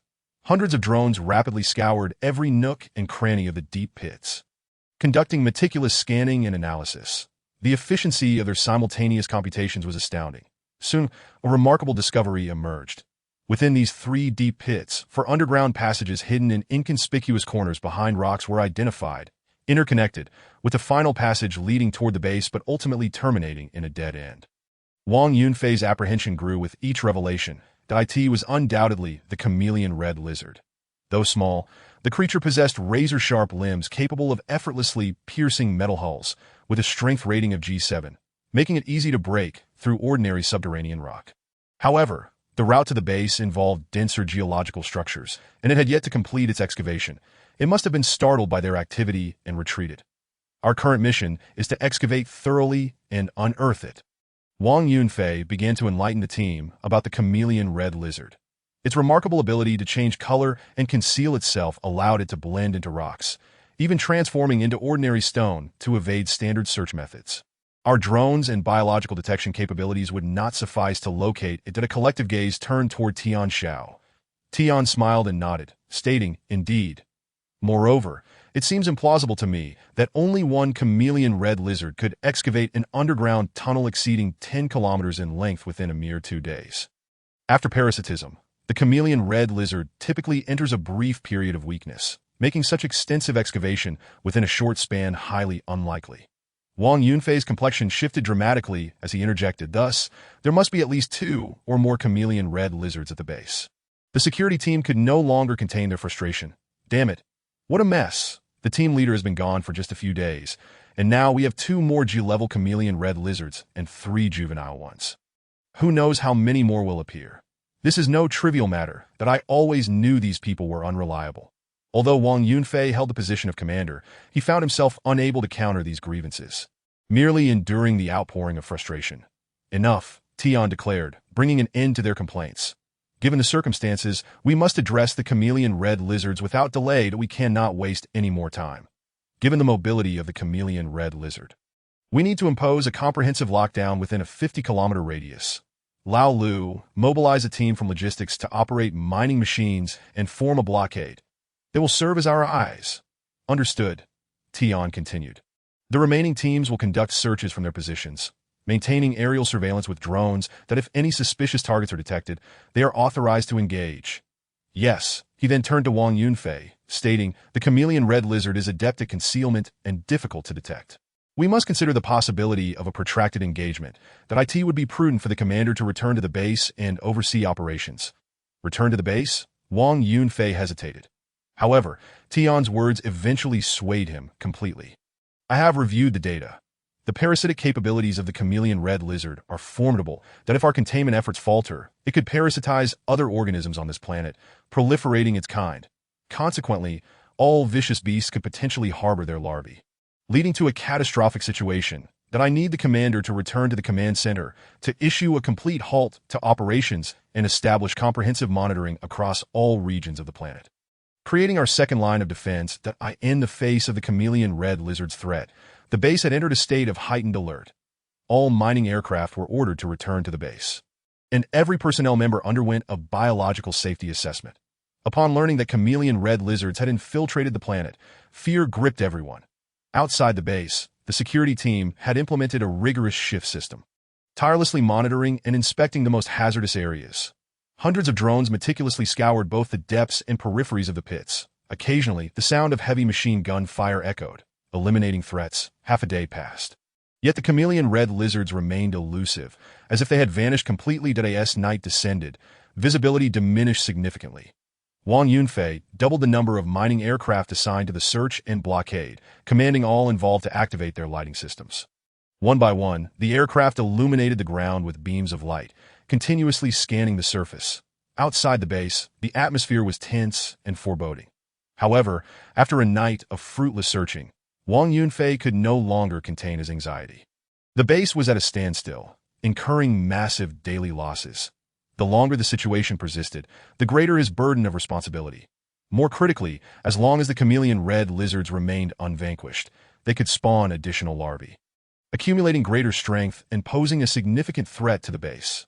Tian, piloting the modified Qingyao No. 1, patrolled outside the base for a day and night without yielding any results, his anxiety mounting. The search radius had expanded to 100 kilometers, and the command center had tripled the personnel monitoring various sectors of the planet. That if this continued, accountability for the base's predicament was inevitable. That a full 24 hours later, a private communication from Luo Fei came through. His opening remark was, "What's the status? Have the chameleon red lizards been located?" "Not yet," Tian replied, knowing that Chen Wuling had likely leaked the information. However, it was understandable. The breeding of G-level chameleon red lizards outside the base posed a grave threat to both the security team and the base itself. Over time, both the security department and the base commander would face repercussions. Chen Wuling sought Luo Fei's counsel and assistance, and Tian thought to himself, if it were a situation, he would have reported to headquarters for help. The trouble caused by Wang Yunfei would ultimately fall on him, but at least he could claim timely reporting as a merit. The headquarters would likely see this as an incident occurring during his escort mission, and it would not have a severe impact on him. However, Wang Yunfei would be left with the consequences. Tian sighed, while I do not harbor much fondness for Wang Yunfei. He is, after all, a transfer from headquarters and has close ties with Deputy General Yanqing. If possible, I wish to resolve this crisis myself. Luo Fei fell silent for a moment before responding. You are right, if you can resolve it, you could gain Wang Yunfei's friendship and support from his faction. Yanqing wields significant power and influence, surpassing Zhang Lian, and can determine many pivotal matters, including the future leadership of the base and whether the shipping routes will be new or old. However, this is a considerable challenge. The DOU have confidence. I have devised a preliminary plan, though it is quite risky that I wish to give it a try. To Tian's eyes narrowed slightly, his gaze sharp and resolute. Luo Fei seemed to understand, cautioning, this involves G-level insect beasts. You must be careful. That I understand. I have encountered G-level insect beasts before. Tian replied calmly, that I heard from Chen Wuling that you have already attained G-level physicality. And your chip's level should also have improved, that if you truly wish to test your mettle, go ahead, but ensure you have an escape route. Luo Fei refrained from further persuasion. Tian was no longer the novice he once was. Every adult must bear the consequences of their actions. Tian was well aware of the gravity of his undertaking. The infiltration and proliferation of the chameleon red lizard represented the most significant challenge the base had faced since its inception. Wang Yunfei could very well be penalized due to this incident, even with the backing of a powerful ally like Deputy General Yanqing, that if his performance faltered or his personal interests were deemed excessive, it could serve as grounds for a veto from the higher-ups at Fei Corporation. Too naive. Too unprofessional. What did it matter that he graduated from Tianlong Military Academy? Yet, in Tian's view, should he successfully navigate this crisis, it would present an opportunity to showcase his capabilities. Luo Fei had already caught wind of the situation. Did the headquarters, including Yanqing and the top brass, truly remain oblivious to these developments? Tian did not believe so. Team Leader Chun, Zhu Xiaotian, join me on the mission. The rest will maintain vigilance and continue the search from their positions. Half an hour later, Tian descended from the cockpit. Arriving near Zone C-77, this area was a dense forest, a frequent hunting ground for the security team. At this moment, Tian ventured alone, equipped with 2 assault rifles and a heavy shotgun, delving deeper into the thicket with steady strides. His visor rapidly assessed the uneven terrain of shrubs and trees, as well as the movements of insects and leaves, indicating that the surroundings were safe. Before long, tracks appeared on the ground. Following the direction of the tracks, Tian quickened his pace. With the enhanced muscle strength and agility, he possessed a burst of speed far surpassing that of an average adult. Within the visor, Qinglong methodically calculated everything in the vicinity. 2 drones soared above, surveying the jungle for any signs of life. Suddenly, a shadow burst forth from the low underbrush, its 6-part mandibles menacingly approaching. That a red light swiftly appeared within the visor, locking onto the silhouette and uploading data. A ripjaw wolf. An H-level beast. The creature had concealed itself well, using the underbrush to execute a textbook ambushed at close range. Tian was tackled to the ground by the ripjaw wolf, and a fierce struggle ensued in the forest. Bang! The gun fired, creating a gaping wound in the creature's side, exposing bone. Amidst its agonized cries, Tian rolled to his feet and aimed the shotgun directly at the wolf's head. Bang! Blood splattered, drenching him. The ripjaw wolf collapsed. Lifeless, Tian inspected himself. His combat suit remained intact, though he was now covered in blood. Peering into the wolf's organs, he noted it had not been parasitized. This area is safe. That he then reached for the wolf's pancreas. But midway through the motion, he suddenly halted. Tian made a discreet tactical gesture towards the sky, prompting a drone to silently descend and nestle into the nearby underbrush. Its camera focused on the carcass of the ripjaw wolf. The drone's positioning was concealed. The wolf's corpse would be an immense lure for the chameleon red lizards, especially since the pancreas had not been removed, and its contained mutagenic material would deteriorate without proper preservation over time. Tian's plan was quite audacious. He intended to use the carcass of the ripjaw wolf as bait. The body would soon decay, rendering the pancreas worthless. That if the color-changing red lizard were nearby, it would undoubtedly fall into the trap. If it were not in proximity, Tian Xiao would relentlessly continue his hunt, exterminating all ferocious beasts on this planet, depriving the color-changing red lizard of any living host to parasitize and preventing it from proliferating further. Though the plan was straightforward and brutal, it proved to be an effective method of controlling the propagation and expansion of the color-changing red lizard. After Tian Xiao traversed 5 locations, consecutively hunting 7 ripping wolves, a flicker of activity finally appeared on the security monitoring center screen that in the evening. A shadow draped in thorns appeared as swiftly as lightning near the corpse of a ripping wolf, effortlessly seizing the nearly 1,000-pound body and dragging it into a concealed burrow shrouded by vegetation. Unbeknownst to them, this scene was precisely captured by a drone. The creature, adorned with rugged patterns resembling stone and plant thorns, exhibited immense strength and agility, completing its task in less than 2 seconds. Upon discovering this, Old Lu immediately relayed the information to Tian Xiao. Team leader, E47 zone. The color-changing red lizard has been sighted. He also sent the intercepted footage.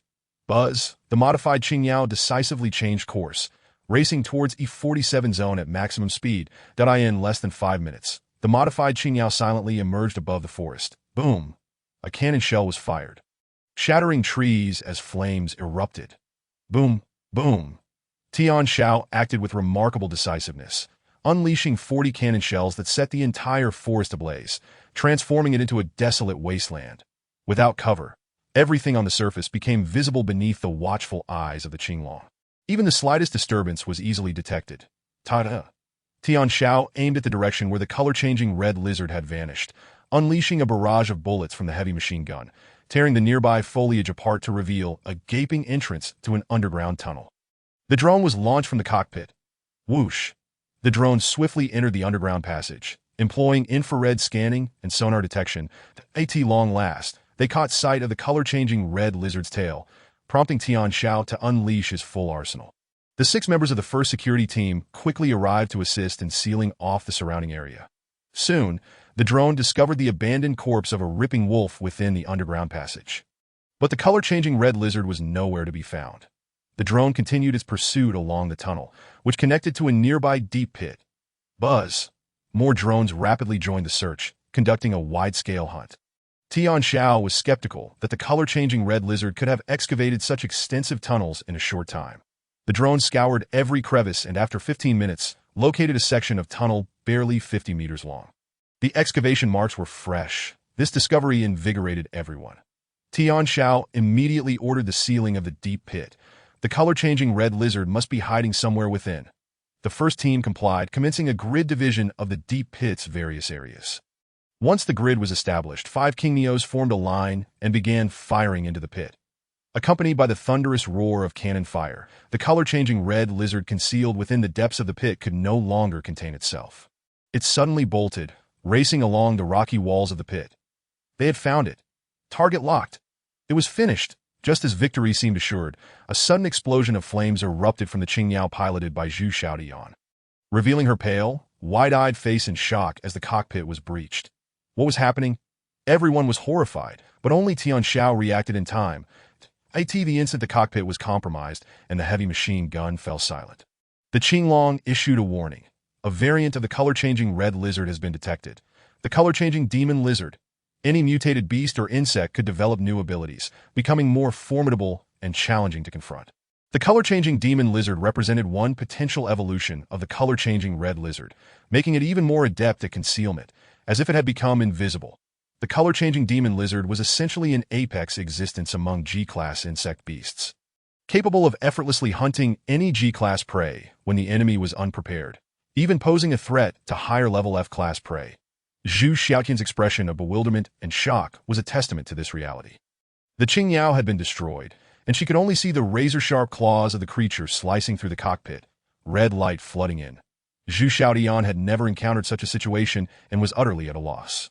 In the nick of time, with a resounding bang, the emergency hatch above the cockpit opened, and Zhu Xiaodian, along with her seat, was ejected into the air. Tian Xiao had taken control of the Qingyao using his captain's authority just in time. Zhu Xiaodian was even more confused. What was happening? As she found herself in midair, the parachute deployed. Below her lay a hail of gunfire. She could see the color-changing red lizard dashing wildly, and her Qingyao plummeting into the deep pit. The color-changing demon lizard was nowhere in sight. Boom! The Qingyao crashed and exploded, sending a plume of black smoke into the sky. Tian Xiao remained calm, having already regained control of the other 4 Qingnios. The 4 Qingnios swiftly ascended, evading the color-changing demon lizard's next target. Modified Qingyao number 1 darted beneath the parachute, catching Zhu Xiaotian. She quickly unfastened her safety belt and leaped into the open cockpit. Without looking back, Tian Xiao sealed the hatch, locking onto a patch of dust slightly disturbed on the surface. A torrent of fire erupted as the 4 six-barreled Gatling heavy machine guns unleashed their fury, tearing through the seemingly empty ground and creating a green, blood-soaked abyss. The color-changing demon lizard might deceive others, but it could not fool Tian Xiao. From the moment the color-changing demon lizard revealed itself, Tian Xiao had relayed commands to the Qinglong, meticulously observing every detail on the ground. The demon lizard's invisibility was indeed formidable, but its claws were also its greatest vulnerability. The small holes created by its rapid movements exposed its location entirely. The fierce barrage of fire intertwined, instantly shredding the color-changing demon lizard to pieces. Within the deep pit, the color-changing red lizard, upon witnessing the gruesome demise of the color-changing demon lizard, let out a furious, anguished roar, only to be met with 8 incoming lines of fire that tore it apart. Chapter 73. Gene Source Liquid. Stay alert. As the color-changing red lizard and the color-changing demon lizard were both obliterated, Tian Zhao's eyes gleamed with determination, but he commanded the temporary transfer of modified Qingyao control to Zhu Xiaotian while he opened the cockpit and descended onto the battlefield still shrouded in smoke. With a steady landing from 10 meters above, Tian Xiao wasted no time and made his way toward the corpse of the color-changing demon lizard. The demon lizard was a successful mutation, possessing a pancreas, but the quality of the pancreas in any successfully mutated beast or insect was entirely different. Particularly, they would solidify a powerful gene source liquid within their bodies, which would continuously enhance their genetic mutation levels. In the years to come, the Earth's celestial military would witness the emergence of potent gene-gifted warriors who, due to this gene source liquid, would become exceptionally strong, temporarily boosting their muscle strength and agility, reaching new heights, or acquiring abilities solidified within the gene source liquid. For instance, that eagle vision, heightened sense of smell, spines, and biological energy amplification. These abilities would vary based on the innate talents of the gene source liquid's possessor. The gene source liquid ability of the color-changing demon lizard was invisibility, which explained Tian Zhao's urgent desire to examine whether its pancreas remained intact. However, with his precise calculations, all of Qinglong's firepower had avoided the pancreas location, significantly increasing the likelihood of its preservation. Sure enough, amidst the remnants of the color-changing demon lizard, Tian Xiao extracted a gray-brown, somewhat translucent, gelatinous pancreas from a pile of organs that ate that moment. His heart surged with elation. Yet just then, the sound of rapid approaching footsteps echoed nearby. Instinctively, Tian Xiao grasped the pancreas with one hand and raised his shotgun with the other, adjusting the aim and pulling the trigger. Boom! The tremendous recoil was negligible for him. Possessing over 17 points of muscle strength, Tian Xiao remained unfazed as dozens of steel balls shot forth from the flames, creating a transparent hole in front of him that a diminutive color-changing demon lizard wailed as it was sent flying. Standing less than half a meter tall, this creature was exceptionally ferocious and agile. The moment the shotgun fired, 2 more color-changing demon lizards lunged at Tian Xiao from behind. Spinning around, Tian Xiao swung the shotgun, but, sending the demon lizard flying, that a sharp, piercing sensation pressed against him from the side. His combat suit swiftly solidified and contracted, forming a localized shield. Seizing the opportunity before the claws could breach his suit, Tian Xiao rolled to the ground, and the shotgun erupted once more, riddling the last color-changing demon lizard with holes. "Stop! I want it alive!" Tian Xiao called out, attempting to prevent his team from exterminating the 3 juvenile color-changing demon lizards. Unfortunately, it was too late. The modified Qingyao and several other Qingnios had already been alerted by the shotgun fire, and the heavy machine guns locked onto their targets instantaneously. The moment Tian Xiao distanced himself from the red demon lizard, the 6-barreled Gatling machine guns roared to life. Ta-ta-ta-ta. The 3 injured red demon lizards were instantly torn apart in a storm of gunfire. Tian Xiao instinctively contracted his body as the 3-headed red demon lizard disintegrated into 3 clouds of crimson mist. It was over. The progeny of the chameleon demon lizard, which could have produced gene source liquid, was thus obliterated, a tragic waste. Pain coursed through Tian Zhao's heart. Only he understood the arduousness of encountering a mutated insect beast. The odds were 1 in 10,000. On a resource planet, stumbling upon a successfully mutated insect beast was akin to being struck by a piece of gold while strolling down the street, an utterly forlorn probability. Moreover, this was a brood birthed by the chameleon demon lizard, which had a minuscule chance of inheriting mutant abilities. What's wrong, boss? Are you all right? The team members of the Bluebird descended to a lower altitude, their faces etched with concern. Tian Xiao gazed upon the scattered remains, helplessly removing the mask of anguish and gesturing that he was fine. What else could he do? In moments like these, his subordinates were oblivious to the significance of mutated insect beasts and the value of mutated larvae. He could hardly blame them. They were merely eager to rescue. Sighing, Tian Xiao cautiously stored the last remaining mutated pancreatic specimen and instructed Chen Wuling to gather the carcasses of the chameleon red lizard and the chameleon demon lizard for transport back. The 3 larvae and 2 adult forms had already been extracted. Yet he could not dismiss the possibility of other chameleon red lizards lurking nearby. Zhu Xiaotian, lead the first team to expand the search radius. Utilize drones to thoroughly track every footprint left by the chameleon red lizard, cross-referencing them diligently to seek any possible survivors. The second and third teams will stand guard to protect the first team during their mission. The fourth team will carry out routine patrols. The monitoring center will continue surveillance across all regions. With orders conveyed, he boarded Chen Wuling's modified Bluebird to return to the base, needing to promptly report the battle situation to higher-ups. Upon reaching the security department, Wang Yunfei awaited him outside the security building. This time, Wang Yunfei and his 4 bodyguards were notably subdued, quietly waiting for a considerable duration. Through the command center, they had witnessed the entire confrontation between the security team and the chameleon red lizard. Alongside the chameleon demon lizard, from Tian Xiao's frantic ambush and trap setup to the swift encirclement and firepower suppression of the chameleon red lizard, which had indeed fallen for the bait. The cockpit of Zhu Xiaotian had suddenly been breached by a sinister force, nearly resulting in her demise, which had nearly terrified Wang Yunfei and the command center personnel, the captain of the first security team.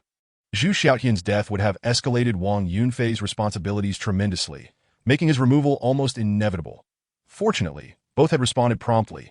At a critical moment, Zhu Xiaotian had ejected from the cockpit, landing safely in the modified Bluebird's cabin. The subsequent series of actions were decisive.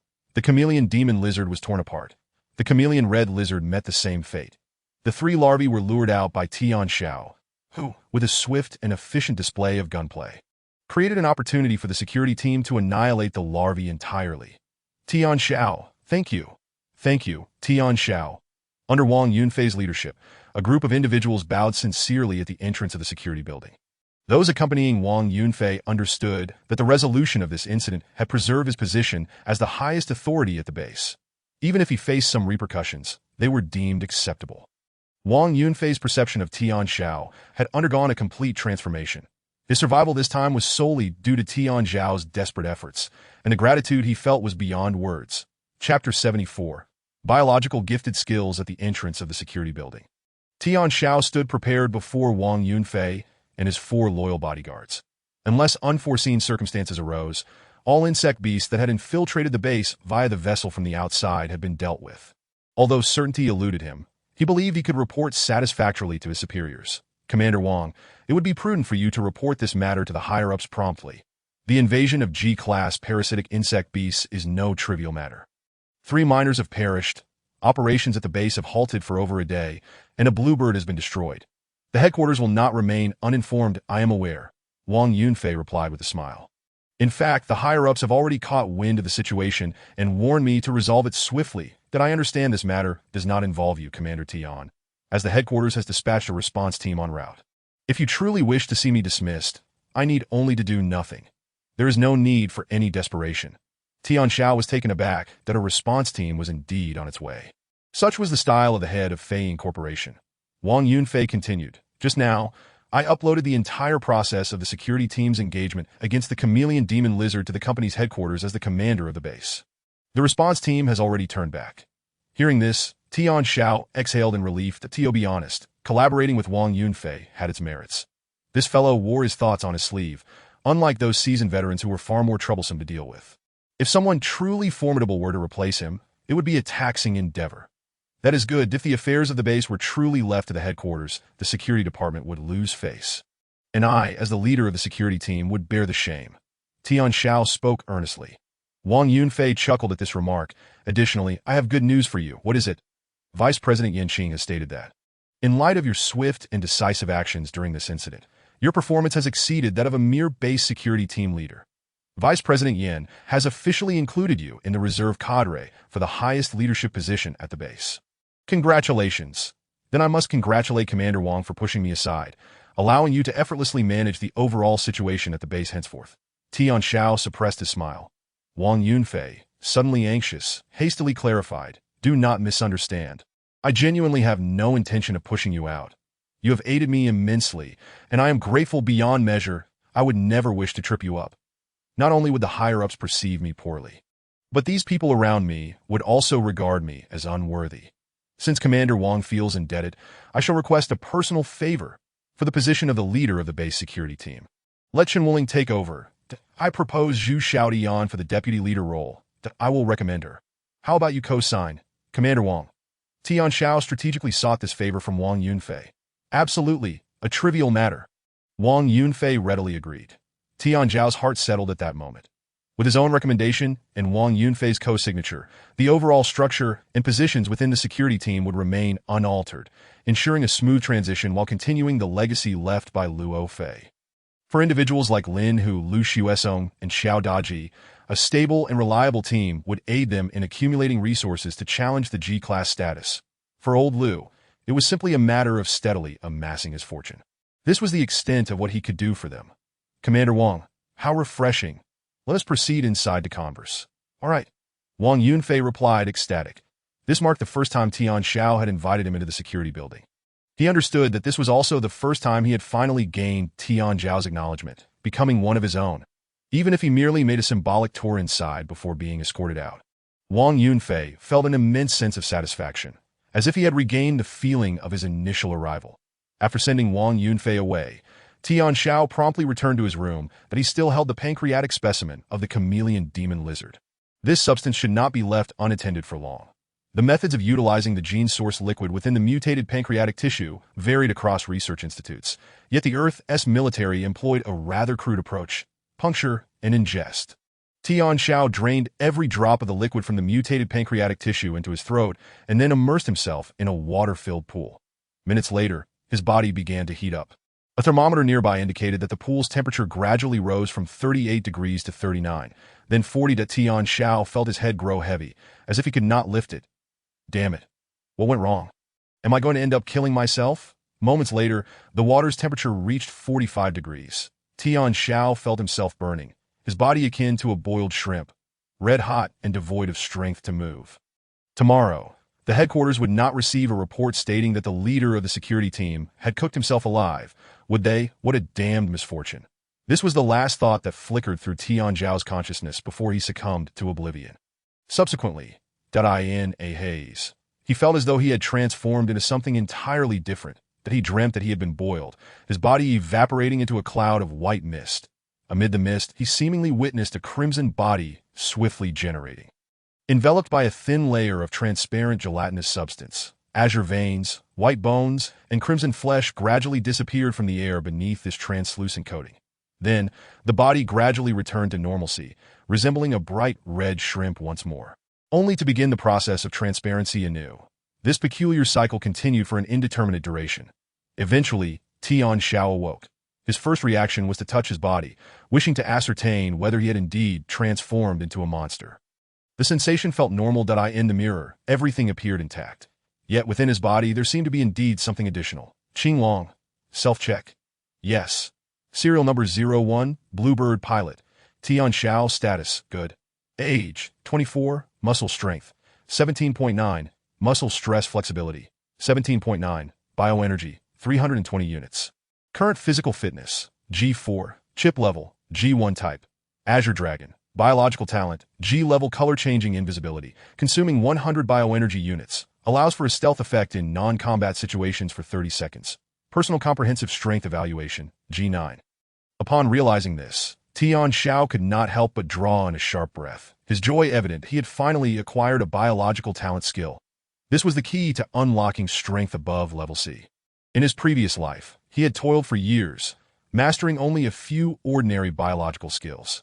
Those who wielded biological talent skills possessed a strategic advantage far surpassing that of those who only grasped common biological abilities. The Azure Dragon. He immediately designated the biological talent skill as personal information, encrypting it for protection, forbidding any access. Chapter 75. Seclusion Gunnery Technique. After consuming the mutated pancreatic body, he fell into a coma for a total of 12 hours. During this time, the security team had completed all comparative verification work, confirming that all claw marks left in the underground passages were from deceased color-changing red lizards and color-changing demon lizards. The security team disbanded.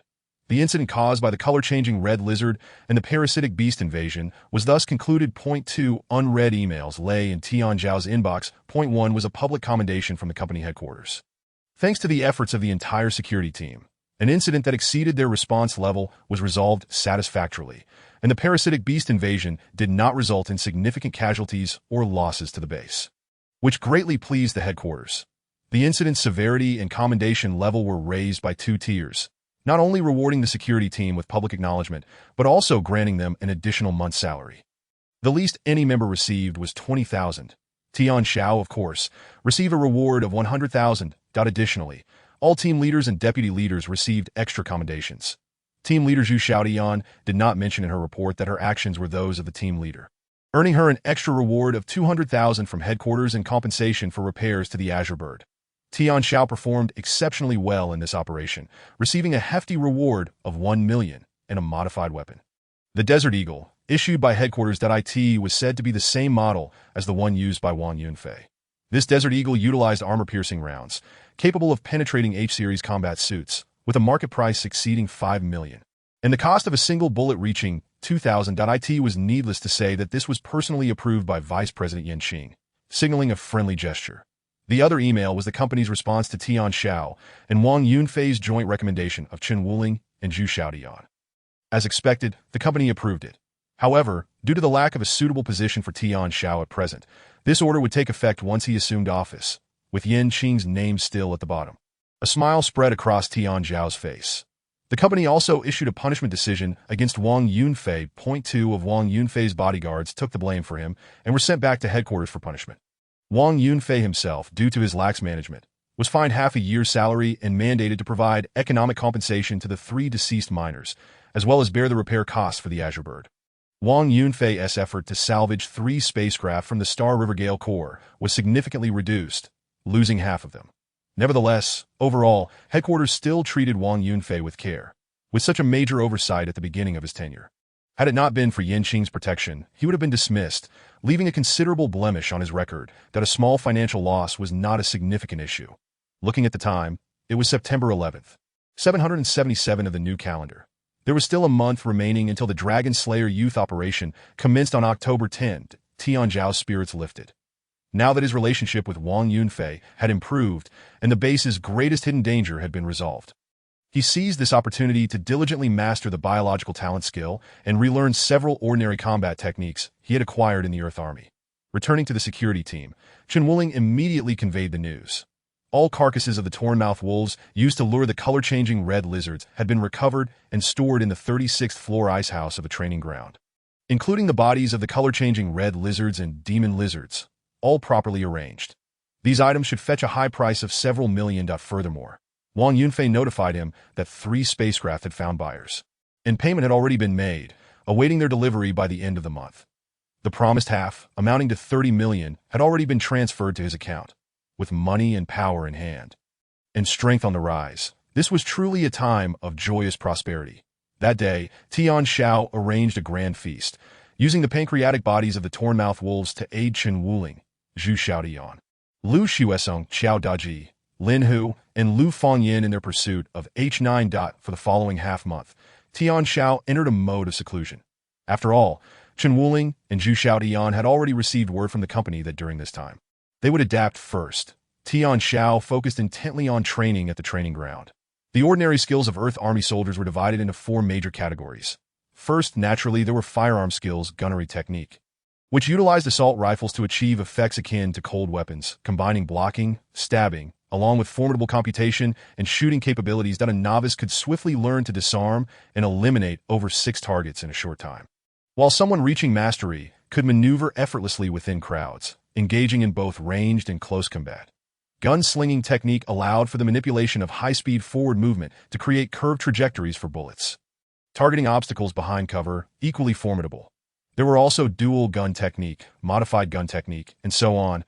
The second category of ordinary skills revolved around cold weapon combat methods. Witnessing finger techniques at the Crescent Moon City Training Hall was one such example. This was a form of hard qigong that could make one's body parts as resilient as metal. And with improvements in physical fitness, the skill's lethality would also continuously enhance. Upon reaching a certain level of mastery, one could engage in direct combat with ferocious beasts and insect beasts that in his previous life. Tian Xiao had also practiced finger techniques, but he took the most pride in thunder elbow and ghost leg. Utilizing elbows for explosive force and legs for unexpected strikes. The third category centered around medical skills. The last category was somewhat mysterious, with some claiming it pertained to mental abilities and others to computational types, which Tian Xiao had yet to encounter. At present, Tian Xiao was honing gunnery technique, gun-slinging technique, and ghost leg. Within the shooting training ground, he stood alone, wielding dual guns, the sound of gunfire echoing continuously. Bang, bang! The Desert Eagle produced a loud report, with significant recoil. Yet in Tian Xiao's hands, the two Desert Eagles remained as steady as a rock. Shells rapidly ejected from the chamber, landing with a crisp sound. In an instant, he emptied several rounds from the Desert Eagles. Tian Xiao's speed of reloading was as swift as a specter. Bang, bang! The gunfire continued rhythmically, as if there had never been any interruptions or a need to reload. After exhausting 20 magazines, Tian Xiao exited the scene. The training ground reported his results. Custom scene concluded. A total of 300 ferocious beasts, 37 wounded, 221 dead, 42 escaped, accuracy, 86, lethality rate, 73.6, miss rate, 14. Score, Tian Xiao approached the gun stand. Another 20 magazines, please, cost, 1,000. Without hesitation, Tian Xiao paid the fee, loading the fully packed magazines into his tactical belt, gripping the two Desert Eagles, and once more entered the custom training scene. The journey began down on the prairie. Tian Xiao stood alone, thrown into a pack of wolves. Bang! Bang! Tian Xiao fired with both hands, the gunfire unceasing, each torn-mouthed wolf collapsing with a burst of blood from its chest and head as it fell on the path of its charge. New book rating, 7.1. I am not convinced. Humph. Just wait and see. Chapter 76. Apart from being a bit ugly, everything else is fine. The gunnery technique relies entirely on ammunition. Tian Xiao even turned off the Azure Dragon's computational abilities, immersing himself in the deadly and urgent sensation of being surrounded by wolves without the aid of a chip. Bang, bang. Under the assault of the wolves, Tian Xiao had to cultivate an instinct, rather than becoming a puppet of the chip. The recent torn-mouthed wolves were perpetually the most dangerous.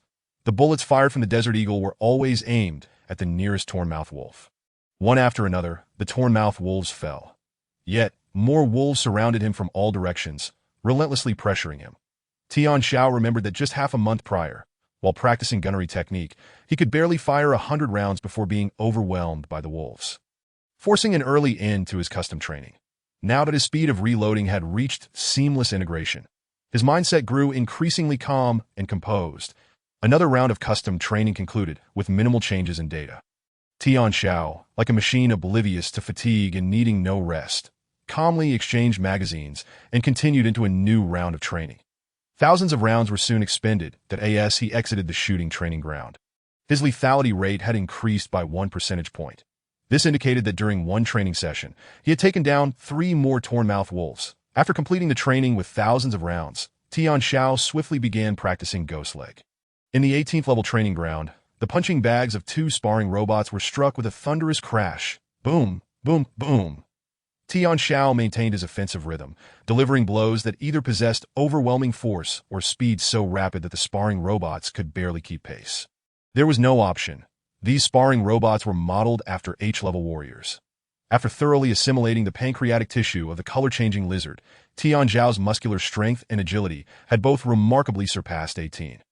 5, elevating him into the realm of G6. That with this newfound foundation, he unleashed the ghost leg technique upon the training robot, forcibly harnessing bioenergy and employing optimized breathing methods and offensive strategies. The force he could generate in a single strike exceeded 900 pounds. Akin to being struck by a small bridge truck.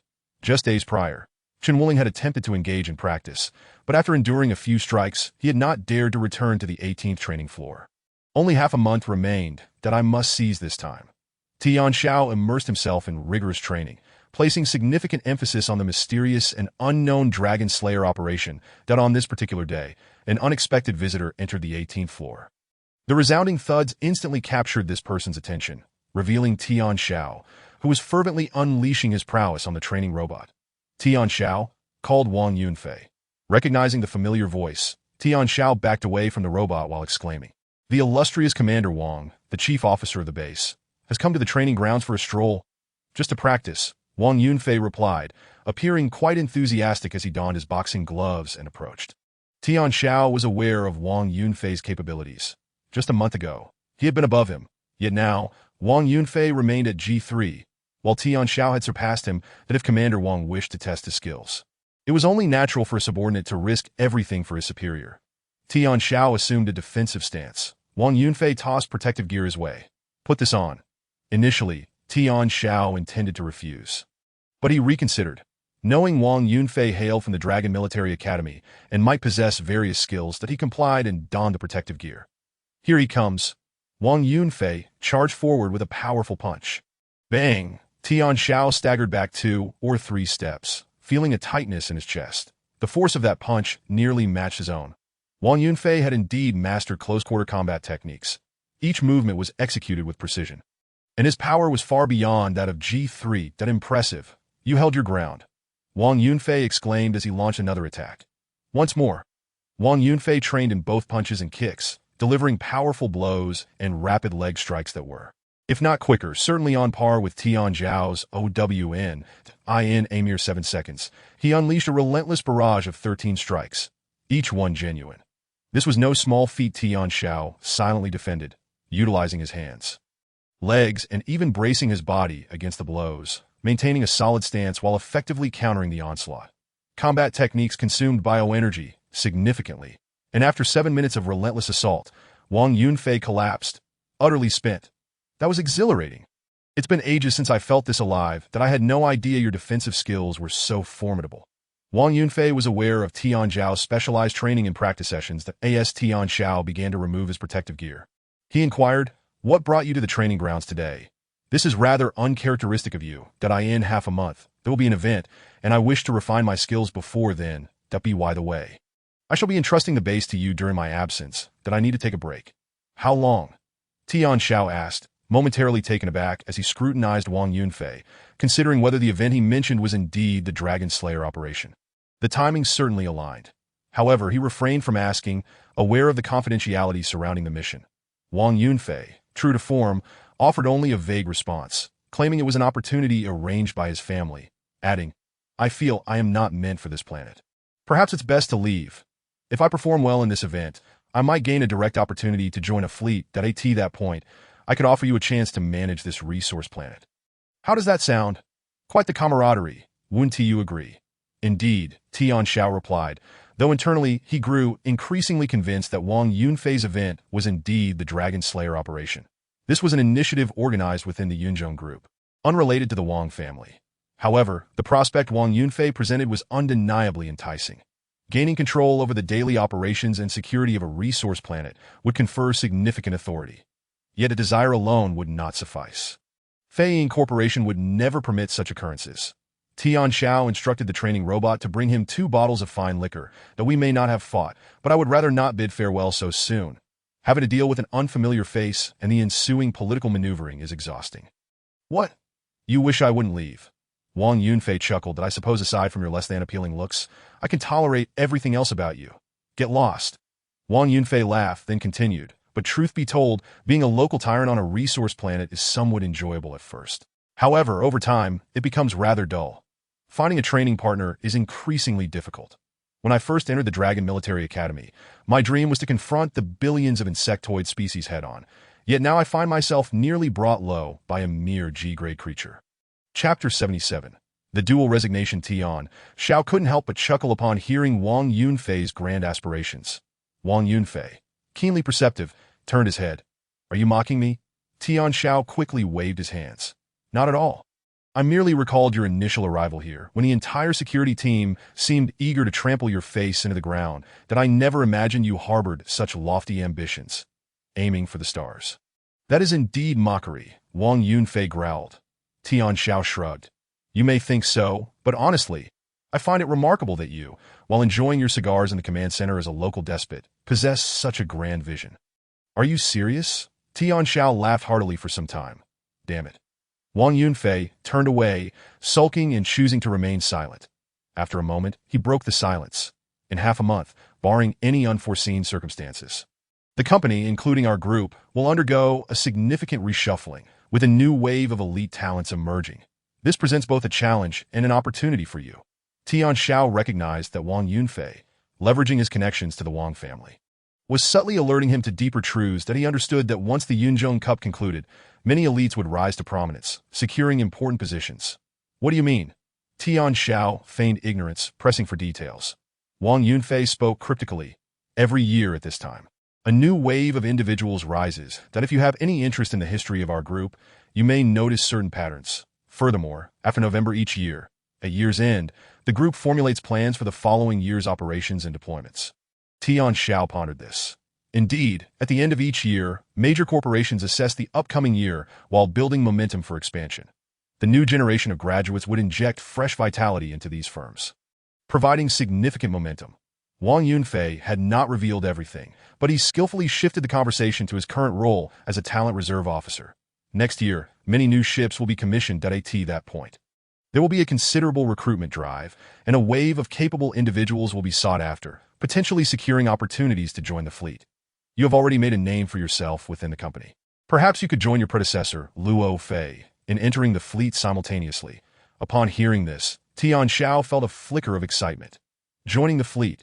This meant he could accompany the Armada, experiencing the myriad challenges of deep space, facing more formidable beasts, insectoid adversaries, and interstellar marauders, while also having the chance to encounter powerful star beasts lurking in the shadows. That I will keep an eye out, Tian Xiao affirmed, understanding that Wang Yunfei genuinely regarded him as an ally. Hence his subtle yet daring warnings. Wang Yunfei continued. With your qualifications, you are now merely a step away from the highest base commander's position.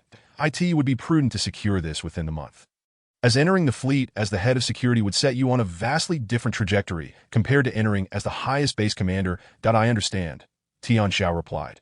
Luo Fei had mentioned that joining the fleet as the head of security would lead to competing for the vice captain position responsible for security, while only the highest base commander could aspire to the captaincy. Good that you know. With that, Wang Yunfei stood up. Well, I've said all I needed to. Thank you for the training. I must return to my own practice. Wishing you the best of luck, and may you achieve great success. Tian Xiao smiled, watching Wang Yunfei depart. Although this visit appeared serendipitous, Tian Xiao understood that Wang Yunfei intended to offer guidance and extend an olive branch. However, after spending time together, Wang Yunfei clearly recognized that he could not sway Tian Xiao, nor could he hope to control him, ultimately refraining from making a direct proposition. Wang Yunfei possessed the entry ticket for the Dragon Slayer operation and was confident he would emerge successfully, potentially seizing a significant promotion and the chance to serve as captain in the coming year. Like Luo Fei, he too needed to gather a reliable ensemble of elites to strengthen his fleet. Tian Xiao, with his exceptional skills and acumen, was undoubtedly an outstanding candidate. Wang Yunfei was intrigued, yet he hesitated to take action. That on one hand, it was due to Luo Fei's arrangements. On the other, it was because Tian Xiao's brilliance was too glaring. Lastly, Wang Yunfei himself lacked the requisite strength and audacity. Their paths were destined to cross without ever truly meeting.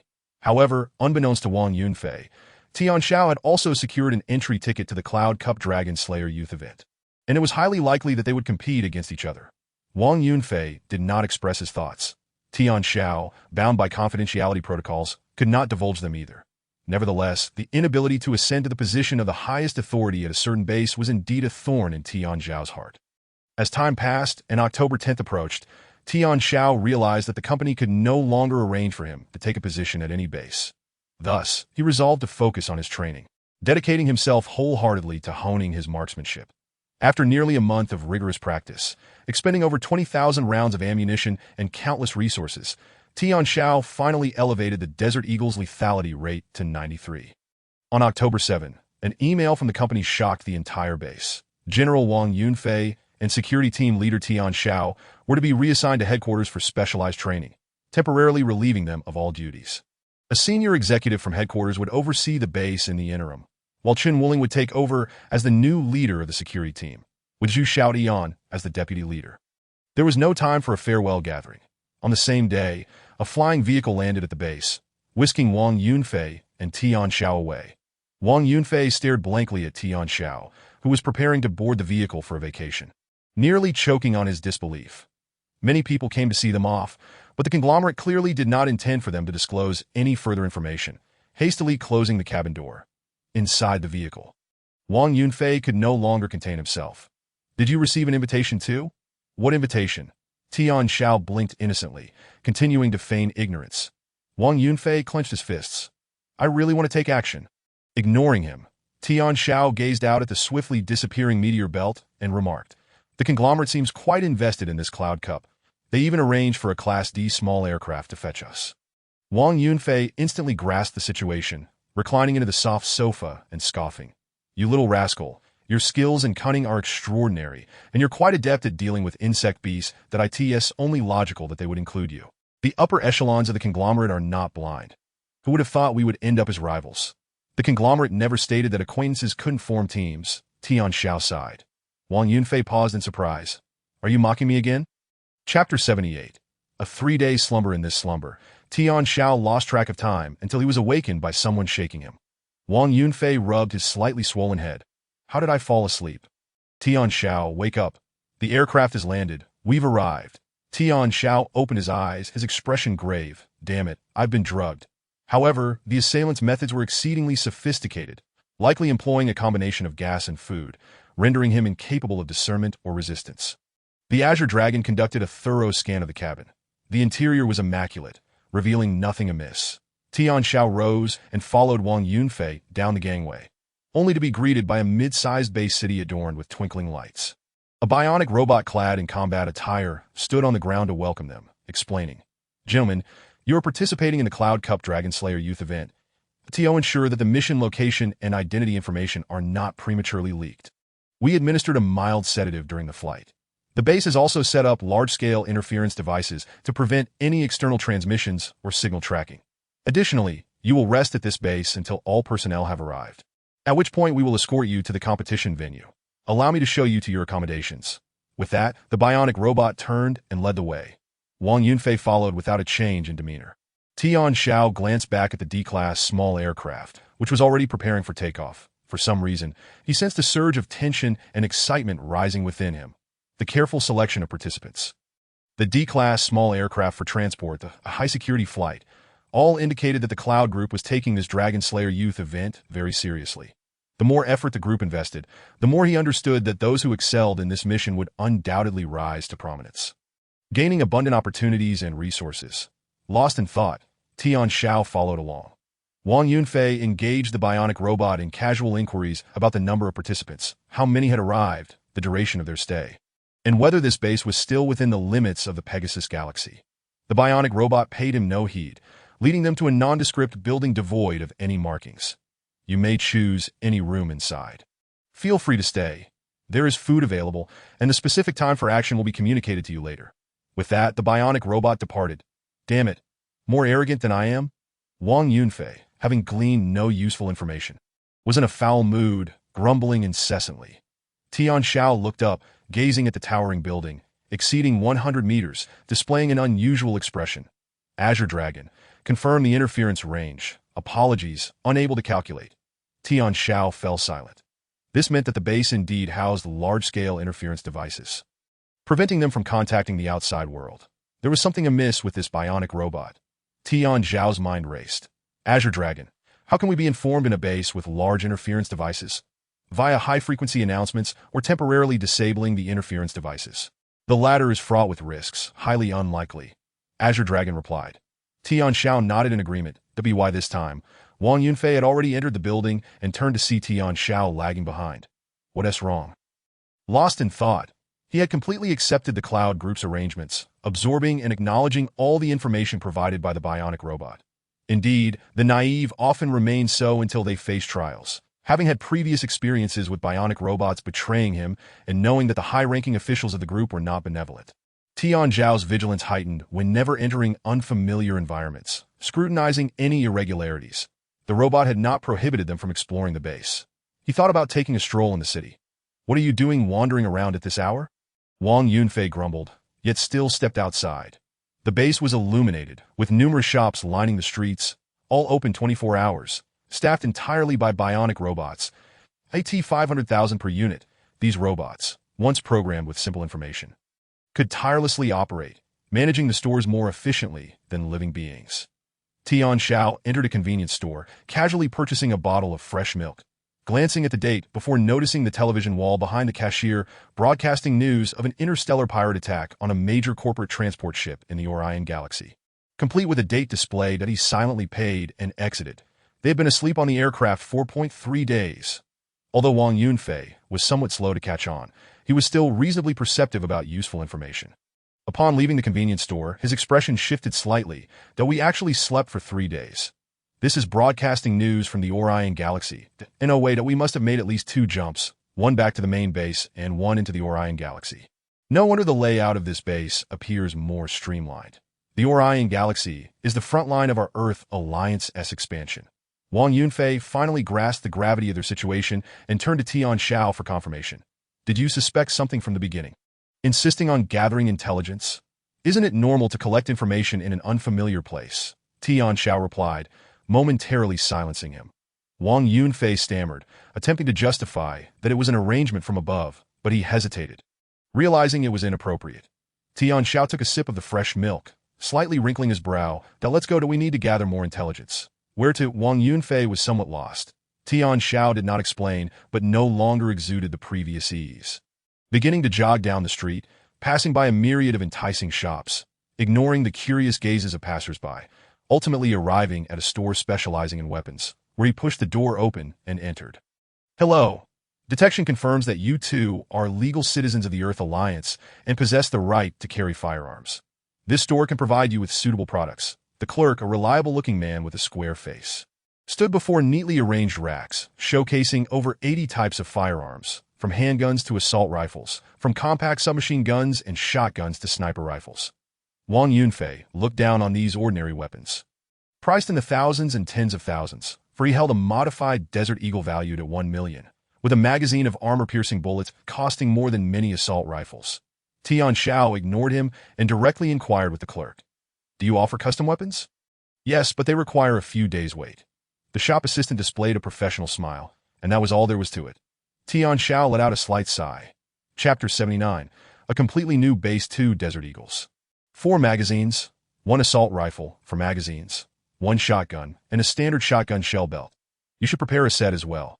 After reporting a string of names, Tian Xiao turned to ask Wang Yunfei what weapons he was accustomed to using. Only then did Wang Yunfei finally become serious. "Just give me what you bought." Although he was unaware of what Tian Xiao had discovered, he recalled the color-changing chameleon and the color-changing demon lizard infiltrating the base. Realizing he had been slow to understand 127,000 Alliance credits, the shop assistant swiftly presented all the weapons. After the two made their payment, the assistant kindly inquired if they wished to test the firearms in store. Tian Xiao shook his head. Although Qinglong was experiencing severe interference, it still possessed basic computational abilities regarding the surrounding objects. The components of the firearms were brand new, with deviations within acceptable factory limits. "Do you have biological stimulants?" "Yes, they are 500,000 each. That I'll take 2." Tian Xiao made the payment. The biological stimulants were the size of a pin, making them easy to carry, while Wang Yunfei remained uncertain about what was happening. He also prepared 2 for himself, and subsequently inquired if armor-piercing bullets were available. The response was none. Tian Xiao and Wang Yunfei participated in the Cloud Cup dragon-slaying youth operation, knowing they would soon resign. Besides a combat uniform, Wang Yunfei had only brought a customized Desert Eagle. Everything else belonged to the company. Upon exiting the weapon shop, Wang Yunfei could no longer contain himself, lowering his voice to send a message via chip. "What on earth is happening?" "It is still uncertain, but we can be sure of one thing. We are currently on the front lines, and we have been unconscious on the aircraft for 3 days that I know." Wang Yunfei did not understand. Tian Xiao took a deep breath and replied, I don't know if I'm overthinking it, but being on the front lines without an aircraft and lacking sufficient ammunition leaves me feeling insecure. Moreover, given the meticulous nature of the Cloud Group, 3 days have passed, and the date indicates that the dragon-slaying youth operation should have commenced. Tian Xiao's words completely stunned Wang Yunfei. His eyes widened, and he shook his head vigorously. You mean that the operation has already started? The competition has begun? How could that be? We are still in the base. Wang Yunfei was extremely agitated. Tian Xiao pulled him into a corner of a tall building, pointing to a height on the second floor. Look for yourself. What? The lighting here is not very bright, and in the dim environment, only a few rows of various inscriptions can be vaguely seen. Engineering completion date. Wang Yunfei strained his eyes for a long time before finally deciphering the content. His pupils slightly trembled. The completion date was 3 days ago. Wang Yunfei's expression changed, and he then quickly rushed to check the completion information of several nearby buildings. Indeed, all the surrounding buildings had the same completion date. What does this imply? This base was newly constructed.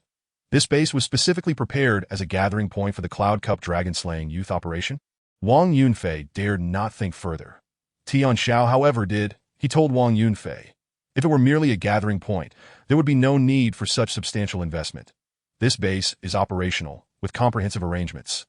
Resembling a genuine base, the funds, manpower, and computational capabilities required for this are astronomical, that if it were up to me, I would rather arrange a spacecraft in space that or perhaps it is meant to be used in tandem. Officially coming into operation once the Cloud Cup concludes. Wang Yunfei still hesitated to explore that other direction. Tian Xiao ruthlessly shattered his understanding. Then how do you explain why the group has specifically placed us in the most discreet, yet heavily fortified stronghold? What are they concerned about? Wang Yunfei was once again at a loss for words. Every base, to prevent invasion, deploys 8 stronghold buildings in 4 directions for defensive counterattacks. They are robust enough to withstand corrosive liquids from insect beasts, resist direct assaults from large insect beasts, and even endure the onslaught of ground-splitting and high-temperature corrosive insects for several hours, buying time for the base during urban warfare. The group's arrangement of them inside the stronghold indeed seemed to carry an unusual undertone. The two said nothing more as they shouldered various weapons and returned to the pitch-black building, their emotions complex. Inside the building, all doors were tightly shut. Red signs indicated restricted access, and it was clear someone had already taken residence. Green rooms were available for permission requests. Tian Xiao swiped into a room on the highest floor near the escape passage, and Wang Yunfei took the room next door, but slipped over immediately. I believe your analysis is correct. This base indeed exudes an air of the uncanny. For safety's sake, we should stay together. Should anything happen, we can look out for one another, Wang Yunfei asserted confidently. Tian Xiao ignored him. Focusing instead on retrieving a nutritional bar from the room's refrigerator to replenish his strength, he could now ascertain with over 80% certainty that the content of this Cloud Cup dragon-slaying youth operation was to safeguard this base. Glancing at the time, it was October 10th, 1 a.m. Tian Xiao consumed 3 nutritional bars in succession, restoring his biological energy to optimal levels, closed his eyes, and began to rest. His combat uniform was donned neatly. The 2 Desert Eagles were tucked into tactical holsters at his waist, the assault rifle slung over his shoulder, and the shotgun and ammunition belt draped across his sides, allowing him to sit comfortably while resting. Wang Yunfei watched in a WAT that moment. He felt as if, despite being a half-military personnel graduated from a military academy, he was merely an amateur in the presence of Tian Xiao, who exuded the aura of a seasoned veteran. With the lights off, the 2 fully armed faced each other, creating a stark visual contrast against the brightly lit and tranquil base outside the floor-to-ceiling windows. Tian Xiao, Wang Yunfei began. Sometimes I truly doubt you graduated from a military academy. However, I have seen your records, and your alma mater is rather unremarkable, yet your combat prowess and military acumen far surpass mine, resembling a true soldier, but it's quite disheartening for my confidence. Wang Yunfei sensed a slight unease. Tian Xiao raised a hand for silence and pointed to the window. Wang Yunfei quickly cast aside his earlier doubts and observed the outside intently. The outside was shrouded in darkness, revealing nothing. Just when Wang Yunfei thought Tian Xiao was jesting, he turned to find Tian Xiao fixated on a cup by the window. The surface of the cup rippled slightly. Chapter 80. Full-scale invasion. Wang Yunfei's pupils constricted slightly. The ripple on the cup's surface seemed unremarkable. Yet in such a quiet environment, it was undoubtedly abnormal. The second ripple appeared, followed by a third. The frequency of the ripples began to accelerate. Wang Yunfei suddenly sprang to his feet, feeling excited and tense. Indeed, the base was in crisis. His judgment was correct. Tian Xiao stood up, gun in hand, moving to the floor-to-ceiling window to survey the entire base. Suddenly, several red dots emerged from the highest floor at the center of the base. And then he witnessed a chaotic explosion in the air, erupting into fiery fragments, creating a stunning firestorm. Boom! A mass of dark objects struck the fiery barrage, illuminated from within by the blaze, resembling a black ovary. Before erupting with terrifying light and shockwaves, that a radiant explosion filled the sky above the base. Boom! The first wave of violent shockwaves violently slammed into the entire base, shattering nearby walls and glass. Tian Xiao and Wang Yunfei instinctively raised their hands to shield their eyes, their faces pale. Electromagnetic eggs, degrade electromagnetic nightmare insects, as the two recognized the enemy attacking the base's command center. Another series of loud bangs and brilliant flashes erupted. Boom, boom, boom. The command center of the base was under a frenzied assault from the electromagnetic eggs. The terrifying light illuminated the entire base as if it were daytime. A newly constructed base was instantly left in ruins, with vast electromagnetic energy extinguishing all lights. Corrosive liquid was splashed onto several nearby buildings, producing thick white smoke. However, under the command center's formidable firepower, it remained unscathed. Its walls were solid, and it began to spray a dilutive liquid. The barrage of electromagnetic eggs awakened everyone inside the base. Tian Xiao and Wang Yunfei heard hurried footsteps within the floors. Tian Xiao did not rush to move.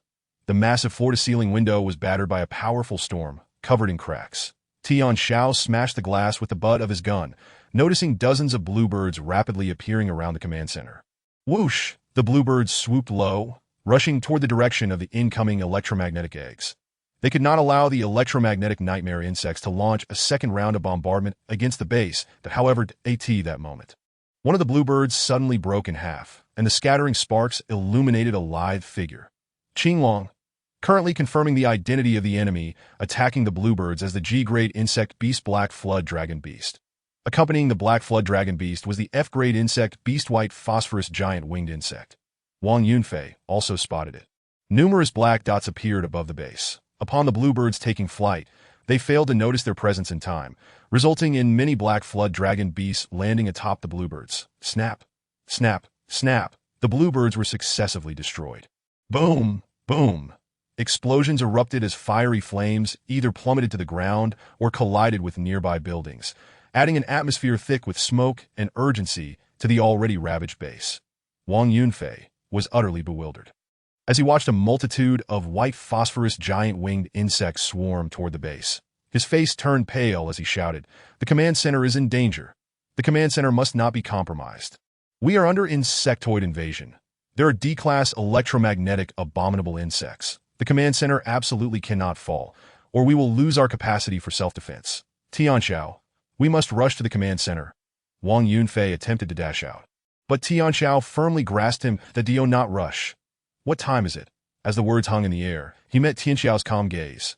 The white phosphorus giant winged insects are classified as F-grade bug beasts.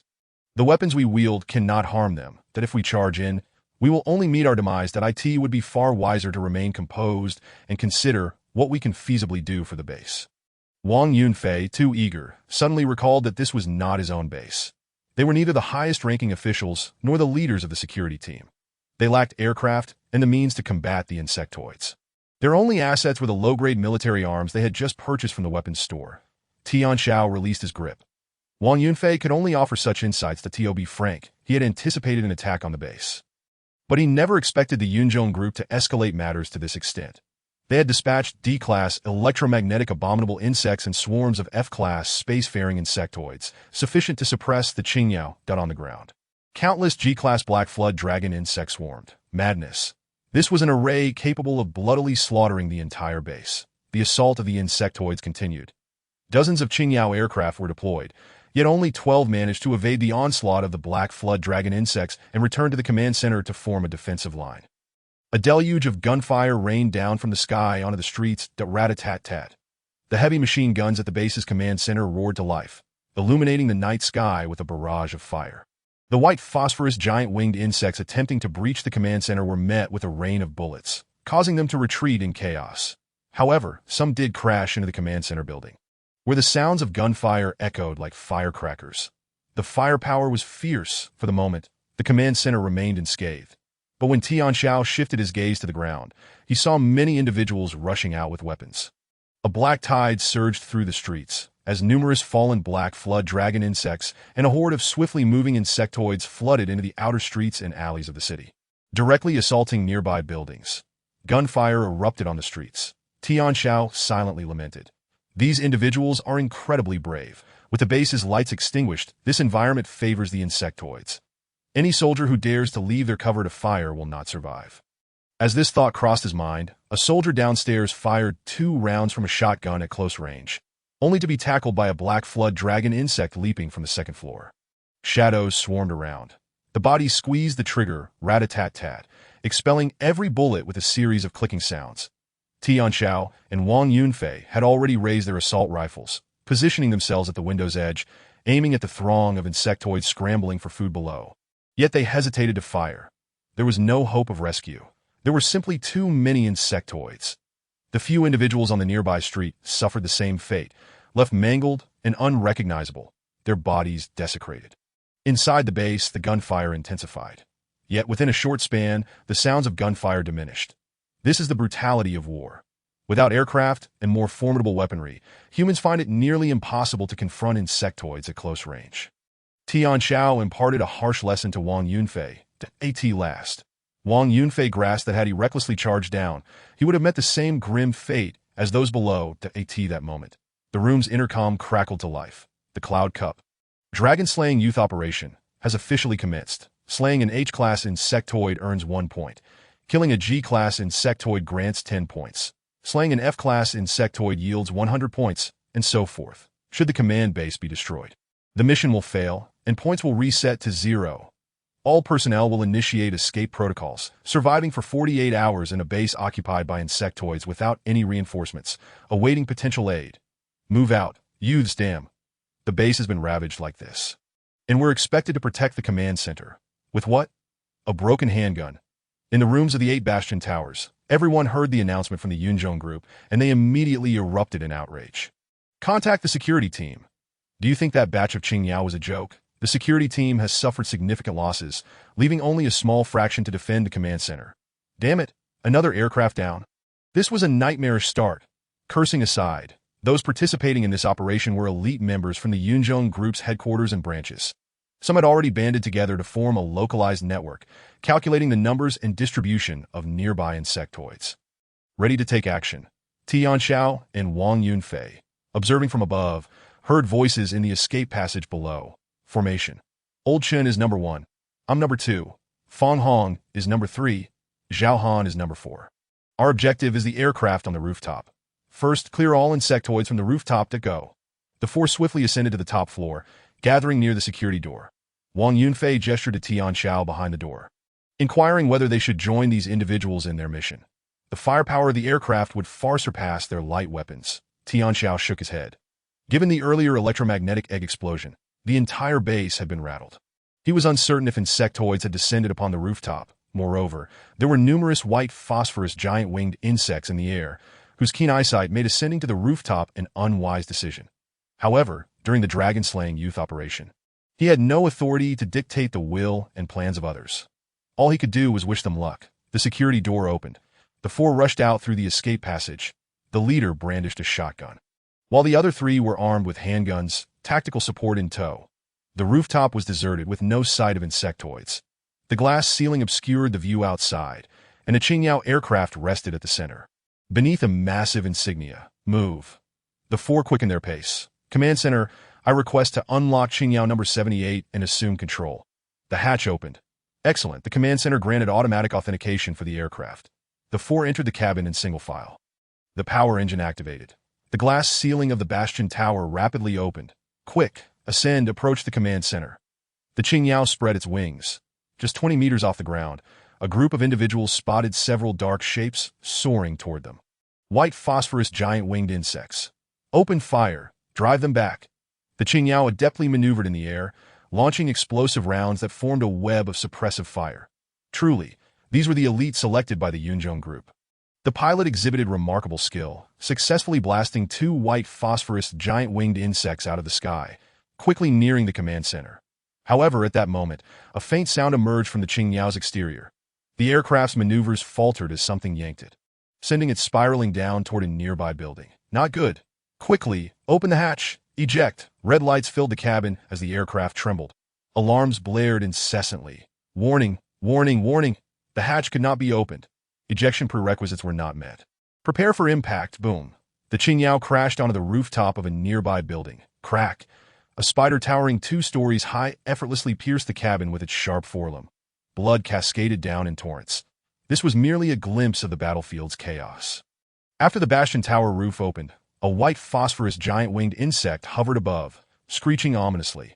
Almost immediately, the streets erupted with various insectoids, surging into the building from all directions. Some insectoids, like the black flood dragon insects, rapidly climbed up the shattered glass walls, spotting living humans inside and pouncing forth. Gunfire erupted throughout the bastion tower, becoming dense and frantic. The escape passage quickly filled with people, all ascending. They fought while retreating. Tian Xiao and Wang Yunfei found themselves trapped behind the rooftop security door, hearing the chaotic gunfire and approaching footsteps, while outside, the wind howled from the flapping wings of the white phosphorus giant-winged insect. Wang Yunfei was sweating profusely. The group's arrangement was essentially a deadlock. He suddenly understood why every survivor was highly valued upon their return. Surviving in such an environment would earn one the right to brag for a lifetime. They could not remain here. They had to devise a way to break free. The white phosphorus giant-winged insect outside posed the greatest threat, also acting as the commander of the nearby insectoids. They had to deal with it first. Tian Xiao reminded Wang Yunfei. The latter's eyes widened in disbelief. How do we deal with it? The white phosphorus giant-winged insect is an F-grade insectoid, while he yearned for the 100 points it would yield. Aspirations and capabilities are 2 different matters. The heavy machine guns at the command center couldn't bring it down, which speaks volumes of its tenacity. The white phosphorus giant-winged insect's weakness lies in its eyes. We must use armor-piercing rounds and strike together. I'll take the left, you take the right. Wang Yunfei had not yet had a chance to express his stance when Tian Xiao unexpectedly shoved him from behind. Startled, he instinctively extended his desert eagle, aiming at the white phosphorus giant-winged insect outside the door, which was now turning its gaze towards him. That left eye? Wait. Is it its left or my left? Never mind. I'll shoot at both. Wang Yunfei swiftly pulled the trigger. Bang! At the same instant he fired. Another gunshot echoed in his ears. Time seemed to slow as, at that moment, the white phosphorus giant-winged insect turned its head. Witnessing 2 individuals burst forth from the safety door, unleashing a hail of bullets. Bang, bang. Tian Xiao fired once. Wang Yunfei fired twice. The insect's 2 eyes were simultaneously pierced, the bullets shattering its vision and tearing through numerous neurons. Although not fatal, the damage was sufficient to disrupt its balance. The white phosphorus giant-winged insect staggered and tumbled towards the ground. Can this really work? Wang Yunfei had hastily mounted his weapon, never expecting this tactic would actually prove effective. Retracting the modified Desert Eagle, Tian Xiao stepped aside, closed the rooftop protective shield. The shield, which had been raised, began to descend once more. Wang Yunfei's eyes lit up. Now, the bastion building truly resembled a fortress. Tian Xiao turned back towards the escape passage. The shield won't hold for long. Stay here and keep watch that if any insects breach the barrier, eliminate them while I go assist below. Understood. Wang Yunfei nodded. The escape stairwell was in disarray. Insects periodically charged in from various floors, pushing into the escape passage. As Tian Xiao reached his level, he saw a safety door forcibly dismantled, revealing a black serpent insect rushing downwards. Gunfire echoed from the level below. Chapter 82. A steady hand bang. With dozens of steel balls erupting from the 2.5-centimeter diameter muzzle, a thunderous sound reverberated through the escape stairwell. The black serpent insect was violently slammed against the wall, blood gushing from numerous wounds. The powerful recoil kept Tian Xiao steady, the muzzle unwavering as he aimed at the insect's gaping maw, filled with astonishment and rage, and pulled the trigger again. Bang! The black serpent insect's face was a grotesque mess. The massive shell casing ejected from the gun. Bang! The deafening gunfire merged with the echo, striking hard against the eardrum. With a bloodied visage, the black serpent insect roared in fury, lunging at Tian Xiao. But it was futile. Bang! The impact of the shotgun was overwhelming. Tian Xiao denied it any opportunity to close in, forcefully pushing it back. The stairwell walls were riddled with scorched bullet holes, the air thick with the scent of gunpowder. The black serpent insect howled in rage. The life force of a G-class insect was remarkably tenacious. Even after 4 close-range shotgun blasts, it remained unyielding, instilling a sense of helplessness and horror. Without hesitation, Tian Xiao prepared for a 5th shot, still targeting the insect's head. One side of its skull had already caved in. Finally, this shot robbed the black serpent insect of its awareness of the external world, causing it to crash against the wall, its forelimbs frantically slicing through the stair railing and wall, its sharp tail lashing wildly, sparking against the surface. Tian Xiao swiftly drew the Desert Eagle. Bang! A bullet pierced the insect's mangled brain, its gray matter splattering against the wall, which soon began to corrode and smoke. The insect's movements froze entirely, and after a pause of half a second, it collapsed to the ground. 10 points acquired. At that moment, footsteps echoed behind him. Tian Xiao sidestepped, catching a glimpse of another black serpent insect entering the corridor beyond the safety door. Drawn by the recent gunfire, it sought to flank and ambush. However, before it could approach the safety door, a shotgun was pressed against its forehead. Bang! Dozens of steel balls exploded against the face of the second black serpent insect, the thunderous impact momentarily disorienting it. Tian Xiao deftly discarded the shotgun and drew the Desert Eagle, firing 2 shots. Bang bang! The bullets penetrated through the gaping wound created by the shotgun, one causing a spray of blood, while the second cleanly pierced its forehead. Weighing several hundred pounds, the black serpent insect toppled backward, never to rise again. Tian Xiao switched weapons and darted into the escape stairwell, leaping down to the next level, the shotgun already firmly in hand. His movements fluid and seamless. At the stairway entrance lay 2 insect corpses and 1 human body. In the corridor, a burly man was vigorously maneuvering the safety door, valiantly holding back the insect onslaught, while the insect's tail, like a dagger, continuously shifted angles, attempting to breach their defenses. Opposite him were 2 others, taking cover behind the door, firing in a synchronized rhythm. One of the insect's legs was evidently injured. However, at the rear of the corridor, other black serpent insects were assaulting the door, one half already punctured by their tails. As Tian Xiao emerged from the safety door, he immediately drew the attention of the 3. "Brother, help us!" They had heard the gunfire from the escape stairwell, aware of another's presence, yet were surprised by how swiftly he had appeared. Responding to them was a resounding bang from the shotgun. Tian Xiao slid in from behind, striking the black serpent insect at its tail vertebra. Caught between foes, it quickly turned to attack Tian Xiao. Careful! Tian Xiao remained unfazed, under the cover of the trio's gunfire. He advanced rather than retreated. Bang! The black serpent insect halted. Bang! It took a step back. Bang! Its face was a gruesome sight. Bang! Tian Xiao maintained his composure, firing 4 shots with remarkable steadiness. The distance between him and the insect was merely 5 meters. The shotgun aimed squarely at its face. Bang! The tremendous force inflicted damage upon the insect's neural pathways, causing its movements to become staggered and erratic. At that moment, another black serpent insect finally broke through the door. Appearing behind the 3, they swiftly began to defend themselves. Tian Xiao quickly switched weapons, firing 2 shots to eliminate the insect before him. The massive form collapsed. The 3 rushed over from either side to regroup. "Brother, lend me a gun," the man wielding the door exclaimed. Tian Xiao, without hesitation, tossed the shotgun along with the ammo belt. 3 rounds left in the magazine.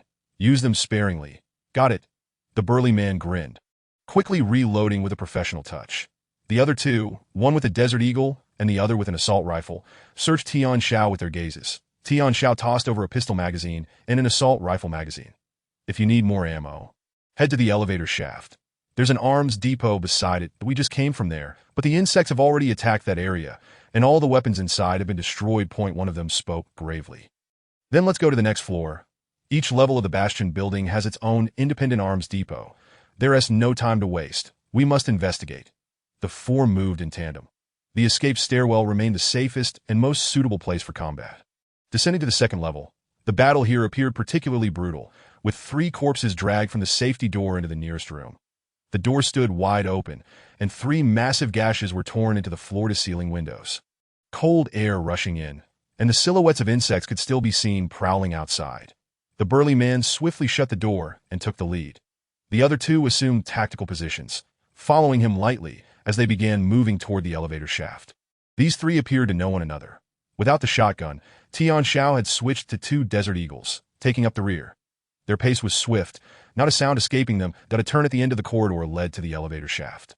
However, the sight that greeted them nearly made them lose their last meal. The elevator shaft had been utterly devastated. Nearby lay 3 human corpses, 2 bionic robots corroded on one side, and the remains of a lizard claw insect. Retreat, next floor. The 4 hesitated not for a moment. As Tian Xiao left, he quickly checked the pockets of the bionic robot's combat suit, retrieving a rifle magazine. Chapter 83. Call for fire support. The 4 retreated back into the escape stairwell. Continuing their descent, Tian Xiao took a moment to contact Wang Yunfei. What's the situation above? The latter responded swiftly. 3 insects have appeared on the rooftop, attacking the protective shield. It can hold for another half hour. What about you? I found 3 companions but no intact arms depot that we're preparing to search below for resources. Keep an eye on the escape stairwell.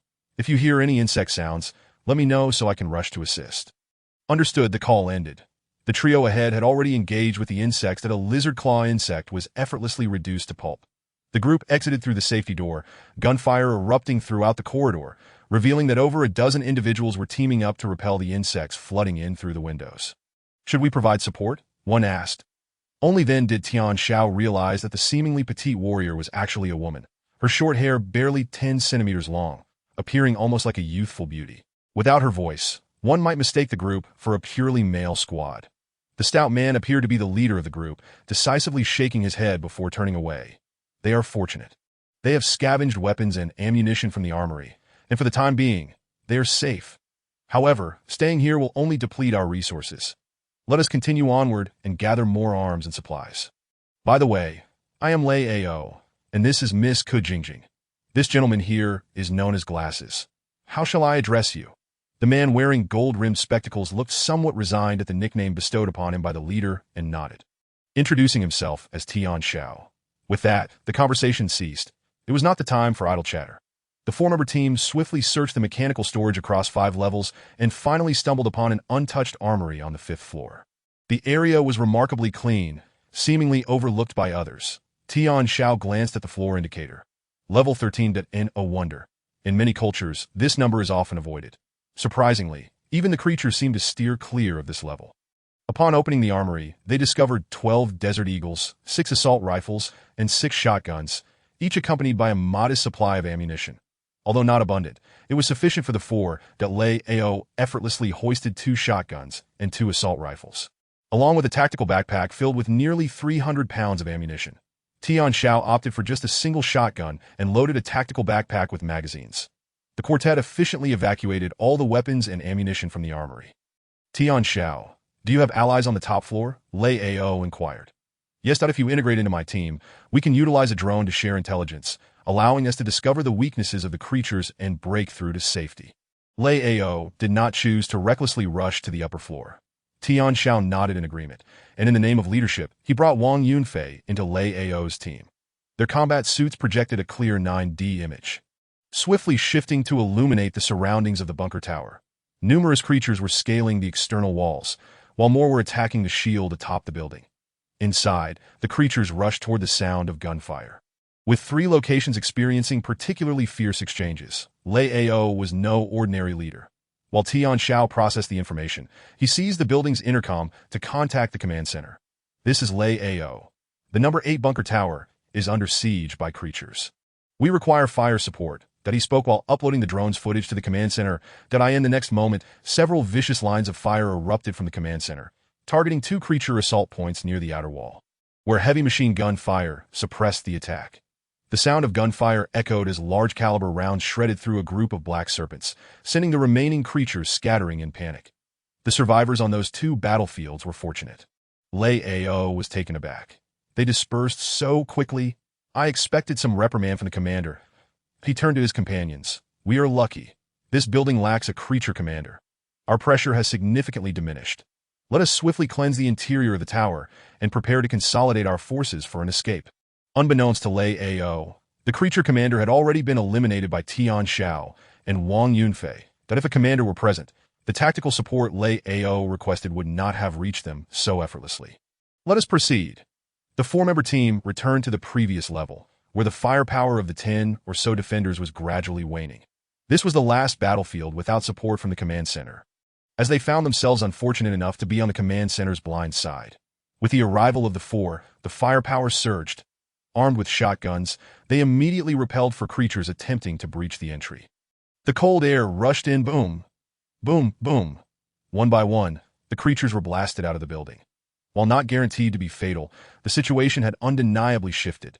Tian Xiao did not linger on this level. Sensing that the situation had stabilized, he decisively withdrew to the top floor. The circumstances atop the bunker tower had calmed. The moment to break out had arrived. However, Tian Xiao believed that clustering together was unwise. A densely packed group would present a significant target, likely attracting more creatures, including airborne white phosphorus giant winged insects, which posed a critical threat.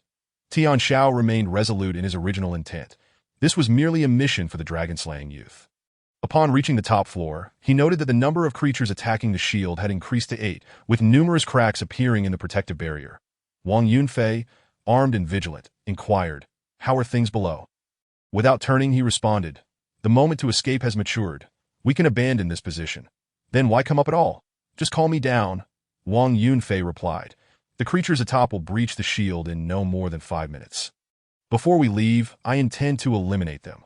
Tian Xiao stated, "Lei Ao's team will serve as a distraction. We will assist them by eliminating their rear concerns." Wang Yunfei nodded in tacit agreement that I end such a dire environment. Aiding a comrade equated to creating an opportunity for oneself. Tian Xiao gestured for him to open the shield. The shield, previously battered, suddenly retracted from the center outward, causing the black serpents to tumble in. Retreat. Tian Xiao and Wang Yunfei commenced firing while luring the creatures toward the escape staircase. Chapter 84. E-Class Black Widow. The protective shield atop the bunker tower suddenly opened, allowing the 8 black serpents to dash unimpeded into the emergency staircase. This scene was captured by the drone, piloted by the bespectacled man, who adjusted his glasses and alerted the leader. "It is no longer safe behind us. Tian Xiao has opened the shield, and there are now 8 black serpents above us." Lei Ao hesitated for a moment, then through the shared data link, viewed the footage of the black serpents entering the escape staircase. Tian Xiao intended to eliminate the creatures in the confined space. Thus, he continued monitoring the nearby situation and calculating the escape route. "Understood. Jingjing, take 2 of the brothers to the staircase entrance and prepare to support that if Tian Xiao cannot hold them off. You are responsible for establishing a defensive line to contain the creatures within the corridor." "Yes," Jingjing promptly responded. The pressure on Lei Ao diminished significantly. Without the creature commander, the attackers on the number 8 bunker tower were merely scattered forces. However, the gunfire and drone activity began attracting more people within the building. Now, over 30 individuals had gathered around Lei Ao, while some resolved to act independently, scouring the floors for usable weapons and ammunition that in the escape staircase. The thunderous blasts of shotguns echoed. The black serpents faced significant resistance in the confined space. The moment one breached the safety door, it was met with a shotgun blast that shattered its skull, slightly impeding the advance of those behind. Boom! Boom! Wang Yunfei fired dual shotguns, exploiting the brief pause of the black serpents. Tian Xiao showcased the essence of his marksmanship, the desert eagles finding their mark as bullets were unleashed into the open maws and wounds of the creatures, obliterating their neural connections in mere moments. 2 more black serpents collapsed. Wang Yunfei maintained steady fire coverage, while Tian Xiao decisively concluded the skirmish in less than 10 seconds. All 8 black serpents lay defeated in the escape staircase, their corrosive fluids disfiguring the surrounding walls and floor. "Haha, that a delightful collaboration," Wang Yunfei exclaimed, exhilarated by the experience of annihilating a group of G-class creatures at close range. "It was thrilling. Go and shut the shield again. I will descend to find the escape route." Tian Xiao commanded. Wang Yunfei complied, dashing toward the rooftop. Seizing the opportunity, Tian Xiao swiftly dispatched 2 of the black serpents, extracting their pancreases for his combat suit's pocket. Upon reaching the 4th floor, he encountered Jingjing and 2 other soldiers forming a defensive line. They exchanged surprised glances. Tian Xiao halted and addressed Jingjing. "The creatures on the top floor have been dealt with. The shield can endure for a while longer, that if you wish to break through. You must act swiftly. And you? Aren't you coming with us?" Jingjing questioned. Tian Xiao shook his head. "I prefer to operate alone. Let us part ways here. Please inform Lei Ao that we have moved ahead."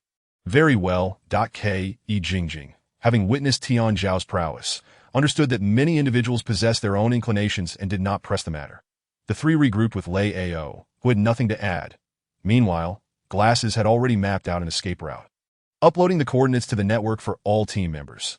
The route is planned, avoiding the sight of the white phosphorus giant winged insect, that we may encounter some creature attacks along the way. But they will remain within our capacity to manage. Move out. Lei Ao commanded without hesitation. Let us go. At his signal, he left two individuals behind to provide covering fire while the rest hastily advanced toward the northern window. Facing the unshielded corridor, with the cold wind rushing in, Kujingjing and the others followed Lei Ao and leaped into the void that I in midair. They resembled ants. 4 individuals, remarkably composed, pulled their triggers towards the opposite building. The grappling gun secured itself firmly into the wall of the adjacent floor, propelling them forward. They burst into the deserted level, rolling upon entry. Swiftly, they established a defensive line in the corridor, the sound of the grappling gun embedding into the wall echoing continuously. A group of people emerged from the bunker building, following Lei Ao as they progressed, that a drone soared nearby, reporting the potential quantity and locations of insectoid creatures on each floor. After vaulting over several skyscrapers, they approached the building housing the command center.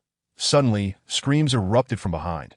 The group turned to witness 2 squad members ensnared tightly by a dark, web-like substance, being pulled upwards and vanishing from sight.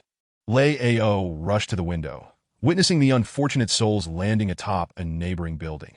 There, a spider the size of a house stood, and with a swift motion, it bit the ensnared warriors in half. Blood splattering violently, its 3 eerie, cold eyes gazing down upon their floor, the E-Class Black Widow, Lei Ao gasped, articulating a name that sent shivers down the spines of all present. The E-Class insectoid, the Black Widow, excels in stealthy assassinations. Its web possesses a remarkable sentience, capable of effortlessly ensnaring small aerial devices, using its formidable strength to draw prey close. Glasses. Immediately upload the Black Widow's location to the command center. Call for fire suppression. Just as Lei Ao's orders were issued, the command center building erupted with 4 fierce tongues of flame, all aimed at the Black Widow on the rooftop. Although the Black Widow's speed was not particularly swift, it was soon doused in blood from the heavy machine gun fire, emitting painful cries. However, the Black Widow's body was filled with corrosive liquid. Upon being struck, the bullets shrank, proving difficult to inflict lethal damage. As the creature crouched, its legs rose like shields before it, deflecting the barrage of bullets as if they were striking an alloy bunker, sparks flying in all directions. The relentless barrage left numerous shallow craters upon its legs. This scene was captured entirely by the drone, the ferocity and resilience of the E-Class insectoid instilling profound dread in everyone, including Lei Ao. Let us go. While the Black Widow is entangled, we must hasten to the command center. Seeing the futility of vanquishing the Black Widow, Lei Ao urged his comrades to move quickly. However, as they approached the next skyscraper, white phosphorus projectiles were hurled into the command center building by the white phosphorus giant moth. Boom, boom. The central floor of the command center was instantly engulfed in flames. 4 heavy machine guns fell silent. The command center had transformed into a fiery inferno. The heavy machine gun operators were incapacitated. This scene was vividly visible from all corners of the base. Tian Xiao and Wang Yunfei remained at bunker number 8, their hearts heavy upon witnessing the devastation. This is bad. While the command center was preoccupied with suppressing the venomous widow, it afforded the white phosphorus giant moth an opportunity. The burning white phosphorus, accompanied by toxic fumes, posed a lethal threat to those on nearby floors. Wang Yunfei, honed in military strategy from his academic background, was fully aware of the classic tactics employed by insectoids. Tian Xiao gazed intently at the command center, his expression grave. The command center was beginning to suffer personnel losses and floor breaches, signaling a worsening situation. Time was running thin. Tian Xiao, you're right. Even if we reach the command center, with our strength, we could only contend with G-class insectoids that we cannot eliminate the white phosphorus giant moth, nor pose a threat to the E-class Black Widow, let alone the D-class electromagnetic nightmare lurking somewhere. Wang Yunfei surveyed the inferno engulfing the command center, confusion in his eyes. What now? Tian Xiao turned to Wang Yunfei, a smile gracing his face. That is the illustrious Captain Wang, who aspires to lead the fleet to annihilate countless insectoids. Faltering now. This is merely a minor setback. A minor setback. Wang Yunfei pivoted, angered. Over 70% of the base's security team has fallen. This signifies that our external operational strength has been decimated. The exterior of the command center has sustained damage, with at least 10% of personnel casualties. This means the base's security is in dire straits. We have lost air superiority, with no external reinforcements. We do not even know the specifics of the insectoid forces. The strengths of both sides are utterly mismatched. How do we fight this battle? Who says there are no reinforcements? Tian Xiao responded calmly, regarding Wang Yunfei, that if this were our base, where could we find hundreds or thousands of elite fighters? Wang Yunfei was momentarily speechless, grappling for a retort. Let me ask you this, Tian Xiao countered. If this were our base and you were still the commander, what would you do in this situation? Wang Yunfei initially shook his head, but under Tian Xiao's earnest gaze, began to ponder seriously, eventually returning his gaze to Tian Xiao's face. But if I were still the commander and you remained the leader of the security team, it would be my responsibility to defend the base, while your duty would be to confront the enemy. Tian Xiao smiled. Then, Commander, I ask you to heed my command. You have a plan? Wang Yunfei's eyes brightened. Tian Xiao nodded that if we approach this purely from the perspective of the dragon-slaying youth operation, the issue is straightforward. The organization cannot deploy an endless wave of insectoids against the base. Insectoids are finite. We merely need to eliminate a sufficient number of H-class and G-class insectoids. What remains are fewer than 100 F-class white phosphorus giant moths and a few E-class black widows. Would the base still fall? Alternatively, if we annihilate all the white phosphorus giant moths, the insectoids will fight amongst themselves and gradually be eradicated. The final option is to venture out and locate the electromagnetic nightmare, eliminating it before they can gather their second wave of biological energy. With the firepower of the command center and the elite warriors still remaining in our base, I firmly believe we can endure till the end. Wang Yunfei listened in astonishment as Tian Xiao articulated several strategies to rescue the base. You make it sound simple. Annihilate all G-class insectoids. Do you have any idea how many insectoids are currently within the base? Just the white phosphorus giant moths alone number in the thousands. Each task is nearly impossible. Is that so? Tian Xiao replied with a rhetorical question. Wang Yunfei mimicked him. Isn't it? He found it hard to believe Tian Xiao could accomplish all this. The numbers of G-class and H-class insectoids were in the tens of thousands. A colossal undertaking. They had previously defeated one F-class white phosphorus giant moth, but that had been largely due to luck to AS for the E-class Black Widow and D-class electromagnetic nightmare. He dared not even consider it. Since the commander had chosen to assign the task of repelling the external invasion to the leader of the security team, he would follow Tian Xiao's orders for the upcoming operations. Tian Xiao observed as heavy machine gun fire erupted from 2 floors of the command center, repelling the approaching white phosphorus giant moths, attempting a new wave of assault. Seizing the opportunity, the suppressed Black Widow vanished once more. I will take your orders, but you must tell me your plan. First, we must seize a Qingyao. Tian Xiao had a specific strategy in mind, though the Qingyao was merely a security-level combat aircraft. It was equipped with 6-barrel Gatling guns capable of easily dispatching G-class insectoids, posing a threat to F-class creatures. Wang Yunfei entered a state of determination. Currently, the Qingyao at bunker number 8 has been destroyed.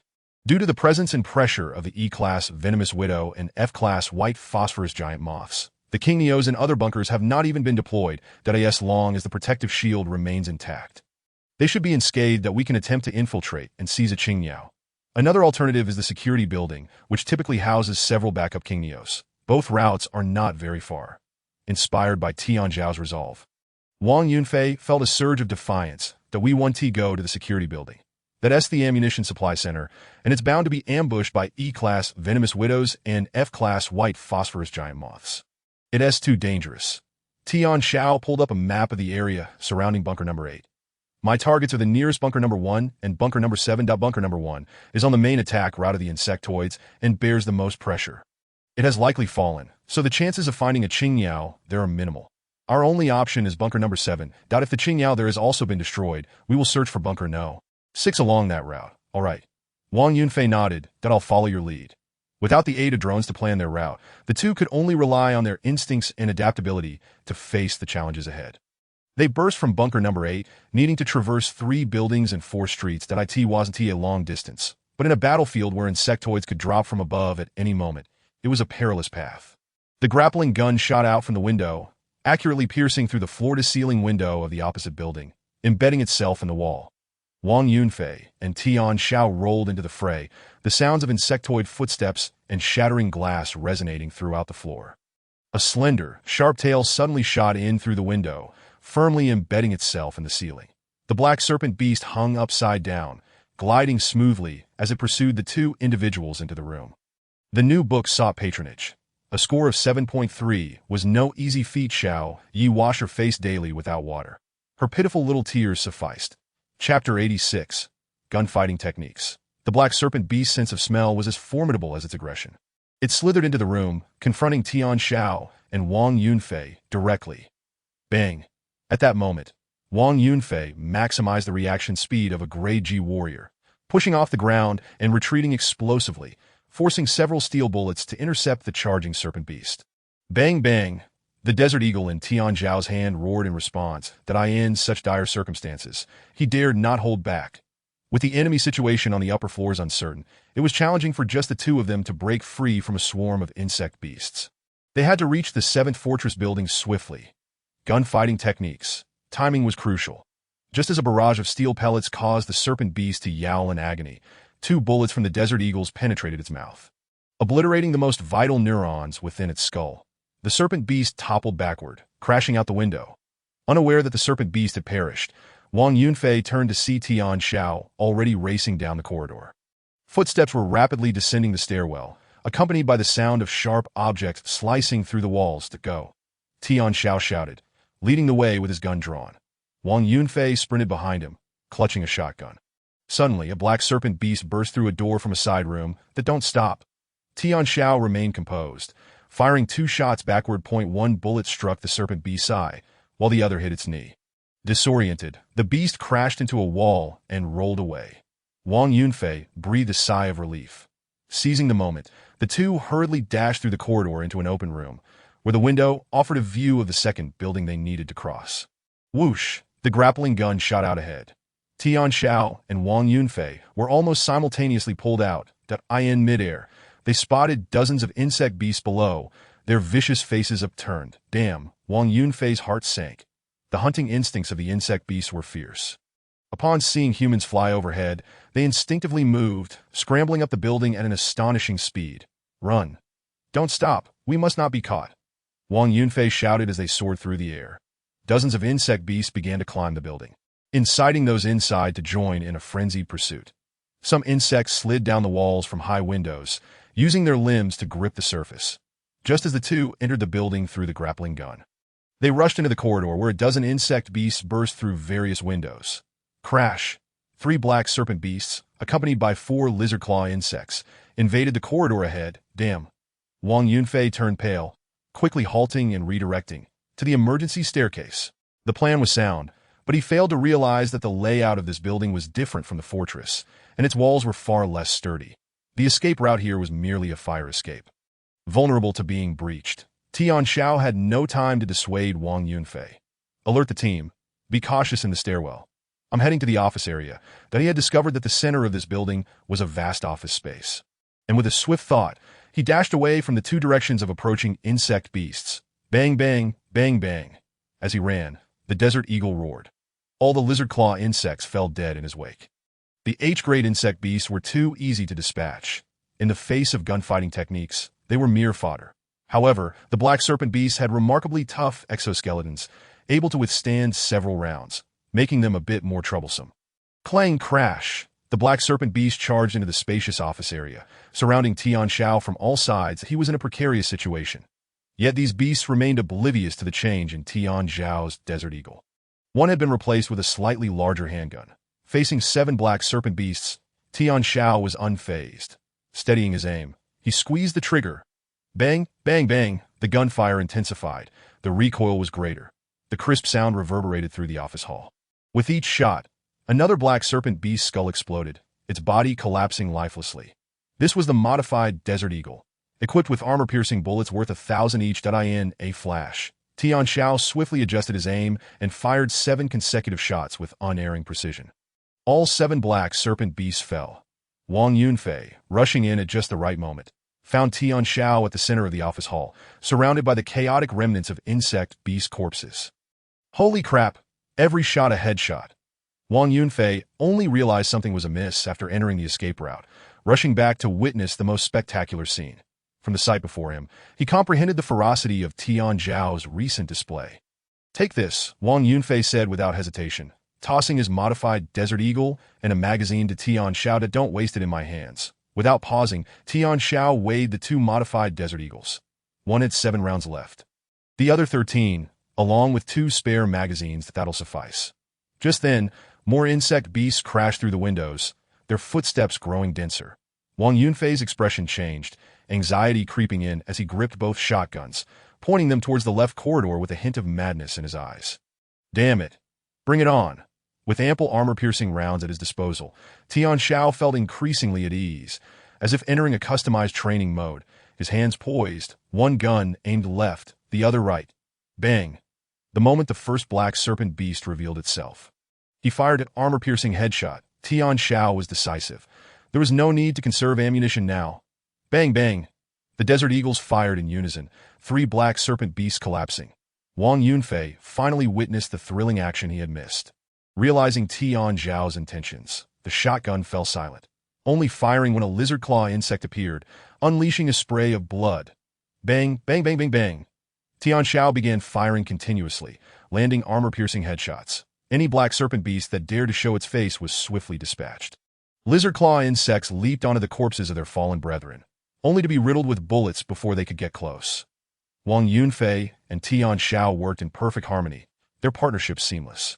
As the bullets ran out, magazines slipped from their grasp. Clang, the tactical bullet pouch sprang open, refilling with precision. Tian Xiao did not lower his gaze. His arm trembled slightly as he disengaged the safety. He continued firing. Wang Yunfei was astounded by his lightning-fast reloading. Bang, bang. Corpses rapidly piled up around them. The sound of footsteps diminished. When the last black serpent beast fell, Tian Xiao's magazine held fewer than 10 rounds. They had annihilated all pursuing insect beasts in less than a minute. Wang Yunfei felt his arm ache from the relentless shotgun blasts as he reloaded, surveying the wall of insect corpses in awe.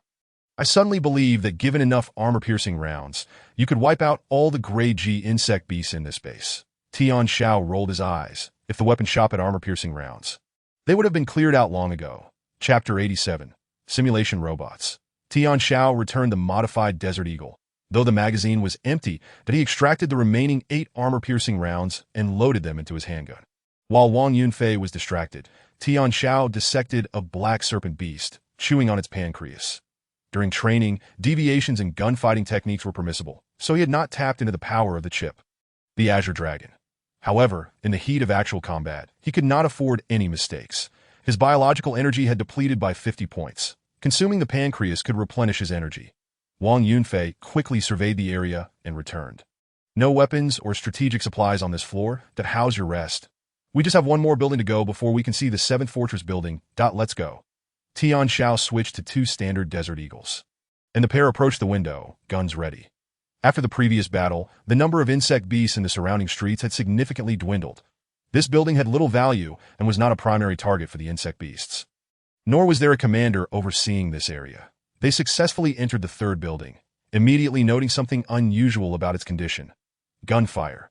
There were survivors inside this building. The footsteps of humans mingled with those of insect beasts, interspersed with gunfire and the hissing of corrosive liquid eating away at the floors and walls. In contrast, the gunfire from the adjacent 7th Fortress building had fallen silent, standing in the room leading to the 7th Fortress building. They gazed through the floor-to-ceiling windows. There, above the roof of the opposite building, a white phosphorus giant-winged insect flapped its wings. Flames engulfed 3 floors of the 7th Fortress building, thick black smoke billowing. Their expressions turned grave. The situation was evidently dire. The white phosphorus giant-winged insect had made its move. The occupants of the fortress building were likely already doomed. Even if any remained alive, their numbers were surely dwindling. "Shall we go to the 6th building?" Wang Yunfei had already sentenced the inhabitants of the 7th Fortress building to death in his mind. Tian Xiao shook his head. "Don't forget, our target is the Azure Bird. The situation in the 6th building may mirror that of the 7th. We should consider a way to deal with the white phosphorus giant-winged insect in the 7th Fortress building. Using that trick again." Wang Yunfei raised his modified Desert Eagle. The dilemma we face is that we currently lack a means to infiltrate the 7th Bastion building undetected, not to mention the impossibility of approaching it without alarming the insect beasts. We must ascend to the rooftop and lure them away, Tian Xiao suggested, pointing upward. Wang Yunfei grasped his intent, a chill creeping over him. It was madness to provoke an F-grade phosphor giant winged insect. Yet, as the leader of the security team had spoken, he had no choice but to comply. This had been their plan from the outset. Tian Xiao would devise the strategy, while Wang Yunfei executed it. The duo swiftly located survivors within the building. They encountered 3 armed personnel, who were being chased by 2 black serpentine beasts. Intriguingly, the structure of the building resembled a labyrinth, with staircases and passages on either side. The armed personnel continued to hold their ground, buying time to Tian Xiao's surprise. These 3 were not human, but rather bionic robots. Their movements were precise, their reactions swift, seemingly devoid of fatigue. Tian Xiao and Wang Yunfei assisted the robots in dispatching the pursuing black serpentine beasts. The robots promptly saluted, declaring, "Base Security Robot Team 11, awaiting further instructions from the base." Wang Yunfei was taken aback that G-grade security robots. I hadn't anticipated such advanced technology in this base. The speaking robot responded. The personnel allocation at the frontline base is 3 to 10 times that of the rear resource base. With approximately 60 security robots assigned, it became clear to Wang Yunfei that conditions at the frontline changed daily, rendering their academic knowledge obsolete upon graduation. He felt a mix of astonishment and elation. Tian Xiao, however, had no time for idle chatter, but he assumed command as the team leader and integrated the robots into their formation, acquiring their operational authority. The 3 G-grade combat robots would prove invaluable on the battlefield, serving as both firepower and expendable assets for perilous tasks. That he promptly renumbered them 1, 2, and 3 as they swiftly took their positions. "Report your weaponry specifications," Tian Xiao commanded. Point 1 shotgun, 35 rounds. 1 assault rifle, 170 rounds. 2 Desert Eagles, 70 rounds. 3 drones. 1 stun grenade. 1 high-explosive grenade. 1 alloy electromagnetic knife. The robots' armaments were impressive, featuring multiple drones alongside the grenades. Wang Yunfei felt a surge of excitement. With drones scouting ahead, their safety would be significantly enhanced. Suddenly, a series of explosive detonations echoed from outside the base.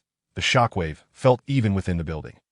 Qinglong deduced, based on the direction of the blasts, the incident occurred at the security building, involving the Bluebird, with the explosion type being an ammunition detonation. In short, the security building had been compromised, and all Bluebirds had lost their supply points. Without supplies, their firepower would be limited. The base could not hold out much longer. Wang Yunfei turned to Tian Xiao. "You were right. There was indeed an ambush, that we must seize the 7th Bastion building and commandeer the Bluebird to salvage the base. 1, 2, 3, stand by for orders." The bionic robots, capable of self-analysis, responded proactively. According to their protocols, protecting the base was paramount. Point 1. Deploy the 3 drones for long-range surveillance of the phosphor giant winged insect at the 7th Bastion. Analyze the number and location of insects on each floor, and identify floors unaffected by the toxic gas for immediate intelligence. Point 2. Release drones to monitor enemy activity in surrounding buildings and streets. 3. Follow me to the rooftop. Upon Tian Zhao's command, the 3 robots sprang into action, relaying a wealth of information swiftly to Tian Xiao and Wang Yunfei. Accompanied by Robot 3, reached the rooftop exit. Robot 1 completed its reconnaissance of enemy activity at the 7th Bastion. The opposing building housed only 57 insect beasts, comprised of 24 G-grade and 33 H-grade, posing a manageable threat. Chapter 88. Exterminating insects and capturing bluebirds. Tian Xiao activated his wrist device. Beep. The countdown commenced. Robot 3 peered over the edge of the rooftop. The phosphor giant winged insect, vigilant as ever, immediately locked onto Robot 3, spotting the assault rifle it wielded. Rat-a-tat. Rat-a-tat. Without fear or hesitation, Robot 3 fired a series of precise shots at the insect's face. The phosphor giant winged insect's eyes were vulnerable, yet its visage was riddled with rugged white protrusions, akin to granite, absorbing the bullets without flinching. Robot 3 continued its barrage. Upon exhausting one magazine, it swiftly swapped for another, exhibiting the patience required to grind an iron pestle into a needle. Sparks erupted from the insect's face as it grew increasingly agitated by the incessant harassment from what it perceived as a mere ant. With a powerful flap of its wings, the phosphor giant winged insect dove from the sky, casting a colossal shadow as it aimed to crush Robot 3. The Robot 3 tactically retreated, discarding the assault rifle in favor of the shotgun. Pulling the trigger, bang bang, the formidable recoil underscored Robot 3's unyielding spirit Tio the insect. Robot 3 was merely an insignificant ant, easily crushed, as its monitored area remained undisturbed. A source of amusement that a strong gust descended. The shotgun's pellets were insufficient to deter the aircraft-sized phosphor giant winged insect, rendering Robot 3's efforts seemingly futile. However, as the insect closed its eyes against the onslaught, it remained oblivious to the figure emerging from the safety door behind Robot 3. Bang bang. The thunder of the shotgun mingled with the roar of the Desert Eagle .2 armor-piercing rounds pierced the air, striking the unsuspecting insect's eyes, which had unwittingly fallen into a trap. The insect's neurons were shattered. And a wretched scream escaped its mandibles, disoriented and in agony. It was flung away to AT that moment. The seemingly insignificant Robot 3 surged forward, leaping to grasp the insect's neck. Boom! The phosphor giant winged insect was slammed against the rooftop. With a resounding crash, another explosion ensued. The rooftop suddenly collapsed, sending the insect and Robot 3 crashing into the top floor through a gaping hole created by the high-explosive grenade. The commotion drew the attention of nearby insect beasts. However, when other phosphor giant winged insects glanced over, the rooftop had already been rendered vacant. Tian Xiao followed into the building. The phosphor giant winged insect, having plummeted inside, attempted to rise by flapping its wings. But its impaired neurons severely hampered its movement and perception. The height of the building became a hindrance. Crash bang! A stun grenade detonated beside the insect, exacerbating its plight. Dazed and disoriented, it was besieged by the cacophony of piercing sounds. Wang Yunfei burst from a room, aiming his assault rifle at the bloodied cavity on the insect's face, unleashing a torrent of fire that rat-a-tat. Rat-a-tat. Robot 3 slid off the insect, withdrawing the Desert Eagle. Its fire erupting and splattering blood from the insect's eyes. The phosphor giant winged insect found itself ensnared within a trap meticulously prepared for it, unable to escape, despite having an opening above. It was oblivious to its chance of escape. Tian Xiao joined the fray as the insect's mind became a haze, overwhelmed by the numerous bullets invading its cranial cavity, leading it to gradually succumb to rigidity and cease breathing. An F-grade phosphor giant winged insect was worth 100 points, and they would each receive 50 points. Delight surged through Wang Yunfei as he stood before the insect's carcass, his arms trembling with exhilaration. This was the most formidable insect he had ever been a part of eliminating. An F-grade beast. Once, he had envisioned standing atop such a colossal insect's body. Now, that dream had materialized. Robot 3. Assemble 1 and 2, prepare to enter the 7th Bastion building. Wang, we mustn't linger. Time is of the essence at the command center, though we need to secure the Bluebird swiftly. Tian Xiao felt a twinge of regret. The pancreas of the F-grade phosphor giant winged insect would have presented a significant opportunity for him, offering immense benefits. However, the extraction process would be cumbersome and time-consuming. The insect exuded toxic gas and corrosive venom, making it far more challenging to harvest than the black serpentine beast's pancreas. Reluctantly, he decided to forego it. Let us move. The two rushed towards the nearest point to the 7th Bastion building, silently anchoring 5 grappling hooks into the insect-free floors. The 5 of them swiftly ascended into the 7th Bastion building, the scent of living beings immediately attracting the attention of the insect beasts within. No rush. Without a Zerg commander, we can take our time. Let us lure them all over and eliminate them. Under Tian Xiao's command, a group of individuals secured a room, using themselves as bait to eliminate a horde of insect beasts. Drones confirmed that the threats within the building had been entirely neutralized while also verifying the integrity of the rooftop shield and safety doors. Excellent. Tian Xiao and Wang Yunfei rushed to the rooftop, automatically assuming control of the Qingyao. They did not hastily take off. They were well aware of the lessons learned from the Qingyao incident at Fortress No. 8 after the severe self-detonation at the security headquarters. Air superiority had been completely lost. Ascending in the Qingyao would immediately expose them to attacks from nearby white phosphorus giant winged insects, placing them within the line of sight of E-class Black Widows lurking throughout the base. Number 1, Number 2, Number 3, Tian Xiao ordered, expanding the reconnaissance scope with the drones. As he issued commands, he allowed Qinglong to take over the Qingyao and ordered the release of drones. 50 drones ascended from Fortress No. 7. Though the white phosphorus giant winged insects had seized control of the base's airspace, the drones were small, silent, and devoid of life force. They quickly dispersed at high altitudes, capturing a comprehensive view of every corner of the base. Dozens of split screens populated the main display of the Tian Xiao. Flames roared. Insect beasts scurried in and out of the base. Gunfire echoed from various directions, predominantly reflecting urban combat. The fire at the command center had been extinguished, but heavy machine gun fire sporadically erupted, driving away the encroaching white phosphorus giant winged insects, akin to a frail patient weakly fending off ravenous hyenas. Nearby, 5 Tian Xiao remained airborne, representing the base's last aerial strength. Qinglong swiftly processed the data for a report. Chapter 89, Electromagnetic Nightmares. The structural integrity of the command center is at 71%. There are 177 personnel remaining. Currently, there are 23 heavy machine gun positions left. 5 Tian Xiao. The base has 422 G-class combat personnel, 171 H-class combat personnel, and 41 bionic combat robots. Qinglong quickly relayed the current data. The confirmed number of H-class insect beasts exceeds 23,700. G-class insect beasts, 3,722 to F-class insect beasts, 43 to E-class insect beasts, unknown to D-class insect beasts, unknown. Wang Yunfei listened and exclaimed, "Excellent. We have a panoramic view of the base, with over 600 combat units remaining inside the base. If they could consolidate these forces, there was indeed a possibility of preserving the base." Wang Yunfei regained confidence as the comprehensive monitoring system was established. Tian Xiao remained silent, continuing to fine-tune the drones. The limited number of drones was insufficient to monitor the entire base, and the workload was enormous, inevitably leading to oversights. Moreover, the most significant threat lay outside the base.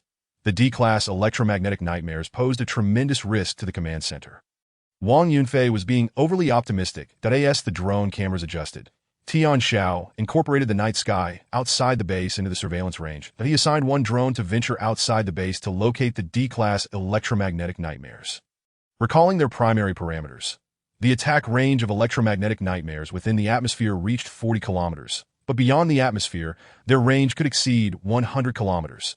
This was merely the ordinary electromagnetic nightmares. Within the insect race's hierarchy, electromagnetic nightmares were heavily protected and had a considerable chance of mutation, that if mutated successfully, their range and power could threaten C-class or even higher vessels that in his past life within Earth's Sky Army.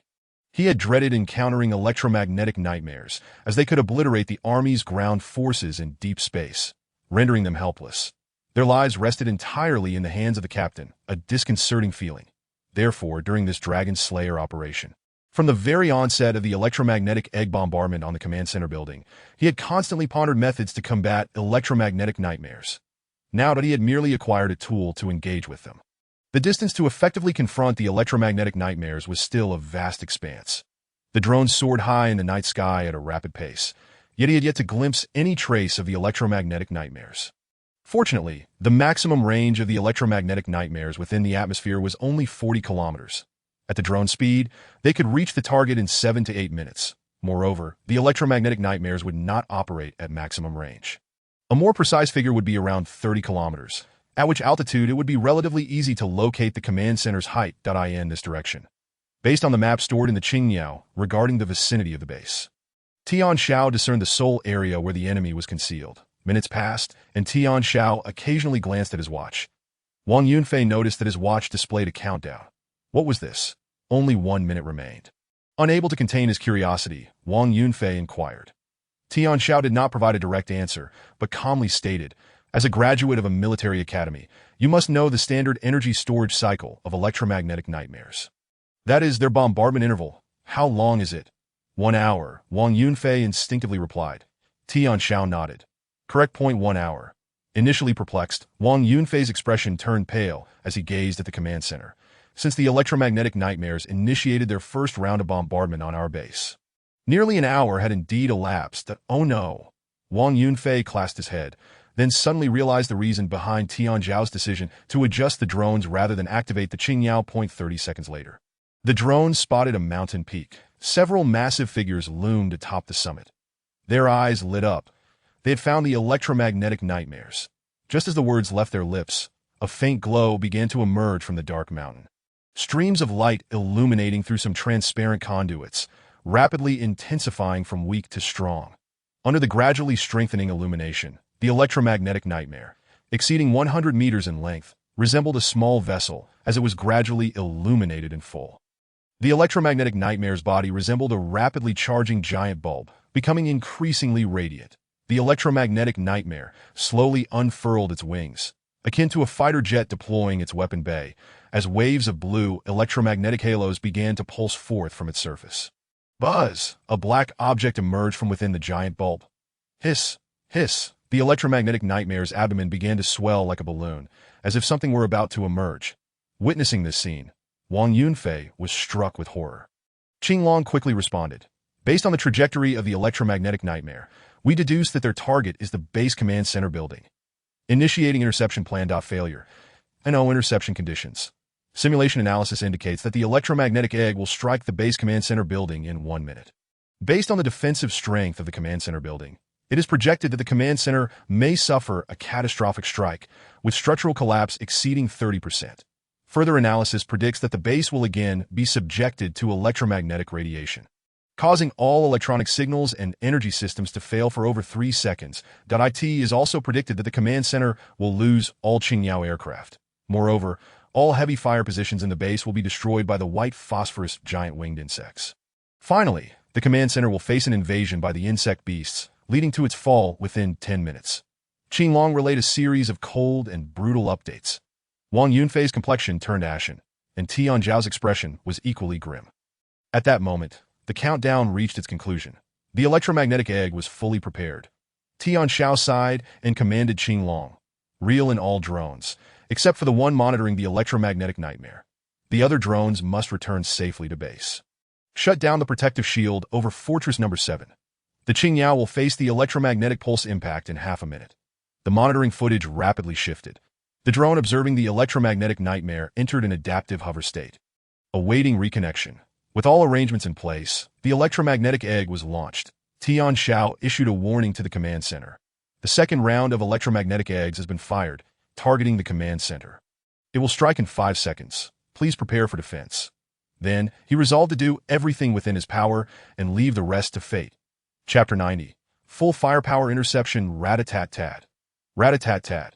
Following Tian Xiao's alert to the command center, the last 5 Qingyao circling overhead detected the rapidly approaching electromagnetic egg concealed within the night sky and simultaneously unleashed a hail of fire. Concurrently, 23 heavy machine guns from the 7th floor fire positions of the command center opened fire, joining the Qingyao to weave a dazzling web of lethal fire across the night sky. But that was not all. An even more terrifying beam of light emerged from the topmost floor of the command center. The firing rate surged, the beam thickened, and the momentum intensified. Nearby, 2 white phosphorus giant winged insects were instantly torn to shreds, blood raining down as they perished without a sound. F-class close-in defense artillery. The base possessed such a formidable weapon. Witnessing this scene, Wang Yunfei was both astonished and delighted. Tian Xiao's expression mirrored his surprise. Just a second prior, he had prepared himself for the command center's downfall, never anticipating that it concealed such a devastating weapon. The automatic interception capability of the F-class close-in defense artillery far surpassed that of heavy machine guns. Its firing rate and power could indeed threaten D-class electromagnetic nightmares. The F-class close-in weapon system unleashed a barrage of fiery chains. The electromagnetic shells hurtling in from outside the base were visibly disrupted, creating ripples as they were instantly engulfed by thousands of bullets. The electromagnetic shells were detonated in mid-air, near the first bunker building. Boom! Boom! 1, 2, 3, 3 electromagnetic shells were prematurely destroyed. The insect beasts below were suddenly met with catastrophic devastation, enduring the full force of the electromagnetic storm. Each one charred and smoking, a deluge of liquid rained down. Nearby buildings succumbed to the corrosive liquid's high temperature, emitting hissing white smoke. The surrounding insect beasts scurried to evade the onslaught. The remaining 2 electromagnetic shells remained intact, in a flash. 2 Bluebird aircraft unleashed terrifying power, intercepting the electromagnetic shells head-on. Boom boom. The Bluebirds were pierced in mid-air. The electromagnetic shells detonated prematurely. The scene was utterly horrific. A powerful electromagnetic pulse swiftly swept across the entire base. The 3 Bluebirds simultaneously lost energy and balance. Plummeting downwards, the insect beasts remained unscathed. After the blinding and violent electromagnetic pulse, all of the white phosphorus giant winged insects emitted piercing shrieks, rallying all insect beasts to launch a fierce assault on the command center. In an instant, the entire base erupted in chaos. Numerous insect beasts burst forth from shattered windows, emerging from the buildings, alleys, and underground shelters without exception. Charging towards the command center, in the sky, the silver giant winged insects also initiated their attack. Although the command center successfully intercepted the second wave of electromagnetic shells, all 5 bluebirds had crashed, losing a significant asset, which emboldened the insect beasts to launch a full-scale assault. Crash, smash, insect beasts stormed into the command center building, breaking through the windows. The next moment, a barrage of gunfire erupted from the bottommost layer of the building. Simultaneously, the 7th floor of the command center unleashed a barrage of fire towards the swarming insect beasts surrounding the command center from high, medium, and low positions. Buzz! After a brief 3 seconds of silence, the F-class close-in weapon system erupted with a chilling sound that sent shivers down the spines of the insect beasts. Intense and terrifying lines of fire locked on a different white phosphorus giant winged insects in an instant. The white phosphorus giant winged insects revealed an expression of horror. Unable to evade in time to AT close range, they were perforated on the spot, with multiple massive holes appearing in their bodies one after another. The white phosphorus giant winged insects screeched and plummeted to the ground. Witnessing this, Wang Yunfei and Tian Xiao exchanged looks of astonishment and ecstasy. Wow! The firepower of the command center has been preserved. All the F-class white phosphorus giant winged insects are finished. Incredible! The situation has turned. Wang Yunfei excitedly expressed his overwhelming joy. Without a moment's hesitation, Tian Xiao activated the Bluebird again, deploying all drones to regain aerial control over the base. Acquiring full surveillance of the battlefield, the combat within the city was fiercely intense. Tens of thousands of insect beasts charged forth. The command center unleashed its full firepower. The gunfire on the 1st floor was exceptionally fierce. Evidently consolidating all defensive efforts, the assault on the command center commenced. The soldiers involved in the dragon-slaying youth operation also sensed that the base was at a critical juncture. Revealing themselves from various directions to attack the nearby insect beast, in an instant, gunfire erupted throughout the city, resounding like a festive celebration. Tian Xiao, through the Infinite Man, observed all the battles within the city and discovered a surprising fact. Although the bluebirds had been destroyed, they had not possessed a significant ammunition capacity to begin with, and their losses had minimal impact on the command center's defensive strength. The insect beasts had believed the second wave of electromagnetic shells would surely dismantle the base command center. But the eruption of the F-class close-in weapon system had instantaneously obliterated all the F-class white phosphorus giant winged insects, directly dismantling the insect beast command structure. Without the white phosphorus giant winged insects' leadership, these insect beasts would continue to assault the command center relentlessly, fighting until all were vanquished. Did this not imply that the battle was nearing its conclusion? Wang Yunfei came to this realization. Tian Xiao nodded.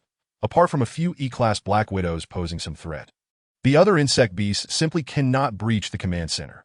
Though he had never served as the base commander, he was well aware of the formidable defensive capabilities of the frontline command center, where every level was equipped with high-intensity fortifications, intelligently controlled, and exceedingly difficult to assault. What are we waiting for then? Let's take the Bluebird and launch an offensive. Those insect beasts are all points, Wang Yunfei urged, eager to gain more points as the operation neared its end. Buzz! The Bluebird ascended, but Tian Xiao did not direct it towards the most intense combat at the command center. Instead, it veered towards the 5th bunker. Currently, only the Bluebird at the 5th bunker had not been destroyed. Upon reaching the destination, Wang Yunfei leaped from the cabin and assumed control of this Bluebird. Form up! The appearance of 2 Bluebirds elicited looks of envy and shock from many in the city. These 2 are just taking off now. With the weaponry aboard the Bluebirds, their speed of harvesting insect beasts would be rapid. How shameless! They only show up now. Many shouted in indignation. However, they soon realized that the Bluebirds were not heading towards the command center, but were instead turning to fly outside the base. Many looked on in astonishment that on the street, Lei Ao, Kujingjing, and Glasses turned in unison to watch the 2 Bluebirds dart out of the base and into the boundless night sky. These 2 have some guts. Their target is the D-class electromagnetic nightmare insect. Glasses murmured in a WK. Jingjing remarked, the D-class electromagnetic nightmare insect is worth 10,000 points. After just releasing a wave of firepower, its body is relatively weakened. But it is still not something an H-class aircraft can easily destroy. Fool! Lei Ao replied, his gaze profound, in a true battlefield, as long as they lock onto the coordinates of the electromagnetic nightmare insect and complete the guidance, they'll earn merit. The Bluebird pilots are quite experienced. 7.8 points. Seeking affection, seeking flowers that I heard this can increase followers, as the old grandpa in my dream said. Chapter 91 concludes with evaluation. Lao was right. Tian Xiao's target was indeed the electromagnetic nightmare insect. The TO ensured the successful elimination of the electromagnetic nightmare insect. Tian Xiao and Wang Yunfei approached closely, sharing the precise location of the electromagnetic nightmare insect with the command center. A beam from outer space descended, obliterating the area where the electromagnetic nightmare insect was located. The annihilation operation at the command center was nearing its conclusion. Beep beep that a half-figure of a middle-aged man appeared on the main screen. His expression solemn as he announced, "All insect beasts inside and outside the base have been eradicated. The Cloud Cup, dragon-slaying youth operation, is officially concluded. All personnel, return to the base for reporting." Yes, Tian Xiao did not recognize the individual's identity. But Wang Yunfei was already brimming with excitement. The figure vanished, and Wang Yunfei remained immersed in immense joy and excitement. It was actually the executive director of our group. This time, the Cloud Cup dragon-slaying youth operation was overseen by our Cloud Group's executive director in person. My goodness, executive director? Tian Xiao still did not recognize him, that I in his memory. There was no information about this person. Wang Yunfei, seeing Tian Xiao's bewildered expression, was incredulous. You don't even know him. He is recognized as the youngest and most capable executive director of our Cloud Group, and also the youngest A-class chip owner. In the past, he single-handedly explored a dangerous large resource planet for our Cloud Group and has a record of annihilating and clearing a star region. What is his name? Li Jianhang. Wang Yunfei rolled his eyes, fully confirming that Tian Xiao was indeed quite ignorant. Upon hearing this name, Tian Xiao had a slight recollection. This individual, he had heard of him, that in his previous life. He had not served long at the Cloud Group before vanishing from the scene. No wonder he had no strong impression of him. The individual had only held the position of executive director for a short time, roughly half a year, and if all went as expected, he would resign from the role in a few months, disappearing from the Cloud Group without a trace. The rise of a big shot is incomprehensible to ordinary people. Tian Xiao did not dwell on it further. The appearance of this heavyweight figure indicated that the post-war point tally of the Cloud Cup had commenced. Every surviving participant would receive corresponding evaluations. The two Bluebirds began their return journey. Through the footage obtained from the drones, everyone had gathered at the highest level of the command center building, overlooking the recently constructed base, which had suffered near total destruction. Wang Yunfei turned to Tian Xiao. Thanks to you. Our points are sure to be the highest, that we might even achieve a C or even B rating. Seeing Tian Xiao's bewildered expression, Wang Yunfei immediately explained. I heard from my elders that every year, the Cloud Cup dragon-slaying youth operation has an evaluation system based on participants' performance. The rating levels range from H to S. The lowest is H, which has yet to be awarded to anyone. Just by slaying a G-class insect or 10 H-class insects, one can secure a G rating. And during this, we will be scored based on our valor, wisdom, loyalty, selflessness, and command, with a maximum multiplier of 150 times. Achieving valor awards can yield a 10-fold multiplier. Obtaining wisdom awards can provide a 20-fold multiplier. Receiving the award for loyalty grants a multiplier of 30, that the accolade for selflessness bestows a multiplier of 40. The commendation for command yields a multiplier of 50, that if multiple awards are obtained simultaneously, they accumulate, with a maximum potential multiplier of 150, that Wang Yunfei provided a thorough explanation. Tian Xiao experienced a moment of clarity. He estimated that he could amass over 20,000 kill points. Yet he remained uncertain about the criteria for receiving the awards and the nature of the final evaluation's rewards. However, it mattered little. The Yunzhong Cup had already served as an unexpected stepping stone for him, but as long as he could leverage this opportunity to elevate himself to the position of the highest authority in the base.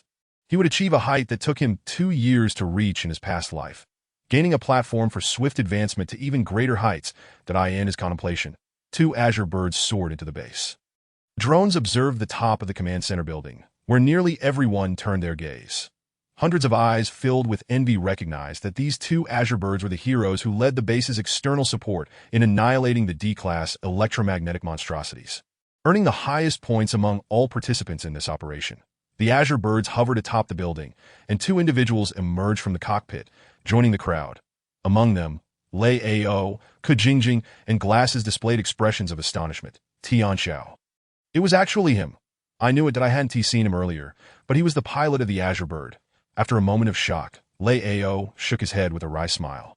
As a teammate who had collaborated with Tian Xiao, he was well aware of Tian Xiao's formidable prowess, that he had not anticipated that these two sharp blades could eliminate the D-class electromagnetic nightmares. Tian Xiao and Wang Yunfei noticed Lei Ao and the others, nodding in acknowledgement. All right, everyone is present, that we will now commence the final tally. All your kills, including your performance during the base's invasion, have been recorded and sent to your private email accounts. You may now check your scores. The awards received, and your specific rankings in this operation. Due to time constraints, we will only showcase the top 3 performers along with their scores, awards, and rankings. The figure of Executive Director Li Jianhang appeared around the building. 4 light screens projected, captivating everyone's attention. Tian Xiao was slightly taken aback. He had not expected Lei Ao to be the first to appear. The scene revealed Lei Ao awakening to the sound of a tremendous explosion. Deftly rolling out of bed, using the mattress as a shield against a barrage of shattering glass. Swift reflexes. Exceptional strength. The scene shifted to Ku Jingjing and glasses rushing into the corridor, only to encounter 2 black serpent beasts that had breached the premises. With gunfire suppressing the beasts, Lei Ao lifted a door panel from behind and smashed it into one of the creatures, while his combat suit transformed into gloves, allowing him to seize the tail of the black serpent beast with fierce determination. Observing his own decisive and agile actions in the footage, Lei Ao smiled with satisfaction.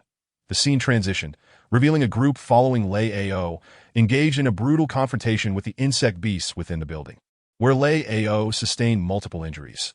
The final scene depicted a black widow spider launching webs from the rooftop, ensnaring a nearby bionic robot. The quick-witted Lei Ao grabbed a high-explosive grenade and threw it at the robot, which clutched the grenade, swallowing it along with itself into the Black Widow's body. An explosion ensued. Lei Ao's footage concluded with a score of 2,139 points, awards for bravery, strategy, and loyalty, and a 60-fold multiplier. His score soared to 128,340 points. That's C-level evaluation. 3rd place. In this operation, Lei Ao evidently garnered considerable renown. As soon as the scores and evaluations were announced, voices erupted within the crowd. Captain Lei is so valiant. Yet only received a C-level evaluation. 3rd place. No commendations for command or selflessness. Indeed, it's better than some who resort to underhanded tactics to secure kills. Exactly.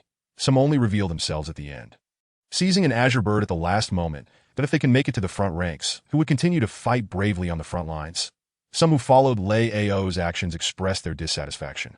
At that moment, the 2nd-place battlefield performance was displayed. Surprisingly, the individual receiving 2nd place was neither of the azure bird pilots, but a girl with long purple hair and an oval face, clad in combat attire. She appeared gallantly at the entrance of the security building. The explosion at the command center had plunged the entire city into a state of alert. The purple-haired girl skillfully maneuvered into the security building, seamlessly blending into the area where azure birds were stationed. Witnessing this, the crowd fell silent, their mouths agape in astonishment. This girl had conveniently appeared at the entrance and effortlessly commandeered an azure bird. A game-changing start. Many watched with envy. All personnel in the security building took to the skies, granting full access to the azure birds, and the purple-haired girl easily acquired the permissions. But that was not all. After taking control of one azure bird, she managed to seize control of a second one nearby, forming a squadron. An almost supernatural display of skill that left many, including Tian Xiao and Wang Yunfei, in disbelief. Wang Yunfei exclaimed, "Is it possible to operate like this?" Realizing that he had not made the top 3, Wang Yunfei recognized the reason.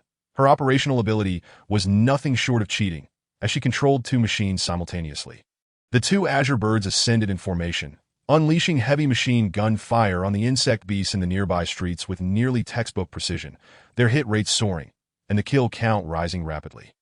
Within just a few minutes, her score surpassed Lei Ao's. Lei Ao, Ku Jingjing, and glasses stood dumbfounded. This was an entirely different dimension of combat. How extraordinary!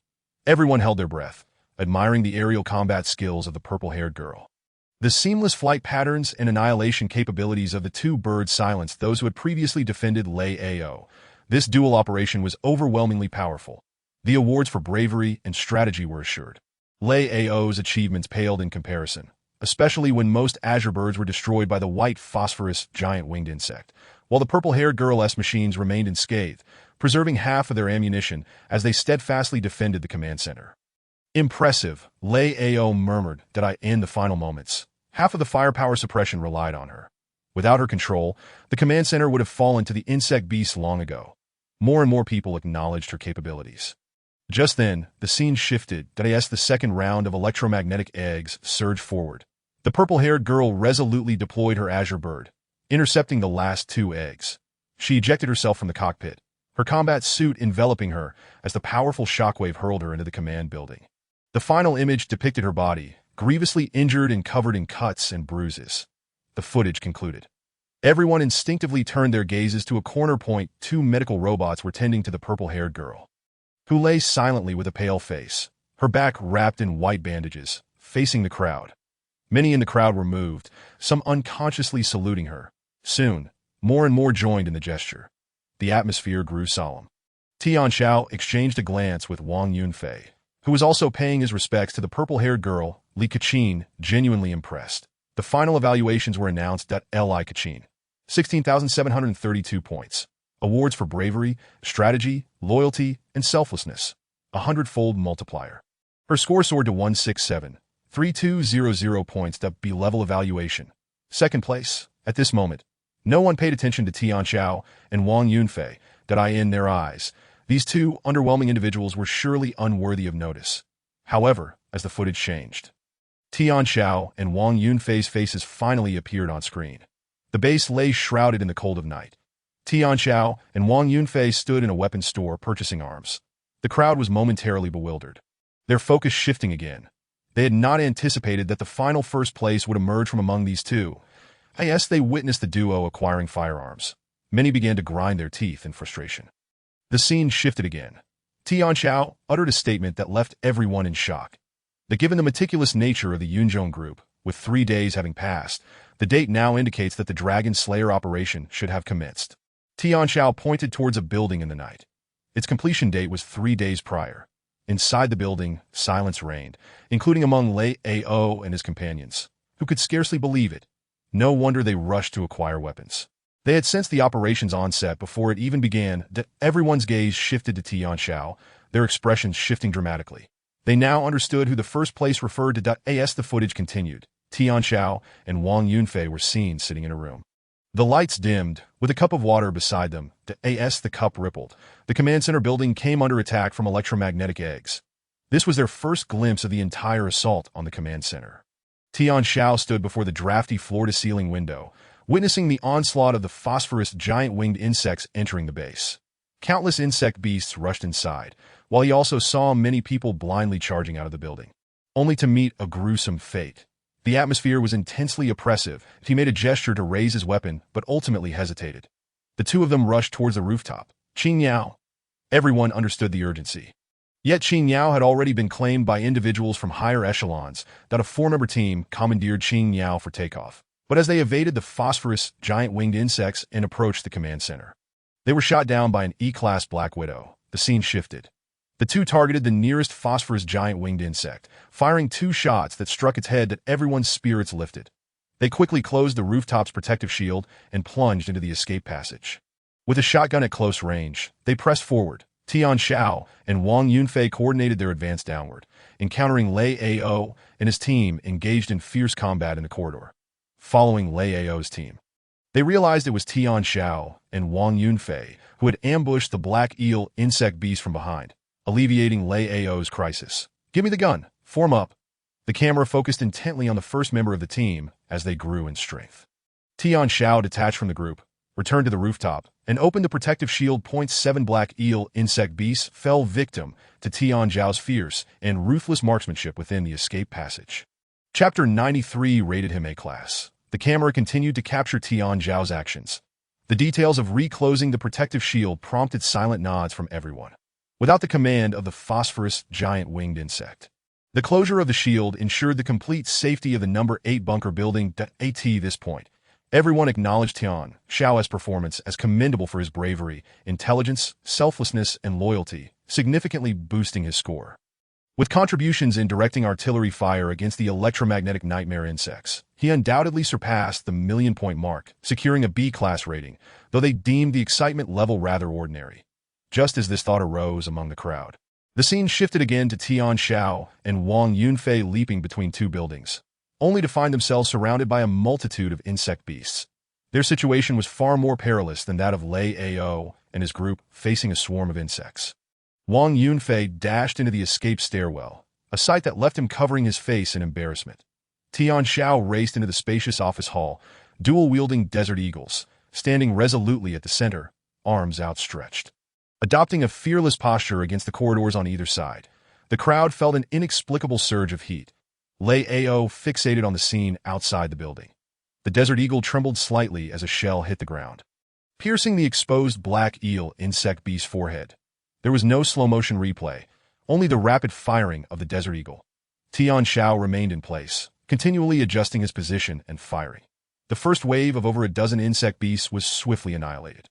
With Wang Yunfei's involvement, Tian Xiao quickly seized a second modified desert eagle, launching a more ferocious offensive that in less than a minute. The desert eagle rapidly changed magazines and fired continuously, creating a wall of corpses from the insect beasts surrounding the office hall. Remarkable marksmanship, Lei Ao murmured. The gazes directed at Tian Xiao transformed at that moment. No one dared to question his strength or doubt that he was the hidden mastermind. This single battle marked a pinnacle of achievement. The scene shifted again. Behind Tian Xiao and Wang Yunfei stood three bionic robots that on the rooftop they lured the phosphorus giant winged insect, utilizing high-explosive grenades to preemptively damage the building structure, drawing the unbalanced insect into the narrow confines of the next floor for a stealthy kill. The onlookers were captivated, never anticipating that after showcasing such exceptional marksmanship, Tian Xiao could also take down an F-class phosphorus giant winged insect. However, they had yet to reach the most anticipated guiding phase. Instead of activating Tian Xiao, they released a multitude of drones for comprehensive surveillance of the entire base, leading to a wave of suppressed gasps. Even the violet-haired girl, Li Kaqin, who was receiving treatment, couldn't help but raise her head, revealing her blood-stained cheek, to observe the unfolding images. Command! Why didn't I think to employ drones? A chorus of awe erupted from the crowd, facing the admiration and envy from all directions. Tian Xiao remained impassive. The drones had located the electromagnetic nightmare insect. The scene of the insect charging its attack filled everyone with dread. All drones were recalled, except for the one monitoring the electromagnetic nightmare insect, which returned safely, closed the protective shield above the number 7 bunker building. Tian Xiao will face the shockwave in half a minute. In the footage, Tian Xiao's gaze darted between his watch and the main screen as he spoke rapidly. The drone monitoring the electromagnetic nightmare insect is entering adaptive hover mode, awaiting disconnection-reconnection. Ultimately, Tian Xiao issued a warning to the command center. The second wave of electromagnetic eggs has been launched, targeting the command center. Impact in 5 seconds. Please prepare for protective measures. This statement once again stunned everyone that no one knew how Tian Xiao managed to calculate the exact timing of the second wave of electromagnetic eggs after completing the reconnaissance mission. That moment, including Li Kaqin, everyone realized who had provided the base with accurate information, allowing them to seize the opportunity to deploy a strong firepower net and activate air defense artillery to intercept 3 electromagnetic eggs. The portrayal of Tian Xiao continued as the second wave of electromagnetic eggs struck. Tian Xiao released drones to monitor the entire base, while 2 Tian Xiao units charged towards the outer base. The H-class Tian Xiao engaged the electromagnetic nightmare insects, delivering the final guidance for the base that a single plasma cannon OBL, Li Jianhang continued.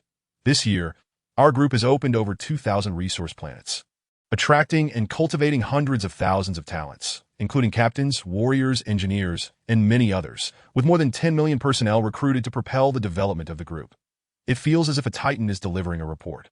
However, this information and data are intimately connected to each individual present. Everyone listened with utmost seriousness to Li Jianhang stated. At the beginning of next year, the group plans to expand resource planets in the Orion galaxy, aiming for a 30% increase over this year, reaching 3,000 resource planets. The demand for talent will be even greater than this year. And you, as the promising young talents nurtured by the group, will undoubtedly shoulder heavy responsibilities. The crowd straightened their chests, their breaths becoming noticeably heavier. Tian Xiao was no exception. The peak scale of Yunzhong Group once occupied over 100,000 resource planets, not including the lost colonial planets beyond the Earth Alliance's jurisdiction, at its zenith. The personnel scale of Yunzhong Group reached hundreds of millions. Among them, the number of robots exceeded 100 million. With its own arms factories, robotic assembly lines, weapon supply points, and jump points. At that time, Yunzhong Group was so powerful that the Earth's Celestial Army had to make prior appointments to enter their territory. As a sign of respect, this is the Yunzhong Group. The highest-ranking official of a Yunzhong Group base could directly take command of a company in the Earth's Celestial Army during special times. But real power resided above the company commander. Li, the executive director of Yunzhong Group, held a rank comparable to a major general in the Earth's Celestial Army. This is the Yunzhong Group. Perhaps that Li's voice continued to resonate in everyone's ears. In the future, there is a high probability that you will become the head of a base, perhaps even the captain leading the group and pioneering new territories, becoming heroes of our group. But I hope you remember today. Remember, valor, wisdom, loyalty, selflessness.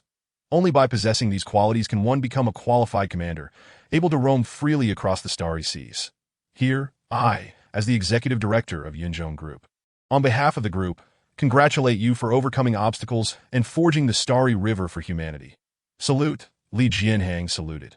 With a resounding clap, over 500 people returned the gesture simultaneously. The scene froze.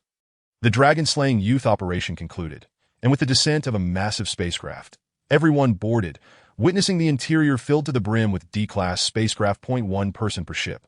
The crowd, brimming with vigor, departed, before Wang Yunfei left.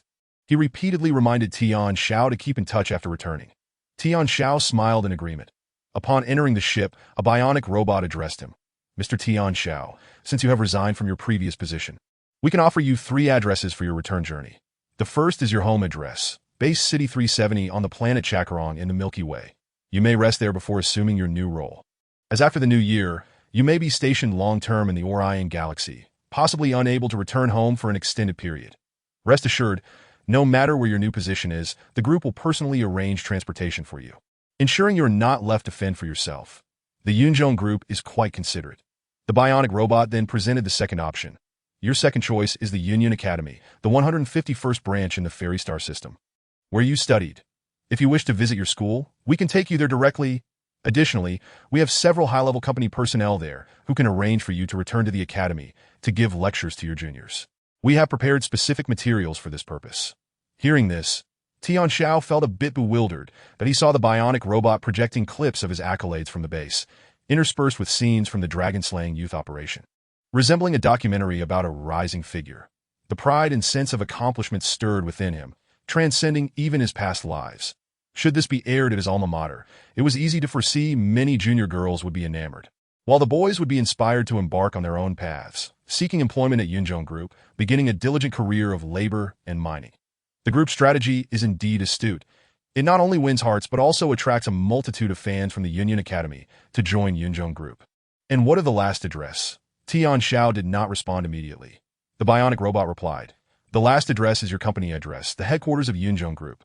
The bionic robot placed its hands formally at its abdomen and politely stated, "If you choose to return to the headquarters. During this period, you will enjoy all the benefits of a mid-level reserve cadre, including housing, food, and transportation, all covered by the group. You will have the opportunity to engage in various learning experiences, access the company's training camps, databases, various simulation training vessels, and even gain practical internship opportunities. Very well, please take me back to my hometown. I shall stay there for 3 days. Afterward, arrange for the lecture at the Union Academy, and once that concludes, return me to the headquarters, applying for an internship opportunity at the front lines." Tian Xiao provided his final decision. "Understood, Mr. Tian Xiao." The bionic robot bowed. Chapter 95. Another number, seeking affection, within the ship's interior. A vast command center, Li Jianhang stood before a massive screen, imposing and solemn. Dozens of staff, clearly identified as rapid response bionic robots, were diligently processing feedback from over 500 ships. Number 239 chose to proceed to the group headquarters for study. Number 110 chose to return home to rest. Number 091 opted for the school lecture. All participants in the dragon-slaying youth operation were unaware that the decisions they made after completing their tasks were also part of the group's assessment of them. After all personnel made their selections, they would be ranked into different tiers. Those who chose to go directly to the school lecture were placed in the lowest tier. Those opting for the group headquarters were in the second lowest tier. And those choosing to return home were in the highest tier. Over 500 individuals had largely completed their choices. That Li Jianhang observed the selections with an impassive expression. The command center security door slid open with a click, and a violet-haired girl, her arms wrapped in bandages, entered, approaching Li Jianheng directly at Li Kachin, the second place in the dragon-slaying youth operation to Li Jianheng, catching a glimpse of her bandaged face reflected on the screen. Spoke without turning. You claimed you would be first in this dragon-slaying youth operation, yet you have lost. First place is unusual, Li Kachin replied, based on my analysis of his historical records and abilities. His skills and experiences do not suffice to justify such outstanding performance at the base. There are no parasites in his brain, Li Jianheng spoke with a hint of mockery, Li Kachin snorted. I will uncover the truth. This individual undoubtedly harbors undisclosed secrets. You may investigate, but you cannot renege on our bet. Father-daughter, Li Jianheng turned his gaze to his daughter, Li Kachin, is indeed the daughter of Li Jianheng, the executive director of Yunzhong Group. Now 24 years old, a graduate of the Tianlong Military Academy, reputedly a cradle for officers and small sovereigns that Li Kachin had expected to dominate in this dragon-slaying youth operation. But unexpectedly, the title was claimed by an ordinary individual with no remarkable background. Willing to bet, willing to accept. I can comply with your request to temporarily refrain from serving in the Earth's Celestial Army and remain with Yunzhong Group, but at once I uncover the secret behind number one. Knowing he won first place through other means, you must allow me to leave at any time, Li Kachin wagered that the first place would dictate her next steps, whether to remain with Yunzhong Group or join the Earth's Celestial Army. Agreed. Li Jianheng smiled, Li Kachin coldly regarded the large screen. What is this? Why categorize them into different classes? What is the intent? Although Li Kachin is extraordinarily gifted, she is quite curious about some of the talent selection methods of Yunzhong Group. Li Jianheng, naturally unwilling to withhold from his daughter, since she had agreed to stay with Yunzhong Group, was glad to share. The participants selected through the dragon-slaying youth operation will undergo a scoring ranking.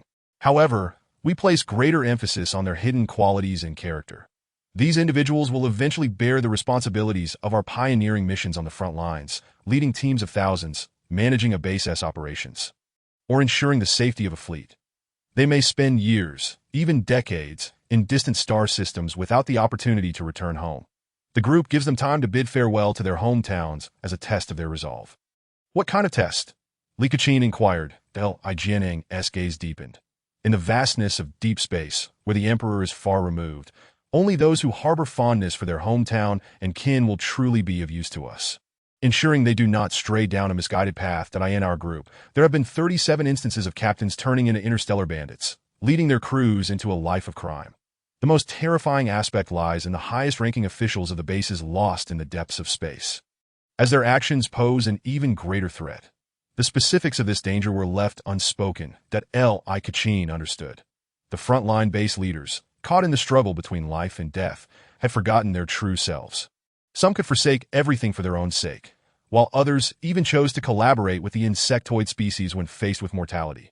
Numerous horrific examples existed, yet they were suppressed by the Earth's military and various corporations. In the shadows where darkness prevails, only by rectifying oneself can one remain untainted by malevolence. At this point, Li Jianheng pointed to a group at the lowest tier and remarked, those who do not return home to visit. Alongside some vanity-driven individuals, while they may be promoted according to regulations, will not be entrusted with significant responsibilities. They will be assigned to relatively safe resource planets as base leaders or tasked with transport duties on ships. Combat assignments at the front will only be given when there is an acute shortage of personnel. Li Kachin nodded in understanding Li Jianheng, then gestured to the second lowest tier. What about them? They chose the company over lectures, indicative of a more proactive attitude. This group is highly ambitious, striving for progress with clear objectives that we will promote and employ them, but with close scrutiny and careful consideration.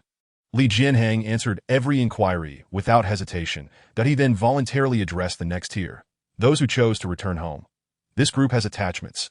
Our corporation will prioritize their selection and may offer rewards and incentives based on circumstances. Before he could finish, a name unexpectedly appeared at the top tier, demoting the original highest rank to second place. The foremost name bore only a singular number. 1. Li Kachin's expression turned grave as she glanced at her father, who was momentarily taken aback before erupting into applause. Bravo! Excellent! This is precisely the individual I have long sought to discover, Li Kachin inquired. What did he choose? All options, Li Jianheng replied without a moment's pause. Rubbing his hands together with evident delight that even aloud, Li Kachin was taken aback. Why not? I never said one could only select one option, the Lijianeng chuckled heartily, if this lad has not undergone similar trials. He is truly someone who views problems from outside the confines of rules, that he is a genuine talent, possessing both attachments and the ability to alleviate our talent shortages while seizing opportunities for growth. He then turned to his daughter, saying, "Aren't you supposed to investigate him? I'll give you a chance. I'll arrange for you to join the corporation's training camp at the same time as him. Get to know this person well. You might uncover some secrets. A gentle reminder. It is time to prepare for the task at hand." Chapter 96. Without Markings, Galactic City Base 370 on the planet Shakalan. This city accommodates over 1 million inhabitants, encircling a picturesque lake, flanked by 2 massive mountain ranges, with waterfalls cascading and birds soaring, fulfilling one's every fantasy of nature's beauty. It is a remarkably livable tourist city.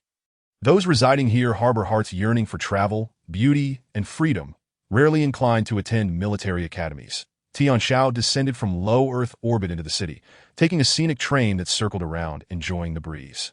It had been over a decade since he last returned, that he recalled leaving his birthplace to study in the Fairy Star system, subsequently joining the Flying Shadow Company, and eventually the Earth military. Nearly 15 years had passed since his last visit.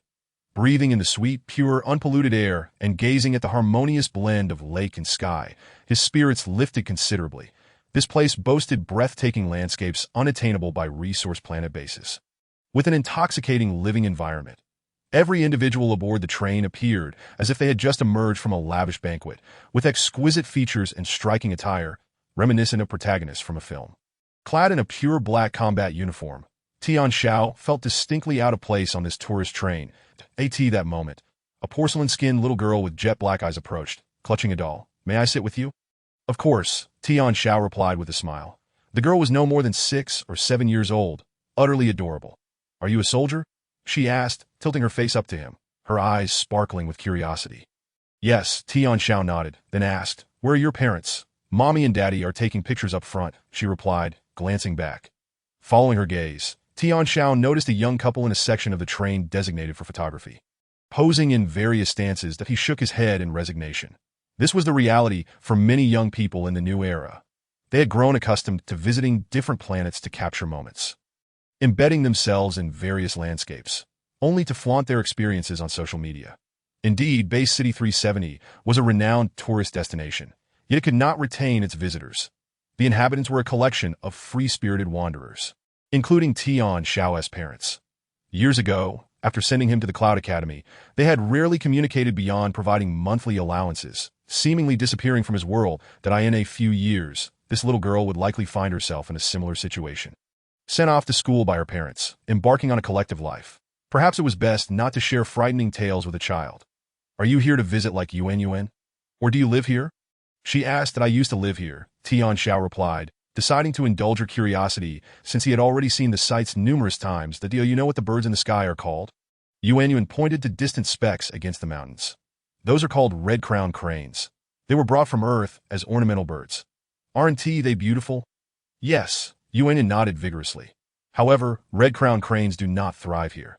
The original batch brought over perished, leaving behind only artificial replicas manufactured by local tech companies." Such thoughts remained unspoken.